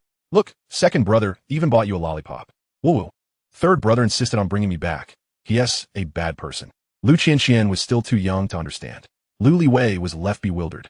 What do you mean second brother bought you a lollipop? What is wrong with third brother? Li Zheng, what is going on? Lu Lizheng snupped indignantly. Don't listen to Qian's nonsense. She was just bribed by a piece of candy. I ran into Lu Lixing in the village today. He actually bought a whole bunch of apples and bananas, which must have cost at least 5 yuan, plus a basket of vegetables. He is truly becoming more and more reckless. Lu Lizheng struggled to articulate his anger. When our parents return, I will definitely tell them to handle Lu Lixing. Lu Liwei Fronath. Who permitted you to call him by his name? He is your second brother. I don't have such a brother. Lu Lizeng Raturta the Fianli. Lu Liwei sighed. I understand you're angry. We're all upset as well. But he is still your second brother, and regardless of his misdeeds, he is family. If he has gone astray, it is our duty to guide him back, not to scold him. Li Zheng, did your second brother really buy so many things? Would I lie to you? But we can't tell our parents. They're already so worn out for our sake. Telling them will only cause them more distress. Then we can't let Lu Lixing continue to waste money. What about your second sister-in-law? She is pregnant. I'll think of something. Once my foot is better, I'll go talk to him. Lu Liwei had no better suggestions. Wait, where did you go in the village? Only then did Lu Lizheng remember the important matter, handing Lu Liwei the medicine he had procured. I want to get you medicine for your injuries. This is medicinal alcohol, and this is for oral use. Dr. Zhang said to apply the alcohol and massage it well. It will aid your recovery. Who told you to give me medicine? Lu Liwei was filled with frustration. We can't afford to ignore your serious injury. By the way, elder brother, did you settle the bill with Dr. Zhang? Settle what bill? Lu Liwei was taken aback. Lu Lixing said, Dr. Zhang mentioned that the money you used to buy medicine for your sister-in-law has already been repaid, and the debts we owed have been settled as well. Moreover, he did not charge me for the medicine this time, claiming that someone had already taken care of it. What? Lu Liwei exclaimed, rising from his seat in excitement, momentarily forgetting the pain in his ankle. Who is it? Lu Lixing shook his head. I do not know. Dr. Zhang would not divulge that information. He also told me that one day we would uncover the truth. Furrowing his brows, Lu Liwei fell into deep contemplation. Nearby, Lu Qianqian, who had been too timid to speak, could no longer hold back her grievances. It must have been second brother who did it. How could that be? Qianqian, stop your nonsense. Didn't I tell you that children should not lie? Lu Lixing shot her a disapproving glance. The little Qianqian trembled slightly, pouting her lips, and began to cry. Lu Liwei quickly pulled his youngest sister closer. Qianqian, do not cry. Lixing, why are you being so harsh on her? Even if she spoke a falsehood, she is still so young. Desperate, Lu Qianqian sobbed, I did not lie. Woo, it was second brother who gave it. Woo, you're all bad people. Lu Lixing's expression turned cold. We cannot allow Qianqian to stay with Lu Lixing any longer. She is not learning anything good from him. I will think of a way to earn some money in the coming days and send Qianqian to school. With that, he turned and left. Lu Liwei attempted to stop him, but was unsuccessful, letting out a sigh as he began to comfort Lu Qianqian. Meanwhile, Lu Lixing returned home, and it was already noon. The aroma of delicious food wafted from the kitchen. He spotted Gu Wanqing busily preparing a meal. Lu Lixing's mood instantly brightened. Wanqing, why are you cooking again? Hurry, rest. Let me take over. Startled by his sudden arrival, Gu Wanqing replied, Why are you back so soon? No, I want to cook for you. Look, I'm perfectly fine now. I've been eating so well these past few days that I've regained my strength. I can manage cooking. Lu Lixing smiled, extending his hand to gently rest on Gu Wanqing's belly. Her face flushed, and she took a step back. What are you doing? Are you trying to see if they are moving? Unable to contain a laugh, Gu Wanqing replied, How silly. They're not even 2 months along. How could they move? They haven't even begun to show yet. That is true, Lu Lixing said as he glanced into the pot. What are you making? Braised ribs? Why are they all burnt? Gu Wanqing cleared her throat, feeling a bit embarrassed. I haven't really cooked meat dishes before. We were quite poor, and we rarely had meat. We only ate it during the New Year, and even then, it was just a little. While adept at preparing vegetarian dishes, Gu Wanqing felt somewhat clumsy with meat. How about I eat this, and you can cook something else? Gu Wanqing quickly protested. We can't waste it. Ribs are expensive. Haha, no need for that. I love whatever you make, Lu Lixing said, lifting his gaze to ruffle her hair. Gu Wanqing instinctively stepped back again. What are you doing? Leaning closer, Lu Lixing remarked. You have a little twig in your hair. Where? Get off. Gu Wanqing leaned closer to him, and Lu Lixing gently parted her hair, removing the twig that had entangled itself. He was a head taller, and their proximity allowed her to hear his heartbeat. Her cheeks flushed once more. To be honest, ever since their marriage, the past few days felt entirely different from before. Gu Wanqing previously thought of Lu Lixing as an emotionless machine, but now he seemed more like a warm giant, drawing her in with an irresistible allure. Holding the twig before her, Lu Lixing grinned. See, I wasn't lying. Was I? Next time, when your husband wants to get closer, don't shy away. Ahem, my ribs need turning, Gu Wanqing said, clearing her throat as she hurried towards the pot. However, in her haste, she tripped over her own feet. Gu Wanqing exclaimed, and in the next moment, she fell into a warm embrace. Above her, Lu Lixing's familiar voice inquired, How could you be so careless? Gu Wanqing wanted to explain, but felt that any words would be superfluous. Just then, They heard Wang Tieju's voice approaching from the yard. Luga, Luga, these sweet potatoes are absolutely delicious. My parents can't stop praising them. I had to come and ask where you got them. Wang Taiju dashed to the kitchen door, only to freeze in place. Chapter 37. This scene is too stimulating. At that moment, De Huang saw Wang Taiju approaching and rushed to chase him, but was unfortunately a moment too late. De Huang bit down on Wang Tieju's pants, trying to drag him back. Wang Tieju's eyes widened in surprise, caught between uncertainty. This scene was far too stimulating. What were Lu Gu and his sister-in-law doing? Should he even be watching? Lost in thought, Wang Taiju eventually covered his eyes with his hands, leaving a small gap between his fingers. Lu Gu, I didn't mean to. Why didn't you close the door? If you want to continue, I can wait outside with De Huang. With that, Wang Taiju and De Huang scurried off to the side. Gu Wanqing wished she could find a hole to hide in. Why was it that every time she felt the most embarrassed, she would run into Wang Taiju? No, she couldn't let him misunderstand. She hurriedly stood up from Lu Lixing's embrace, anxiously calling out, Taiju, wait. I almost fell, and Lu Gu caught me. You can't think of it that way. Wang Taiju paused for a moment, then chuckled, Sister-in-law, don't worry. I didn't think anything of it. I truly didn't. You must believe me. He then grinned and sat down with De Huang at the edge of the yard. Gu Wanqing thought, how did it feel like the more she explained, the more absurd it became? Wang Taiju clearly didn't believe her. She shot a glare at Lu Lixing, feeling conflicted. This is all your fault. Haha, Lu Lixing laughed heartily. Wanqing, you see, this matter cannot be explained. The more you try, the worse it gets, you know? He gently teased her nose. All right, you go rest. I will handle the cooking. Reluctantly, Gu Wanqing settled down by the fire pit, unwilling to face Wang Taiju alone.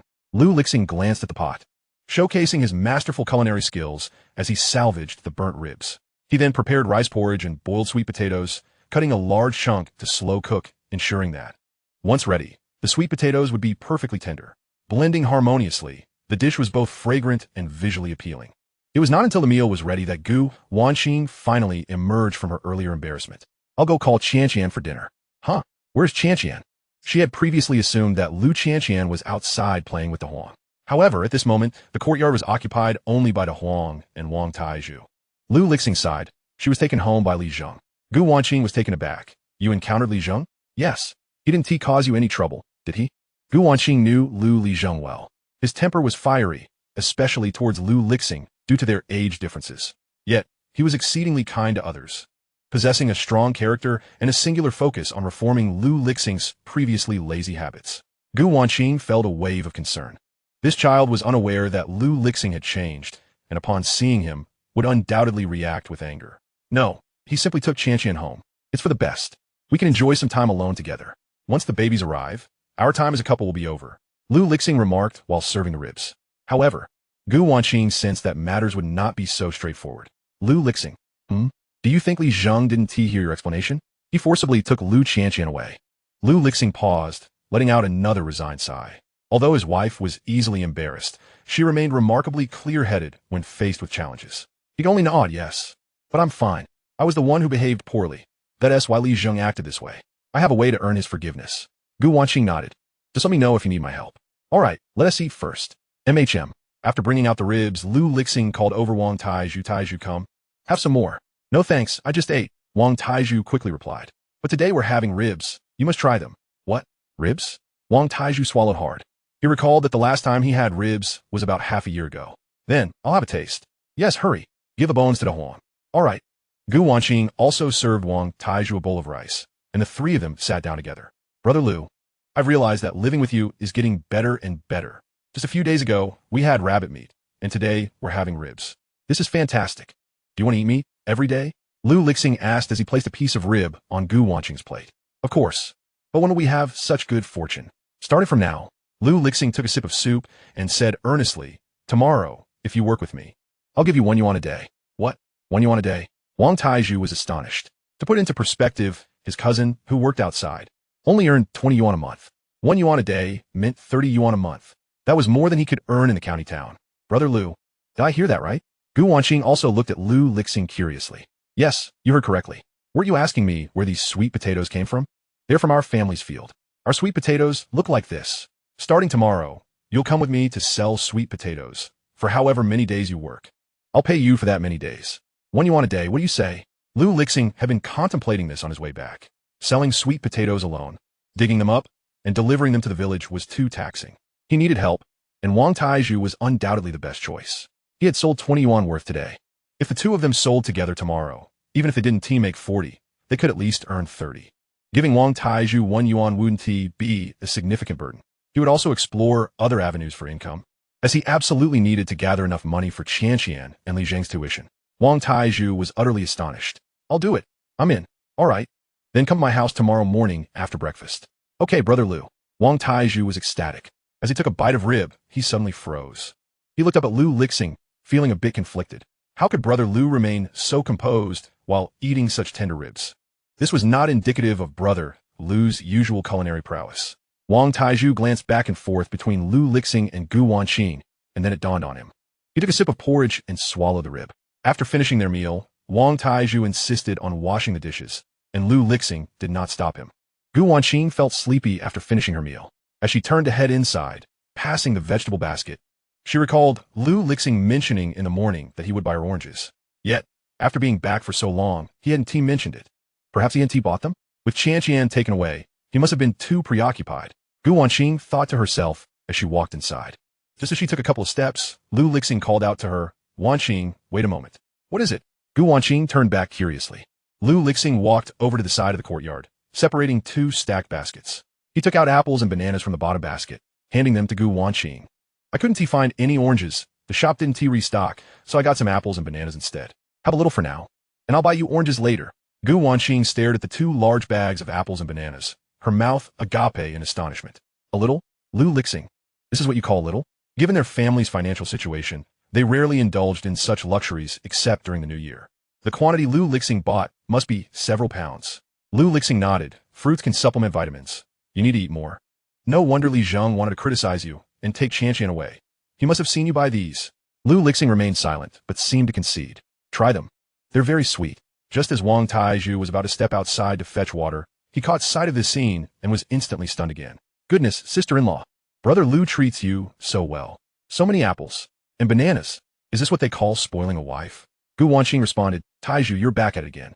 She hurriedly took the fruit from Lu Lixing's hands and went inside. Before closing the door, she tossed a banana and an apple to Lu Lixing. Take these to Taizhu.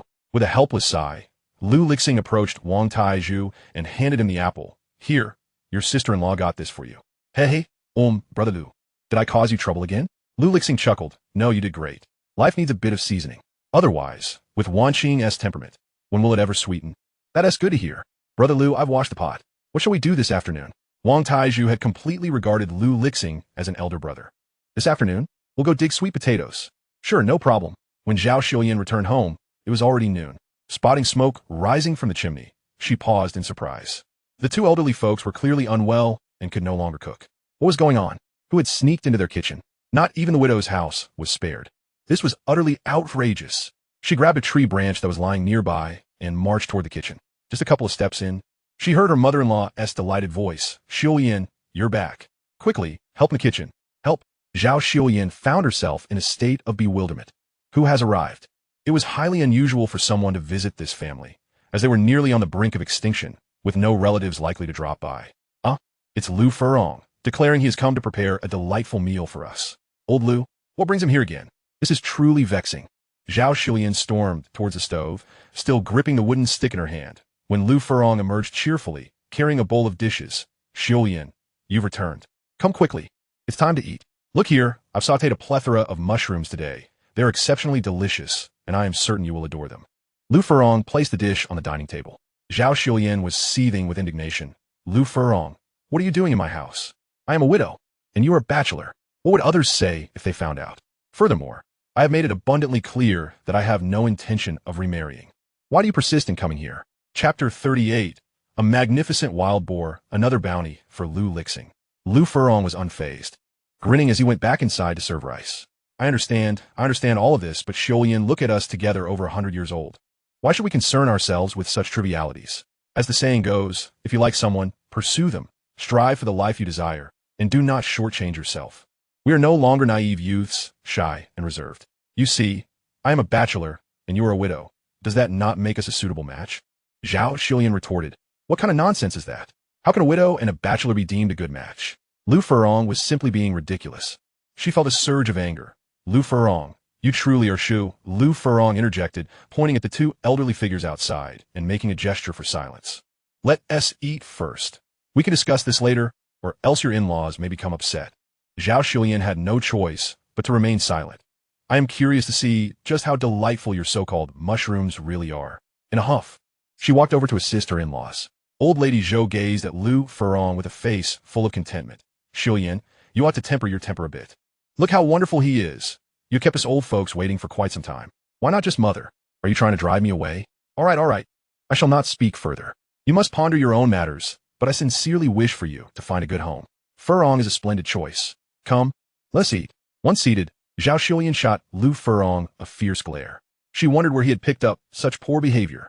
In a fit of anger, she helped herself to a piece of mushroom and placed it in her mouth. The next moment, her eyes sparkled with delight. Lu Furong leaned forward, eagerly awaiting her response. Well, is it delicious? I told you it would be splendid. Delicious indeed. Zhao Xulian cursed under her breath.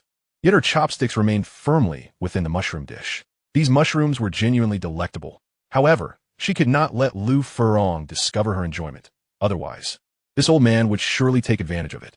After finishing the meal, Lu Furong cheerfully went off to wash the dishes.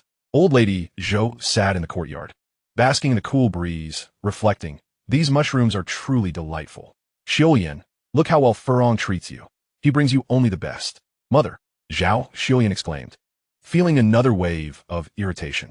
She was well aware of Lu Furong's good nature, but as a widow, she had no desire to tread that path again. She did not wish to burden Lu Furong either. After a moment's contemplation, she hesitantly approached the kitchen door. Hey, old Lu, what are these mushrooms called? Where can I find them? Don't misunderstand. My mother-in-law enjoys them, and I wish to gather some for her. Lu Furong chuckled heartily. You want to gather them? I will pick them for you. Some mushrooms are toxic, and if you don't recognize them, you could end up poisoned. How do you know all this? Lu Lixing told me. Lu Lixing again? Zhao Xulian murmured. What has that lad been up to lately? I do not know, but I believe he has become enlightened. Now he seems to know everything and is capable of doing anything.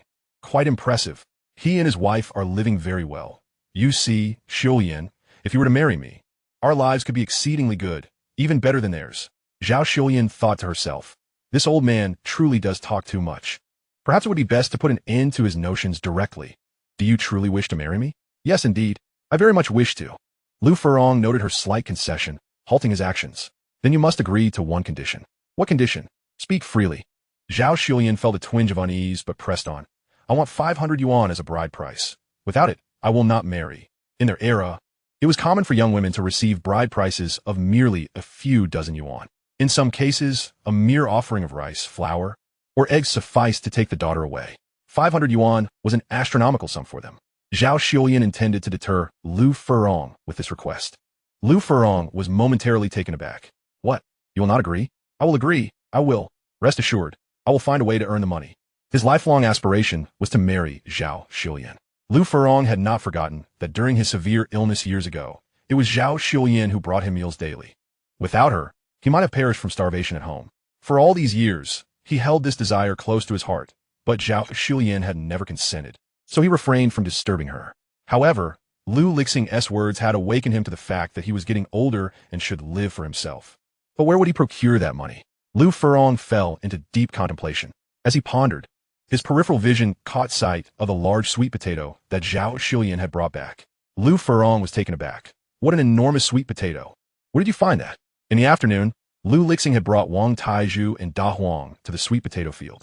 When Wang Taizhu beheld the vast expanse of large sweet potatoes, he was utterly astonished. Goodness, are these sweet potatoes real? How could they grow so large? Why do the ones at my home not fare as well? Just days prior, his parents had been fretting about the lack of sweet potatoes this year. Wang Taizhu could not help but swallow hard. Upon hearing this, Lu Lixing paused momentarily. An idea sprang to his mind. Taizhu, have you ever considered planting your sweet potatoes for me? The sweet potatoes from his own field amounted to merely 1,000 jin. Once sold, there would be none left. Given today's circumstances, these sweet potatoes would sell exceptionally well, even if those in the village sold out once the road was open again. He could venture into town to sell them. The town had a larger population with greater demand. Surely, he could make a profit there. Lu Lixing had also contemplated selling the spiritual spring water as fertilizer, but such mystical substances could easily raise suspicions among the superstitious rural folk. He ultimately decided it would be wiser to procure sweet potatoes from others and handle the matter himself. There were not many in the entire Lu family village who trusted him enough to collaborate. Wang Taizhu was one of them. Huh? Wang Taizhu exclaimed in surprise. You want me to plant them for you? Indeed, plant them for me. Our sweet potatoes thrive because I have developed a new fertilizer that proves exceptionally effective for their growth. If you entrust your sweet potatoes to me, I assure you they will flourish. I will ensure that you have ample reserves for winter, and we shall split the profits from the surplus. What do you think? Wang Taizhu glanced again at the sweet potatoes in Lu Lixing's field and nodded. All right, I'll speak to my parents. If they agree, I'll sell them to you. Great. I await your good news. Now let us get back to work. The trio, 2 men and a dog, worked with remarkable enthusiasm. Before long, they had unearthed a substantial pile of sweet potatoes. However, Wang Taizhu became conflicted as he regarded the heap. Lugu, they're indeed large. But it seems we cannot carry them all back. Perhaps I should fetch our cart to transport them in one go. Sounds good. Lu Lixing readily agreed. No sooner had Wang Taizhu departed than Lu Lixing heard the voice of the system in his mind. Congratulations, host. You have received a fortune pouch. The pouch has been added to your inventory. Please check it. Another pouch? What other treasures might await today? As Lu Lixing pondered, he suddenly heard a Huang barking excitedly nearby. Woof, woof. Lu Lixing inquired with curiosity, "Da Huang, what is the matter?" Woof, woof. Da Huang barked a couple more times, but his tone lacked the usual bravado, instead carrying a note of seriousness. Furrowing his brow, Lu Lixing approached Da Huang, only to be taken aback by the sight before him. A wild boar, its greenish face adorned with menacing tusks, was locked in a standoff with Da Huang. Although not particularly large, its teeth were fearsome enough to suggest it was no ordinary creature. Da Huang crouched low, seemingly preparing to charge at the boar, which was equally defiant, baring its teeth. Lu Lixing recalled that wild boars were notorious for raiding crops. Each year, during the harvest season, villagers' fields near the mountains often fell victim to their destruction. Though wild boars are now protected, in this era, they are a rampant nuisance. Finally, Lu Lixing understood the purpose of the fortune pouch. A smile crept across his face as he opened it, pondering how he might capture this formidable beast. A wild boar certainly surpassed a hare in size. If he could secure it, he could keep some for himself and sell the rest. The village was home to many pig farmers, and selling wild boar meat around this time would surely yield a handsome profit. Anticipation bubbled within him. He gently patted Da Huang on the head, saying, "Don't be afraid, go for it." Woof. Buoyed by Lu Lixing's encouragement, Da Huang charged forward, his confidence soaring. The wild boar, still in battle mode, was momentarily caught off guard by Da Huang's sudden advance. The result was a swift bite from Da Huang, causing the boar to squeal and retreat. After contemplating for a moment, Lu Lixing positioned himself near a stone embankment, thinking perhaps the boar might attempt to injure itself against the stones. Yet moments later, he realized the boar had no intention of colliding with the rocks. Instead, it dashed in circles around Lu Lixing, as if trapped in an endless loop. Meanwhile, Da Huang, also running in circles, began to pant heavily. Lu Lixing frowned, questioning whether his initial assumptions were misguided. Rubbing his chin, he called out to Da Huang, "Come, let us take a break." Hearing Lu Lixing, Da Huang glanced at the boar and then back at him, deciding that a moment's rest was in order. Exhausted, it trotted back to Lu Lixing's side, only to find that its quarry had not fled but was growing more energetic. Da Huang. Lu Lixing. Could it be true? He sat down, and Da Huang followed suit. The pair watched as the wild boar continued its frenzied laps. Eventually, Da Huang lay down, boredom overtaking it, and it nearly drifted off to sleep. 10 minutes later, a sudden thud echoed through the air as the wild boar collapsed, foam spilling from its mouth. Lu Lixing, well, would you look at that? Did it truly exhaust itself to death? How embarrassing. However, as the beneficiary of this unexpected turn, he felt it unwise to comment further, silently commending the system instead. Woof. Da Huang sprang to attention. Before Lu Lixing could react, it dashed to the side of the fallen boar, confirming its demise and excitedly barking back at Lu Lixing. Woof, woof, woof. Look, this silly pig has exhausted itself. Lu Lixing approached, giving Da Huang a reassuring pat on the head. I understand, Da Huang, but quiet down. Together, man and dog exerted their efforts to drag the wild boar to the edge of the field, where they rested. When Wang Taizhu arrived, he was met with a scene that left him astounded. What in the world? Where did this wild boar come from? Chapter 39, The Bride Price, which will be compensated later. Wang Taizhu stood perplexed, setting the cart aside as he hurried over to Lu Lixing and Da Huang. Lugo, what happened? Lu Lixing had already prepared his explanation, pointing to Da Huang as he spoke. Da Huang caught it. Woof. Da Huang barked in agreement, proudly wagging its tail. Wang Taizhu's mouth fell open in disbelief. Goodness, Da Huang, you're incredible. This wild boar looks larger than you. How did you manage to catch it? Woof, woof. Da Huang wagged its tail even harder, clearly pleased by the praise. Wang Taiju silently gave a thumbs up. You truly are a master hunter, Da Huang. Amazing. Seeing that Wang Taiju was convinced, Lu Lixing chuckled. All right, Taiju, let us not inflate Da Huang's ego further. We need to load the sweet potatoes onto the cart and take the wild boar back for tonight's feast. He thought if this continued, he might lose his composure. Okay. The trio worked joyfully, their spirits high as they celebrated their bountiful haul, bolstered by the addition of the wild boar. Meanwhile at home, Wanqing had begun contemplating what to prepare for dinner. The pork ribs from lunch had been a failure, and she couldn't afford another culinary mishap for dinner. Knowing that Lu Lixing and Taiju would be hungry after a long day's work, she resolved to whip up something delicious for them. As she pondered, she heard the sound of the cart approaching. Elated Wanqing stepped outside, calling Lu Lixing, "You're back. What do you want for dinner?" However, before she could finish her sentence, she froze in astonishment. What is that? She beheld Lu Lixing and Wang Taiju unloading goods from the cart, while the Huang barked excitedly nearby. However, that object appeared to be pitch black and extraordinarily massive, suggesting an immense weight. It bore no resemblance to sweet potatoes. Wang Taiju let out a hearty laugh, exclaiming, "Sister-in-law, this is a wild boar? Captured by Dahu and Lu Ge. Wild boar." Wanqing hastened over. Indeed, now sister-in-law can indulge in some fine meat. Wang Taiju and Lu Lixing placed the wild boar beside the courtyard, overwhelmed with excitement. "Sister-in-law, look," he said, but upon glancing up, he noticed Wanqing was not observing the wild boar at all. Instead, she had grasped Lu Lixing's arm, her eyes brimming with concern. "Such a large wild boar, you and Dao caught it? Are you all right? Were you hurt?" Wild boars are known to be aggressive. The formidable tusks of this boar indicated its potential ferocity. How could one man and a dog possibly capture it? Lu Lixing chuckled softly, reaching out to touzle Wanqing's hair. "It's nothing, see, I'm perfectly fine.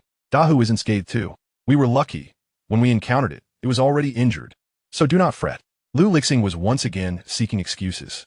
"Oh, that's a relief." Wanqing finally exhaled in relief before turning to ask, "Taiju, what were you about to tell me?" Wang Taiju felt a pang in his heart. Alas, having a partner truly alters one's circumstances. No one inquired about his return. Fortunately, Dahu was still by his side. "Oh, nothing. I didn't say anything." Wanqing paid it no mind. "So, are you going to slaughter the pig? I'll go heat some water." "All right. Given that you're expecting, it's best you avoid the gory scene. Hurry along." Lu Lixing nodded. Once Wanqing departed, he and Wang Taiju fell into silence. Slaughtering a pig requires a sharp knife and a large basin to remove the bristles, yet neither was available at home. "Lu Ye, what shall we do? Who in our village knows how to slaughter pigs?" "Oh, only from the village and wait." "Lu Shu," they exclaimed in unison. Lu Furuin, a bachelor for many years, took on all sorts of odd jobs in the village. Just a few days before the new year, those who raised pigs would slaughter them for the holiday. Lu Furuin never missed this opportunity. By slaughtering a pig, he could earn a couple of bucks, just in time for the festivities. "I'll go find him." "Lu Ge, you head over and help sister-in-law heat the water," Wang Taiju declared before sprinting off, even calling for Wang Dama to join him in heating water. Slaughtering a pig is a significant task requiring copious amounts of hot water. The supply from Lu's household alone would be insufficient. Upon hearing that Lu Lixing was going to slaughter a pig, Wang Dama immediately agreed. Over the past few days, she had often heard Wang Taiju speak of Lu Lixing, and coupled with Lu Lixing's recent actions, her perception of him had dramatically changed. 20 minutes later, Lu Lixing heard a boisterous voice outside. Lu S boy, you really caught such a large wild boar." "Ha ha ha, I thought you were pulling my leg. This is the biggest wild boar I've ever seen. Come, I've brought all my things. How is the water coming along?" The voice belonged to Lu Furuin. Upon hearing Wang Taiju mention the wild boar, he hurried over. Although wild boars are plentiful and often wreak havoc on crops, they are also quick and highly aggressive, making those who can capture them exceedingly rare. This year was the first time Lu Furuin had witnessed such a feat. Lu Lixing quickly emerged. "It's ready, Uncle Lu. I was just lucky." "Ha ha ha. Luck is indeed distributed differently. Look at me and Taiju. We don't have such fortune. Not only did you catch a rabbit, but now a wild boar? Young man, you're becoming quite the mountain spirit. Even I, who have roamed the mountains for years, cannot compare to you. Gulme, help lift the boar into the basin." When Lu Furuin arrived, he had already brought along the large basin and knives with Wang Taiju. The three men set the basin down in the yard and collectively lifted the wild boar into it. After preparing, Lu Furuin instructed Lu Lixing and Wang Taiju to pour hot water into the pot. As buckets of hot water were brought over, Lu Furuin directed Wanqing and Wang Dama to continue heating water while he, along with Lu Lixing and Wang Taiju, began to remove the bristles. In this small mountain village, the most primitive method was employed for dehairing pigs, using rough, hard stones to pound. Once scalded with hot water, the bristles came off easily, albeit with some exertion. Lu Lixing found it exhausting, having never participated in such labor before in his past life. However, he never anticipated that in this new life, he would personally engage in these tasks. Yet now, his mindset was different. This simple labor was, in Lu Lixing's eyes, a delightful release, allowing him to sweat profusely and uplift his spirits. The trio busied themselves for nearly an hour, even changing the water once, before finally completing the task of dehairing the pig. Next came Lu Furuin's turn to work, eviscerating the wild boar and separating the entrails from a body. This process required skill with a knife, a talent Lu Lixing did not possess. However, he was keenly observant. Lu Furuin happily explained to him and Wang Taiju, Xiaoxing, "What do you intend to do with this pig? Sell it or keep it for yourself? If you keep it, you could cure the meat or make sausage. But it must be cut into pieces. I can help you with that. If you sell it, just split it in half and take it to the market. People will choose what they like." Lu Lixing pondered for a moment. In his previous life, he would have undoubtedly kept such a valuable item for himself. Yet now, he was in dire need of money. Gu Wanqing needed funds for her pregnancy checkups and medications, while Lu Qianqian and Lu Lixing were in school. He also wished to support his parents and older brother and sister-in-law. He could always buy more later, if necessary, when fortune smiled upon him again. He could venture into the mountains to catch another. "Let us sell it. We'll keep a portion for ourselves," he concluded, glancing back at Gu Wanqing. "Wife, what do you think?" Being addressed as wife in front of others made Gu Wanqing feel somewhat flustered. She cleared her throat. You can decide." "All right, then it's settled. Thank you, Uncle Lu." "Ha, it's no trouble at all. I've been itching to do something like this. However, after you finish slaughtering, there should be around 200 pounds of clean meat, which can fetch a good price. Wanqing, keep your distance. I'm about to start cutting." Gu Wanqing hurried back into the house, while Lu Lixing returned to assist. He needed to prepare seasonings for the evening stew. Lu Furuin skillfully wielded his knife, and soon the pig's head and body were separated. Wang Taiju, watching nearby, marveled, "Uncle Lu, your technique is incredible." "Indeed, I've been slaughtering pigs for over 20 years. Alas, Lu Furuin sighed, a hint of melancholy creeping into his heart. "What is wrong, Uncle Lu?" Wang Taiju inquired curiously. Lu Furuin shook his head. "No matter how skilled one is, it doesn't bring in money. She wants 500 yuan for the betrothal gift. When I return home today, I will have to sift through every last coin, but I'm still 300 short." After promising Zhao Xiuyan in the afternoon, Lu Furuin pondered where he could earn some money. However, having spent his entire life in the mountains, he found himself bereft of viable options. He mused that perhaps once the road was cleared, he could venture out to find work. "Who is she?" Wang Tieju's ears perked up with curiosity. "Uncle Lu, do you have a sweetheart?" "Haha, you little rascal. Are you here to make fun of me again?" "No. I remember Lu Gu saying that one should live for oneself. So, Uncle Lu, who is this sweetheart of yours? Hurry up and tell me. 500 yuan as a betrothal gift is quite a sum. My dad only gave a basket of eggs when he married my mom." "Haha, she's just trying to deter me. But why?" The two engaged in jovial banter, oblivious to the fact that Lu Lixing was already standing at the kitchen door. Gu Wanqing, who had been tending the fire, noticed his stillness and quickly approached. "Lixing, what's wrong?" "Shoo." Lu Lixing gestured toward the outside. After a moment of listening, Gu Wanqing discerned the matter at hand. 500 yuan as a betrothal gift? It seemed that no such demand had been made when she married Lu Lixing. Suddenly, she felt a pang of envy. She cast a playful glance at Lu Lixing, who, perceiving her thoughts, subtly touched her abdomen. "Wouldn't this serve as a betrothal gift? Hey, there are people here. How can you be so forward?" "Really? I won't talk to you." Gu Wanqing turned and retreated behind the stove. Just as she settled down, she heard Lu Lixing's voice. "I will make up for the betrothal gift. Wanqing, wait for me. It won't be long." She lifted her gaze to find he had already exited the room. Lowering her head, she caressed her belly and chuckled. "Your father is even more mischievous than you. What am I to do?" After leaving, Lu Lixing headed straight for Lu Furuin and Wang Taiju. He feigned surprise. "Uncle Lu, your knife skills are astonishing." Wang Taiju slapped Lu Lixing on the shoulder. "Lu, I just said that." Lu Lixing took hold of one of Lu Furuin's knives for a closer look. "My knives at home are not this sharp." Lu Furuin replied, "Indeed, they're not this sharp. Tomorrow, when you go to sell meat, I can lend you my knife. Take it with you. But I don't think my knife skills are that good either." Lu Lixing rubbed his forehead in distress. "How about this, Uncle Lu? Why don't you come help me?" Chapter 40. This little girl understands his thoughts well. In a not-so-distant future, he would not merely earn money as he does now. He would need some trustworthy assistance. Although Lu Furuin was a bit older, he was diligent and capable, which gave Lu Lixing confidence. Me? What kind of work? Lu Furen asked, puzzled. Selling pork. I'm not very knowledgeable in that area. You are the expert. Please help me sell on the street, just like Taiju, and I'll pay you yuan a day. Oh, by the way, I forgot to mention, I sell sweet potatoes on the street, and Taiju is helping me sell them tomorrow. I can't manage it alone. Lu Lixing explained. Wang Taiju chimed in, embellishing the story. Yes. Lu Ji's sweet potatoes are enormous. We sold over 200 jeans today in the village. Plus, with this pig, Lu Gu is making quite a profit now. I plan to stick with Lu Gu. Uncle Lu, aren't you saving for the betrothal gift? Join us. Lu Furuin was taken aback. Sweet potatoes? You mean those gigantic ones? He gestured to indicate their size. When I asked Zhao Shilian today, she said they were bought in the village. Lu Furuin was still pondering who could possibly grow such large sweet potatoes. He intended to buy some tomorrow as well. Yes, indeed.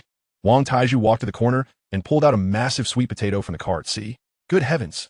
Lu Furuin exclaimed, so big. Excellent. Let us sell them. I want to go too. Save 2 of those sweet potatoes for me to eat during the new year. Lu Lixing chuckled. Why not let me plant the sweet potatoes from your field?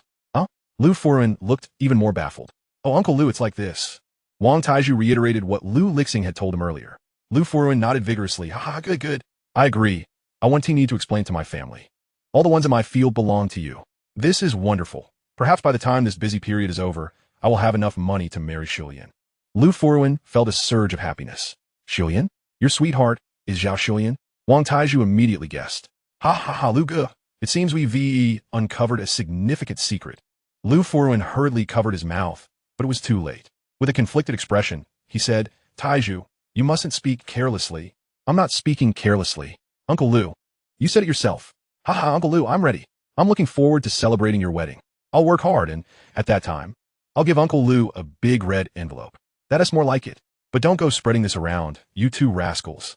Lu Furuin muttered a few words and continued his work, first cutting the ribs and pig-s legs. Lu Lixing took them to wash and then carried them into the kitchen. Tonight, we'll have meat with noodles. Uncle Lu Taiju, stay for dinner. All right. The 2 were not shy about it. Lu Lixing returned to the stove, cleaned the pig hair off the pig leg, and then tossed it into the pot, where he had previously prepared the spiced water. He used a braising method, simmering it gently. Soon, the enticing aroma wafted through the air. He stood at the stove, lost in thought. Gu Wanqing watched him for a while, noticing he was immobile. She stood up, approached Lu Lixing, and tugged at his sleeve. Lu Lixing, what's wrong? Coming back to his senses, Lu Lixing quickly waved his hand. Nothing, hurry and sit down.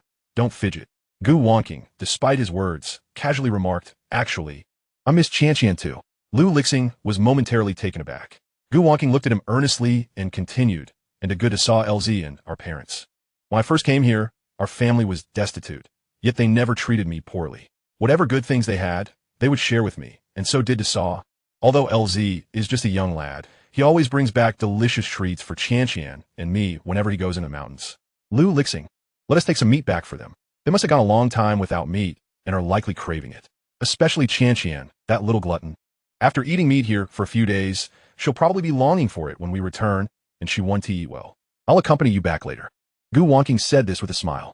Clever as she was, she had seen through his thoughts. Yet, she had no idea if they would be turned away upon their return. She had an inkling that the food she brought back would be tossed out by LZ. Lu Lixing nodded. All right, once the meat is cooked, we'll take it to them. Lu Lixing stepped out once more, bringing in a pair of pig legs and some ribs. Along the way, Aunt Wang delivered a bounty of radishes and potatoes. The meat had been stewing for over an hour, and fortunately, he had returned home early today. It was only 7:30. Lu Lixing set the table, laying out bowls and chopsticks for everyone, serving each person a generous helping of meat and potatoes. He then placed the noodles he had prepared earlier into the pot, allowing the fragrant broth to meld with the noodles, a dish he had grown particularly fond of in his previous life after coming into some wealth. The meal was enjoyed in jovial spirits, and soon after, Wang Taiju and Lu Furong returned to their homes. The well-fed Da Huang was already dozing on the threshold. Lu Lixing retrieved a bowl of meat he had prepared earlier along with 2 sweet potatoes and called out to Gu Wanqing. Wanqing, shall we go? Sure. Gu Wanqing nodded in agreement.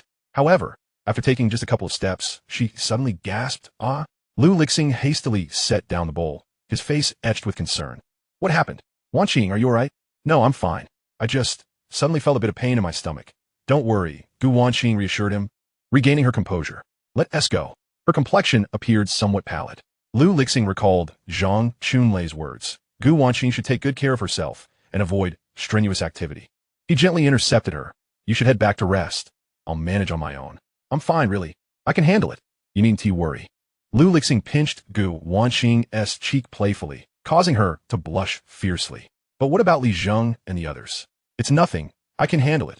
And besides, Qian is with them. Only then did Gu Wanqing nod. All right, then take your time. Watching Gu Wanqing return inside, Lu Lixing continued his journey homeward. Meanwhile, within the thatched cottage, Lu Lixing had already prepared the meal. Zhou Yuxia, supported by Lu Liwei, sat down at the table. Their parents were away. Zhou Yuxia was unwell, and Lu Liwei had sprained his ankle. For the past few days, Lu Lixing had taken on the responsibility of cooking. Tonight's fare consisted of corn porridge accompanied by a few steamed buns and a plate of stir-fried greens. After sitting down, Lu Liwei sighed, Alas, Yuxia, it pains me to see you endure hardships alongside me. What nonsense! A wife follows her husband through thick and thin. I have committed myself to you for life, and I'm willing to bear any hardship. Lu Liwei chuckled heartily as he served Zhou Yuxia some greens. Zhou Yuxia's gaze drifted towards the stubbornly standing Lu Qian at the door. Qian, why aren't you coming to eat?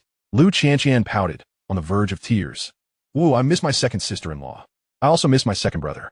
Woo, Qian wants to stay with my second sister-in-law. Upon hearing this, Lu Lixing was incensed. Lu Qian, are you truly foolish? At this, Lu Qian stuck out her lip and shot him an angry glare. You are the foolish one. Third brother is the most foolish. Qian doesn't want to eat third brother's cooking. Having said this, Lu Qian turned and ran outside. Qian wants to find second brother. Oh, you little girl. Lu Liwei rose to pursue her. It was already quite late, and although the moonlight graced the outdoor scene, the mountains were inherently unsafe at night. Eldest brother, sit down. You stay here, I will go after her. But you.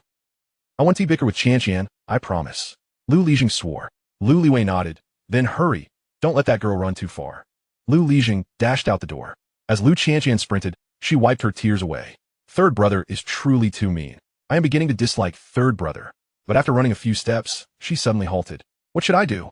It's so dark outside. Just then, she heard a rustling sound ahead. Startled, Lu Qian crouched down and hugged herself tightly. Subsequently, she began to wail, Whoa, who's there? Don't eat Qian. I'm still just a child. Qian's flesh, isn't tasty. Woo. The more she cried, the sadder she felt. Recalling the ghost stories her parents told her during her childhood, stories that had frightened her so much that she once wet her pants. Suddenly, a familiar laughter echoed from the front, causing Lu Qian to cease her weeping instantly. Her round eyes widened as she peered ahead. Who? Who is it? Chapter 41. Returning home with meat, Lu Lixing was taken aback. It was a narrow dirt path, overgrown with weeds, and Lu Qian was still too small to see the person hidden behind the foliage. She could only catch a whiff of something delicious. She sniffled, it smells so good. Lu Lixing could no longer contain his laughter and stepped through the underbrush, holding a large basin in front of her. At this hour, you haven't forgotten to eat. Lu Qian beamed with delight. Second brother. It's second brother. It smells so good. Second brother, what's in that basin? Is it meat? The mere mention of meat nearly made her drool, and a tear still hung on her cheek, but her face was now alight with joy. Second brother. Qian wants to eat meat. Lu Qian stretched her small arms toward the basin. Oh, you little rascal. Lu Lixing chuckled helplessly and squatted down to gently tap her nose. How could he resist his increasingly adorable sister? What made you run out here?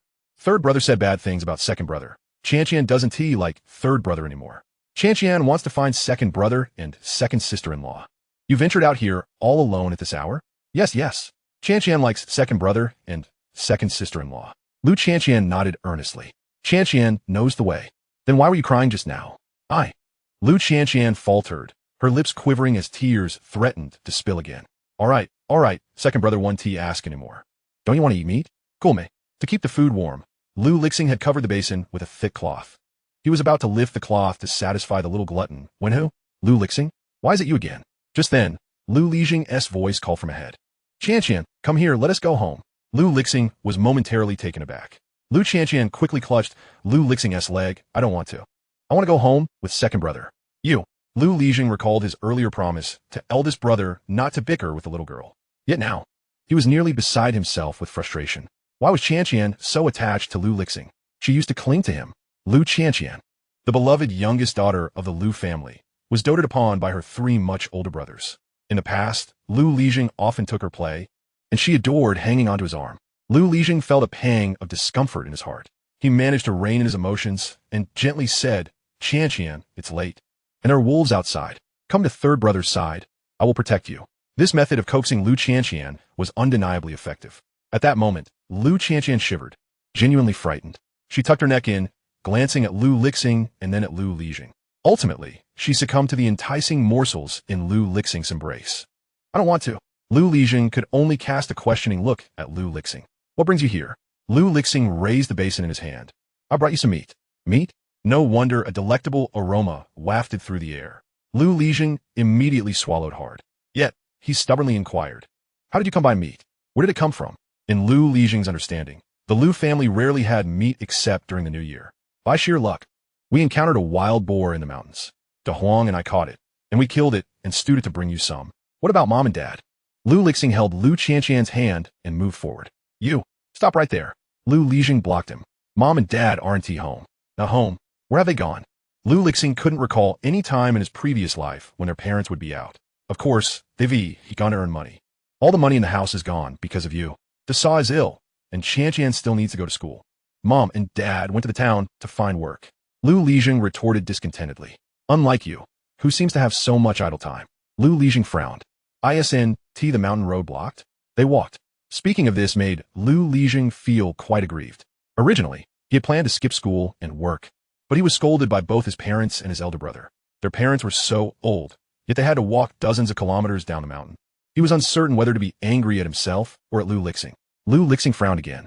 Had his reincarnation altered the fate of those connected to him, leading to changes in their trajectories? After all, he had returned to change their destinies. Lu Lixing chuckled. Don't worry, once this busy period is over, I will go retrieve them. Just you? Lu Lixing scoffed. Don't think that catching a wild boar makes you remarkable. I'll tell you, making money isn't that simple. Lu Lixing smiled and took a step forward. Lu Lixing hurriedly took a step back. For some reason, he felt that Lu Lixing was somewhat different at that moment. He used to be carefree and nonchalant, but now he exuded such confidence. Stop. What are you doing? Mom and dad didn't allow you to return home. They wanted to take care of my second sister-in-law properly. Yes, I'm just delivering this basin of meat to you. Since mom and dad aren't here, let the Gu and the Sa have it. Are they sick? How do you know? Lu Lixing didn't answer that question. Let them replenish their strength. And by the way, tell the Gu not to worry about anything. I'll handle the money-making. They should focus on getting better. Lu Lixing felt somewhat bewildered. This guy was becoming increasingly unreliable in his speech. I will fulfill my promises to you. Lu Lixing's eyes widened in surprise. I'll take Qian with me. Since the Sa is ill, you a young man, can't take care of the little girl. Let your second sister-in-law help out. Qian, say goodbye to third brother. Lu Qian hugged Lu Lixing's neck tightly, joyfully exclaiming goodbye. Third brother. Before leaving, Lu Lixing handed Lu Lixing 2 enormous sweet potatoes. Take this back as well. It will last for a few days. Once you finish, come to my house for more. You without waiting for Lu Lixing to react. Lu Lixing took Lu Qian away. The little girl even made a face at Lu Lixing as they departed. Lu Lixing watched their retreating figures, gazing at the meat and sweet potatoes in his hands. Feeling somewhat dazed, even upon returning home, he remained in a state of confusion. When Lu Liwei and Zhou Yuxia saw Lu Lixing in a daze, they curiously asked, Lixing, what are you doing? What did you bring? Where's Qian? Chapter 42. When mom and dad hear about this, they will be very happy. Lu Lixing placed the items on the table. Meat and sweet potatoes. Lu Liwei and Zhou Yuxia were instantly taken aback. So much meat? Such large sweet potatoes? Where did you get these? Did you trade Qian for them? Lu Liwei broke out in a cold sweat. No, it's not that. How could I dare to trade Qian for these? It was Lu Lixing. He took Qian away and brought these back. Lu Lixing? Lu Liwei breathed a sigh of relief. But soon he was astonished again. Where did he get all this? Lu Lixing replied impatiently. The meat is wild boar. And Lu Lixing said he caught it in the mountains. As for the sweet potatoes, I don't know where they came from. Lu Liwei and Zhou Yuxia exchanged glances. Our Lu family village doesn't have sweet potatoes this large. Exactly. Didn't they say this year's sweet potato harvest was poor? Our sweet potatoes hardly grew. Wait. Today the neighbor's aunt seemed to have one that big. She mentioned she bought it in the village. In the village? Yes. She mentioned it when she came to see me this afternoon, saying they were selling fast and congratulated me. What was she congratulating me for? Zhou Yuxia asked. Her face filled with curiosity. But the more Lu Lixing listened, the more he felt something was amiss. In the village? Someone is selling? He can't possibly be serious. Can he? This morning when I took Qian away, I heard Lu Lixing mention selling sweet potatoes in the village. Could it be true? Lixing? Seeing Lu Lixing lost in thought, Lu Liwei called out to him. What are you thinking about? Oh, nothing, nothing. Lu Lixing awkwardly smiled. He felt as if his thoughts were scaring him. How could Lu Lixing possibly sell sweet potatoes? Where to get such fine sweet potatoes? Well, let us eat the meat then. Since it was sent by Lu Lixing, are we really eating it? Lu Lixing felt a twinge of hesitation. After all, Lu Lixing had tricked the family more than once or twice. Yes, let us eat. He is our brother. What is there to fear? However, the sweet potatoes, they might be something Lu Lixing bought with ill-gotten gains. Let us set them aside for now. If they are tainted money, we will sell the sweet potatoes and return the money. Lu Lixing nodded. That seemed like a reasonable solution. He cautiously approached the stone table, gazing at the large basin of fragrant meat, still feeling somewhat unreal. What are you staring at? Hurry and eat. Zhou Yuxia directly handed him a large piece of pork leg. Lu Lixing took the pork leg and took a gentle bite. The savory flavor burst through his taste buds, spreading warmth throughout his body. Although he had already dined for the evening, he still felt ravenous. He didn't take care about his image and began to eat heartily. Zhou Yuxiao watched him with amusement. All right, Lixing, eat slowly. There is plenty. Speaking of Lu Lixing, he is not bad. He knows to bring us food. It seems that separating the family has its benefits. Indeed, Lu Liwei expressed his deep agreement. Ah, as long as there's progress, that's good. In a few days, I will go up the mountain and bring them some food. Yes, yes, Zhou Yuxia nodded. Make sure to send more. For so many years, the entire family had been worried about Lu Lixing. Whenever he made a mistake, they were there to clean up his mess. If Lu Lixing truly changed for the better, that would be wonderful. After finishing the meat, Lu Lixing lay on his bed, tossing and turning, unable to fall asleep. His mind was filled with the image of Lu Lixing from that evening. What had happened to him? When Lu Lixing returned home, he found Gu Wanqing still sitting in the main room, wide awake. She was holding Lu Qianqian as she approached him. Why haven't you gone to bed yet? I've been waiting for you, Gu Wanqing smiled. Seeing that Lu Lixing was about to say something sweet, she quickly turned her attention to Lu Qianqian. Qianqian's back? Yes, yes. Second sister-in-law, Qianqian missed you. Lu Qianqian jumped from Lu Lixing's arms and dashed towards Gu Wanqing. However, upon reaching her, she paused, looking up with a silly grin. Gu Wanqing, slightly bewildered, asked, what's wrong? Second sister-in-law has a baby. Qianqian can't bump into second sister-in-law. Hee. You know quite a bit. Gu Wanqing chuckled. All right, let's go. Second sister-in-law will get you some hot meat. As she spoke, she reached to take Lu Qianqian to the stove. Lu Lixing quickly intervened. I'll go. You rest. Huh? Gu Wanqing wanted to say something, but saw Lu Lixing had already walked away, leaving her feeling quite helpless. Qianqian, your second brother treats second sister-in-law like she's a fragile glass bottle. He won't even let her move. That means second brother cares for second sister-in-law. Gu Wanqing sighed, placing a hand on her belly. She wondered when these two little ones would arrive. She was growing anxious. After warming the meat, Lu Qianqian eagerly dug in, exclaiming, so fragrant, so delicious. Watching her eat, Lu Lixing couldn't help but chuckle. Eat slowly. No one's going to take it from you. Lu Qianqian nodded, her little head suddenly pondering elsewhere.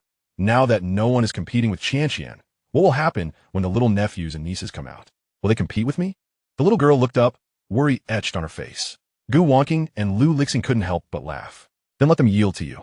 Lu Qianqian immediately shook her head. No. Qianqian is older. I must let them have some. I won't eat, and we'll give it all to them. All right. We'll listen to you.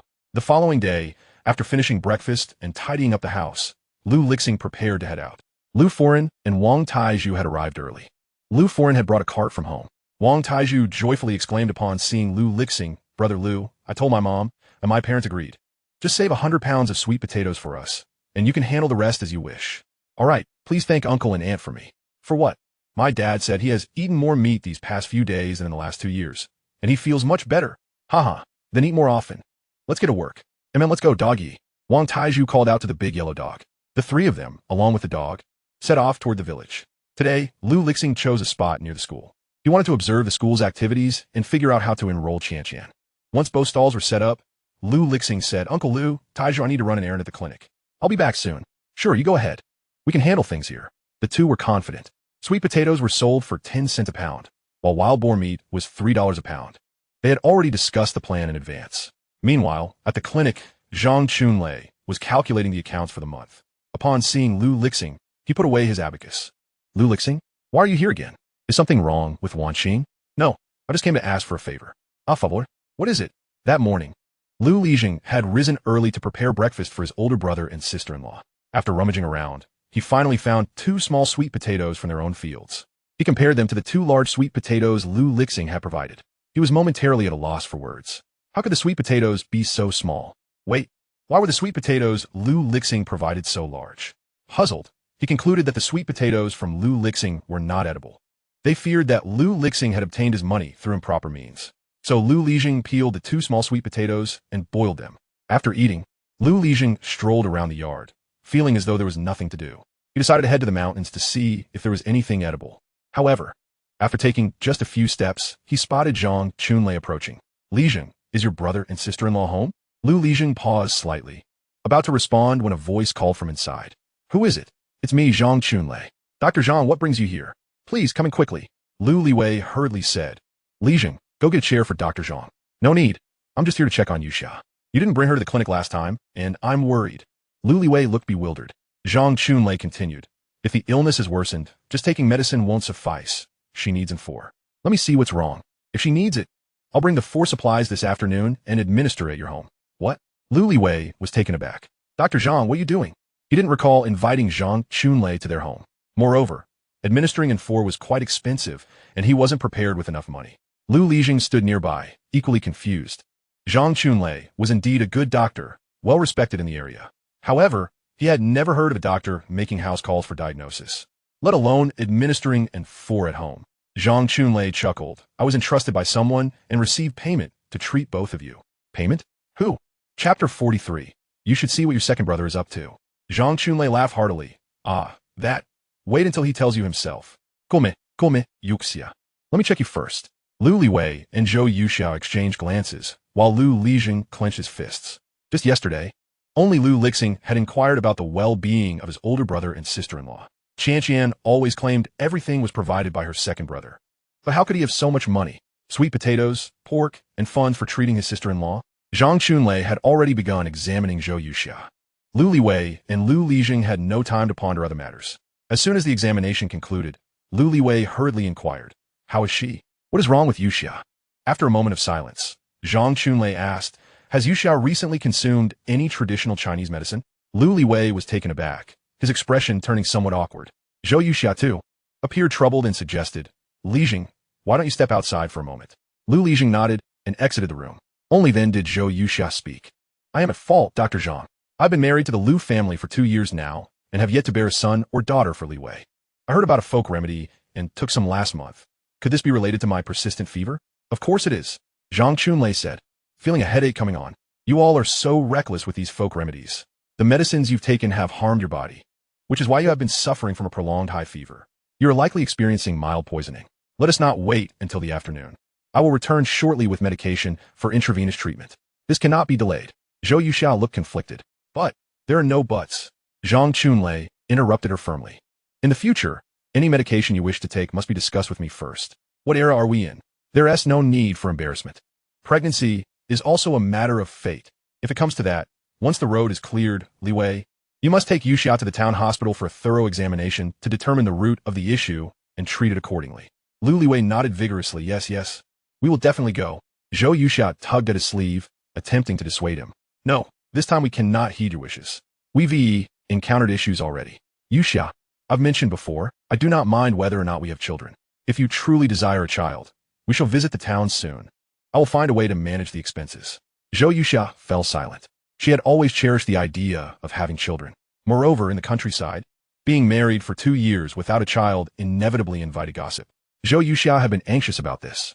The folk remedy was something she insisted on trying herself. Zhang Chunlei remarked, That is more like it. I must take my leave now. You two stay at home and do not wander about while I fetch the medicine. Upon exiting, Zhang Chunlei spotted Lu Lixing pacing with his head bowed in the courtyard. With a resigned sigh, he said, Lixing, what is the matter? Dr. Zhang, how is my sister-in-law? Your sister-in-law is fine. She just needs some intravenous fluids. But you, I hear you don't trust your second brother? Lu Lixing found himself at a loss for words. His deeply ingrained impression of Lu Lixing, coupled with years of being bullied by him, made it difficult for him to trust. Zhang Chunlei shook his head. I suggest that if you have the time, you should go visit your second brother. After saying this, Zhang Chunlei departed. Lu Lixing stood rooted to the spot, his mind swirling with Zhang Chunlei's words and the events of the past few days. If he wasn't mistaken, Zhang Chunlei had been sent by Lu Lixing. But why would Lu Lixing? With this thought in mind, Lu Lixing dashed toward the village. Lixing, where are you going? Lu Wei called out, observing his retreating figure. What is this child up to? In the village, a group of women gathered together. Li Chunhua had risen a bit later today and was just beginning her breakfast. She carried a large bowl of sweet potatoes before her, intending to join their tea gathering. During their leisure time, the women relished the opportunity to sit together, knitting scarves under the sun or engaging in other simple tasks, all while gossiping animatedly. They prided themselves on being the first to know any news from the neighborhood. Yesterday, Li Chunhua had also purchased sweet potatoes from Lu Lixing. Her husband had been on that minibus and, upon returning, praised the sweet potatoes highly, insisting that they must show their gratitude to Lu Lixing. After much deliberation, he devised a plan to have Li Chunhua go out for a meal to help promote Lu Lixing's sweet potatoes. Hey, Li Chunhua, what are you doing?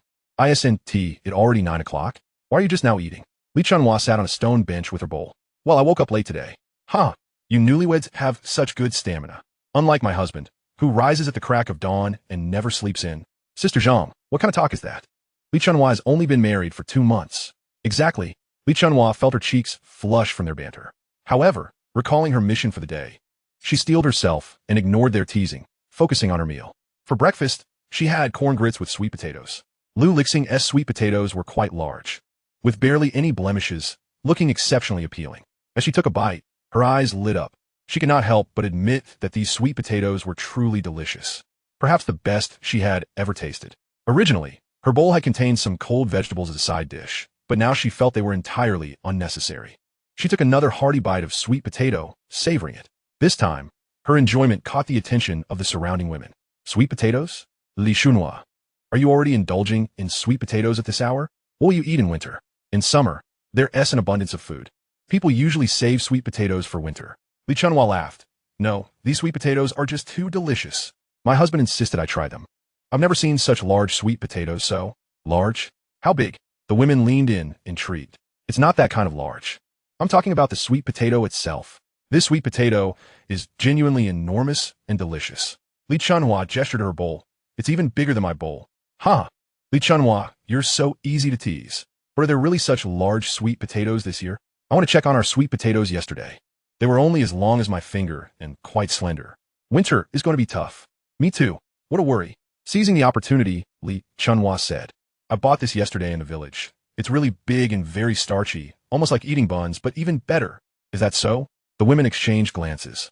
In the village? Yes. Right at the intersection where many people set up stalls. Shall we go check it out? Look how deliciously Li Chunhua is eating. Sure. Since we have nothing else to do, let's take a look. Without further ado, the women stood up and made their way toward the village. As they walked, their laughter filled the air. 20 minutes later, they arrived at the village, but found no sign of any sweet potato vendor. One of them frowned. Is Li Chunhua deceiving us? Where are the sweet potatoes? Exactly. We should question her when we get back. She has gone bad. Wait, look over there. By the school playground. What is that person selling? It looks like they're selling meat. Let us go see. Chapter 44. Da Huang, where are you taking me? Upon Lu Lixing's return, he observed Wang Taizhu and Lu Fering each attending to a stall. Sensing no need for his assistance, he merely exchanged pleasantries with the two before departing. The sweet potatoes from his own plot could not remain unsold for long, and he needed to attend to the irrigation of the sweet potatoes in Wang Fugui's and Lu Fering's fields as well. Lu Fering, being a butcher by trade, instantly brightened upon the arrival of potential customers, enthusiastically calling out, "Fresh meat for sale. Pork at 3 yuan per jin. Come and buy. This is the very first pig of the summer from our village, a pure wild boar. Don't let this opportunity slip away." In contrast, Wang Taizhu, selling for the first time, appeared somewhat awkward. The large dog, Da Huang, who had been standing beside Wang Taizhu, rolled his eyes at the situation before swiftly moving to Lu Fering's side, joining in the enthusiastic barks. Woof. Fresh and authentic wild boar meat, 3 yuan per jin. Woof. Come buy some meat. Woof. As Da Huang barked, he wagged his tail joyfully, creating a comical scene. The duo of man and dog harmonized amusingly. Wang Taizhu was momentarily stunned. Is this really possible? That dog is quite clever. In no time, a throng of people gathered around Lu Fering's stall. Uncle Lu? Is that you? Did you catch a wild boar? What luck! Those who initially intended to purchase sweet potatoes were now drawn in by the allure of wild boar meat. Haha, I'm merely helping to sell it. Come, I assure you.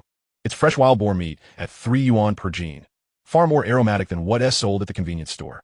Wild boars roam freely, yielding denser meat with a superior taste, and it's a rare find. Regular pork typically goes for 2 yuan 50 per jin. But this wild boar meat is a bargain at 3. Alright, I'll take 2 jin. I want 2 Jean too.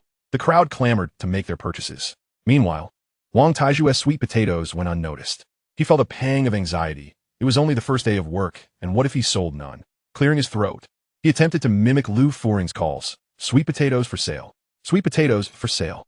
However, his voice was barely audible, completely overshadowed by Lu Furing's exuberance, leaving him ignored. Wang Taiju felt a wave of embarrassment wash over him. In a matter of moments, Lu Furing sold 15 Jean of wild boar meat. While Wang Taiju had yet to sell a single sweet potato, he felt conflicted. Da Huang emerged from the crowd, and, noticing Wang Taiju's empty stall, rolled his eyes before approaching him. Hearing Wang Taiju's feeble attempts at selling, Da Huang grew anxious. Finally, unable to contain himself, he bit Wang Taiju's rear end. Though he didn't inflict any injury, the bite was indeed painful. Wang Taiju yelped, ouch. Instantly, his voice grew louder. Sweet potatoes. Sweet potatoes for sale. This outburst finally piqued the interest of those who had come to buy sweet potatoes. They hurried over, exclaiming, "Oh, right. We need to buy sweet potatoes." Li Chunhua mentioned that the sweet potatoes here are exceptionally delicious. Huh? 10 cents per Jean? Why so expensive? The group frowned as they gathered. Just as Wang Taiju was about to explain, one person exclaimed, "Heavens! What enormous sweet potatoes! Look at their appearance. Their texture. I've never seen such fine sweet potatoes." Those premium sweet potatoes at the supermarket in town were nowhere near this quality and cost 8 cents each. 10 cents per Jean is quite a deal. Tietsu, come. Give me 10 Jean to try. I had some yesterday. I want 50 Jean. I want 50 Jean too. Wang Taiju finally felt a surge of joy. All right. Dear sisters, I'll fetch them right away. In the midst of the commotion, he discreetly turned to Da Huang, giving him a thumbs up. What a clever dog. When Lu Lixing arrived, he was greeted by this vibrant scene. Curiously, he stepped closer and discovered it was Lu Furong and Wang Taiju. Disappointment washed over him instantly. Throughout his journey, he had hoped that these sales were a result of Lu Lixing's efforts. If that were the case, he could confidently rebut anyone who dared to speak ill of his second brother, asserting that he was indeed a remarkable individual. However, now, Lu Lixing felt a twinge of sadness. He clenched his fists, turned, and prepared to leave. Just then, he heard a loud bark. Woof! Turning back, he saw Da Huang standing before him, tail wagging, as if eager to communicate something. Furrowing his brow, Lu Lixing asked, Da Huang, what is wrong? Da Huang circled around him before turning to lead the way in a particular direction. Lu Lixing was momentarily taken aback. Da Huang, are you trying to take me somewhere? Woof! Da Huang nodded, encouraging Lu Lixing to follow him. Gritting his teeth, Lu Lixing decided to comply. Meanwhile, in the principal's office of the Lu Family Village Primary School, Zhang Chunhe paced anxiously, his face etched with worry. Sitting nearby was Zhang Chunxiang. After observing his brother's restless movements for some time, he could no longer restrain himself. Third brother, what on earth are you doing? I'm worried, big brother. The school year is about to start, but we have no food. Although the students' parents will send grain to the school, it won't be nearly enough. We have over 100 students and can't let them go hungry. Haven't they allocated funds to buy food? Yes, they have, but the roads are currently impassable, and transporting grain is exorbitantly expensive, relying on manual labor. Furthermore, those funds aren't solely for the children as food. They are also needed for other school facilities. This cannot continue. What shall we do? Zhang Chunxiang pondered, feeling troubled. I don't know, which is why I called you for assistance. You and second brother. Your second brother's clinic is constantly extending credit. Where would he find the money? Don't dwell on it. I only have a few dozen yuan on hand. Third brother, you've poured all your salary into this school for years. How can you still? Zhang Chunhe sighed. I'll think of another way. As the principal of the Lu Family Village Primary School, Zhang Chunhe had always dedicated himself wholeheartedly to the students, pouring nearly all his energy into the school, which had left him destitute. The recent heavy rains and this year's food shortage had posed significant challenges. After a moment of contemplation, Zhang Chunxiang suggested, by the way, third brother, I heard yesterday that someone from our Lu family is selling sweet potatoes in the village, and they're quite cheap. Why not inquire about it? They say those sweet potatoes are large, sweet, and visually appealing. Really? All right, I'll go find someone to ask. Good. Zhang Chunxiang nodded. I'll head back now. I wonder how Zhang Ergu is faring with his debt collection. This is infuriating. I need to return and manage things. Take care, big brother. In a short span of time, half of the wild boar meat had been sold, and a significant amount of sweet potatoes had also found eager buyers. Lu Furuan and Wang Taiju were busily engrossed in their work. Upon stepping outside, Zhang Chunxiang was greeted by this bustling scene. He quickly turned around and hurried back to the office. Chunhe, the sweet potato vendor is right next to the school playground. You must go inquire at once. What? Very well. I shall go immediately. Brother, You continue with your work.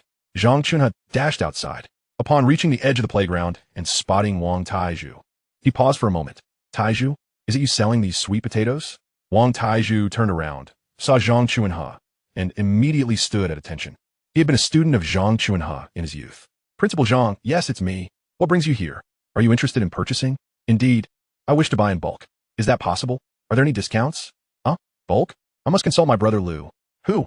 My brother Lu Lixing. You know him, don't you? At the mention of this name, Zhang Chunhe's brow furrowed. What do you need to ask him for? He was one of the most troublesome students I ever taught. Chapter 45. All of this belongs to Lu Lixing. Back in the day, when Lu Lixing was in elementary school, he caused Zhang Chunhe no small amount of frustration.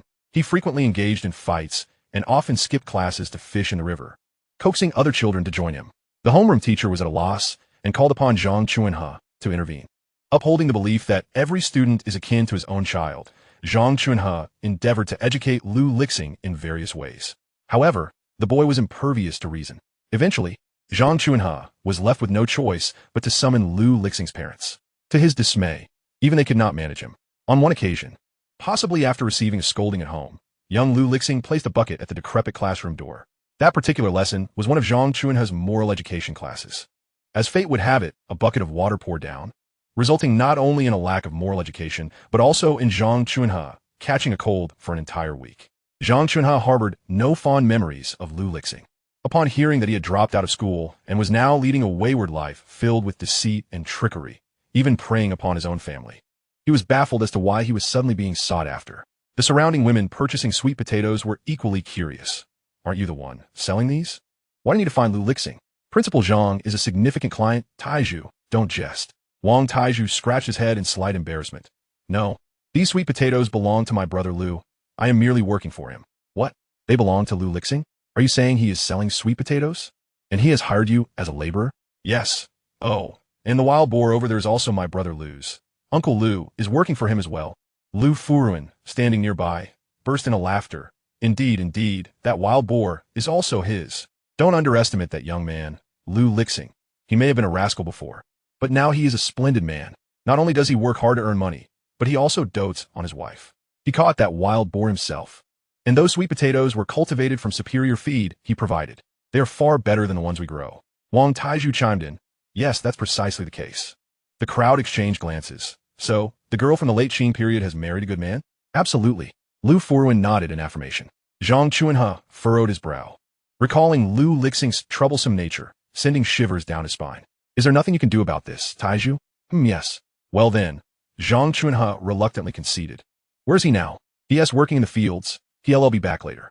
Very well. I shall wait for him at the school. Please do inform me the moment he arrives. Of course, no problem. Before leaving, Zhang Chunhe could not resist. Let me take one sweet potato to taste. If it's good, I'll purchase in bulk soon after. All right.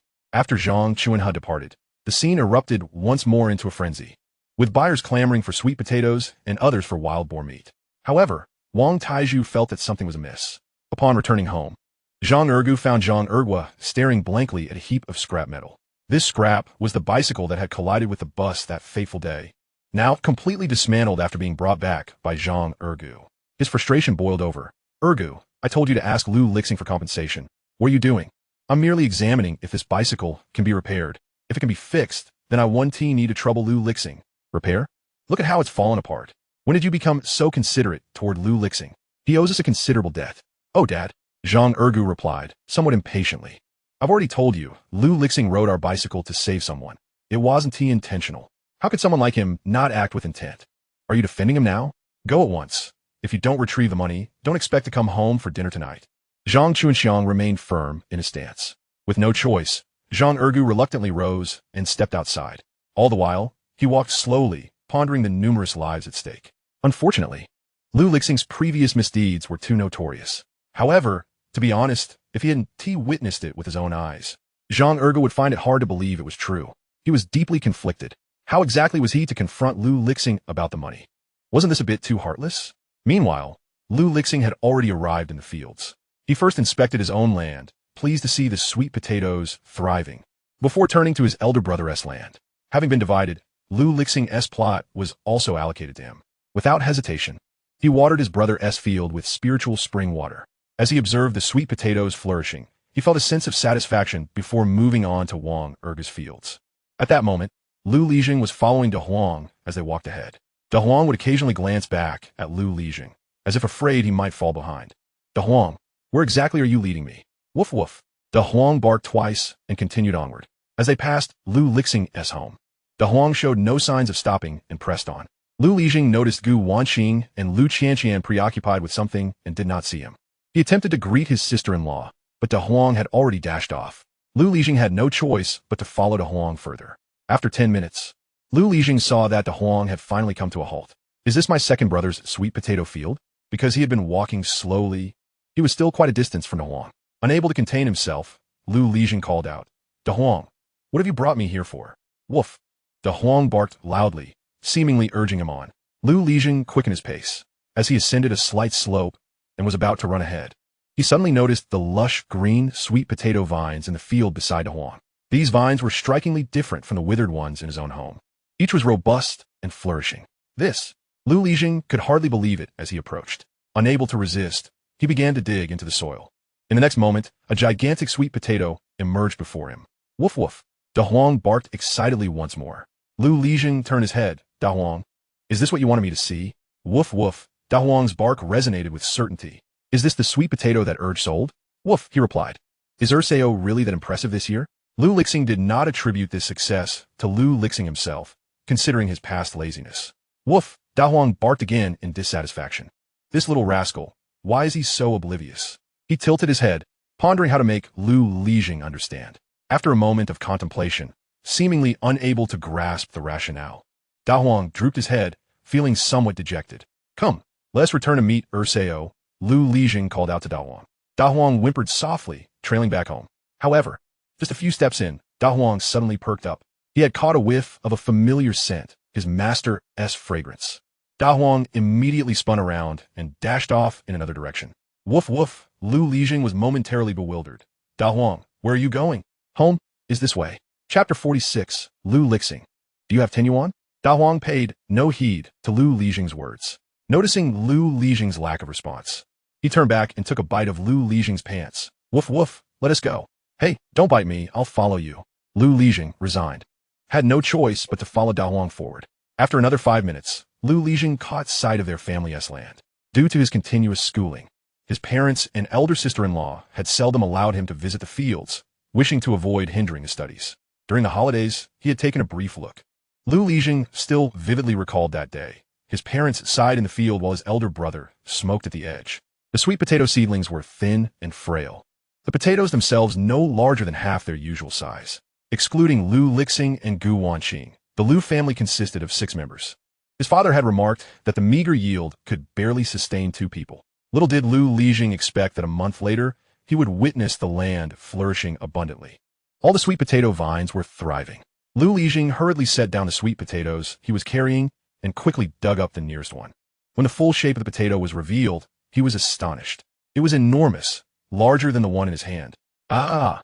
Lu Lixing suddenly burst into laughter, overwhelmed with emotion, nearly brought to tears. De Huang, we have sweet potatoes to eat now. Mom and Dad Wanqing have to suffer working anymore. And my brother Wanqing have to endure injuries just to earn money on the mountain. De Huang. The 16-year-old Lu Lixing turned and embraced De Huang. Rarely did De Huang refrain from barking. Even with his strength, he was nearly knocked over, rolling his eyes. The boy buried his head in De Huang's fur, tears streaming down his cheeks, tears of joy and excitement. This winter, they wouldn't have to suffer from hunger. His parents had always said that a man should not shed tears lightly, so he wouldn't cry. Lu Lixing vigorously wiped his eyes with De Huang's fur before standing upright again. De Huang silently glanced at his damp coat, unusually refraining from rolling his eyes. Taking a deep breath, Lu Lixing finally regained some composure. De Huang, were you trying to show me the sweet potatoes here?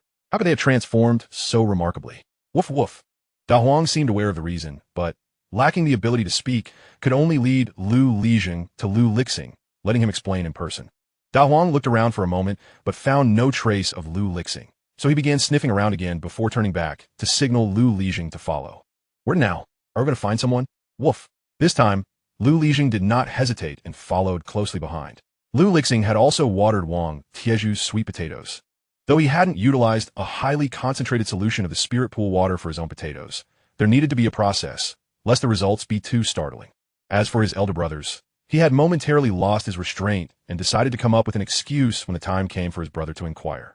Noticing the time, Lu Lixing resolved to first check how the sales were faring in the village. The sweet potatoes from Lu Foran's family would be addressed later. At the playground in the village, after an afternoon of bustling activity, Lu Foran's pork had sold out. Wang Tieju's sweet potatoes were nearly sold as well. The two sat beside their stalls, grinning from ear to ear. Uncle Lu, how much pork did you sell in total? 100 Jin, all sold. At 3 yuan a Jin. Look at this, that's 300 yuan. Lu Foran pointed at the money in his cash box, filled with coins of various denominations. 1 dime, 2 dimes, 5 dimes, 1 yuan, 2 yuan, 5 yuan, and a large pile of 1-cent coins. Yet, it amounted to a substantial 300 yuan. Lu Foran had only saved 200 yuan in his entire life. In contrast, Wang Taiju appeared somewhat disheartened. The sweet potatoes were inexpensive. He had sold an impressive 200 Jin, but had only earned 20 yuan. Wang Taiju felt a bit downcast.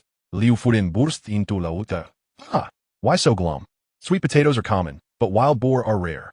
Once they're sold out today, that's it. I'll sell sweet potatoes with you. What's this? 20 yuan, ISNT good enough for you now? That is half a month's wages for a person. No. I was just thinking, Brother Lu has been so good to us. We must work hard. Wang Taiju chuckled. Of course. If this kid strikes it rich, we can benefit from it too. Let us give our all. Yes. When Lu Lixing returned, he happened to witness this scene. What are you chatting about? So cheerful? Lu Foran laughed. Talking about how to earn big money alongside you. You certainly will earn. Lu Lixing felt a surge of confidence. Lu Foran handed over the cash box. Today's earnings. A total of 300. Wang Taiju also contributed. Brother Lu, this is from selling sweet potatoes, 20 yuan. All right. Lu Lixing mixed the money together and set it aside. Thank you for your hard work. Lu Foran looked at him in surprise. Aren't you going to count it? Lu Lixing waved his hand dismissively. No need. I trust you. Whatever you say is what it is. Ha, kid, you're truly something. No wonder you always run into good fortune. Indeed. Brother Lu, I have some good news for you. Principal Zhang just came looking for us and wants to see you. He is waiting for you in the principal's office. Wang Taiju quickly interjected with excitement. Principal Zhang? Lu Lixing frowned. The news from the system had arrived. Yes. It seems he mentioned that the school's food supply is insufficient and wants to buy sweet potatoes. All right, I understand. Lu Lixing nodded. I'll go meet him. You two pack up first. Let us celebrate at home tonight. Sure. Just before leaving, Lu Lixing noticed something was amiss. Where est Wang? Wang Tiezu Sudeni réalised. I thought something was missing. Where's my dog? It's been so quiet without him this afternoon. I'll go find him. Lu Lixing furrowed his brow. Muttering to himself, forget it, I should head home. After speaking, he turned to leave. Just then, a familiar voice called out from behind him, Lu Lixing. What are you doing here? He turned around to see Zhang Ergu. Ergu, you've come. Just in time, I was planning to find you these past few days. It's about time I returned the money. Zhang Ergu appeared quite conflicted, having hardly registered Lu Lixing's words. Earlier that afternoon, unwilling to seek out Lu Lixing, he had meandered around the village for 2 hours. Though there were some affluent families in Lujia village, the majority were impoverished. Lu Lixing's family belonged to the most destitute, and he had even saved someone. For him to expect 120 yuan in such a short span was simply unreasonable. However, he had come over, drawn by the crowd, and unexpectedly encountered Lu Lixing. Zhang Ergu recalled his father's warning that if he failed to collect the money, he wouldn't be allowed to return home. Lu Lixing, I have something to discuss with you. Do you have 10 yuan? He stammered. My dad sent me to ask for money. Chapter 47. With me here, no one can harm my brother. Lu Lixing, who was about to turn away, paused in surprise. 10 yuan? Didn't you say 120? Zhang Ergu thought he had overshared. After all, 10 yuan was still a considerable amount for the Lu family. He quickly corrected himself. 5 yuan will do. I just need to give my dad a reason. You can return the rest later, or he won't let me go home. Upon hearing this, Lu Lixing finally grasped Zhang Ergu's intent. It turned out he was here to ask for money, yet feared he might not have enough. Lu Lixing chuckled softly and walked towards the money box. Zhang Ergu, however, looked somewhat disheartened. I'm not afraid of my dad. It's just... Before he could finish, Lu Lixing handed him a sizable stack of cash. Here, this is for you, 120 yuan, every penny accounted for. Huh? Zhang Ergu was momentarily stunned, unable to comprehend. He looked at Lu Lixing, then at the money in his hands, feeling a bit lightheaded. So much? I thought Lu Lixing wouldn't even have 10 yuan. Well, I've made some money. I intended to find you to repay you, Lu Lixing replied. But, enough with the buts, just take it. Or you really want tea to be able to go home? Lu Lixing smiled. Zhang Ergu never anticipated Lu Lixing would be so accommodating. In the past, even when Lu Lixing had money, he would never so readily give it to him. He had prepared himself not to receive anything. Yet now, he stared at the cash, lost in thought. Lu Lixing pressed the money into his hands. Take it. With a large stack now in his possession, Zhang Ergu was still in disbelief. Wang Taizhu and Lu Fering watched with amusement. What are you doing, Ergu? Count the money already. Zhang Ergu blinked, suddenly coming to his senses. He gritted his teeth and stepped forward. Lu Lixing, I can't take all this money. You've saved so many people. I should give you some in return. How about this? We split it 50-50. Lu Lixing was taken aback by Zhang Ergu's suggestion. Warmth flooded his heart. That day had been my fault. If I hadn't taken your bicycle, it wouldn't have been damaged. Just take it back and buy a new one. That one do. Zhang Ergu was resolute, determined to press the money into Lu Lixing's hands. As the two grappled over the cash, a sudden roar erupted. Lu Lixing, what are you doing? Zhang Ergu turned, bewildered. Dad, what are you doing here? Da Huang had come with Lu Lixing to Wang Taizhu's field. But they were late. The two hadn't found anyone. Da Huang anxiously paced in the mountains. What was going on today? Why weren't they waiting for him? His efforts seemed wasted, and his fur was now damp. Lu Lixing looked perplexed. The sweet potatoes at Brother Taiju's place have started sprouting. That's wonderful. Has the weather improved these past few days? Is it beneficial for their growth? Da Huang rolled his eyes in exasperation. This child truly was a bit slow on the uptake. Woof woof. It barked twice and headed in the direction of the village. This time, it was determined not to let its master be blocked. Hey, Da Huang. Lu Lixing hurried to follow, having not even collected any sweet potatoes. Their pace was swift. Upon reaching the village, Lu Lixing spotted Lu Lixing embroiled in a dispute. He furrowed his brow. What happened to Lu Lixing? Is he being bullied? How foolish. Cursing under his breath, he hurried towards them. At that moment, Lu Lixing's hand was entangled with Zhang Ergu's. The large stack of money was positioned between them.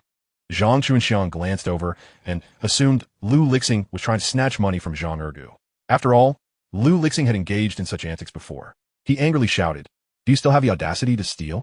Give him money to Ergu. If it weren't for you, my Ergu would have learned to ride a bicycle by now.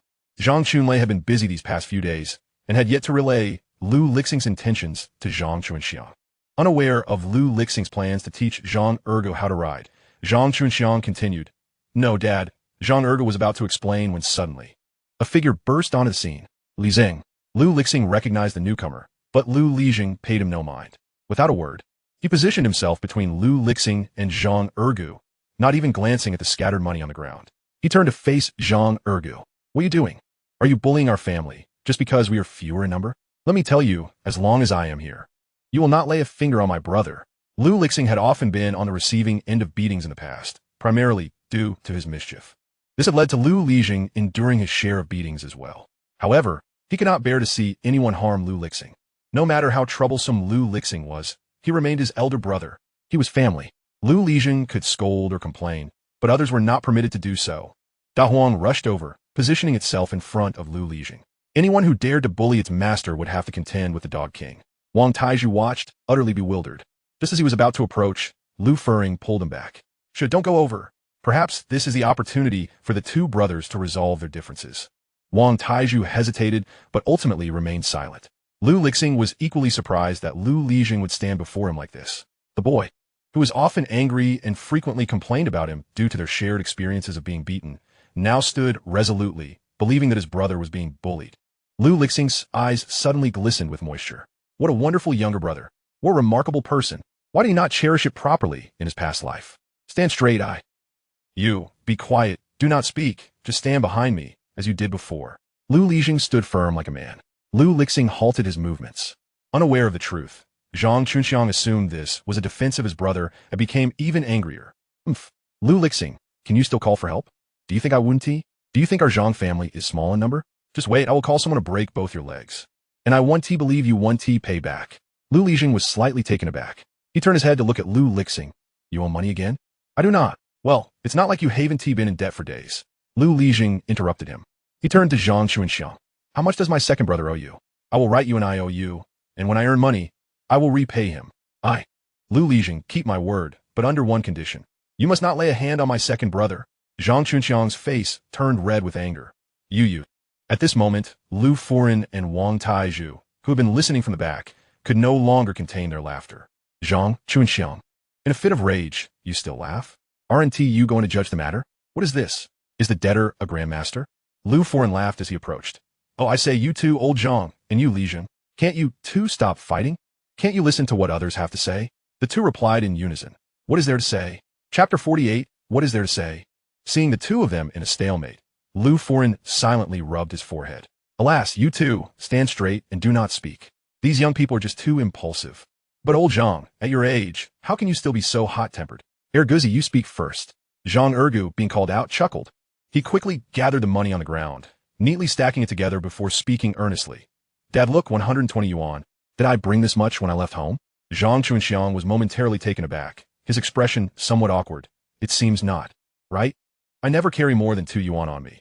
That was the rule you set, saying that after marriage, my wife should manage the finances to prevent me from squandering. So what money did Lu Lixing take? It was originally his money. What? Both Zhang Chunxiang and Lu Lixing were dumbfounded. Zhang Ergu continued. Lu Lixing gave me the money for the bicycle because I thought since he saved so many people, I shouldn't take all his money. So I wanted to return half of it, which is why you saw that scene just now. Dad, didn't you teach me that our neighbors are good people and that we should be kind? You also said I should learn more from my second and third uncles. One a doctor, the other a teacher. Although I cannot reach their heights, I have always remembered your teachings. Lu Lixing and I were not fighting. We were pushing each other. Lu Lixing was indeed a bit bad before. But can a bad person change for the better? Can a bad person do good deeds? Dad, why are you so stubborn? Zhang Ergu spoke each word clearly. Both Zhang Chunxiang and Lu Lixing were left speechless. Lu Lixing has so much money? This time, Lu Foreign stepped forward and patted Zhang Chunxiang on the shoulder. Your son says you are old-fashioned, and indeed you are. Doesn't the past exist without the present? Didn't you see what Taiju and I were doing? We were working for Lu Lixing. This wild boar and these sweet potatoes belong to Lu Lixing. We are here to help him sell them. He is now considered a small boss. Zhang Chunxiang was once again taken aback. What? He knew that a new variety of sweet potatoes had appeared in Lijiakan, and they were reportedly selling well. He had intended to buy some in the past few days, but he had been too busy to do so. Zhang Chunxiang never imagined that those sweet potatoes belonged to Lu Lixing. As for the wild boar, Zhang Chunxiang didn't he need to think to know how expensive wild boar meat is. If he really sold a wild boar, then Lu Lixing having 120 yuan is not an exaggeration at all. He opened his mouth, momentarily at a loss for words. Meanwhile, Lu Lixing in shock turned to Lu Lixing. Those sweet potatoes are really yours? Lu Lixing nodded. Yes, I told you before, Lixing. Do you believe in your second brother now? As for the sweet potatoes in our field, when I watered them, I also took care of them. You always say that for so many years. Our family's grain is never enough. Now it is sufficient. Lu Lixing felt his mind was in a daze. Lu Lixing actually went out to earn money. Moreover, he earned so much. Is this really the same useless second brother? Seeing Lu Lixing lost in thought, Lu Lixing knew he hadn't yet registered the change. He stepped forward and patted his shoulder. Lixing, your second brother is no longer the same as before. What your second brother says, he will do. After saying this, he turned and approached Zhang Chunxiang, saying, Uncle Zhang, that matter was my fault. I originally thought that if it wasn't too urgent, I'll buy a bicycle for you after I came out. However, due to the impassable roads, I hadn't had the chance. Here is the money. Please buy it yourself when time comes. Also, I can ride a bicycle. If Zhang Ergu wants to learn, he can actually come to me. Lixing is still young. He was just trying to protect me, so please don't take offense. Zhang Chunxiang was momentarily stunned. You, what has happened to Lu Lixing? Zhang Chunxiang felt somewhat bewildered. Lu Lixing then turned to Zhang Ergu. Keep the money. You don't need to return it to me. I have some matters to attend to now. Erguzi, see you later. Zhang Ergu nodded in confusion. Lu Lixing's politeness was somewhat unfamiliar to him. See you later. See you later. Lu Lixing turned back and patted Lu Lixing's shoulder. Lixing, let's go. I'll take you somewhere. It's time for you to see what I do, otherwise you will always misunderstand. He then said to Wang Taiju and Lu Foreign, Taiju, Uncle Lu, you two clean up first. I will see Principal Zhang and come back. All right, go ahead. Lu Lixing followed behind, bewildered, his mind a blank. Overwhelmed by too many thoughts yet to be clarified. When Da Huang saw the two leave, it happily followed along. Zhang Ergu stuffed the money into Zhang Chunxiang's hands. Here you go. After saying that, he turned to leave. Clearly, he saved someone, yet he was made to pay full compensation. Zhang Ergu felt uncomfortable in his heart. Alas, Argusi. Wait a moment. Zhang Chunxiang called out twice, but could not catch up. He looked in the direction of Lu Lixing and asked, Is Lu Lixing going to find Zhang Chunha? Yes. He is looking for Principal Zhang. Wang Taizhu nodded. Zhang Chunxiang grew anxious. Oh no, I should go take a look. He had already informed Zhang Chuanhe about Lu Lixing's situation. Do not allow Chuanhe to misunderstand. Zhang Chuanhe had been seated in his office for an entire afternoon. With spectacles perched upon his nose, he swiftly scribbled away with a fountain pen. Upon closer inspection, one would discover that he was meticulously drafting the new semester's academic plan, as well as detailing the allocation of funds received by the school. Every single expenditure was accounted for with great precision. Yet, despite his calculations, he was beset by the nagging sensation that the funds were insufficient, especially since these expenses were essential for the commencement of the academic year. Zhang Chunhe found himself in a quandary. He approached the window to gaze outside and was immediately greeted by the sight of Lu Lixing and Lu Lixing, accompanied by a large yellow dog trailing behind them. The memory of Lu Lixing's mischievous antics during their school days flooded back, causing Zhang Chunhe to shudder involuntarily. His dread of dogs, stemming from a childhood incident where he was chased, loomed large in his mind. Why, he thought, must Lu Lixing bring a dog along for a visit? Surely, this rascal was not plotting another prank. Zhang Chunhe hastily turned away, repeating soothing mantras to himself. It is all for the students. It is all for the students. Fear not, fear not, fear not. One must appeal to reason. One must appeal to reason. One must appeal to reason. After reciting this thrice, a knock resonated at the door. Zhang Chunhe inhaled deeply, adjusting his glasses, but unease still gnawed at him. After some contemplation, he resolved to find some means of self-defense. However, after searching in vain, he found nothing suitable. His gaze ultimately fell upon the pen holder perched at the upper right corner of his desk. After a moment of indecision, he reluctantly grasped the pen holder, recognizing that he needed some form of protection, even if it appeared utterly lacking in deterrent effect. Having completed these preparations, Zhang Chunhe opened the door. Chapter 49. An apology is in order for Lu Lixing. Throughout their journey, Lu Lixing kept a watchful eye on Lu Lixing. The latter strode ahead with an upright posture, exuding a casual demeanor, occasionally turning back to greet him with a smile, almost resembling an elder brother. In contrast, Lu Lixing had once meandered through life with a carefree attitude, often distracted and even chewing on blades of grass. Anything in his hands would inevitably be tossed aside, leaving Lu Lixing to carry the burden of responsibility. At times, Lu Lixing questioned whether he was indeed the elder brother, with Lu Lixing embodying the carefree younger sibling who would never quite grasp the weight of his actions. Yet now, something had inexplicably shifted. Arriving at Zhang Chunhe's office door, Lu Lixing appeared momentarily dazed. Lu Lixing turned around and patted Lu Lixing on the shoulder. Lixing, stop daydreaming. We are about to meet Principal Zhang. Be serious. You are his prized pupil. During Lu Lixing's time in school, Zhang Chunhe was still his teacher, and Lu Lixing had excelled academically. Zhang Chunhe had visited the Lu family on several occasions, urging them to ensure Lixing's diligent studies, for he had great potential for the future. It was largely due to Zhang Chunhe's encouragement that the financially struggling Lu family had made every effort to support Lu Lixing's education. In school, Lu Lixing demonstrated remarkable capability, and Zhang Chunhe often took the time to offer additional guidance, which Lu Lixing greatly respected. Hearing Lu Lixing's words, Lu Lixing finally regained his composure, straightened his clothes, and replied earnestly, "All right, Wang." The large yellow dog behind them wagged its tail and barked loudly. At last, the bond between the two owners seemed to strengthen. Lu Lixing cleared his throat before knocking on the door. Moments later, the door swung open, and both Lu Lixing and Lu Lixing earnestly greeted, "Good day, Principal Zhang." However, the next instant, they froze in place. Zhang Chunhe stood before them, clutching an utterly adorable pen holder adorned with cartoon characters drawn in vibrant colors. It was immensely charming, in a delightful shade of pink, yet Zhang Chunhe, clad in black and wearing a serious expression, held it defensively against his chest, as if guarding against some unseen threat. The sight was undeniably comical. Lu Lixing's eyes widened in disbelief, while Lu Lixing could no longer contain his amusement. Principal Zhang, what is this?" The image of Zhang Chunhe that they had previously held, stern and unyielding, now seemed at odds with the whimsical scene before them. Upon noticing the two boys, Zhang Chunhe instinctively attempted to conceal the pen holder behind him. Yet, he noticed the large yellow dog weaving back and forth behind Lu Lixing and Lu Lixing, as if eager to join them. In that moment, Zhang Chunhe felt a wave of panic wash over him. Unsure whether to put down the pen holder or continue holding it, he awkwardly raised it halfway. "Hello, you two, I am just..." He was struggling to find the right words when suddenly, the yellow dog barked again. "Wang."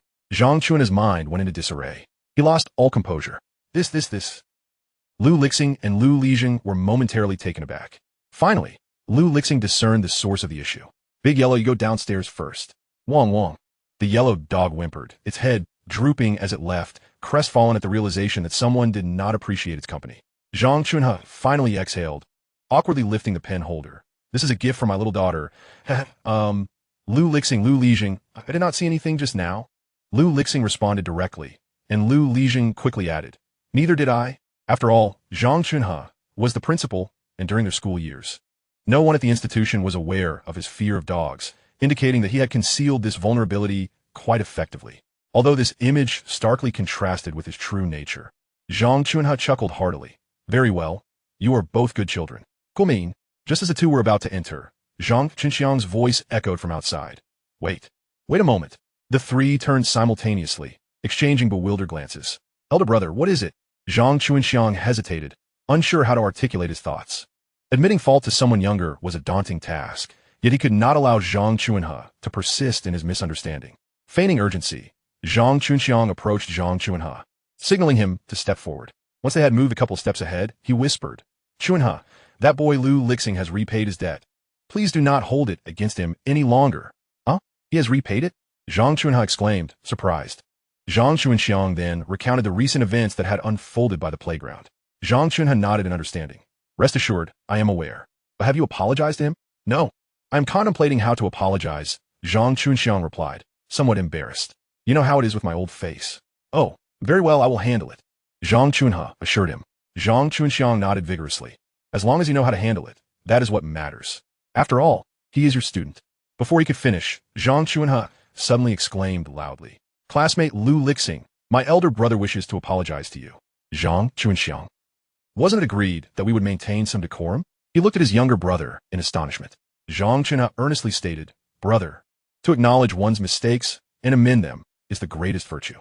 As a teacher, I cannot learn to lie. You have wronged classmate Lu Lixing, and an apology is indeed warranted. Zhang Chunxiang. He found himself at a loss for words. In truth, he bore the initial fault. Just earlier, he had been contemplating when he might seize the opportunity to assist the Lu family as a form of apology. Now, however, he found himself directly confronted. Noticing the two of them gazing his way, he reluctantly stepped forward, saying, Lu Lixing, I. Before he could finish, Lu Lixing interrupted. Principal Zhang, is there something urgent you wish to discuss? Uncle Zhang, that matter has long passed. I have not taken it to heart, so please do not dwell on it. Zhang Chunxiang stared blankly at Lu Lixing. Was this lad deliberately shifting the topic to spare him embarrassment? Hearing this, Zhang Chunhe approached with a cheerful demeanor, patting Zhang Chunxiang on the shoulder. He then addressed Lu Lixing. I do indeed have a matter to discuss with you. I have heard that the sweet potatoes by the playground belong to you? Yes, they're mine. Zhang Chunhe nodded repeatedly. I never expected it, given your carefree demeanor in childhood, that you have now achieved such success. Please go ahead. After a moment of contemplation, Zhang Chunhe continued. The primary school in Lijiakan is about to commence, yet there is a complete lack of provisions. Due to poor harvests, parents have been unable to provide any grain, and the roads are blocked. I would like to purchase some of your sweet potatoes, approximately 300 to 400 pounds. What do you think? Lu Lixing promptly replied, no problem. Zhang Chunhe inquired further. How much do your sweet potatoes cost per pound? 1 dime. Oh, I see. Zhang Chunhe fell into deep thought. At 1 dime per pound, 400 pounds would amount to 40 yuan. However, he had just calculated that he had only 20 yuan remaining. After some deliberation, he said, perhaps I should take 200 pounds for now. Please reserve the rest for me until I have more funds. Before he could finish, Lu Lixing interjected. No need, Principal Zhang. I will donate all 400 pounds of sweet potatoes to the school. Upon hearing this, the 3 others present were taken aback, particularly Lu Lixing, who looked at Lu Lixing in disbelief, feeling as though he had overlooked something significant. Zhang Chunhe and Zhang Chunxiang exchanged glances. Donating to the school? Lu Lixing nodded. Yes. No payment required. It is all for the school. However, Teacher Zhang, I have a request. Chapter 50. Qianqian is about to start school. Lu Lixing suddenly turned around. He finally realized what he had overlooked. Moments later, he heard Lu Lixing say, I would like my daughter Qianqian to attend school, but the registration period has passed. Principal Zhang, I wonder if there is any way to secure a spot for her. Qianqian is already 7 years old and cannot wait any longer. Lu Lixing was momentarily stunned and remained silent, but internally he was immensely excited. Allowing Qianqian to attend school had long been a burden on Lu Lixing's heart. Last year, 6-year-old Qianqian should have been enrolled in preschool. However, the family had barely scraped together enough tuition for him alone. He wished to give the opportunity to Qianqian, but was met with criticism, being told that she could wait a year since he was performing so well in his studies and should not be neglected. This year, he had finally saved enough money, only to have it pilfered by Lu Lixing. Therefore, he had not believed a word of what Lu Lixing had said a few days prior. But now, witnessing all of Lu Lixing's actions, Lu Lixing was convinced. He truly was making an effort to ensure Qianqian received an education. Upon hearing this request, Zhang Chunhe burst into laughter. Ha! I thought you were going to mention something significant. It turns out to be this. In fact, I have been contemplating finding an opportunity to visit the families of children who have been unable to attend school to persuade their parents. Many in our generation have suffered the consequences of illiteracy. Even now, some cannot even perform basic calculations. There are far more opportunities in larger places, yet they struggle to survive there. The younger generation must not suffer the same fate as us. Your daughter Qianqian was the first child I intended to persuade. She gets along well with my daughter, who has always wished for her to be her classmate. However, my daughter is already in first grade, and Qianqian has yet to start school. This works out perfectly. It seems I need not persuade anyone. Once school commences, just bring her along. The issue of enrollment I will resolve. Zhang Chunhe felt a great sense of satisfaction. His decision to return to Lijiakin as a teacher was driven by a desire to do something for the children of his hometown. Now, nearly 20 years had passed in the blink of an eye. All right, thank you, Principal Zhang. No need for thanks. However, I still intend to pay you for the sweet potatoes. It is not easy to grow them, and we must not waste them. No need, Principal Zhang. I am fine on my end. Consider these sweet potatoes a contribution I am making for the children of Lijiakin. Lu Lixing recalled the extremely poor conditions of Lijiakin Primary School. Yet, despite this, it remained the best opportunity for the children of their village. In his previous life, he had donated funds under the guise of a stranger to build a new school. However, now, it remained in a dire state, desperately needing more assistance. Well, since you have said so, Lu Lixing, Zhang Chunhe found himself momentarily at a loss for reasons to refuse. He could only nod. Very well, then. On behalf of the children, I thank you. Lu Lixing smiled. Principal Zhang, should you ever require assistance in the future, feel free to reach out to me. I will do my utmost to help. Oh, how wonderful. It seems you truly have matured. You must have married a good wife. Haha, Teacher Zhang is correct. My wife is indeed wonderful. After exchanging pleasantries with Zhang Chunhe, Lu Lixing bid them farewell and departed with Lu Lixing. Once they left, Zhang Chunxiang remained in the principal's office, lost in thought. Zhang Chunhe put away his adorable pen holder and looked at him. Brother, why are you still here? I need to head home. Only then did Zhang Chunxiang come to his senses. Chunhe, did Lu Lixing just donate 400 pounds of sweet potatoes to the school? Yes. He just mentioned that he will deliver them tomorrow or the day after. The school will be able to commence on time this time. How wonderful. Is this truly Lu Lixing? Zhang Chunhe patted his shoulder. Every person possesses a kind side, just as Lu Lixing said. Perhaps he has been changed by his wife? Isn't that quite good? Yes, indeed, quite good. Zhang Chunxiang nodded. Before leaving, he tossed a large stack of money onto Zhang Chunhe's desk. Here, 120 yuan. What is this for? Zhang Chunxiang replied. For the school donation. Zhang Chunhe was taken aback. Huh? Brother, what do you mean? What's the matter? Is it only permissible for Lu Lixing to perform good deeds, while I am not allowed to do the same?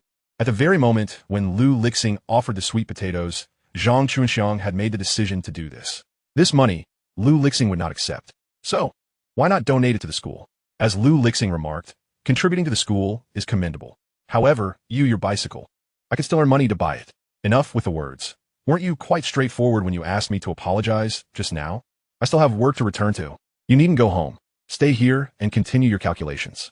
With that, Zhang Chunxiang waved his hand and departed. Zhang Chunhe watched his brother's retreating figure, shaking his head silently with a sigh. His elder brother, though genuinely trying to do good, always had to be so awkward about it. Nevertheless, he sat down and resumed his work. After a while, a little girl with a ponytail peered hesitantly through the doorway. She held a fabric-stitched sandbag, wanting to come in but lacking the courage. Upon seeing her, Zhang Chunhe smiled. Xiao, why don't you come in? Come to Daddy. The little girl was none other than Zhang Chunhe's youngest daughter, Zhang Xiao. At 7 years old, she was the same age as Lu Qianqian. In her free time, she often played with Lu Qianqian. Hearing her father's call, the little girl happily bounced in. Daddy, Xiao is afraid of interrupting your work. Mama said I shouldn't disturb you while you're working. Zhang Chunhe set aside his tasks and joyfully lifted her up. Ha, Xiao Xiao is so obedient to her mother. Xiao Xiao tilted her head back, pondering for a moment before replying, I can ignore other things, but this one I must listen to. Such a good girl. But why is Xiao Xiao unhappy? Zhang Chuna asked. Xiao Xiao pouted, I haven't seen Qian for a long time. Where's she gone? Why hasn't she come home? The Zhang household was not far from Lu Qian's parents' home, but it was a bit distant from Lu Lixing's house. Xiao Xiao often visited Lu Qian's home when she had free time. Today, Mama had sewn a new sandbag for Qian, and Xiao Xiao wanted to find her. However, Qian was also absent, and with school starting soon, Xiao Xiao had hardly seen her throughout the summer. Zhang Chunha pinched Xiao Xiao's little cheek. So that's why, huh? Don't worry. Xiao Xiao will see Qian soon. Really? Xiao Xiao's eyes sparkled. Zhang Chunha nodded. Of course, because Qian will be starting school soon as well. Chapter 51. We are brothers. No need for thanks. Lu Lixing descended the stairs and spotted Big Yellow, a dog, nestled under the eaves waiting for him. It seemed to have been waiting for quite some time. The initially despondent gaze brightened upon seeing him. It joyfully ran to his side and rubbed against his leg while wagging its tail. Lu Lixing crouched down and patted its head. Big Yellow, don't be sad. Not everyone loves dogs, but Principal Zhang means no harm. He is simply afraid and wouldn't hurt you, you understand? Woof woof. Although the dog could not comprehend its master's words, it appeared somewhat cheered up. Big Yellow circled Lu Lixing twice before darting off towards home. Lu Lixing turned back and called out to Lu Lighting, Lighting, let us go home. Lu Lighting lowered his head. Lu, second brother. He wanted to say something, but found himself at a loss for words. Finally, he managed to whisper, thank you. Lu Lixing turned back and patted his shoulder. We're brothers. No need for thanks. Have you forgotten how you stood beside me just now? Lighting, you are becoming quite the young man. But you mustn't be so headstrong in the future. I'm older and can handle my own affairs without putting you at risk. Your responsibility now is to focus on your studies. As he spoke, Lu Lixing pulled out a stack of money from his pocket. He extracted 30 yuan and handed the rest, 180 yuan, to Lu Lighting. Here, take this for school, if it's not enough. We'll find a way. Lu Lighting was taken aback. 180 yuan? Throughout his life, he had never seen such a sum of money, especially not belonging to Lu Lixing, who had once been the one to beg for money and do nothing. Suddenly, he had transformed entirely. Lu Lighting thought that, given Lu Lixing's nature, even if he had money, he would only care for himself. But to his surprise, he not only helped Qian with her schooling, but also provided him with money for tuition. This older brother, whom he had scolded so harshly, was truly the one deserving of reproach. Yes, the money earned from selling wild boars. I need to save the money from selling sweet potatoes for them. To buy food for your sister-in-law. Don't worry, I can earn more. Your schooling will be just fine. No, Lu Lighting protested anxiously. I can't take so much money from you. What do you mean you can't? Just take it, Lu Lixing insisted. Now let us go home for dinner. Your sister-in-law and Qian are waiting for us. We still need to get things ready for Qian's school. She doesn't even know the good news yet. With that, Lu Lixing turned and strode away. Big Yellow, who had been following, noticed Lu Lighting standing still and turned back, giving his leg a nip. Woof woof. Time to go home. Why are you still dawdling? Realizing this, Lu Lighting quickly followed after him. At home, Lu Qian was tilting her little head, observing Gu Wanqing as she worked on her sewing. As she watched, her little head began to droop. Fortunately, Gu Wanqing was quick-witted and caught her. Qian, if you're sleepy, you could go to your room and rest. No, second brother said I should stay with sister-in-law. She can't be without me. Lu Qian rubbed her eyes to wake herself up. Sister-in-law, are the clothes for Xiao Xiao and the little nephews ready yet? Not yet. It'll take a few more days. Oh, Lu Qian nodded. Before long, two little friends hummed a tune as they walked down the road, their small backpacks on their backs, looking quite cheerful. Lu Qian was quickly attracted to them and ran over to ask, Zhang Xiao, Wang Yin, where are you going to play? We're not going to play. We're going home to do our homework. The teacher said school starts the day after tomorrow. Yes, Qian, are you going to school? Originally, school was supposed to be delayed by 10 days, but today they received the notice that school would start the day after tomorrow. However, they hadn't finished their homework yet, leaving the two little friends a bit melancholy. Upon hearing this, Lu Qian's expression dimmed. She shook her head, feeling somewhat lost. I'm not going. Huh? Why not? Aren't you 7 years old now? 7 years old means you should be in first grade. Lu Qian, doesn't your mother let you go to school?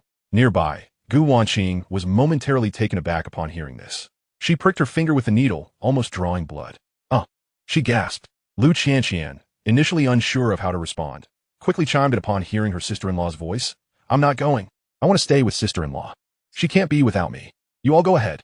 Two little children wished to say something to Lu Qian, but she had already dashed away, left with no choice. They too departed. Lu Qianqian hurried over to Gu Wanqing's side. Concerned as she inquired, second sister-in-law, how are you feeling? Are you all right? Here, let Qianqian blow on it for you. As she spoke, she gently took Gu Wanqing's hand and brought it to her lips, earnestly blowing upon it. It won't hurt. Second sister-in-law, a little blow from Qianqian and it will be fine. Seeing her earnest demeanor, Gu Wanqing felt a wave of affection. This little girl could have been attending school, but alas, she wondered if Lu Lixing had any means to help. Gu Wanqing, unbeknownst to herself, instinctively thought of Lu Lixing when faced with a problem. She softly asked, Qianqian, do you want to go to school? Lu Qianqian tilted her small head, pondering seriously for a moment. However, her understanding of school was rather limited. She curiously asked, if I go to school, can I carry a little backpack like Wang, Yin and hum songs? Gu Wanqing replied, yes, you can. Lu Qianqian pressed on.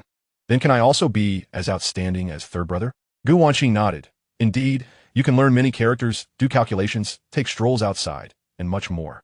She enthusiastically listed numerous examples of the joys of attending school. Lu Qianqian's eyes gradually sparkled with excitement. She joyfully exclaimed, I want to go, I want to go. Qianqian wants to go to school. Yet, after her outburst, her gaze dimmed, but our family has no money. Qianqian can't go to school. As she uttered these words, a trace of sadness crossed Lu Qianqian's face. Gu Wanqing gently patted her head and reassured her, second sister-in-law will find a way to let Qianqian go to school. She resolved to discuss this with Lu Lixing when he returned today, intending to take Qianqian to school tomorrow. She would find a way to make it happen. If all else failed, she would simply refuse to leave the school. Really? Lu Qianqian's eyes lit up. She was blissfully unaware that this decision marked the beginning of her childhood nightmares. Yes, really, Gu Wanqing affirmed. That's wonderful. Lu Qianqian cheered. But I wonder if, once I start school, third brother will still be able to go? Although Lu Qianqian no longer held affection for third brother, he was still third brother. After all, he had always been exceptionally kind to her, and she knew she would like him again in the future. When Lu Lixing and Lu Lixing returned, they coincidentally overheard these words. Lu Lixing felt a pang of emotion. Let me write 2 more chapters first. There is more to come today, but it will be later. Also, does any brother know how much high school tuition, book fees, and living expenses were in 1990? Please leave a message. I couldn't find it. Sob sob. Chapter 52. Can Qianqian start liking third brother again? A few days ago, Lu Lixing had been quite stern with Lu Qianqian, leading her to voice many unkind remarks about him. He feigned indifference, yet a shadow of unhappiness loomed in his heart. He had yet to devise a way to coax this little girl. After all, she had grown up in his embrace. Though she often perched on his shoulders and tugged at his hair, it did not diminish his affection for her. To his surprise, he now heard the little one declare that she would still like him in the future. This little girl truly had a way of moving him. Lu Lixing felt tears welling up. Today, he had been subjected to too many shocks. Lu Lixing also caught wind of Lu Qianqian's words and asked with a smile, so, does Qianqian still like second brother? Yes. Lu Qianqian joyfully turned to Lu Lixing. Qianqian loves second brother the most. But in the next moment, upon seeing Lu Lixing, her steps faltered. Third brother, you're here too? Qianqian won't go home. Please don't take Qianqian back. In a flurry of panic, Lu Qianqian retreated a step, clutching a nearby stone bench. Yet her unease persisted. Ultimately, she ran behind Gu Wanqing, anxiously saying, second sister-in-law, please manage third brother. Qianqian doesn't want to go home. Sob sob. The little girl was on the verge of tears. Lu Lixing felt a sharp pang in his heart. It was his fault for scaring her. He quickly stepped forward. Qianqian. Wah, second sister-in-law. Qianqian hasn't even started liking third brother yet. Lu Qianqian clung to Gu Wanqing's arm. Gu Wanqing looked down and smiled. This little girl was truly endearing. She wondered if the 2 little ones in her belly would be as well-behaved as their little aunt. She shielded Lu Qianqian with one hand and turned back to Lu Lixing. Lixing, you're here. Realizing he had frightened Lu Qianqian, Lu Lixing halted in his tracks, guilt washing over him. Yes, second sister-in-law, all is well, your second brother. Before he could finish his sentence, Gu Wanqing's expression shifted. Lixing, you didn't trouble your second brother, did you? As she spoke, she quickly pulled Lu Qianqian to Lu Lixing's side, positioning Lu Lixing behind her. Your second brother is very good. He is not as you perceive. Let me explain everything slowly to you. Please sit down for a moment. Gu Wanqing felt a twinge of concern, especially since Lu Qianqian had recently been taken away by Lu Lixing over this matter. At this moment, Lu Qianqian was terrified. However, as she clutched Gu Wanqing's hand, she leaned over, conflicted, and declared, Tisha is third brother, you can't hit second brother anymore. If you do, Qianqian will bite you.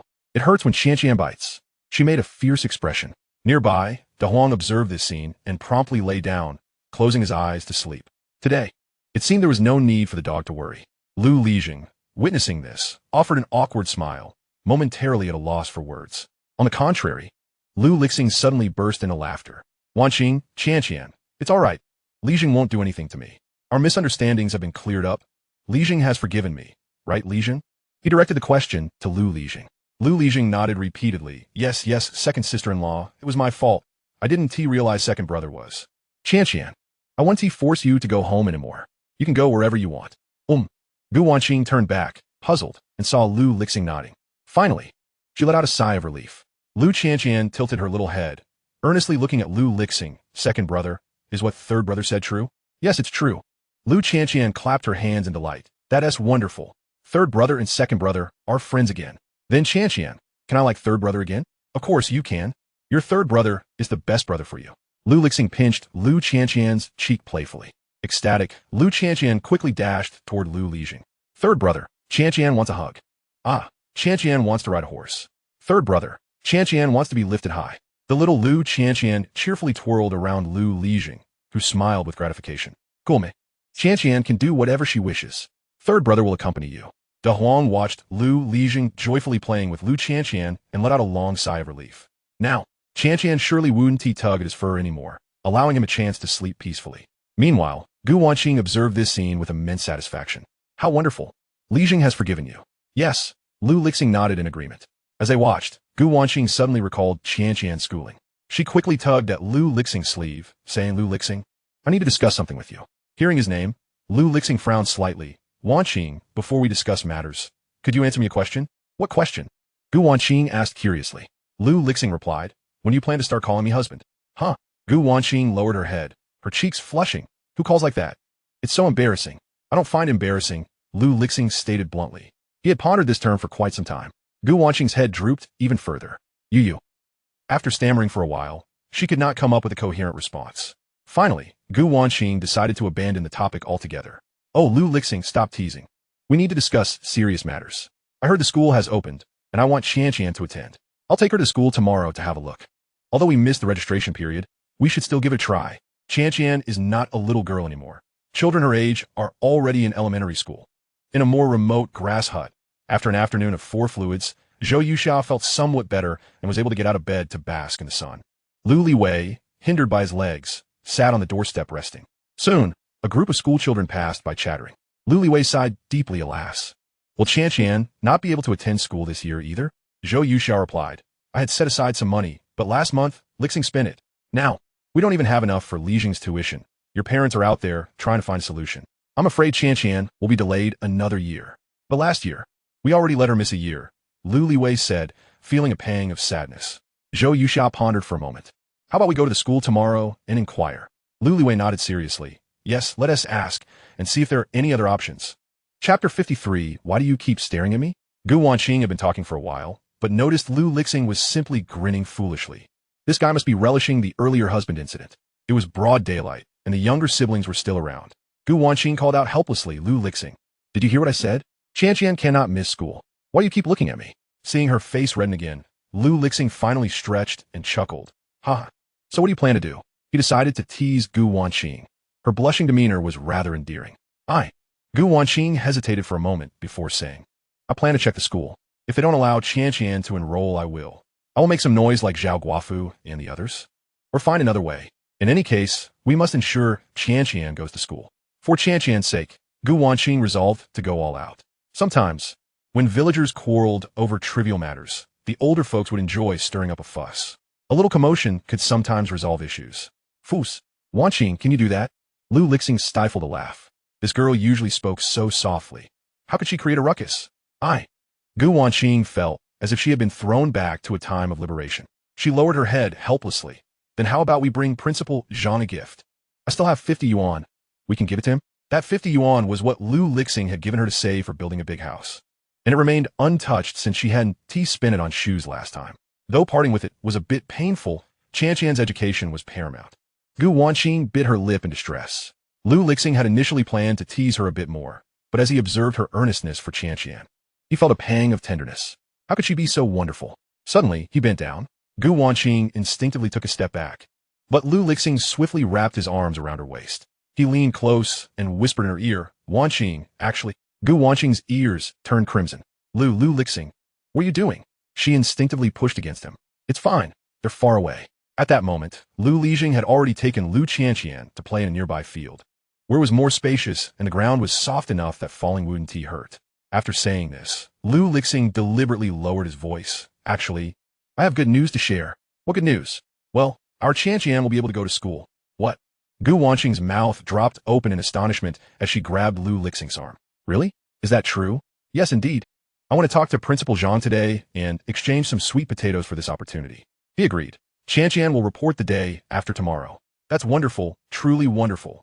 Gu Wanqing was overwhelmed with excitement. She clutched Lu Lixing's hand, which soon turned into an embrace, making it appear as if she were whispering sweet nothings in his arms from a distance. When Wang Taizhu arrived, he caught sight of this scene and immediately covered his face with one hand, exclaiming in shock, Brother Lu's sister-in-law, I didn't see anything, I swear. Yet his hand only covered one eye, while the other hand still held 4 eggs. Sneaking a glance at Lu Lixing, he hastily placed the eggs on the stone bench beside Huang. My mom asked me to bring you some eggs, haha. These are freshly laid, really. You all enjoy, I'll be going now. With that, Wang Taizhu dashed off. Heavens, what scandalous scene had he just witnessed? Did it seem like Brother Lu was kissing Gu Wanqing? In broad daylight, no less, albeit with only him as the audience. Was the world of adults always this thrilling? Wang Taizhu felt his heart racing. How unfortunate. When would he find a wife of his own? Wang Taizhu sighed deeply. He resolved to return and urge his mother to find him a few more this year. With this thought in mind, Wang Taizhu felt invigorated, his steps quickening. Just as the drowsy De Huang opened his eyes and caught sight of Wang Taizhu, he silently rolled his eyes before drifting back to sleep. Meanwhile, on the other side, Lu Qianqian, who had just played hide-and-seek with Lu Lixing, tilted her little head in confusion and asked, What's wrong with Brother Taizhu? He seemed startled. Lu Lixing chuckled and replied, It's nothing. He probably saw something he shouldn't have. Come on, Qianqian, let me give you a ride. Instantly, Lu Qianqian forgot her previous inquiry and resumed playing with Lu Lixing. When Gu Wanqing first heard Wang Taizhu's voice, she instinctively pushed Lu Lixing away, eager to explain. However, before she could utter a word, Wang Taizhu's figure had vanished from sight. She stood there, torn, casting a fierce glare at the instigator, Lu Lixing. This fellow, still laughing. Truly, I'm done with him. Having made her decision, Gu Wanqing turned and headed towards the kitchen. I'm going to cook, she declared.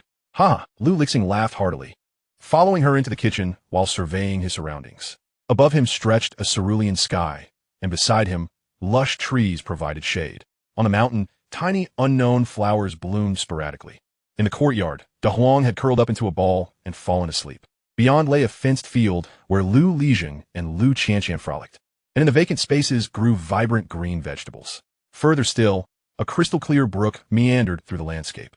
The road was devoid of concrete or asphalt, merely a simple earthen path stretching far into the distance. This was a picturesque scene he had never dared to dream of before, yet here it was, all realized. With family and a beloved dog, though there was still much to strive for, it was more than enough for him. For the first time, Lu Lixing felt a profound sense of happiness. Lost in thought, he arrived at the kitchen door. As soon as Gu Wanqing spotted him, she anxiously inquired, What are you doing here? He wouldn't dare to do something else, would he? What if Taizhu comes back? Gu Wanqing was visibly worried. Clutching the vegetables she was preparing to wash, unsure of how to proceed as Lu Lixing approached. What now? Why is he lying down? Chapter 54. The excited little Qianqian. Seeing the little girl's expression, Lu Lixing couldn't help but gently pinch her nose. With his other hand, he deftly took the vegetables from her grasp and straightened up, feigning innocence as he asked, Wanqing, what are you waiting for? Huh? Waiting? For what? She had been waiting for nothing at all. Why did this fellow always manage to fluster her? I'm not waiting for anything, She stammered, All right, I'll cook. You should go rest. Although Gu Wanqing had initially intended to insist on cooking herself, the recent events had swiftly dispelled that notion. Staying too close to Lu Lixing felt perilous. Fine. I'll go sew Qianqian's backpack. There is still a day left, so it's not too late. After speaking, Gu Wanqing hurriedly exited the kitchen. Lu Lixing shook his head in resignation and began preparing the meal. The remaining wild boar meat had already been marinated, and he took out a piece of pork belly, slicing it to prepare braised pork. Wanqing and the others had yet to taste braised pork, and although the marinated meat wouldn't be as tender, they had no refrigerator at home and would have to make do. He first cleaned the meat thoroughly, then cut it into uniform pieces. Using cold water, he blanched the pork in a pot, skimming off the scum and drained the pork belly. Chopping green onions, ginger, garlic, and dried chili. He prepared the seasonings. These were all items he had gradually gathered from the village over the past few days, determined to improve their meals. In the iron pot, he added no oil initially, instead placing the pork belly until it rendered its fat.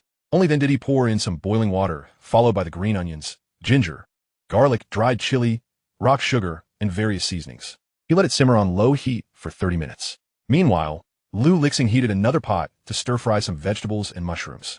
Soon, a delightful aroma wafted through the air. Lixing, having a splendid time playing with Lu Qianqian, suddenly froze mid-motion. What smells so good? Lu Qianqian giggled proudly, declaring, "Third brother, it's second brother cooking. Second brother's food is super delicious." Is second brother really cooking? Lixing, carrying Lu Qianqian on his shoulders, ambled towards the kitchen door. Sure enough, he spotted Lixing bustling about. He was momentarily surprised, but soon understood. Second brother is quite diligent today. Of course. He's Qianqian's most favorite second brother. Lu Qianqian asserted proudly, hands on her hips. Lixing chuckled, swallowing hard, and murmured, "I can't wait to taste it. It'll be ready soon, don't worry. Third brother, we'll get to eat," she reassured him. Nodding, Lixing was about to continue playing with Lu Qianqian when suddenly, he felt a sharp tug on his scalp. Lu Qianqian had grasped his hair tightly. "Qianqian, what are you doing? What's wrong?" Lixing gasped. Lu Qianqian quickly released her grip, her tone losing its earlier cheerfulness. "Oh, I'm sorry, third brother. I saw Wang Yinyan and Zhang Xiao. They were in Wang Yinyan's yard doing homework." Perched on Lixing's shoulders, she had a clear view and had spotted her two friends, her voice tinged with disappointment. Lixing felt a pang in his heart. He gently set Lu Qianqian down and squatted before her, asking earnestly, "Do you want to go to school, Qianqian?" Recalling that her second sister-in-law had asked her the same question earlier that afternoon, she had answered affirmatively then. But if she went to school, what would happen to third brother? Shaking her little head, though feeling quite wronged, she insisted, "I don't want to go to school." The stubbornness in her voice made Lixing's heart ache even more. Seeing her about to run off, he grasped her tiny hand. "Qianqian, I have some good news to share." "What's the good news?" Lu Qianqian asked, lowering her head and fiddling with her fingers. "Today, second brother went to Principal Zhang's office and brought them a lot of sweet potatoes. Principal Zhang agreed to let you go to school. You can go to school in 2 days." Upon hearing this, Lu Qianqian's eyes widened in astonishment, her mouth forming an A shape. Her eyes were filled with astonishment. Then, she joyfully leapt up. "Really? Really? Really? Qianqian can go to school now? When has third brother ever deceived you?" "Ah!" Little Lu Qianqian was brimming with excitement, clapping her hands as she jumped. "Second brother is amazing. Qianqian likes second brother the most. I must thank him." As she spoke, she swiftly turned and dashed towards the stove. Entering the kitchen, being quite small, she wrapped her arms around Lixing's legs. Second brother, Qianqian loves you so much." She nuzzled her face against Lixing's leg like a little kitten. "Ha, good girl. Remember to study hard at school, all right?" Lu Qianqian nodded vigorously, her eyes sparkling. "Qianqian will definitely study diligently." After saying this, she excitedly ran out, embracing the sleeping De Huang, tugging at his ears and joyfully shouting, De Huang, Qianqian is going to school." De Huang, who had been resting with closed eyes, startled awake and lifted his head. However, Lu Qianqian had already released him and scampered off towards Wang Yinyan's house, calling out as she ran, "Wang Yinyan, I can go to school now. Zhang Xiaohu, let me tell you, I'm going to school." Lixing stood in the field, watching the little one's silhouette, a smile of contentment gracing his face. After observing for a while, he turned and walked towards the main room. Wanqing was rummaging through her sewing basket. "Second sister-in-law," Lixing called out. "Lixing, just in time. Come help me pick out which floral pattern is suitable for making a little backpack for the girl. Should be blue or pink." Lixing chuckled. "Pink, I suppose. Qianqian likes it." "I think so too." "Then it's settled. I must start sewing, or else I won't finish in time. Tomorrow I need to take Qianqian to the village to buy books, erasers, and pencils. Whatever other children have, Qianqian cannot be without." Wanqing murmured to herself for a moment. Upon realizing Lixing did not respond, still standing before her as if he had something to say, she looked up curiously and asked, "What's the matter, Lixing? Is there something on your mind?" Lixing nodded.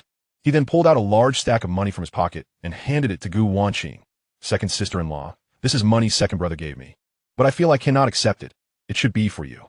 Lixing and Wanqing had already separated their households. Even if they had not, he was merely a younger brother. Wanqing was pregnant and needed the money for her pregnancy. Lixing felt uneasy about it. The expenses for high school were quite substantial. He thought better of it. Furthermore, When this money was given, second sister-in-law was unaware, and he did not wish for any discord between second brother and second sister-in-law. He decided to give the money to Gu Wanqing first. Chapter 55. Is second brother good to you? Gu Wanqing paused her actions, placing the fabric down. She smiled. Since your second brother gave it to you, you should keep it. But Lu Lixing seemed conflicted. No boots. It's for you to study well, not for anything else. If you feel embarrassed to take it, then in the future, be good to your future nieces and nephews. That will be your way of thanking second brother. You need not worry about me and the baby. Your second brother is doing well now. He can earn plenty and won't let us go hungry, Gu Wanqing said with a smile. Lu Lixing was taken aback. He remembered that since Gu Wanqing came here, apart from occasionally smiling in front of their parents, she usually bore a serious demeanor. She had been quite troubled. Yet today, he noticed the smile on her face had not faded. Her words were gentle, and she radiated a sense of profound happiness. Second sister-in-law. Is second brother good to you? Lu Lixing couldn't resist asking further. Gu Wanqing immediately beamed. Yes, very, very good. Your second brother is completely different now. He works exceptionally hard. All the household necessities are newly bought by him. And look, my shoes were also purchased by him. He has helped many people as well. Lixing, your second brother has truly changed. However, he fears that our parents, elder brother, and you are still upset with him. So he has been hesitant to return to seek you out. Lixing, please forgive your second brother. He will only get better. Hearing these words, Lu Lixing suddenly laughed. He nodded vigorously. Second sister-in-law, I want to be like second brother in the future. No, I want to be like the current second brother. I will work hard to earn money, help many people, and be good to my nieces and nephews. Ha! Gu Wanqing gently rubbed her belly. Did you hear that? Little ones, your uncle promises to treat you well. If he ever treats you poorly, you can go tell your aunt. While they were talking, Lu Qianqian had quickly dashed back inside. Her cheerful little face was flushed. Second sister-in-law, what are the little nieces and nephews going to report? Gu Wanqing chuckled as she pinched her little face. I said, if Lixing bullies them, they should tell their aunt. Lu Qianqian pouted, glaring at Lu Lixing in indignation. Humph. Third brother must not treat the little nieces and nephews poorly. Otherwise, Qianqian will hit you. Ha ha ha. Lu Lixing was instantly amused by Lu Qianqian. I wouldn't dare. Third brother wouldn't dare. Rest assured, Qianqian. That's more like it. Lu Qianqian finally relaxed, quickly turning to De Huang's side, lying down and hugging him. De Huang. Did you hear? Qianqian is going to school. De Huang, nearly rolling his eyes from the weight, shifted slightly and finally took a breath. Yet, in his gaze towards Lu Qianqian, there was not a trace of reproach. Woof. I heard. Children are so noisy, De Huang thought.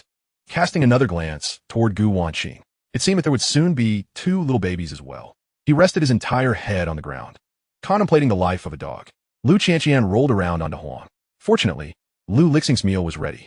The aroma finally drew Lu Qianqian away. De Huang let out a long sigh of relief. As Lu Lixing approached, he beheld a table laden with sumptuous dishes, his eyes widening in disbelief. So much? And there's rice? Yes. Third brother, come sit down and eat. Qianqian will serve you meat.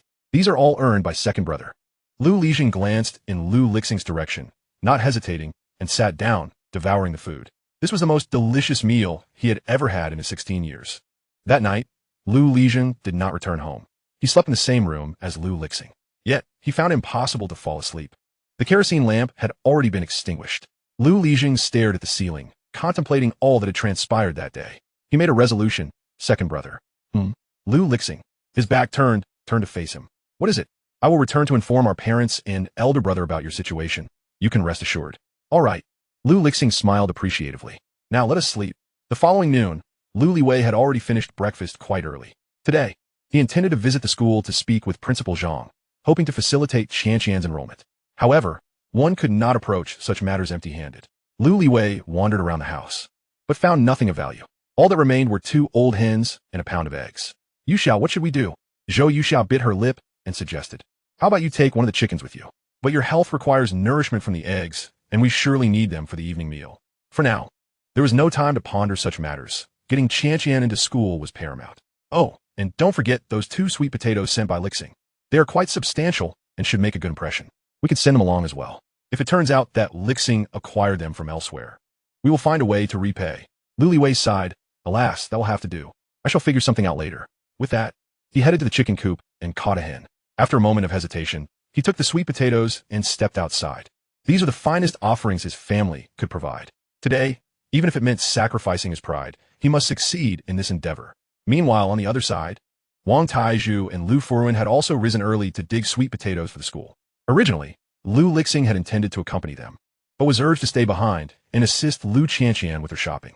After all, little Qianqian was still unaware of what school entailed. Once everything was prepared, they would head to the school together. Reluctantly, Lu Lixing acquiesced. Upon arriving at the school, Lu Liwei saw Wang Taizhu, Lu Furuan, and Zhang Chunhe unloading something at the cafeteria entrance. He hurried over, but as he drew nearer, he sensed something amiss. Was that sweet potatoes? A whole cart filled with them. How could this be?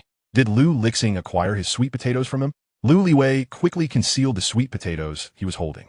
Zhang Chunhe, having spotted him from a distance, approached with a furrowed brow. What is the matter, Liwei? Is there something you need? Lu Furuan and Wang Taizhu greeted him cheerfully. Liwei's here. Hello, big brother Liwei. Lu Liwei forced an awkward smile. Principal Zhang, may I have a word? He was still concealing the 2 sweet potatoes behind him, until he confirmed whether they were from Lu Lixing. He could not allow Wang Taizhu and the others to see them. Otherwise, being accused of theft would ruin everything, and no business could be transacted today. Zhang Chunhe looked puzzled, but still approached. What is it? Chapter 56 Liwei, you've misunderstood. Lu Liwei raised the chicken in his hand. The hen flapped its wings in protest, and he quickly set it down, but seemed to sense its fate, flapping about and squawking. Unable to speak coherently, Lu Liwei managed to say, Principal Zhang, please wait a moment. He began to wrestle with the chicken single-handedly. However, its struggles intensified, and just as Lu Liwei was about to lose control, Zhang Chunhe stepped forward to help him catch it. Let me take over. Lu Liwei finally sighed in relief.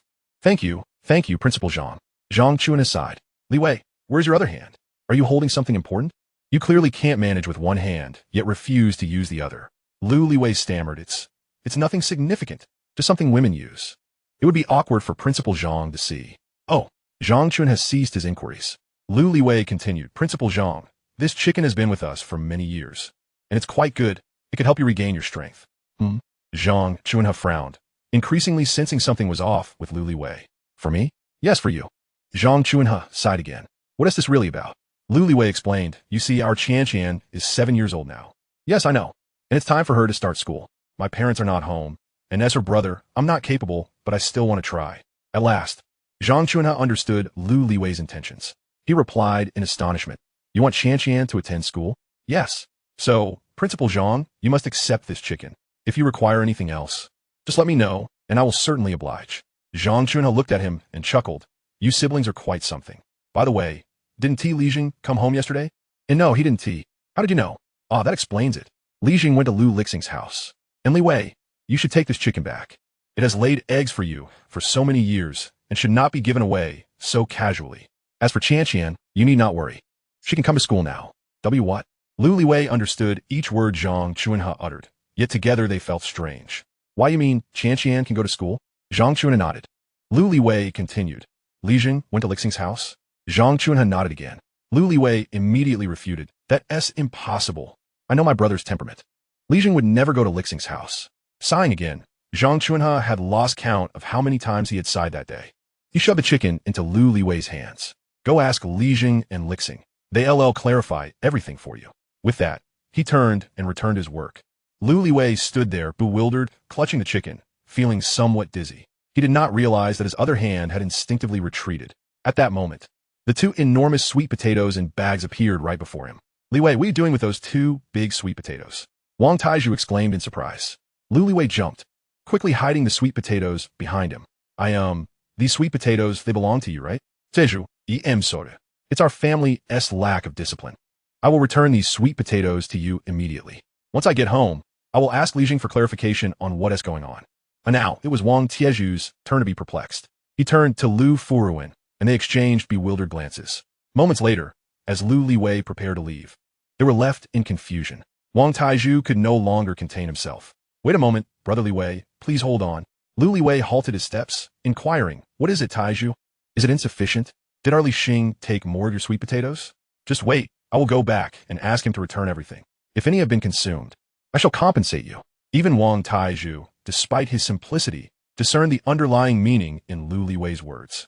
No, Brother Liwei, you seem to have misunderstood. Misunderstood?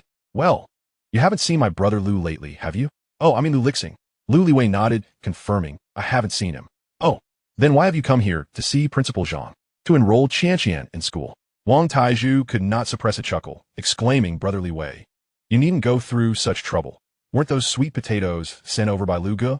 Indeed, that's why I haven't eaten any. Haven't eaten? Oh, brotherly way. You can eat without worry. Those sweet potatoes were not stolen by my Lu Ge, but rather cultivated by him. What? Lu Liwei felt his mind could scarcely comprehend. Cultivated?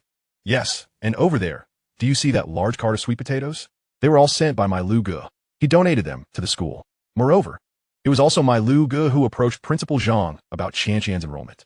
At this very moment, my Lu Ge and Li Zheng are accompanying her to buy school supplies. What? Lu Liwei's eyes widened once more, filled with disbelief. Wang Taizhu nodded. I presume it's because Li Zheng hasn't had the chance to return home, and my Lu Ge was intercepted by him on his way. That's why you were unaware. Just wait here a moment. My Lu Ge will be here shortly. You can ask him directly. Lu Liwei stood in stunned silence. At that moment, Lu Lixing and Lu Zheng each held one of little Qianqian's tiny hands as they strolled leisurely in the shop. Qianqian, if you see something you like, just tell your second brother, and he will buy it for you. Okay. Little Lu Qianqian joyously gazed at the treasures behind the glass counter. Erasers, small notebooks, and pencils. After a moment of contemplation, she pointed to a little rabbit-shaped eraser and asked, How much is this? The shopkeeper replied, This one costs 10 cents. Qianqian then pointed to a pencil, one without an eraser, and inquired, What about this? The shopkeeper, charmed by her adorableness, cheerfully responded, This one is 5 cents.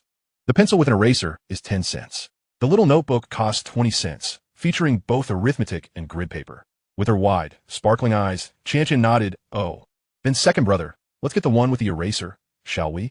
Why? Because we won't need to buy an eraser, saving us 5 cents. 5 cents? I could buy 5 candies. Little Qianqian mused. However, in Lu Lixing's eyes, it took on a different hue.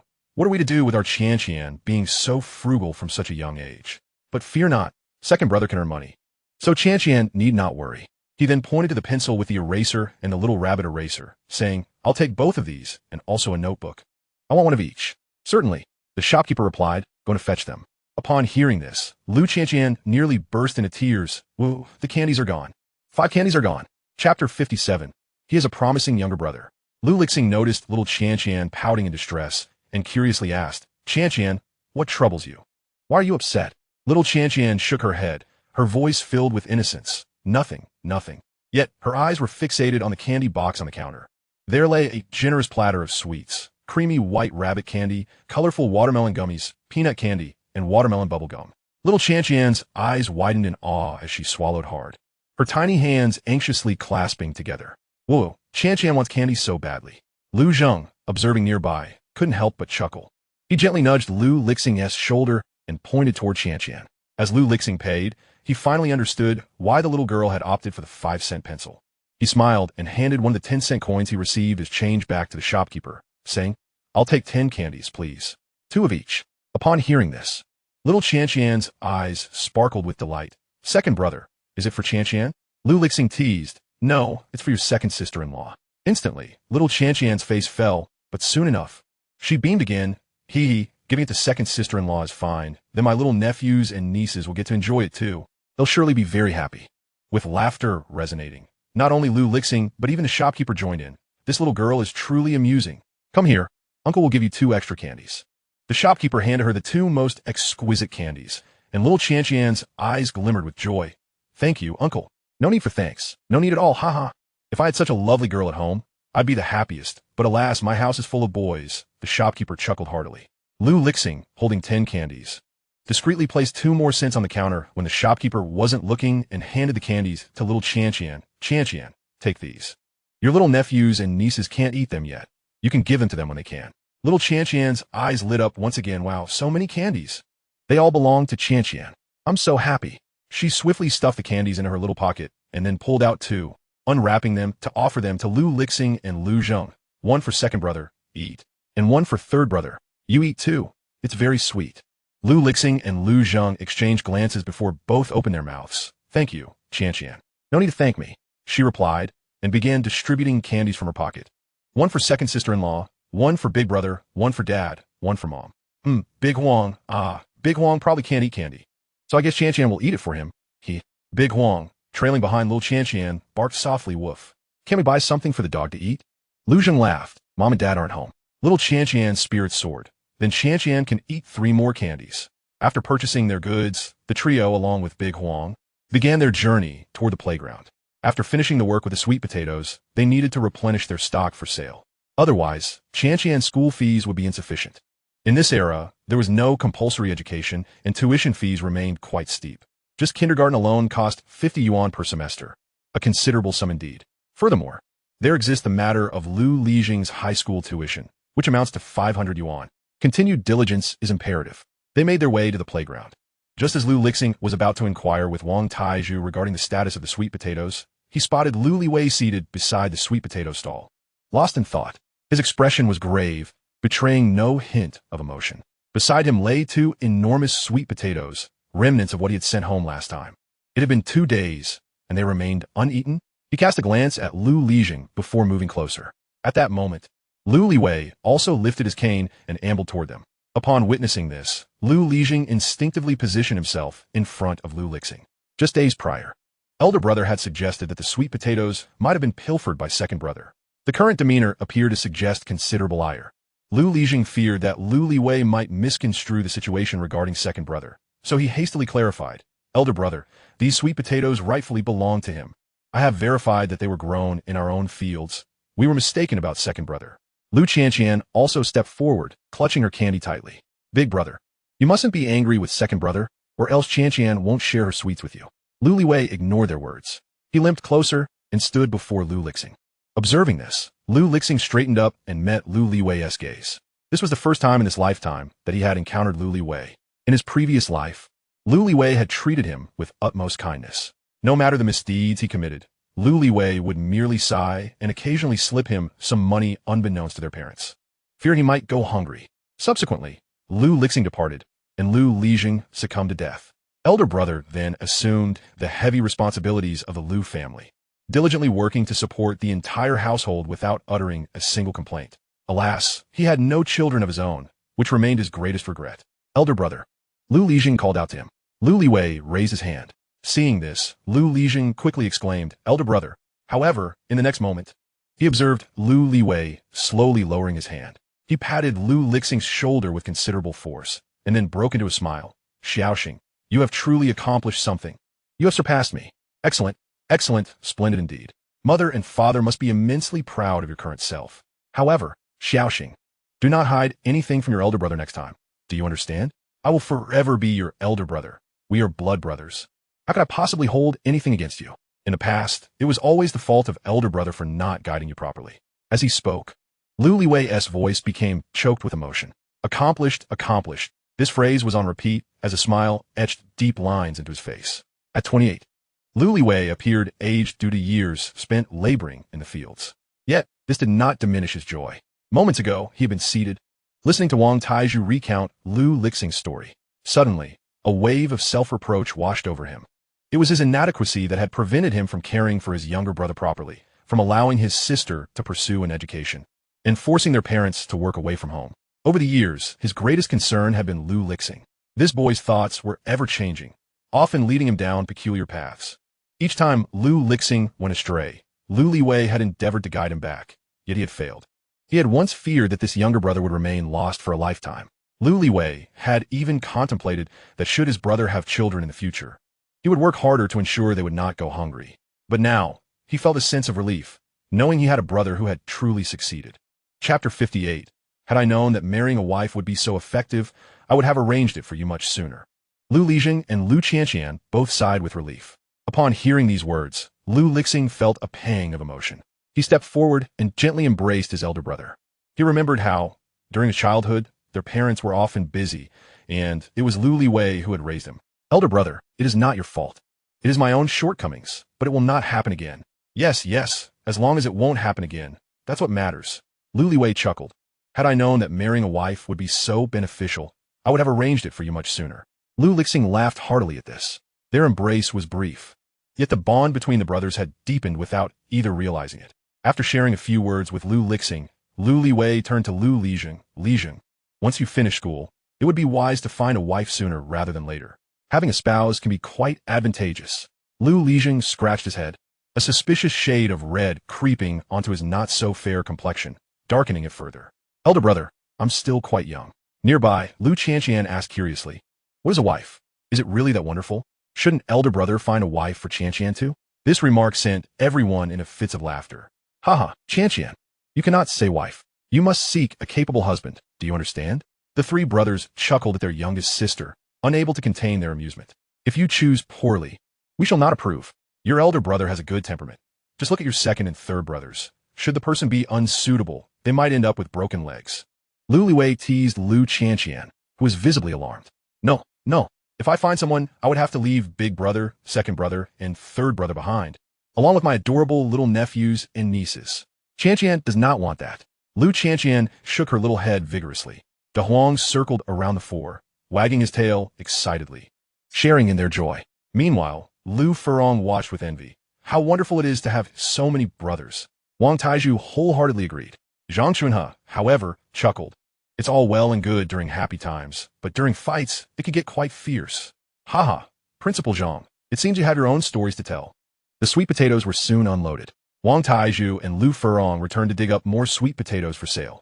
Lu Liwei initially intended to join them, but was dissuaded by Lu Lixing. Elder brother, your foot is injured. You should head back. Later, I will take Wanqing, Qianqian, Lixing, and De Huang out for a nice meal. All right, I shall return then and share this good news with your sister-in-law. By the way, how has sister-in-law been lately? Lu Lixing inquired. He remembered how Zhang Chunlei had gone to administer in 4 to sister-in-law. Thankfully, a kind soul provided money recently, allowing Dr. Zhang to give your sister-in-law her 4 treatment. Wait, that benefactor was you, wasn't it, Xiaoxing? Lu Lixing chuckled. Is the money sufficient? If not, I can provide more for Dr. Zhang. It's more than enough, haha. Your sister-in-law just took the wrong medicine. With some adjustments, she'll be fine. No need to worry. After Lu Liwei departed, Lu Lixing turned to Lu Lixing, second brother. What can I do? You should accompany the others in digging sweet potatoes. Sell more and save up some money. All right. Lu Lixing promptly followed them into the fields.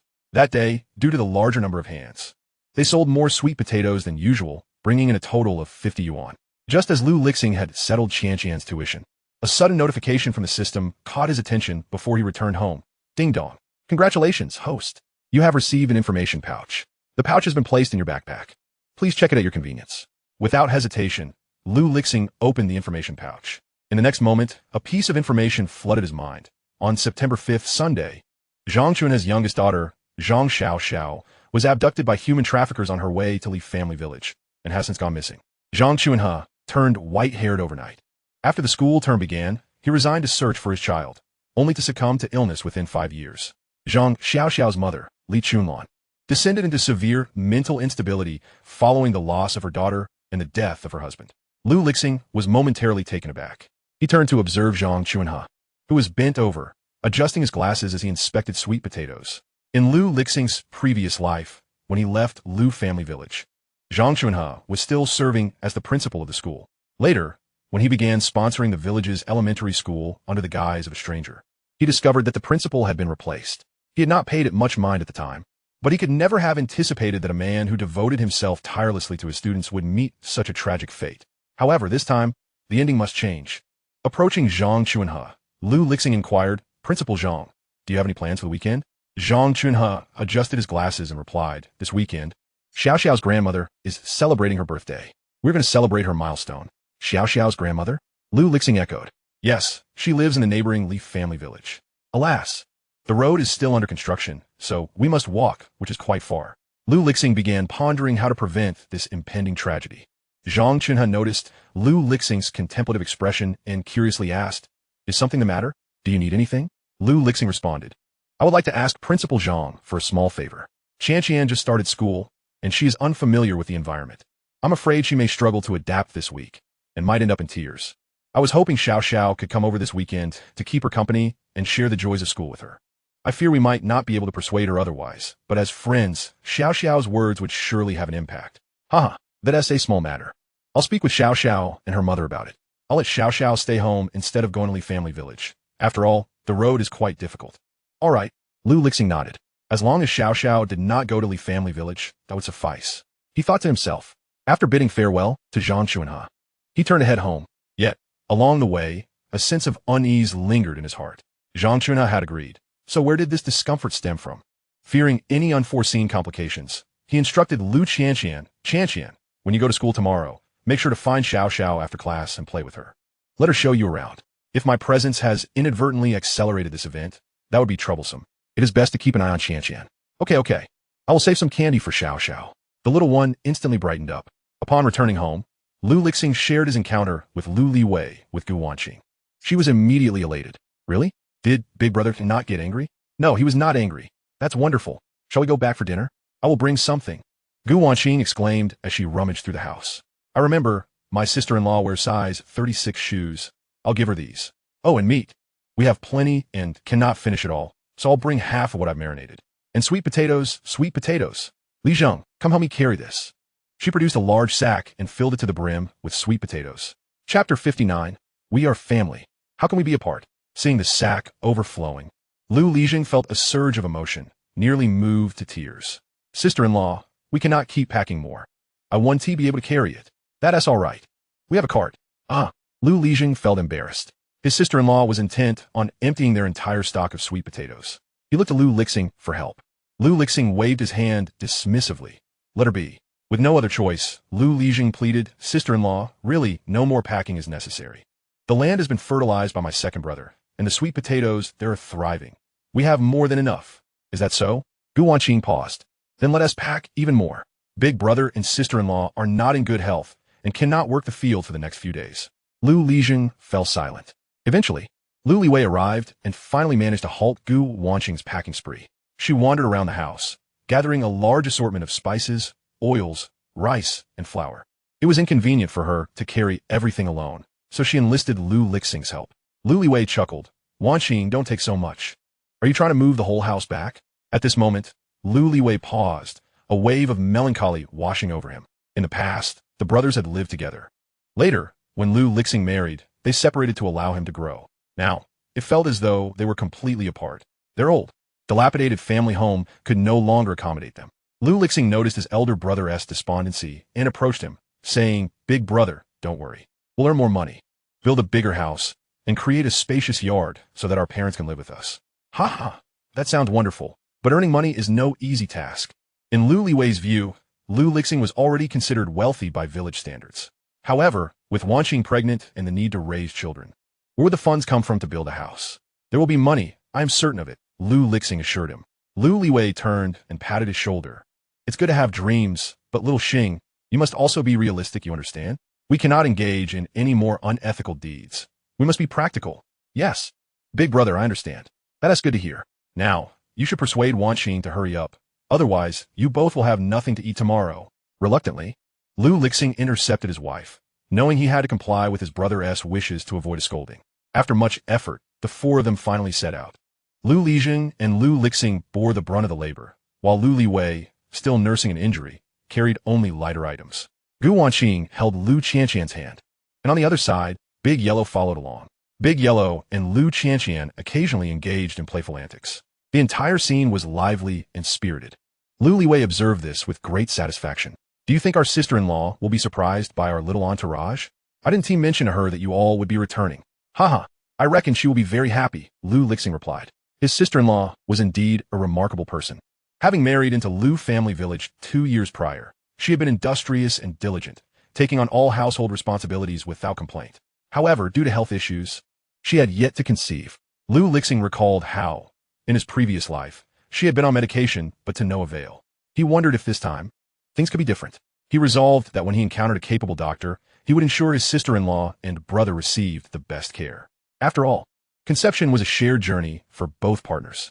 Zhou Yuxia had been sitting on the doorstep in a trance since the moment Lu Liwei departed in the morning. She observed the neighborhood children, each carrying their small school bags, hurrying off to complete their homework. A gentle touch on her abdomen elicited a sigh from her lips. Her inability to conceive made her particularly fond of Qianqian, the little girl who was both understanding and adorable, often bringing joy to her heart. Thus, in Zhou Yuxia's eyes, it was imperative that Qianqian attend school, lest she, too, remain illiterate and lead a life devoid of prospects. Yet, she found herself plagued by uncertainty regarding Liwei. He had been gone for an extended period without a word. Anxiety began to gnaw at her as she rose and wandered about the house, hoping to uncover something of value. In her search, she stumbled upon an envelope nestled beneath Lu Lixing's mattress in the corner of the small room. A frown creased her brow as she approached and retrieved it. Upon perusing its contents, Zhou Yuxia was rendered speechless. It was Lu Lixing's high school admission letter, which had arrived 2 weeks prior. At that time, her parents and Li Wei had been elated upon seeing it. However, their joy had swiftly turned to shock when confronted with the tuition fee inscribed upon it, 500 yuan, a sum that the Lu family struggled to earn in an entire year. Nevertheless, her parents had resolutely made arrangements and departed the following day. On the second day of their absence, Lu Lixing and Lu Li Wei had engaged in a fierce argument. He had vehemently declared to Li Wei that he had no intention of attending high school, unwilling to burden the family further, and had even threatened to tear up the admission letter. Little did he know that the letter had remained hidden beneath his pillow all this time. Zhou Yuxia let out a silent sigh as she placed the letter back in its original spot. It was her fault for being a burden, unable to earn money while needing constant medication, which strained the family financially. Though recent treatments had been funded by others, she understood that such arrangements were not sustainable. The debts would eventually need to be repaid. When Li Wei returned, they would need to have a serious discussion. She felt that since she could neither bear children nor contribute financially, it might be best for her to leave, allowing Li Wei to remarry, thereby alleviating the family of her burden and offering them a glimmer of hope. Zhou Yuxia lowered her head, tears pooling in the corners of her eyes. As Li Wei approached home, he wore a broad smile, one he had never felt so profoundly before. Lu Qianqian was frolicking alongside Dao Vong, engaging in a playful game of tag. Li Wei could not help but exclaim, "How wonderful it is that Qianqian can go to school." Indeed, Lu Lixing chimed in, sharing in the sentiment. With a sigh, Li Wei added, "It's just a pity that Lixing's high school tuition is beyond our means." Sensing his elder brother's concern, Lixing quickly reassured him, "Brother, I am also working to earn Lixing's tuition. We cannot let him miss out on school. With his academic prowess, he is sure to succeed." Li Wei bowed his head, feeling a pang of discomfort. But the admission letter was torn up. Lixing paused momentarily, then turned to Lu Lixing, asking, "Lixing, what happened?" Lixing lowered his gaze, his expression troubled. Before he could finish, Lixing interjected firmly, "We can always obtain another copy." Lixing's head snapped up, meeting Lixing's gaze. "Second brother, I can forego school. I'll return the money I have to you. It's enough for my sister-in-law's prenatal checkups. Our future children are more important. The high school tuition is simply..." Once again, he was cut off. Lixing, as if disregarding Lixing's words, insisted, "Even if it's been torn, we can get another." "Lixing, don't you start school tomorrow? You'll set off by morning, and take this money for now. When I have more, I'll deliver it to you. I promise to ensure it reaches you before the payment deadline." Lixing opened his mouth, intending to protest, but Lixing continued, "Lixing, regardless of your thoughts, put them aside. Even if you have to walk out of the mountains, you must go. Otherwise, you can forget about acknowledging me and elder brother." Chapter 60, Sister-in-Law. "Qianqian has wonderful news for you." Upon hearing these words, Lu Lixing was utterly taken aback. He had never anticipated hearing such sentiments from Lu Lixing. Growing up under Lixing's shadow, he had always perceived him as harsh. Even when Lixing occasionally showed kindness, it was typically motivated by a desire to gain something from him, be it school expenses or assistance in covering up a mistake. Yet, despite that, he would still address him as Lixing or Little Zheng. This was the first time he had heard Lixing call him by both his first and last name, and the tone was far from jesting. Lixing felt an uncanny sensation. If he indeed chose not to pursue his studies, Lixing might genuinely disown him. In the past, he would have angrily retorted, "Then forget it." But now, he held a deep respect for his second brother. He had never expected that, in Lixing's eyes, his education would hold such significance. A bittersweet feeling stirred within him. "Second brother, after dinner, have sister-in-law pack your things. You leave tomorrow morning." Lixing issued a resolute command. Without allowing Lixing to object, he turned to Li Wei and said, "Brother, let us go. We shouldn't keep sister-in-law waiting." Li Wei opened his mouth to speak, but, upon witnessing Lixing's earlier insistence, realized his words would carry no weight. "All right then, let us head home." The two brothers walked ahead, while Wanqing trailed behind them. Lu Lixing lagged at the back, his mind a tumultuous whirl. Qianqian and Huang remained oblivious to the unfolding drama, continuing their playful antics, with Qianqian seemingly tormenting Huang while he feebly resisted. Wanqing sensed Lixing's unease and slowed her pace. As she matched his stride, she looked at him and said, "Lixing."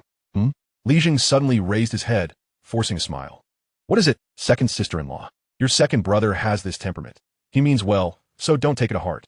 "I understand," Lixing nodded. "Given our current circumstances, focusing on my studies is the best path forward." "Precisely, so listen to your second brother." Lixing nodded again. "I know, but the money." Wanqing reassured him. We'll find a way to manage the finances. Just focus on your studies. Once you're successful, treat your future children well, and your second brother will surely be delighted. The entire family will be overjoyed. Lixing. Do you wish for fleeting happiness or enduring joy? Lixing paused, a flicker of understanding dawning upon him. A smile broke across his face as he replied, Second sister-in-law, I understand now. All right, let us hurry. We don't want them to get too far ahead. Yes, yes. Lixing quickened his pace. Observing the silhouettes of several individuals ahead, he silently vowed to strive diligently. He aspired that one day, when he achieved success, everyone would enjoy a prosperous life. Zhou Yuxia had been seated on the threshold for half an hour. The more she contemplated, the heavier her heart felt. She rose and turned back towards the house. Upon marrying, her dowry had been modest, and since her arrival, she had scarcely purchased any clothing. With a small bag in hand, she packed all her garments into it. She had resolved to confront Lu Liwei regarding the matter of divorce. After momentarily spacing out by the bedside, Zhou Yuxia proceeded to leave the house with the bag. However, just as her foot crossed the threshold, she heard a familiar voice. Sister-in-law, Qianqian is back. Woof woof. Sister-in-law, Qianqian has good news for you. Woof woof. Sister-in-law, where are you going?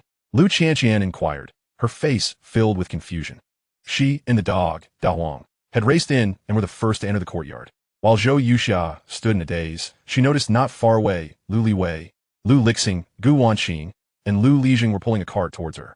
Why is everyone back? Zhou Yuxia's hand trembled, hastily tossing the bag behind the door. Not receiving a response from her sister-in-law, Lu Qianqian turned and shouted to Lu Lixing and the others, Big brother, my sister-in-law, before she could finish her sentence. Zhou Yuxia stepped forward and covered her mouth. Hush, Qianqian, don't say anything. Even if you're leaving, you cannot announce it in front of the family. Lu Qianqian, with wide eyes, did not grasp Zhou Yuxia's meaning, but nodded vigorously in agreement. Lu Liwei and the others had already heard the commotion. He looked up in confusion. Yuxia? What is the matter? What was Qianqian about to say? Zhou Yuxia laughed awkwardly. Oh, it's nothing. I was just playing with Qianqian. Lu Qianqian nodded vigorously. After prying Zhou Yuxia's hand away, she giggled. Yes. Woof woof. Dahuang echoed her enthusiasm. Lu Liwei, in high spirits today, did not notice his wife's unusual demeanor. He chuckled. Qianqian, you're quite the mischievous one. Your sister-in-law, isn't feeling well, so she shouldn't be disturbed, you know? Got it. Lu Qianqian cheerfully nodded. Qianqian, one tea disturbed sister-in-law. Zhou Yuxia finally breathed a sigh of relief. She glanced at the group. Upon seeing Lu Lixing and Lu Liwei walking closely together, and Lu Lixing not wearing a scowl, she paused in astonishment. When did these three brothers become so harmonious? Looking at Gu Wanqing, her complexion was rosy, and she seemed to have gained a bit of weight, a smile adorning her face as she said, Sister-in-law, we're back. Zhou Yuxia, in shock, pointed at the group. You all returned together? How is that possible? You must understand, these three brothers always quarrel when they meet. Lu Lixing and Lu Lixing both have tempers that could rival each other.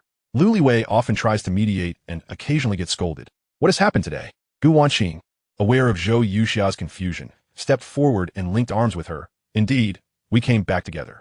Lixing was at our house yesterday, and today he went to the village to help. Sister-in-law, do you have some time? Let Lu Lixing cook, and we'll help Lixing pack his things. Tomorrow, we want Lixing and Qianqian to go to school. What? Zhou Yuxia stood there, utterly stunned. Lixing is cooking? Surely she hadn't misheard? Qianqian and Lixing are going to school? Had Qianqian's schooling been settled? Lu Liwei, Lu Lixing, and Lu Lixing exchanged knowing smiles, having anticipated this reaction. Lu Liwei said to Gu Wanqing, explain it to your sister-in-law. Lixing and I will cook, and Lixing, you go fetch sweet potatoes. All right. The three brothers had clearly defined roles. Yet Zhou Yuxia was still in disbelief. Sweet potatoes? Where did so many sweet potatoes come from? Gu Wanqing laughed as she pulled Zhou Yuxia along. Sister-in-law, come on, let us go inside. I'll explain everything. Zhou Yuxia, bewildered, followed Gu Wanqing into the house. Gu Wanqing recounted all that had transpired over the past few days. By the time she finished, Zhou Yuxia remained dazed. Why you're saying Lixing has changed? The sweet potatoes are his doing, and he arranged Qianqian's schooling and even helped gather some of Lixing's tuition? Exactly. Gu Wanqing smiled brightly. Sister-in-law, our good days are coming, but now we must hurry to pack things.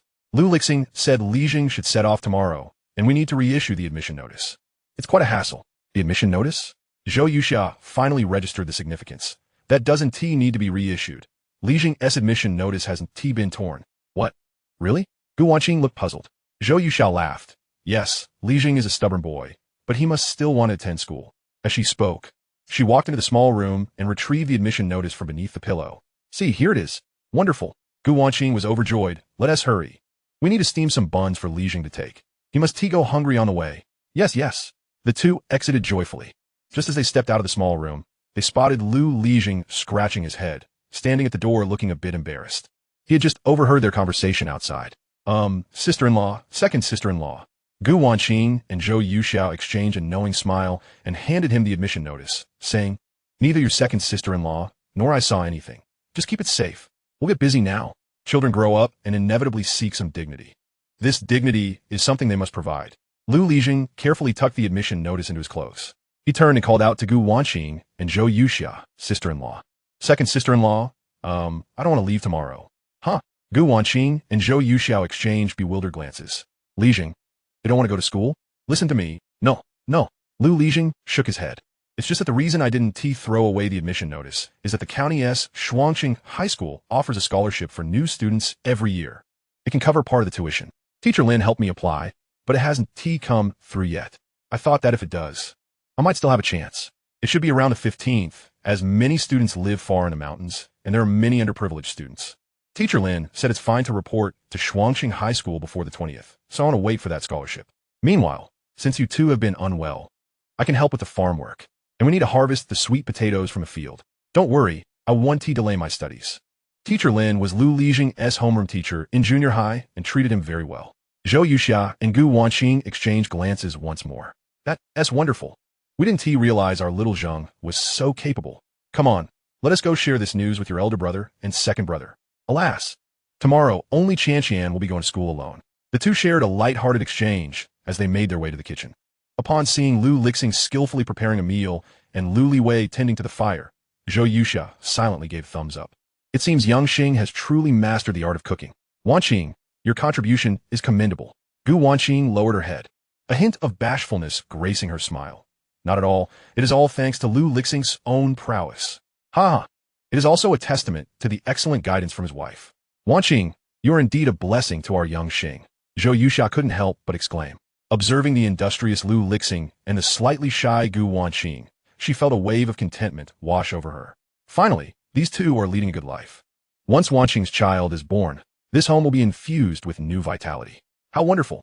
After spending some time in the kitchen, Zhou Yuxiao and Gu Wanqing conveyed Lixing's thoughts. Both Lixing and Lu Liwei expressed their agreement. If there are scholarships involved, that would be even better. Once the meal was ready, the entire family gathered around a fully laden table. Lu Qian pulled De Huang to her feet, using him as a footstool. De Huang cast a pleading glance at Lixing, yearning for rescue, but unfortunately, Lixing did not spare him a glance. Resigned, De Huang placed his head on the ground, accepting his fate. Lu Qian gazed longingly at the dishes on the table. How fragrant, how fragrant. I am so hungry. Ha! Little glutton, if you're hungry, go ahead and eat. Lixing handed her half of a steamed bun. With great delight, Lu Qian took it and began to eat. Lu Lijiang, watching from the side, chuckled. With such an appetite, when you go to school tomorrow, you won't be able to enjoy the meals prepared by your second brother. Lu Qian froze momentarily, half a bun lodged in her mouth. In disbelief, she looked at Lu Lijiang and then turned to Lixing, mumbling, no. Does that mean I can't eat the meals made by my second brother? Woo-woo. Tears welled in her eyes, ready to spill over. Witnessing this, everyone burst into laughter. It was Lixing who stepped in to console her. Don't worry, Qian. Your brother will cook for you in the morning and again in the evening. You will just have to eat at school during lunchtime. Given the distance from home to school, there isn't enough time to return for lunch. With a sniffle, Lu Qian lamented, then fine, just one meal. I suppose I can reluctantly accept that. Lu Liwei, noticing Lu Qian's demeanor, teased, Qian, if you're crying over this, what will happen when you go to school tomorrow? You'll be laughed at by the other children. At this, Lu Qian immediately became flustered. No, Qian will not cry. I want to be laughed at. Ha. But what child doesn't cry on her first day of school? Then I shall be the first. Qian is the type who does not cry at school. Umph. With a touch of pride, Lu Qian took a bite of the rib. However, she failed to notice that the piece of meat had been reduced to a mere bone. As she bit down, she exclaimed in pain, nearly in tears. At her feet, De Huang wagged his tail anxiously, barking at the bone. Woof, woof. That is the dog's bone. Give it to me. Seeing that Lu Qian seemed to have completely forgotten him, De Huang jumped up in irritation and snatched the bone right out of her hand. Just as Lu Qian was about to cry, De Huang's antics made her cease her tears. She glared at De Huang. De Huang, you are bullying me. De Huang wagged his tail proudly, gnawing on the bone. The moment the bone entered De Huang's mouth, it made a satisfying crunch. He continued to chew while casting triumphant glances at Lu Qianqian. The little girl could hardly tolerate this injustice. She jumped down from her stool and began playfully tussling with De Huang. Of course, De Huang was merely teasing her and did not truly retaliate. Yet, Lu Qianqian, amidst the playful scuffle, burst into giggles.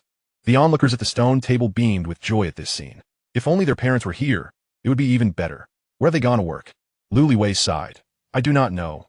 They left and have not returned, nor have they mentioned when they will be back. Alas, perhaps I should inquire with Uncle Li in town. He is the one who organized their departure. Indeed, Lu Lixing nodded. After finishing the meal, Gu Wanqing and Lu Lixing began to tidy up, preparing to leave. Lu Qianqian and De Huang followed suit, especially since Qianqian was to attend school the next day. Lu Liwei and Zhou Yuxia found it inconvenient to accompany them. Before departing, Lu Liwei went back inside to retrieve the school supplies he had prepared for Lu Qianqian. As he reached the doorway, he was taken aback. What is this? Chapter 62. That year, love at first sight. Zhou Yuxia, who had been outside, seeing Gu Wanqing off, froze momentarily. No. But Lu Liwei had already pulled out the bag. Furrowing his brow, he opened it. Upon seeing the contents, Lu Liwei was momentarily dumbfounded. He turned to Zhou Yuxia, confusion etched on his face. Yuxia, what is this? Zhou Yuxia hurriedly stepped forward, snatching the bag from his hands. It's nothing, nothing at all. Lu Lixing and Gu Wanqing exchanged glances, remaining outside, hesitant to leave. Lu Liwei directly stated, this bag contains all your clothes. Yuxia, are you planning to leave? His eyes widened in disbelief. In their 2 years of marriage, he believed he had never wronged Zhou Yuxia. He could sense that her heart and soul were devoted to him. Yet why was she leaving? Lu Liwei was perplexed. Why? Zhou Yuxia stammered, a hint of panic in her voice. Liwei, let us discuss this in the house. Everyone is so happy today. I don't want to dampen the mood. Lu Liwei blocked her path. Let us talk here. They are not outsiders. In Lu Liwei's eyes, Gu Wanqing and Lu Lixing were not considered strangers. Moreover, regardless of the reason, Gu Wanqing's presence might help dissuade Zhou Yuxia. Zhou Yuxia tightened her grip on the bag, glancing between Gu Wanqing and Lu Liwei, lowering her head with a sigh. Liwei. Lu Liwei gazed at her earnestly. Zhou Yuxia opened her mouth, finally speaking her mind. She could no longer delay. Lu Liwei, approaching 30 and without a child of her own, in this era, she would be the subject of ridicule. I think, perhaps we should get a divorce? Lu Liwei was once again taken aback, his expression suddenly fraught with anxiety. Why? Why will we divorce when everything seems fine? Zhou Yuxia herself was at a loss for words. Seeing Lu Liwei's expression, she felt a surge of panic. In their over 2 years of marriage, she had never seen Lu Liwei like this. She remembered the first time they met 2 years ago, when she was in the fields, harvesting corn. 5 large sacks of corn needed to be carried home by her alone. That day, as her parents were preoccupied with other chores, she managed to haul 4 sacks by herself. Her shoulders were chafed and blistered. Yet the looming rain compelled her to complete her tasks. After taking just a few steps, pain seized her, rendering her unable to straighten her back. And cold sweat broke out on her forehead. At that moment, a burly man passed by, and upon noticing her distress, he blushed and asked, how can someone so frail carry so much alone? Let me assist you. At the time, Zhou Yuxia was still an unmarried woman.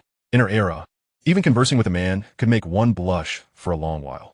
She lowered her head, feeling somewhat embarrassed, and replied, no need, thank you. It's all right. Are you heading to Zhou? I'm on my way to visit relatives. Let me accompany you. Zhou was the village where Zhou Yuxia resided, not far from Lujia village. However, they had never crossed paths before that day. Without waiting for her response, the man effortlessly lifted the corn sacks, flashing a broad smile that revealed 2 bright, white teeth. Let's go, you lead the way. Zhou Yuxia shyly took a few steps ahead, with him following closely behind. Despite the hefty load of corn, he maintained a steady pace. Unbeknownst to him, the young woman in front had flushed a vibrant red. Upon reaching her home, the man was drenched in sweat. Zhou Yuxia poured him a glass of water and cautiously inquired about his name. That day marked the first time she met him, and the first time she learned his name, Lu Liwei. His name meant great, and though his skin was darkened by the sun, his teeth were remarkably white. He spoke with a simple earnestness. Later, Zhou Yuxia discovered that Lu Liwei had been out for a blind date that day. Coming from a poor family, he had started seeking a matchmaker at the age of 18, but by the age of 26, he had yet to find a suitable partner. Unfortunately, His tardiness in helping her with the sweet potatoes had angered the girl he was meant to meet. Upon hearing this news, Zhou Yuxia felt a surge of happiness. She was 4 years younger than Lu Liwei, and, at 22, she was at an age when suitors were aplenty. Yet, none had captured her heart. Someone else already occupied her thoughts. Once, she overheard the matchmaker lamenting that Lu Liwei might remain a bachelor for life. Gathering her courage, she privately approached the matchmaker and expressed her willingness to marry him. At that time, everyone thought she had lost her mind, but she was resolute in her desire to wed. Zhou Yuxia firmly believed that such a good man would not allow her to suffer. And indeed, in the 2 years since marrying into the Lu family, despite their financial struggles, Lu Liwei had consistently provided her with the best of what he could offer. He had never been stingy and cared for her with great attentiveness. She had imagined a life of enduring happiness, but unfortunately, she had not conceived a child. With a sigh, Zhou Yuxia felt a pang of sorrow. Liwei, right now, my body, What's wrong with your body? Lu Liwei immediately grew anxious upon hearing her words. Is something bothering you? Wait here, I'll fetch Dr. Zhang. No, Liwei. Zhou Yuxia grasped his arm. Listen to me, I'm fine. I'm all right. It's just that Dr. Zhang hasn't said whether I can conceive or not. If we go to a big hospital, it will cost a lot of money in our family. As she spoke, tears welled up in her eyes. Wanqing is unwell, and I have 2 babies inside. Wanqing is about to enter high school, and Qian needs to study. My parents are out working, and even Lixing can earn money, yet I can do nothing. Liwei, perhaps I should leave? You could remarry, and maybe that would bring you good fortune. Nonsense. Lu Liwei's voice boomed with anger, startling Zhou Yuxia. It was the first time she had witnessed him lose his temper in their 2 years of marriage. Yuxia, what are you thinking? What are you talking about? Dr. Zhang has said that you cannot bear children. It's not solely your fault. It might be mine as well. Has someone been gossiping? I'll make it clear tomorrow that my inability to have children has nothing to do with you. You cannot leave. I refuse to get divorced. I will not divorce. Tomorrow I will earn money, and we will go to the big hospital to see a doctor. You cannot leave. You cannot leave. Such a composed man, pacing the yard, repeating those words, occasionally scratching his head, seemed utterly unable to control his emotions.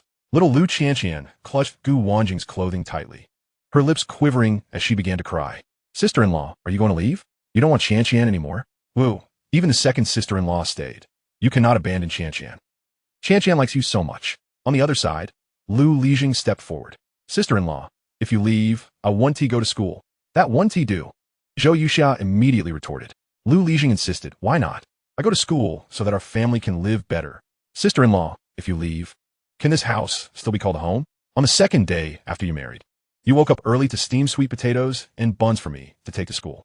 Over these 2 years, you have given everything good in this home to me, to my second brother, and to Qian. You have sacrificed so much for this family. How can you just walk away? I can see that my brother doesn't care whether you can have children. He just wants you to be healthy. If you truly leave, he might never remarry. Can you bear to watch him be a bachelor for life? Those words finally swayed Zhou Yuxia. She turned to look at Lu Liwei, who was now crouched in the shadows of the yard, curled up and appearing profoundly lonely. She struggled to articulate her thoughts, unsure of how to express herself. Gu Wanqing glanced at Lu Lixing, leading Lu Qian forward to grasp her hand. Sister-in-law, feel this. She placed Zhou Yuxia's hand on her own belly. It's been nearly 3 months. At a glance, you might not notice, but you can feel the difference. Zhou Yuxia's hand trembled. Wanqing, Gu Wanqing continued. They are waiting to meet you. If you leave, the baby will never see their aunt again. Sister-in-law, you love children so much. Don't you want to see what they look like? When I found out I was pregnant, you promised to take care of me. Have you forgotten? If you leave, Lu Lixing is so careless. He surely won't be able to take care of me. Gu Wanjing's peripheral vision caught a glimpse of Lu Lixing. Sister-in-law, our parents have also said that once you marry into our family, you become their own daughter. They have gone off to work, and if you take this opportunity to leave, they will be heartbroken upon returning and not finding you here. Seeing Zhou Yuxia lower her head, Gu Wanqing continued, please stay. Just as my elder brother said, focus on earning money first. Once we have sufficient funds, we can take you to a reputable hospital for a checkup. By the way, Lixing mentioned that once the road is cleared, he'll take me along for a prenatal examination. Shall we go together? Prenatal examination? Zhou Yuxia was momentarily taken aback. Lu Lixing stepped forward as well. Yes, sister-in-law. We should all go together. My elder brother needs to have a checkup too. You need not worry about earning money. Elder brother, please come help me tomorrow. Today. The villagers have expressed interest in buying sweet potatoes, and I lack sufficient manpower. Lu Liwei turned to him and asked, selling sweet potatoes? Yes. Currently, only Wang Taizhu and Uncle Lu are assisting me with sales, and I pay them 1 yuan for a day's work. Jing, if you're not going to school for the next few days, you should come help too. Together, we brothers will take it step by step, and we will surely make a fortune. Lu Liwei and Lu Jing exchanged glances and nodded in agreement. All right. After saying this, Lu Liwei walked over to Zhou Yuxia, took her hand, and sighed deeply, his tone laced with a hint of helplessness. Yuxia, there are some things I cannot articulate, but that does not mean I am incapable of acting upon them.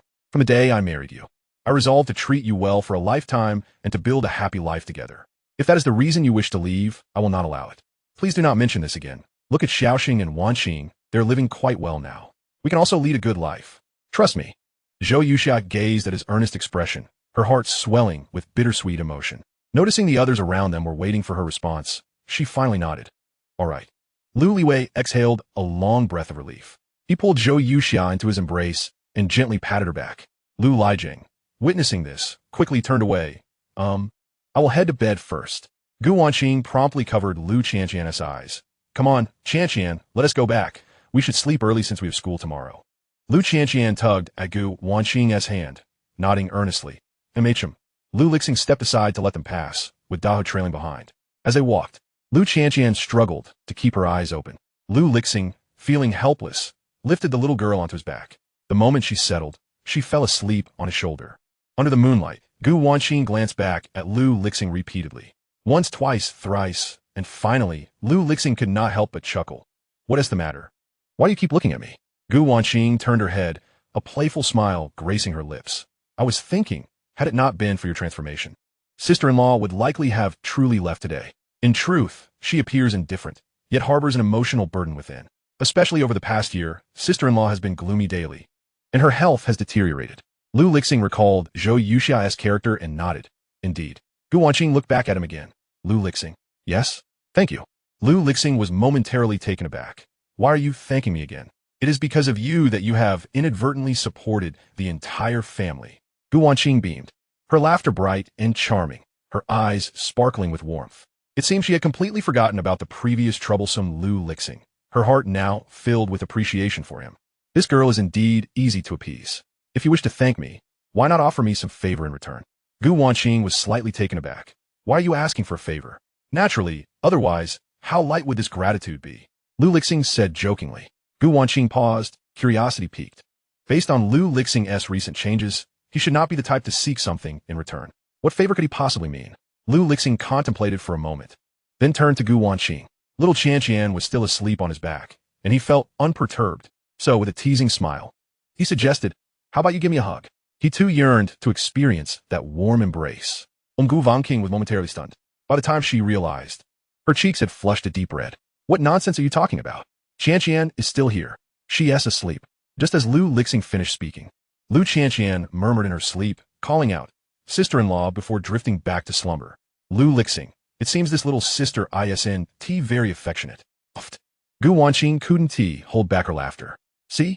Qianqian isn't asleep yet. Let us leave it for now. Next time with that, she turned to head home. Behind her, Lu Lixing chuckled lightly. All right, I'll remember this. Gu Wanqing owes Lu Lixing a hug. Chapter 64. Little Qianqian's first day at school. Upon returning home, Gu Wanqing was so tired that she lay down and fell asleep. Lu Lixing placed Lu Qianqian beside her, swatted away the mosquitoes, and then turned to head to his own room for rest. Dahu lingered at the door for a moment before returning to his doghouse. After Lu Lixing lay down, he began to ponder about his elder brother and sister-in-law's situation. In his past life, he had known several renowned doctors. However, at his current age, those doctors were still students, rendering them unhelpful. The medical conditions were also less than ideal. Lu Lixing felt a wave of concern wash over him.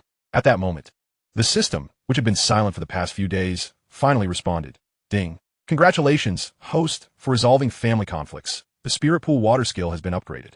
In addition to its use as a plant growth liquid, it can now also serve as a physical enhancement potion.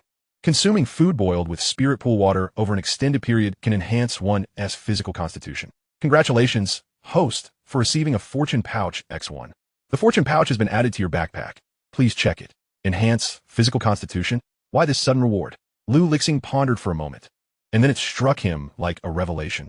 Could it be that sister-in-law and elder brother's inability to conceive was due to their physical condition? If they were to consume this spirit pool water over time, it might gradually improve their situation, right? Lu Lixing smiled. He resolved to add a bit of spirit pool water to all the meals from now on, even if it might not work. It could at least improve everyone's health, especially for Wanqing. If her constitution is strong during childbirth, it could reduce the risks involved. That night, everyone slept exceptionally soundly. The next morning, at the break of dawn, Lu Lixing rose early to prepare breakfast. Seizing the moment when no one was paying attention, he took a bucket of spring water and poured it into the large tub in the house. Only then did he start cooking. Zhou Yuxia, Lu Liwei, and Lu Lijiang, uneasy about leaving Lu Qianqian alone, arrived early. At 6:30 in the morning, Lu Qianqian let out a big yawn and bounced out of the room. A family gathered together, bustling with joy as they shared a meal. Today, Lu Lixing prepared a delightful congee, accompanied by steamed corn buns and stir-fried vegetables. Lu Qianqian took a sip and exclaimed in surprise, "Wow, this congee is absolutely delicious. Is it?" Gu Wanqing inquired with curiosity. Lu Qianqian replied, "Yes, indeed. It's even tastier than before. Second brother's cooking has improved tremendously. Let me try," Gu Wanqing said, picking up a spoon and savoring a mouthful. Her eyes lit up as she exclaimed, "Indeed, brother, sister-in-law, Lixing, you almost try this. It's delicious." The others laughed and eagerly joined in the feast. Lu Lixing took a taste himself. The congee, enhanced with spirit spring water, was indeed exceptional, sweeter and more fragrant. After finishing, he felt invigorated, and noticed the others also wore cheerful expressions. He couldn't help but marvel at the efficacy of the spirit spring water. Once the meal concluded, it was time to send Lu Qianqian off. However, Zhou Yuxia quickly stepped forward, exclaiming, "Oh dear, I didn't even notice you were still in yesterday's old clothes.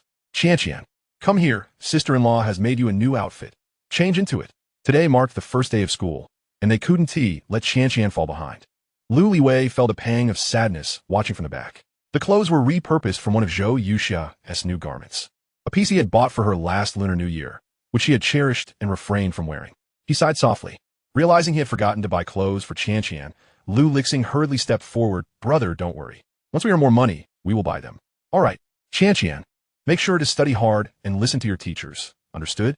"Yes, I understand, big brother," Lu Qianqian replied eagerly. "And you must learn to read well. I'll quiz you when you come back this evening," added Lu Lixing. "Okay, third brother."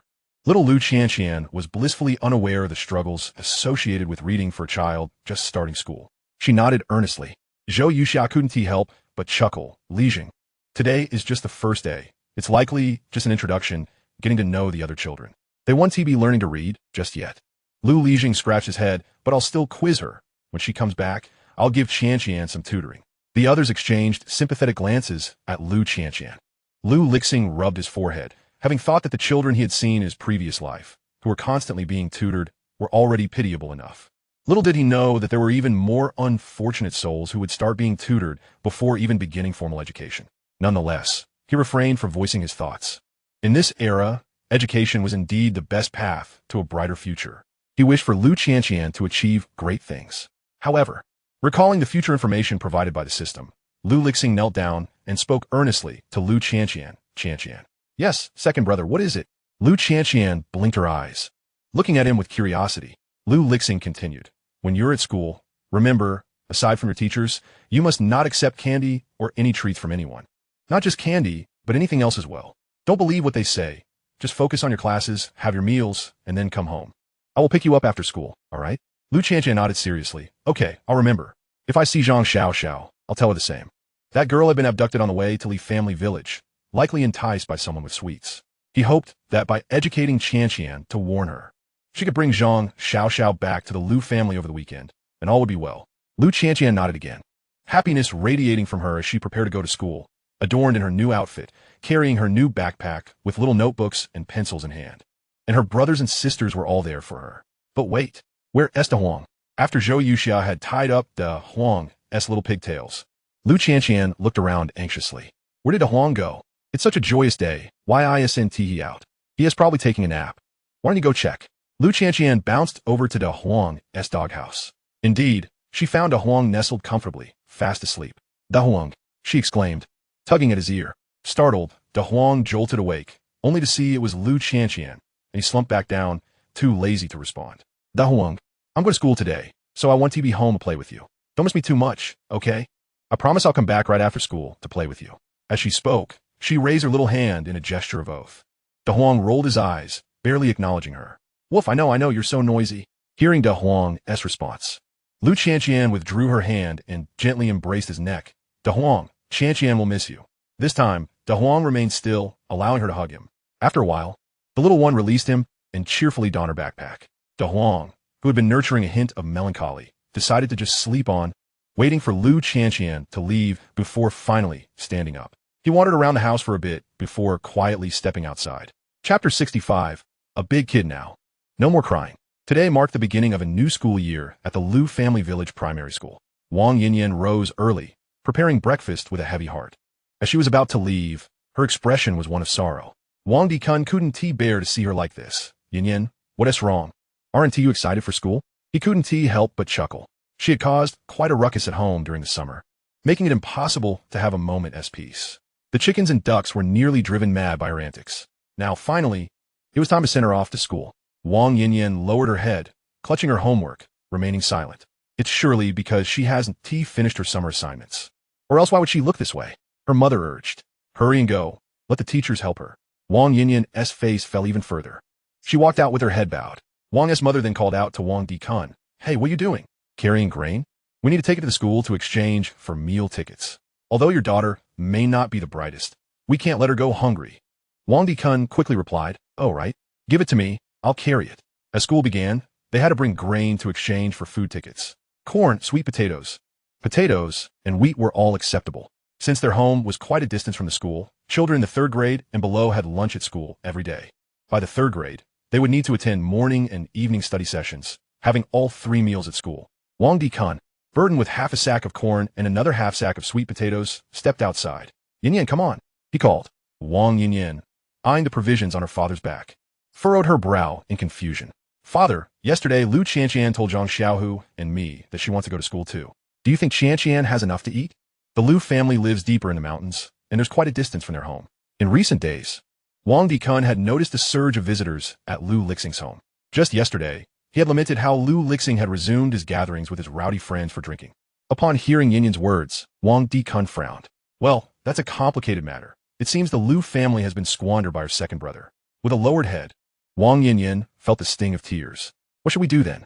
Qianqian is going to go hungry. When not in school, Yinyan relished visiting Lu Qianqian and Zhang Xiaoxiao to play. Last year, Qianqian had been unable to attend school due to financial constraints.